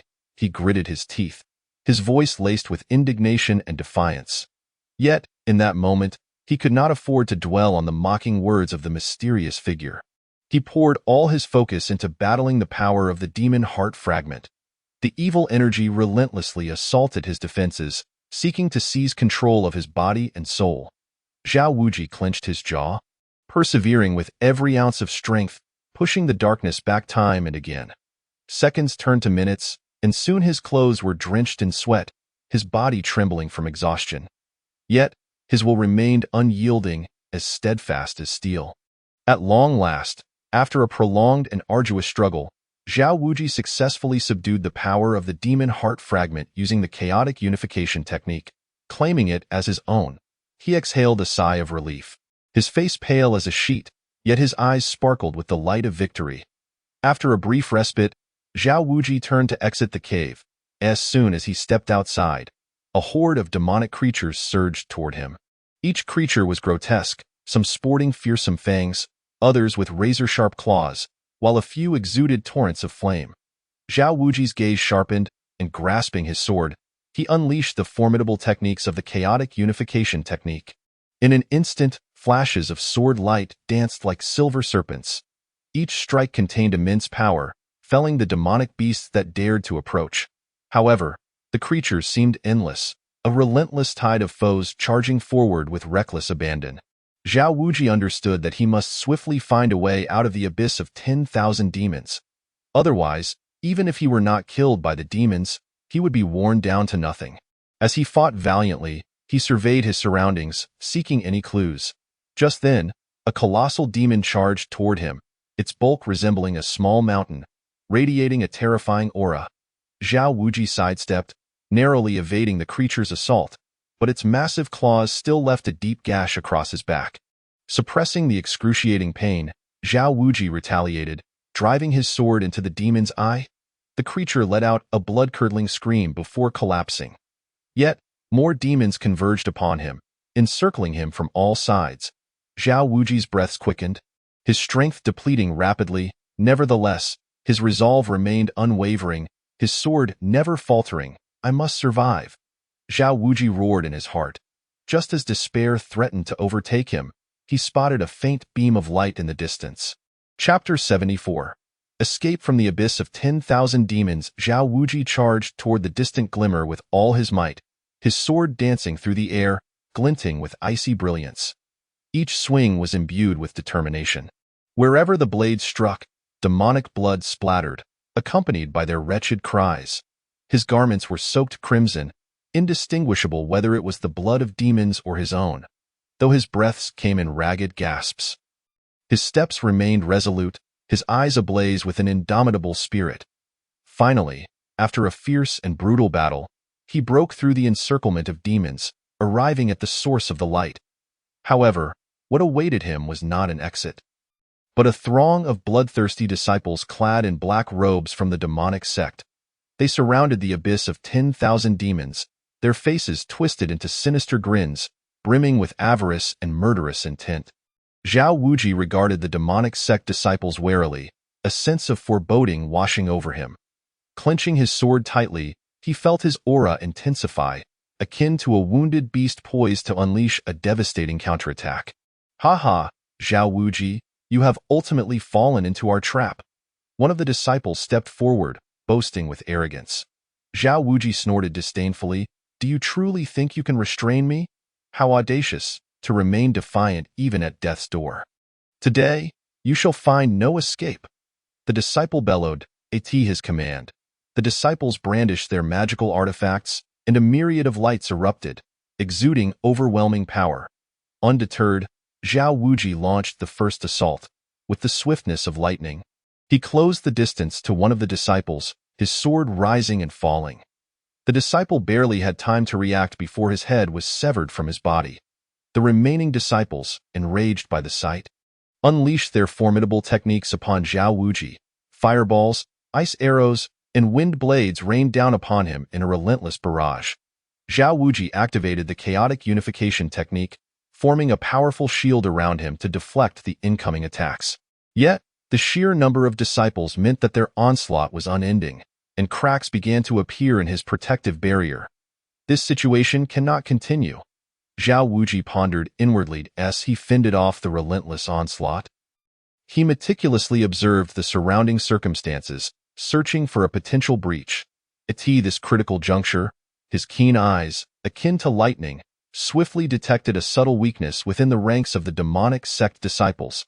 In an instant, a flicker of alarming brilliance flashed within his gaze, reminiscent of a dazzling meteor streaking across the dark night sky.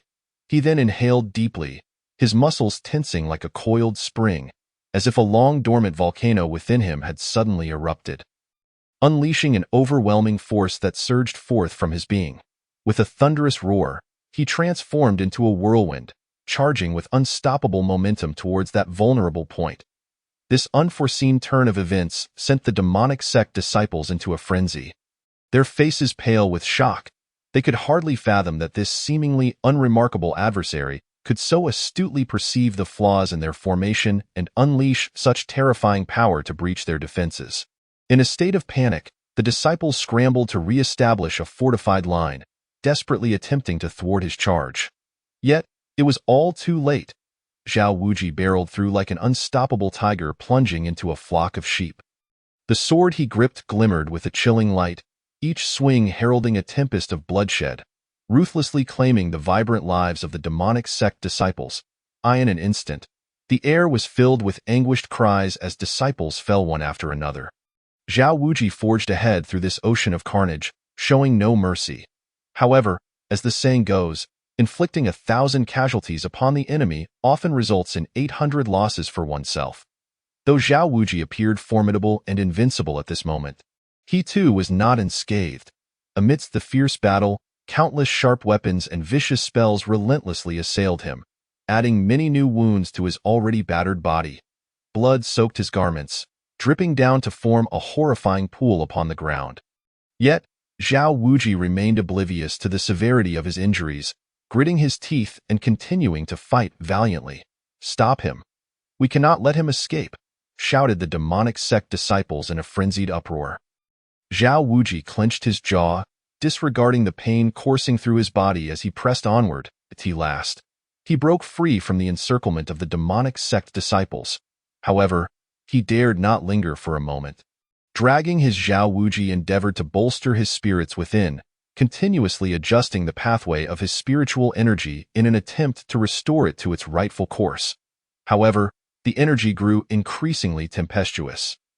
As if it were deliberately defying him, his body began to tremble, and a look of anguish crept across his face.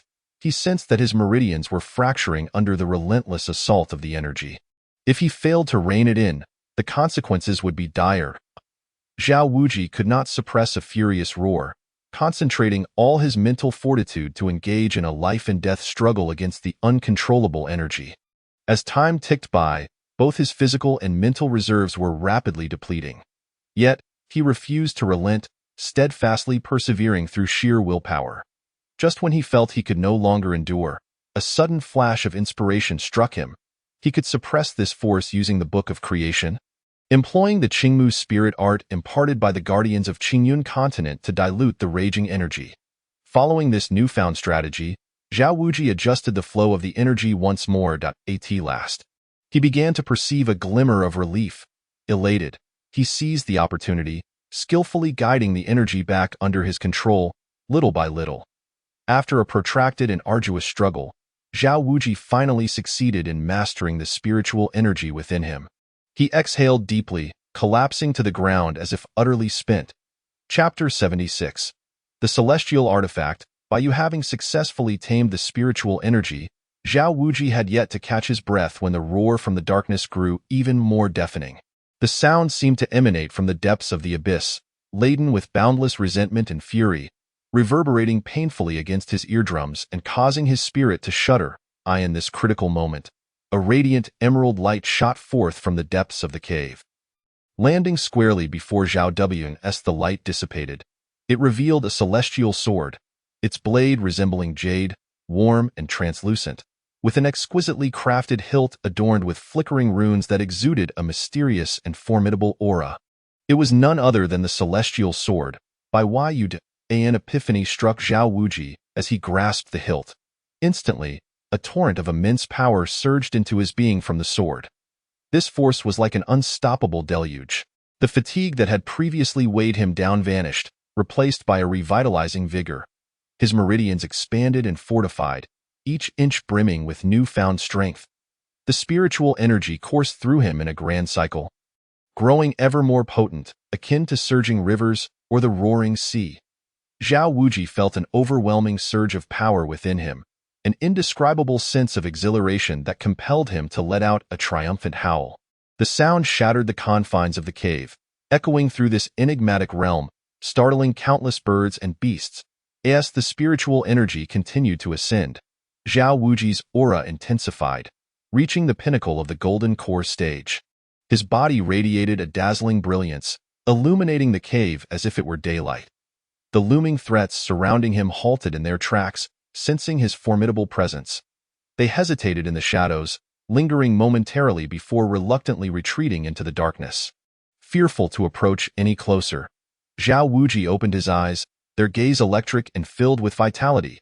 He reveled in the tumultuous power within him, his heart swelling with joy. This newfound strength instilled in him a confidence that he could master anything. Surveying his surroundings, he discovered that the cave walls were inscribed with ancient texts of martial arts and arcane knowledge. The characters seemed alive, shimmering with a faint glow, each stroke imbued with boundless mysteries. Scattered across the ground were various rare spiritual materials and treasures, spirit pearls capable of enhancing cultivation, rare ores for forging unparalleled weapons, and mysterious elixirs for healing grievous wounds. Zhao Wuji, brimming with excitement, collected these treasures, storing them within his storage ring. The bounty he had reaped far exceeded his expectations, rendering all the trials he had endured worthwhile. As he prepared to exit the cave, a mysterious voice echoed in his ear. "Young one, the bond forged today is predestined. The causes of your past have led to the fruits of this life. All your gains are meant to expedite your growth, but the path ahead is fraught with peril. And you must tread carefully. Zhao Wuji's heart quaked, bewildered by the implications. As a modern individual transported to this realm, what connections could there be? Despite his swirling doubts, he scanned his surroundings, yet found no trace of anyone. Elder, may I inquire as to your identity? Why do I feel as though I am encountering fortuitous opportunities at every turn, consistently transforming misfortune into fortune? Zhao Wuji called out. However, the voice offered no further reply, leaving him in contemplation. After a moment, Zhao Wuji steadied himself, gripping the celestial sword by Yu and striding forth with resolute steps toward the cave's exit. He yearned to return to Qingyun's sect swiftly, to present the shard of the demon heart to the sect master, and to wed Yi Ling. He understood that further challenges likely awaited him, yet at this moment, he possessed ample courage and strength to confront them. Chapter 77. Returning to Qingyun's sect with his heart laden with treasures and anticipation, Zhao Wuji embarked on the journey back to Qingyun's sect with light yet determined steps. Though the journey was fraught with hardships and the elements, his spirit bloomed like a flower in spring, overflowing with joy and elation. He occasionally gazed upward at the wispy, ethereal clouds dancing across the horizon, his thoughts drifting back to his experiences within the abyss of 10,000 demons. The treacherous scenes from that place replayed in his mind like frames from a film, each moment of life and death struggle and every thrilling battle etched into his memory. Reflecting on these experiences, a tide of emotions surged within him, nostalgia for the trials he had faced, coupled with pride and satisfaction for having transcended his limitations. After a lengthy trek, he finally caught sight of the familiar and imposing gates of Qingyun's sect on the horizon. Before the gates, numerous disciples milled about, some engaged in intense martial arts sparring, their movements swift and precise, while others gathered in groups, sharing laughter and camaraderie, creating a lively and animated scene. The towering gates, illuminated by the radiant sunlight, emitted a dazzling brilliance, as if welcoming back Zhao Wuji, the courageous disciple, with open arms. Witnessing this scene, Zhao Wuji could not help but smile warmly, quickening his pace. Before long, he wove through the bustling crowd, striding purposefully into the sect. Almost simultaneously, news of his return spread like wildfire throughout the sect. The disciples, abandoning their tasks, flocked from all directions, their eyes brimming with curiosity, eager to learn of Zhao Wuji's adventures and the treasures he had acquired. More than that, they held a deep admiration for the fact that he had returned safely and triumphantly from the perilous abyss of 10,000 demons. Senior brother Zhao Wuji, we heard that your journey was fraught with innumerable challenges. It must have been filled with danger and trials.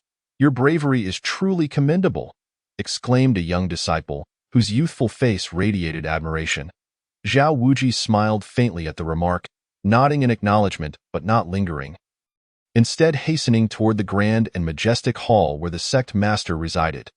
Each step was resolute, embodying the hardships he had endured on this journey. Upon entering the hall, he beheld the sect master seated regally upon a resplendent throne, eyes closed as if in deep contemplation, exuding an air of solemnity. Zhao Wuji dared not be remiss, approaching respectfully and halting a few steps away before kneeling, bowing deeply as he declared, "Disciple Zhao Wuji pays respects to the esteemed sect master." At the sound of Zhao Wuji's voice, the sect master's eyes slowly opened, a glimmer of light flashing within. His gaze, sharp as lightning, fell upon Zhao Wuji, scrutinizing him for a moment before a satisfied and approving smile graced his lips. Laced with unabashed admiration, "Rise, my child, I have heard of your endeavors during this expedition. Overcoming such formidable challenges to return successfully attests to your indomitable will and the harmony of wisdom and courage." Following the sect master's directive, Zhao Wuji rose, carefully presenting a shard of the demon heart, which emitted an eerie glow, taking a step forward to bow once more. "Thank you for your kind praise. Sect Master, I am fortunate to have fulfilled my mission and successfully brought back this crucial shard." With that, he elevated the shard high, presenting it before the sect master. The sect master extended his hands, solemnly accepting the shard that radiated a mysterious black light. Squinting, he raised it to his eyes, scrutinizing it closely. The shard appeared to bear elusive runes, pulsating with enigmatic brilliance. The more he observed, the more satisfied he became. A smile of contentment spreading across his face as he nodded appreciatively. Excellent. This shard of the demon heart is an exceedingly rare treasure. Your success in acquiring it speaks volumes of your extraordinary prowess. Moreover, you have successfully triumphed over 3 formidable trials, not only showcasing your extraordinary talent and unwavering perseverance, but also bestowing unparalleled glory upon our sect. Your contributions are invaluable, and it is indeed a fortuitous event for our order. At that moment, upon hearing the news, the esteemed elders of the sect hurriedly arrived to extend their congratulations. They gathered around the sect leader and Zhao Wuji, their faces radiating with joy. Among them, an elder with flowing white hair and an ethereal demeanor stepped forward, looking at Zhao Wuji with a smile and saying, "Zhao Wuji, you have truly brought great honor to our sect. I recall the days when you first joined us. None of us recognized your worth, believing you merely to be a subordinate of the temperamental saintess. Yet, through your relentless efforts and exceptional aptitude, you have progressed rapidly, advancing from the initial stages of foundation building to the pinnacle of the Golden Core realm in merely 6 months. Now, you stand as an indisputable paragon among the younger generation of our sect." Another elder, with a stern countenance, added, "Indeed, Zhao Wuji, your potential is boundless, and your future development is immeasurable. However, remember to guard against arrogance and complacency. You must continue to forge ahead, contributing even more to the flourishing of our sect." Faced with the accolades and expectations of the elders, Zhao Wuji appeared remarkably humble. He respectfully bowed to the sect leader and the elders. Then earnestly stated, "The achievements I have attained today are entirely due to the diligent guidance of the sect leader and the meticulous nurturing of the esteemed elders. Without your insights and support, I would likely not have reached this point. Henceforth, I shall double my efforts in cultivation, striving to live up to the high hopes of the sect leader and the elders, and dedicate my utmost strength to the glory of our sect." After saying this, Zhao Wuji bowed deeply once more, and the hall erupted with a chorus of praise. Chapter 78. The Robbery of the Demon Heart. The sect leader slowly rose to his feet. His posture erect, resembling a majestic mountain, he advanced with deliberate and powerful strides towards Zhao Wuji, then bent down to extend his hands, personally helping him to rise.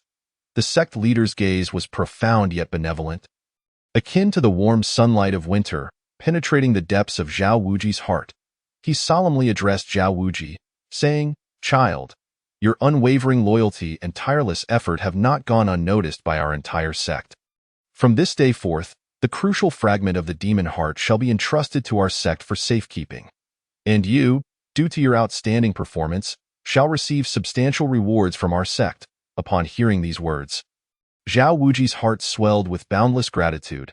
He opened his mouth, poised to express his thanks, but at that moment, an unexpected turn of events occurred. A sharp whistling sound pierced the air, and a shadow, like a wraith, dashed into the hall with lightning speed. The velocity was unimaginable, akin to a bolt of lightning slicing through the night sky. The onlookers gasped in astonishment, barely managing to catch a glimpse of the shadow before it arrived at the center of the grand hall. Once the shadow came to a halt, the crowd could see that it was a mysterious figure. The figure was shrouded in darkness, rendering their features indistinguishable, yet an intensely malevolent aura emanated from them, palpable enough to condense the surrounding air. Those nearby felt a bone-chilling cold wash over them, involuntarily shivering, their hearts swelling with profound terror. "You shall not claim the demon heart fragment for yourselves," the mysterious figure declared coldly, their voice echoing as if emerging from the depths of the abyss, laden with an icy dread. Zhao Wuji instantly became vigilant, positioning himself protectively in front of the sect leader. His gaze sharp and unwavering, muscles tensed, ready to respond to any sudden developments. The elders, witnessing the situation, quickly unleashed their respective spells, illuminating the hall with a dazzling display of colors. Some elders waved their hands, chanting incantations, summoning roaring flames that surged towards the mysterious figure. Others wielded their staffs, conjuring sharp ice spears that shot forth with piercing coldness. However, the mysterious figure's power surpassed all expectations. They moved like a specter, effortlessly evading the attacks. The formidable spells seemed utterly ineffectual against them, their movements as swift as the wind, eluding capture. "Humph! Do you truly think you can impede me with your feeble efforts?"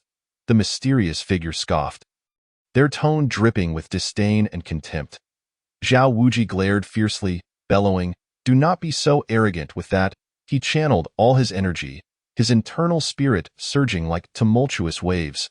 With a powerful push, he propelled himself towards the mysterious figure, gathering a radiant orb of light that contained immense strength, hurling it like a meteor at the figure. Upon seeing this, the mysterious figure's lips curled into a cryptic smile. They casually raised a hand, seemingly nonchalantly, and a formidable force surged toward Zhao Wuji. With a thunderous crash, Zhao Wuji was sent stumbling back several steps, his feet carving deep grooves into the ground. Yet, he showed no signs of retreating. Instead, his resolve to vanquish the mysterious figure only intensified. At that moment, other disciples arrived, forming a circle around the hall, their expressions tense yet brimming with fighting spirit. "Everyone, let us join forces. We cannot allow this villain to succeed." An elder disciple cried out.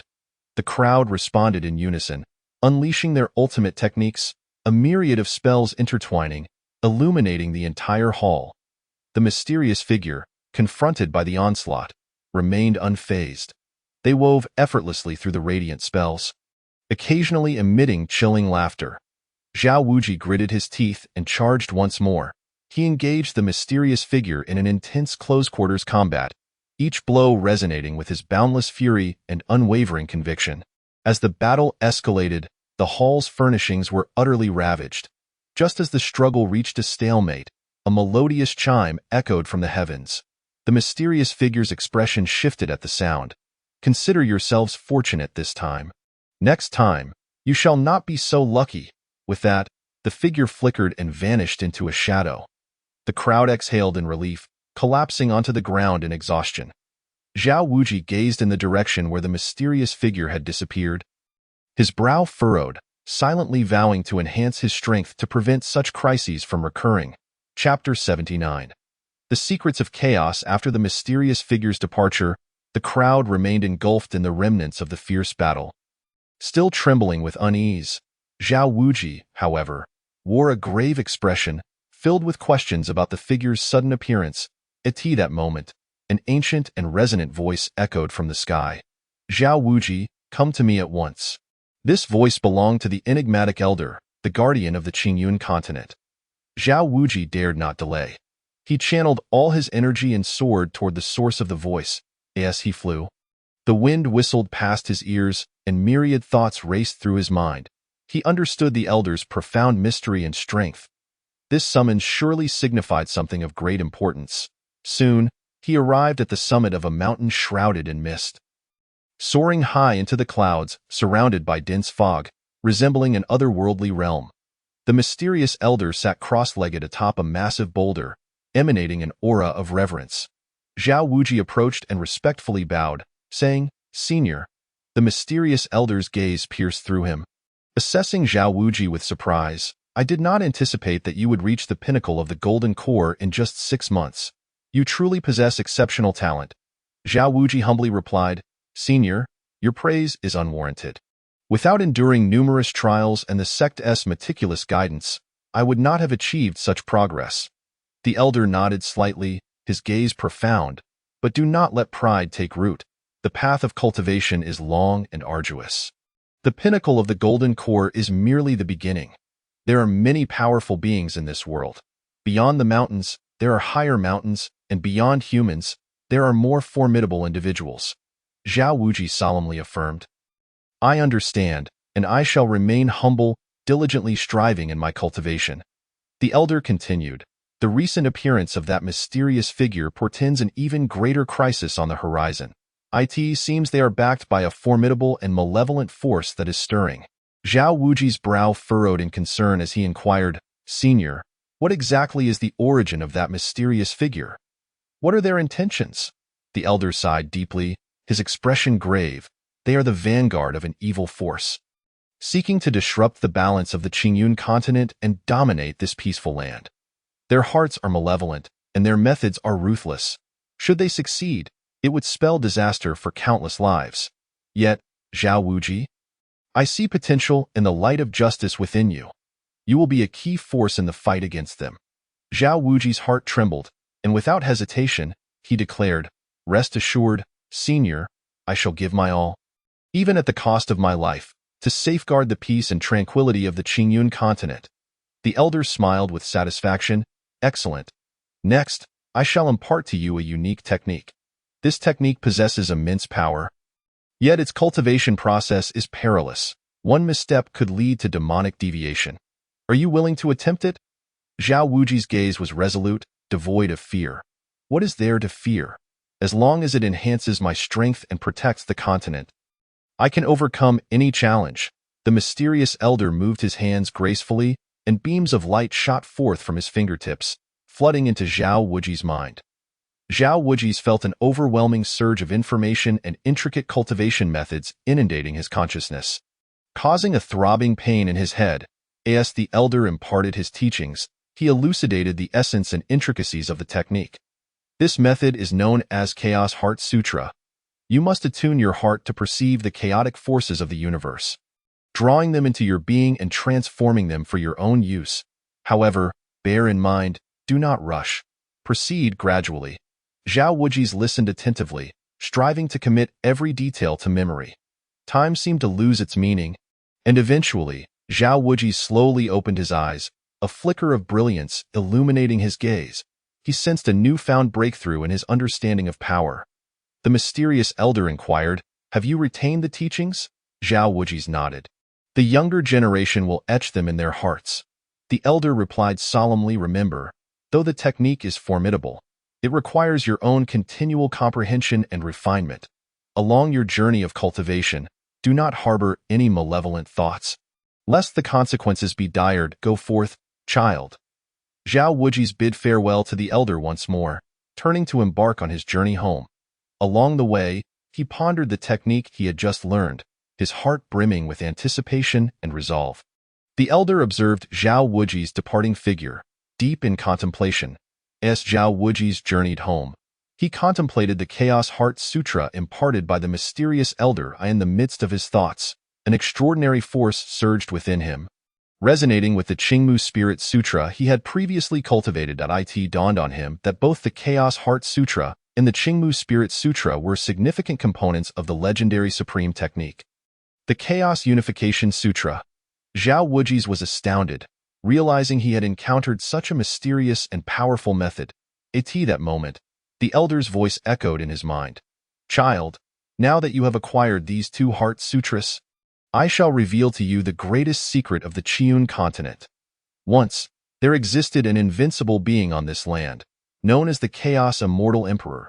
He fought valiantly against the three great immortal emperors in the starry skies, only to be beset by the Demon Emperor.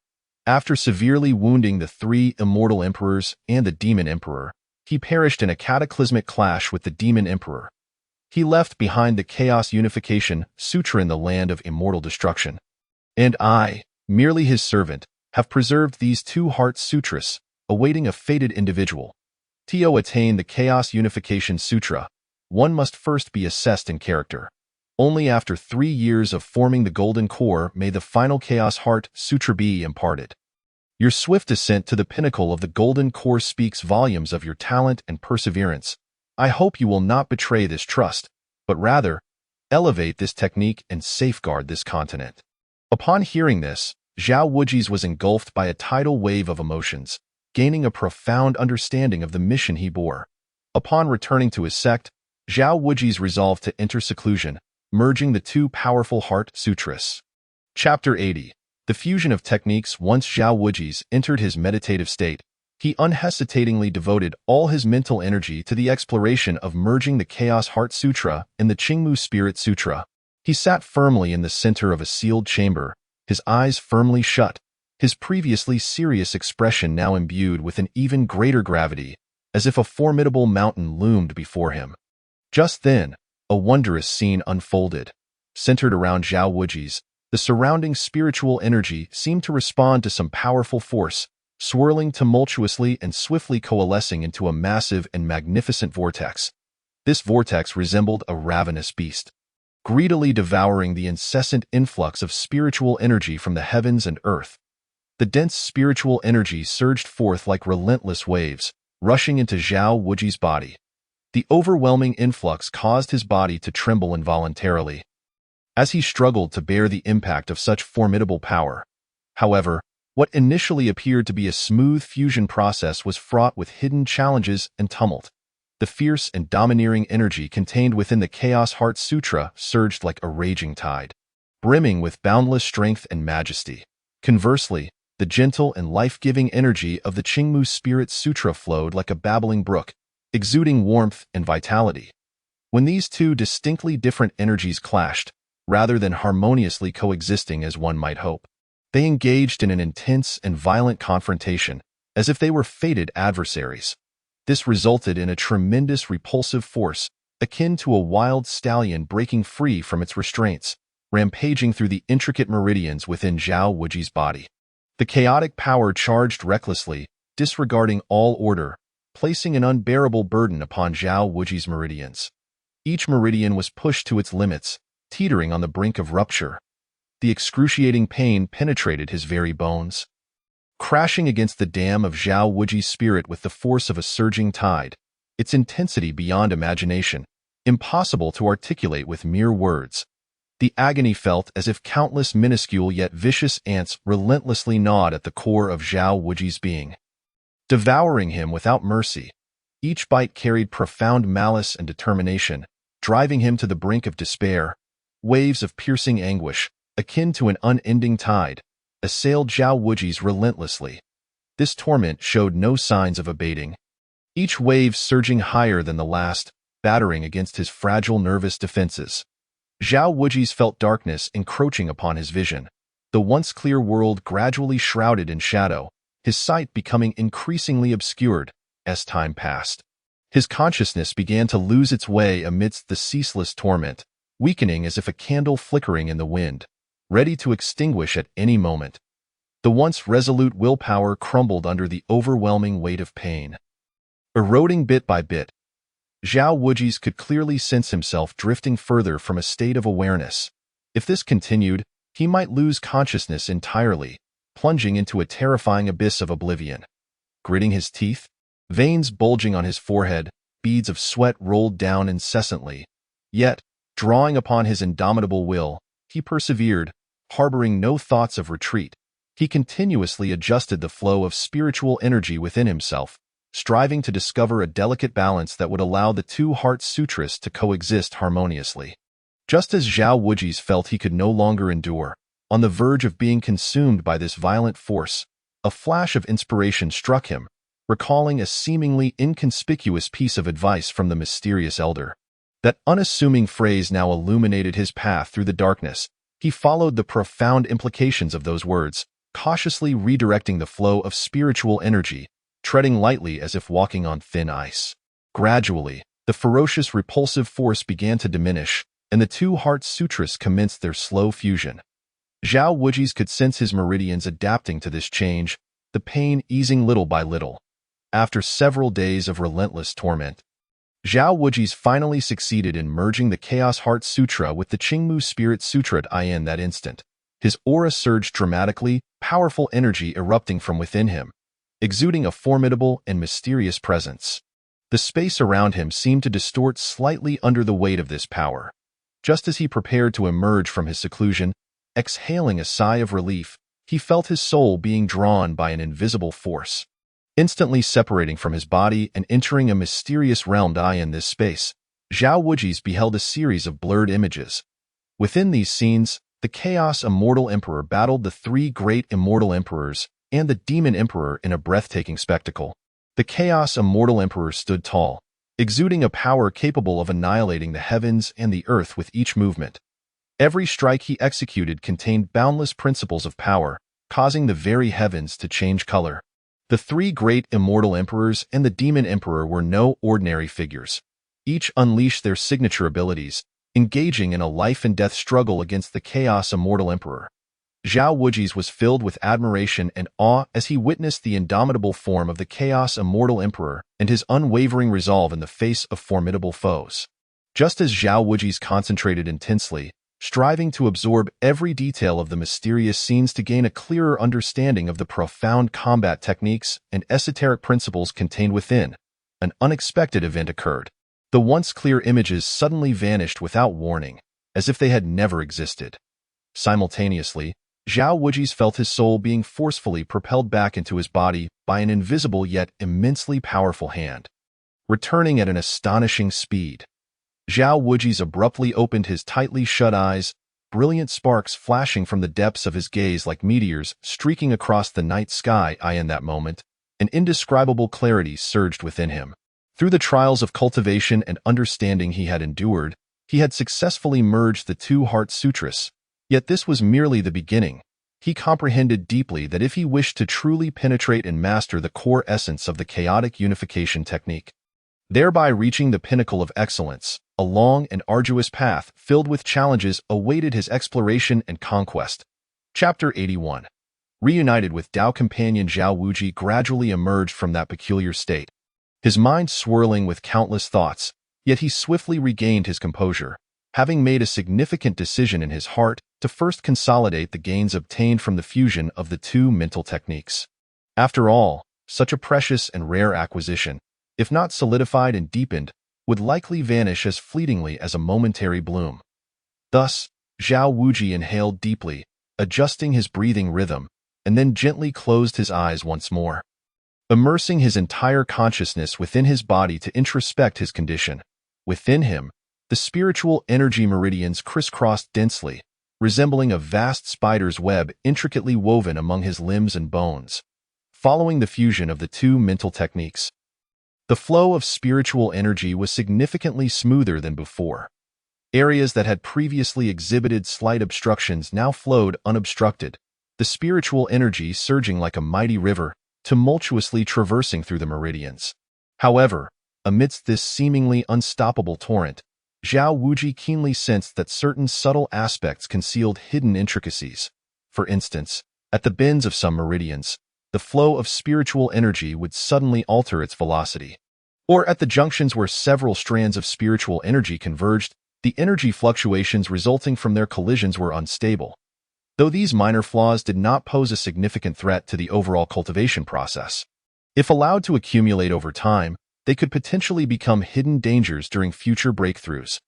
Therefore, Zhao Wuji remained vigilant, dedicating himself to meticulously observe and analyze every bend of the meridians and every convergence of spiritual energy, striving to identify and rectify the existing issues. This process resembled the appreciation of a meticulously arranged musical composition, with Zhao Wuji acting as the discerning listener. He could clearly discern the pulsation of each note, feeling the rise and fall of the melody. For those slightly jarring notes, he would ponder deeply on how to harmoniously integrate them into the entire piece, ultimately creating a melodious and enchanting symphony. Similarly, when confronting the subtle flaws within the spiritual energy meridians, Zhao Wuji exhibited the same focus and dedication, vowing to mend and perfect them one by one. Just as Zhao Wuji was immersed in this profound cultivation, a gentle knock resonated from outside the chamber. The sound was initially soft, akin to petals falling in spring, delicately brushing against the ground, as if fearful of disturbing him. However, after a moment, it gradually grew clearer, resembling an urgent drumbeat, laced with eagerness and anticipation. Zhao Wuji slowly opened his eyes, a glimmer of clarity flashing within them, as he restrained his aura and spoke in a low voice. "Come in." The door creaked open softly, revealing the petite figure of Yi Ling at the threshold. Clad in a light green gown, the hem danced gently in the breeze, reminiscent of flowers blooming in spring. Tender and vibrant, her hair cascaded down her shoulders like a waterfall, with a few rebellious strands fluttering playfully in the gentle wind, adding a touch of mischief and liveliness. A hint of shyness and profound longing adorned her face, her once lively eyes now sparkling even brighter at the sight of the one she had been yearning for, akin to radiant stars in the night sky, filled with tenderness as she gazed at Zhao Wuji. "Zhao Wuji, I missed you dearly, so I came to see you." Yi Ling spoke softly, her voice akin to the sweet song of a nightingale, melodious and enchanting, carrying a subtle tremor that revealed her excitement. The sound caressed Zhao Wuji's heart like the fragrance and warmth of spring. Zhao Wuji looked at her, a warm smile gracing his lips, that smile akin to the sun breaking through layers of clouds on a winter's day. Capable of dispelling all coldness, he rose and stepped towards Yiling, his movements gentle yet swift, as if afraid she might suddenly vanish. He took her hands gently, which were as delicate as if devoid of bones yet carried a hint of coolness. He said, "Linger, I missed you too.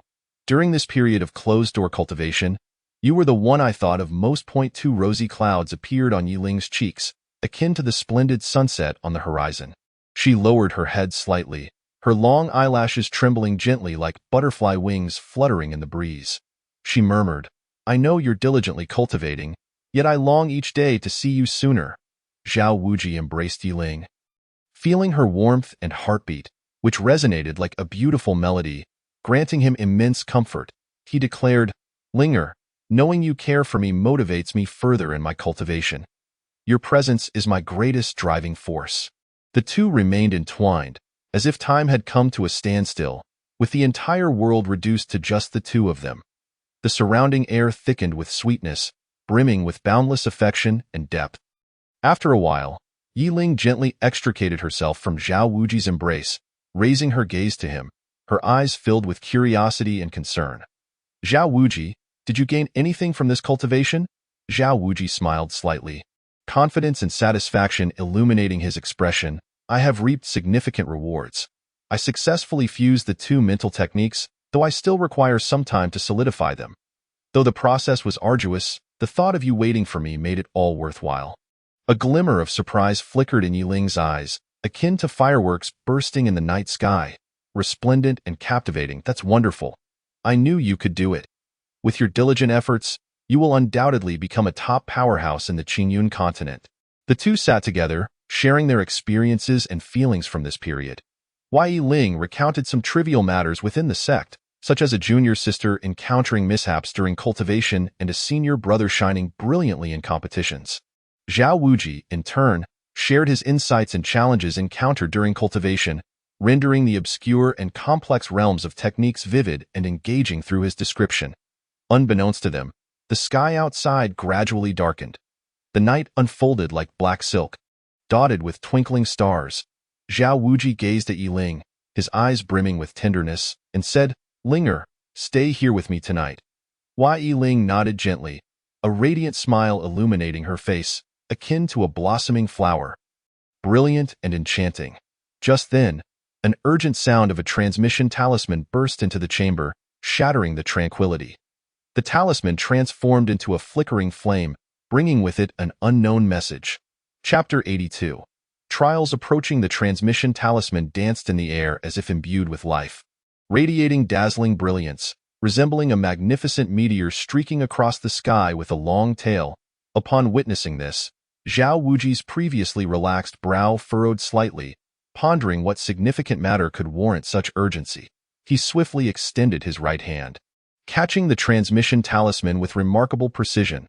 At the moment of contact, a torrent of powerful information surged into his mind like a flood bursting a dam, overwhelming him momentarily. The influx was so rapid that Zhao Wuji felt a wave of dizziness wash over him.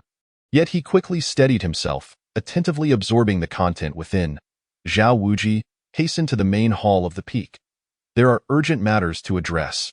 The solemn and somewhat urgent voice of the sect leader echoed in his mind, akin to a thunderclap resounding in his ears. Zhao Wuji understood well that the sect leader typically acted with composure, and such a hurried summons could only signify an extremely significant issue.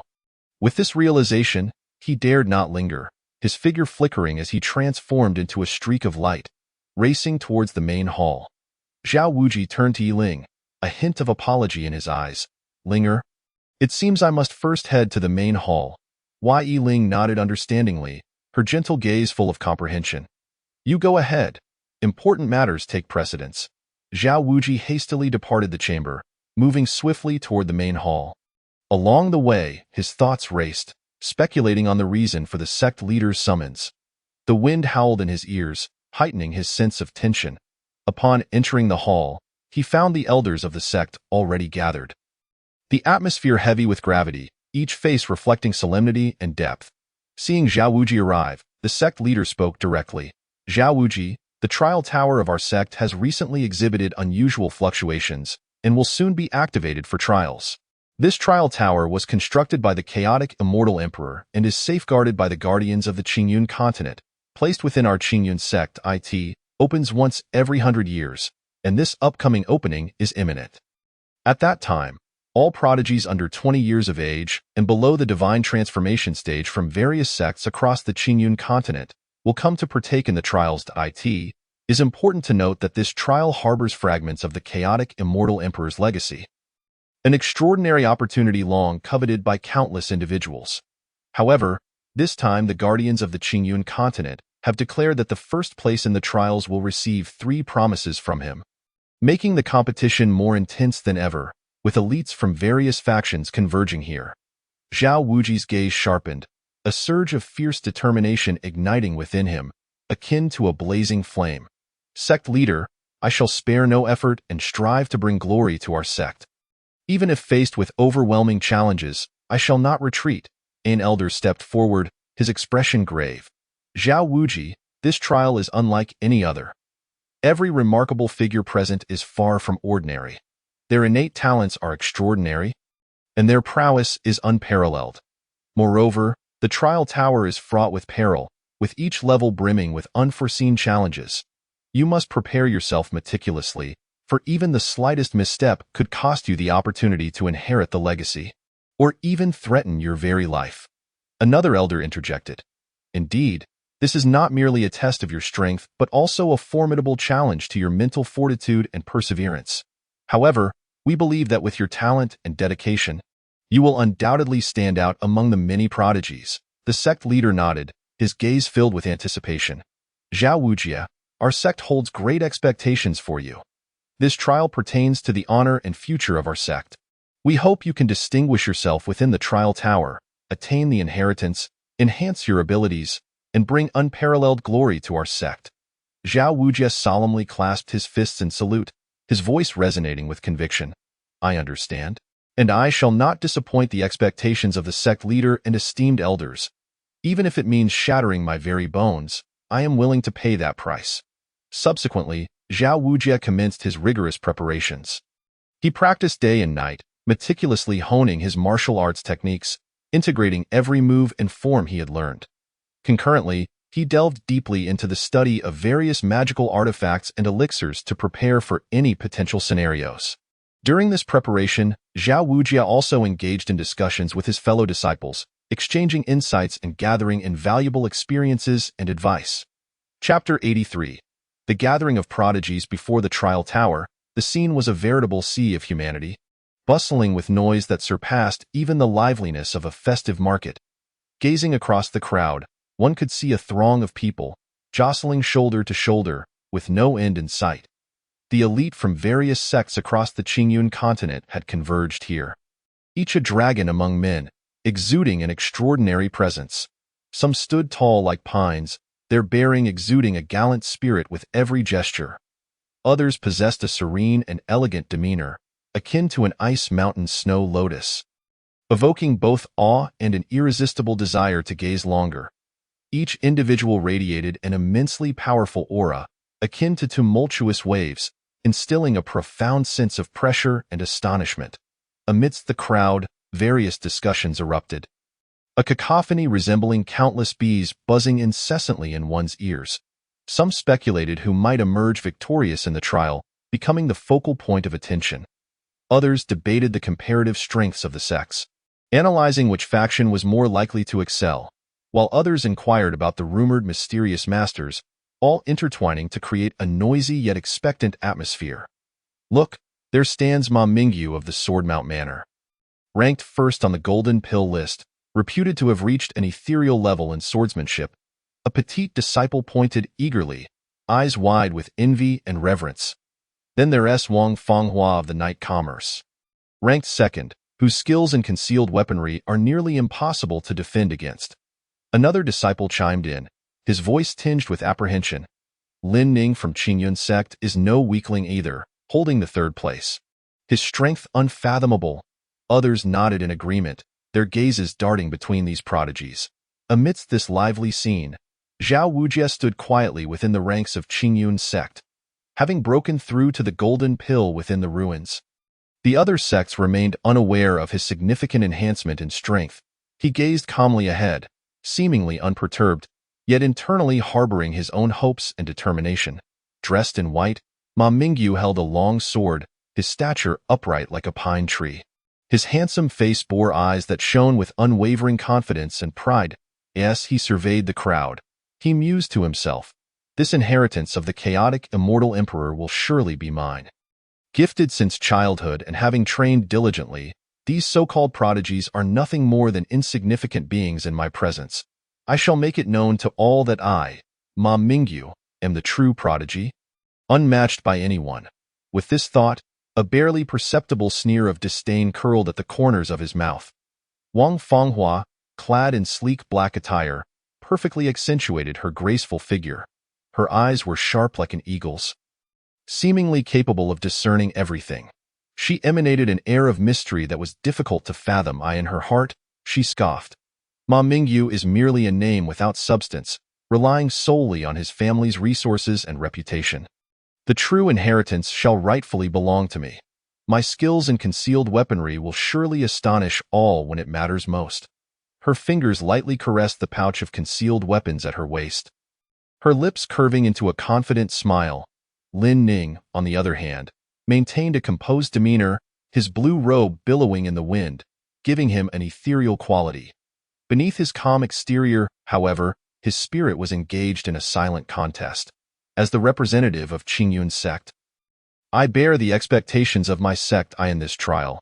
I must give my all to bring glory to our sect. Even if faced with mountains of blades or seas of fire, I shall not waver. A flicker of determination shone in his eyes, his hands instinctively clenching into fist. At that moment, a disciple from Qingyun sect noticed Zhao Wujie and curiously asked, "Senior brother Zhao Wujie, who do you think will secure the inheritance of the chaotic immortal emperor?" Zhao Wujie smiled slightly, his gaze firm and composed. "Every prodigy has a chance. The matter of inheritance hinges upon destiny. We need only to do our best and remain true to ourselves." His voice was gentle yet powerful, instilling an inexplicable sense of reassurance. Chapter 84. Conflict outside the tower. As the crowd grappled with their complex emotions of anxiety, disappointment, and anger over the trial tower's delayed opening, Ma Mingyu inadvertently cast his gaze towards Zhao Wujie. When his eyes fell upon the graceful Yi Ling standing beside Zhao Wujie, he was instantly captivated, as if ensnared by a spell, rendered immobile. Yi Ling's exquisite features resembled a resplendent flower in full bloom during spring, breathtakingly beautiful, nearly devoid of any flaw to describe her ultimate beauty.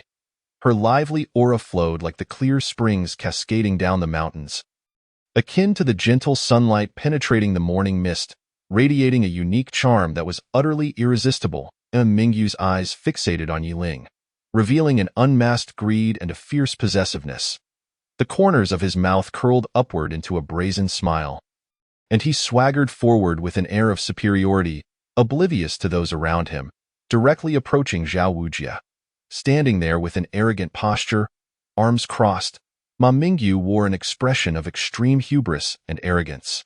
He glanced disdainfully at Zhao Wujie, speaking in a condescending and haughty tone. "Boy, be wise. Quickly send this enchanting beauty beside you to accompany me. If she serves me dutifully, I might just show mercy and overlook your previous disrespect. However, if you choose to remain obstinate, be warned. Do not blame me for my ruthlessness, for I shall make you wish you were never born." Upon hearing these words, Zhao Wujie's expression darkened dramatically, his previously tranquil eyes now ablaze with fury, wide open as if ignited by an inferno.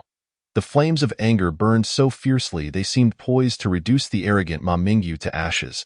He clenched his fists tightly, his body trembling slightly, clearly pushed to the brink of rage. The disciples of Qingyun's sect glared angrily at Ma Mingyu, who wore a mocking expression while directing lewd remarks towards the sect leader's daughter.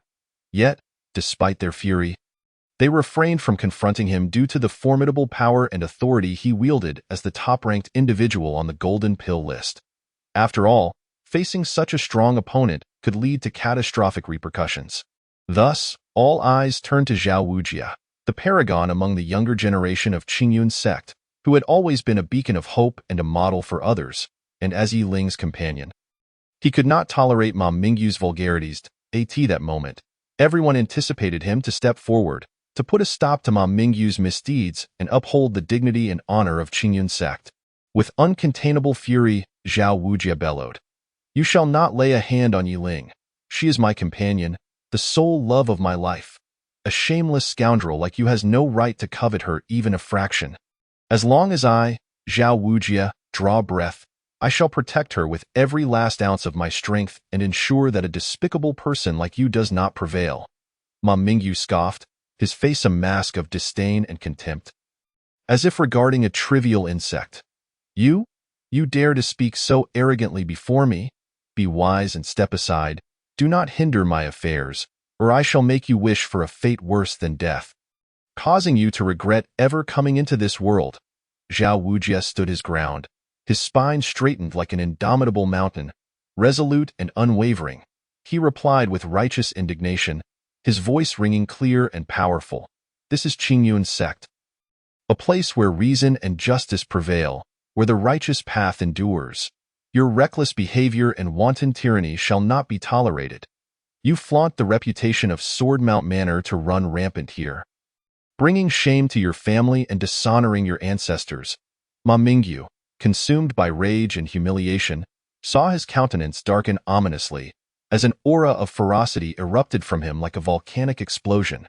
The immense pressure he exuded swept through the vicinity like a tempest, instilling a sense of suffocating dread among those nearby, causing many to turn pale and retreat in alarm. With a fierce glare, he declared, "If you possess any skill, come face me now and prove your ability to protect her. Do not merely flaunt your words. Let us engage in a true contest of strength." Just as the tension between the two escalated, an elder responsible for the trial tower appeared before them like a specter. His expression was as foreboding as dark storm clouds, his eyes crackling with authority as he bellowed, "Cease this at once. Private duels are strictly forbidden before the trial tower. Offenders shall forfeit their eligibility. Do you treat the sect's rules as mere whispers in the wind? Do you wish to become a target for scorn throughout the entire Qingyun continent?" Though Ma Mingyu was unwilling, his fury still ablaze within. He dared not defy the elder's mountainous command. He shot a venomous glare at Zhao Wuji, his eyes seemingly conveying a silent threat, as he gritted his teeth and said, "You're fortunate this time. Brat, we shall meet in the trial tower, and when that day comes, I will account for both old grievances and new. That enchanting beauty shall be mine. You will not stand in my way." Zhao Wuji, equally unyielding, met his gaze with unwavering resolve, responding without a hint of fear. "Who fears whom? Let us see how it unfolds. Within the trial tower, I shall ensure you pay dearly for your arrogance, shamelessness, and vile conduct. You will learn that righteousness will never bow before evil." Both were silently determined to compete fiercely within the trial tower and establish their superiority. Chapter 85. The trial commences after what felt like an eternity of anticipation. The moment everyone had been eagerly awaiting finally arrived. The once tranquil surroundings of the trial tower suddenly shimmered with extraordinary light, a kaleidoscope of colors intertwining and flashing, as if the ancient deities had cast down auspicious rays, reminiscent of the primordial chaos at the dawn of the universe. Soon after, an ancient and mysterious aura began to emanate from the tower, as if the heavy curtain of history was being drawn back, laden with the weight of time and the essence of bygone eras, silently narrating endless tales. Wherever this aura reached, a tremor of the soul coursed through the onlookers, as though their very spirits were being drawn towards it. The trial tower stood majestically, soaring into the clouds like a colossal sword piercing the heavens, as if to rend the fabric of earth and sky. Constructed from enigmatic black stones that emitted a dim, ethereal glow, each stone was inscribed with obscure, ancient runes that seemed alive, occasionally flickering with mysterious brilliance, some blue, some purple, others red or green. intertwining to create a breathtaking yet awe-inspiring tapestry of enigma. Surrounding the tower was a thick mist, not the ordinary white, but bearing a faint blue hue, akin to the ethereal light of the deep sea, rendering the entire structure both near and distant, shrouded in mystery. A deep rumble echoed. Reminiscent of an ancient beast's wrathful roar from the abyss, it startled the crowd, their eardrums aching, hearts racing. The entrance to the trial tower slowly creaked open, revealing an abyss of darkness within, intermittently illuminated by strange glimmers, resembling fallen stars or mysterious eyes lurking in the shadows, evoking an unfathomable allure that beckoned all to step inside. The trial begins. All disciples enter. The overseeing elder proclaimed, his voice resonating through the mysterious atmosphere like a resounding bell, awakening all from their reverie. Zhao Wuji inhaled deeply, grasping Yi Ling's hand tightly, his gaze resolute yet tender as he reassured her, "Linger, I will protect you." His eyes brimmed with determination and responsibility, as if no obstacle could deter him from safeguarding his beloved. Just as Zhao Wuji felt emboldened, the spirit of the Book of Fate in his consciousness suddenly spoke, "Kid, this trial will greatly aid in purifying your spiritual energy, and you will reap unexpected rewards. Moreover, as it does not involve life-threatening danger, I shall remain dormant throughout, allowing me to rest peacefully. Do your best. I have faith in you." Yi Ling nodded gently, her beautiful eyes filled with trust and resolve. "Akin to the most radiant star in the night sky, I believe in you. Let us strive together." Her voice, melodious and soothing, resonated with boundless warmth and courage. Observing this, Ma Mingyu snorted derisively, his face a mask of contempt. As he boldly strode into the trial tower, treating it as if everything within were merely his plaything. His steps were firm and hurried, embodying an eagerness to showcase his prowess. Zhao Wuji and Yi Ling followed closely. Stepping into this enigmatic realm of trials, upon entering the tower, a formidable pressure assailed them, as if an invisible hand sought to crush them beneath its weight. This pressure felt as heavy as a mountain and as tumultuous as a raging tide, rendering their breaths labored and movements sluggish. The scenery around them shifted instantaneously, placing them within a vast labyrinth where walls flickered with eerie lights, alternating between brightness and darkness, obscuring their vision. The paths twisted and turned, resembling countless serpents entwined, making it impossible to discern direction. Each corridor seemed to harbor hidden dangers, instilling trepidation in their hearts. Zhao Wuji vigilantly scanned his surroundings, while Yi Ling nestled closely by his side. His gaze was sharp as an eagle's, missing no subtle movements. "Be careful, Linger," he whispered, his voice laced with concern and caution. "You must also be cautious," she replied, her voice trembling slightly, revealing her inner anxiety, yet more so her unwavering trust and reliance on Zhao Wuji. They advanced cautiously, each step infused with deliberation. The ground beneath their feet was hard and cold, as if it sought to transmit its chill deep into their bones. Suddenly, a chilling gust swept toward them, carrying faint cries and piercing screams. The sounds were haunting, like lamentations and yearnings, sending shivers down their spines. Zhao Wuji halted, his brow furrowed, beads of sweat forming on his forehead. "This wind feels wrong. It seems danger approaches," he murmured, his voice grave, his heartbeat quickening in response.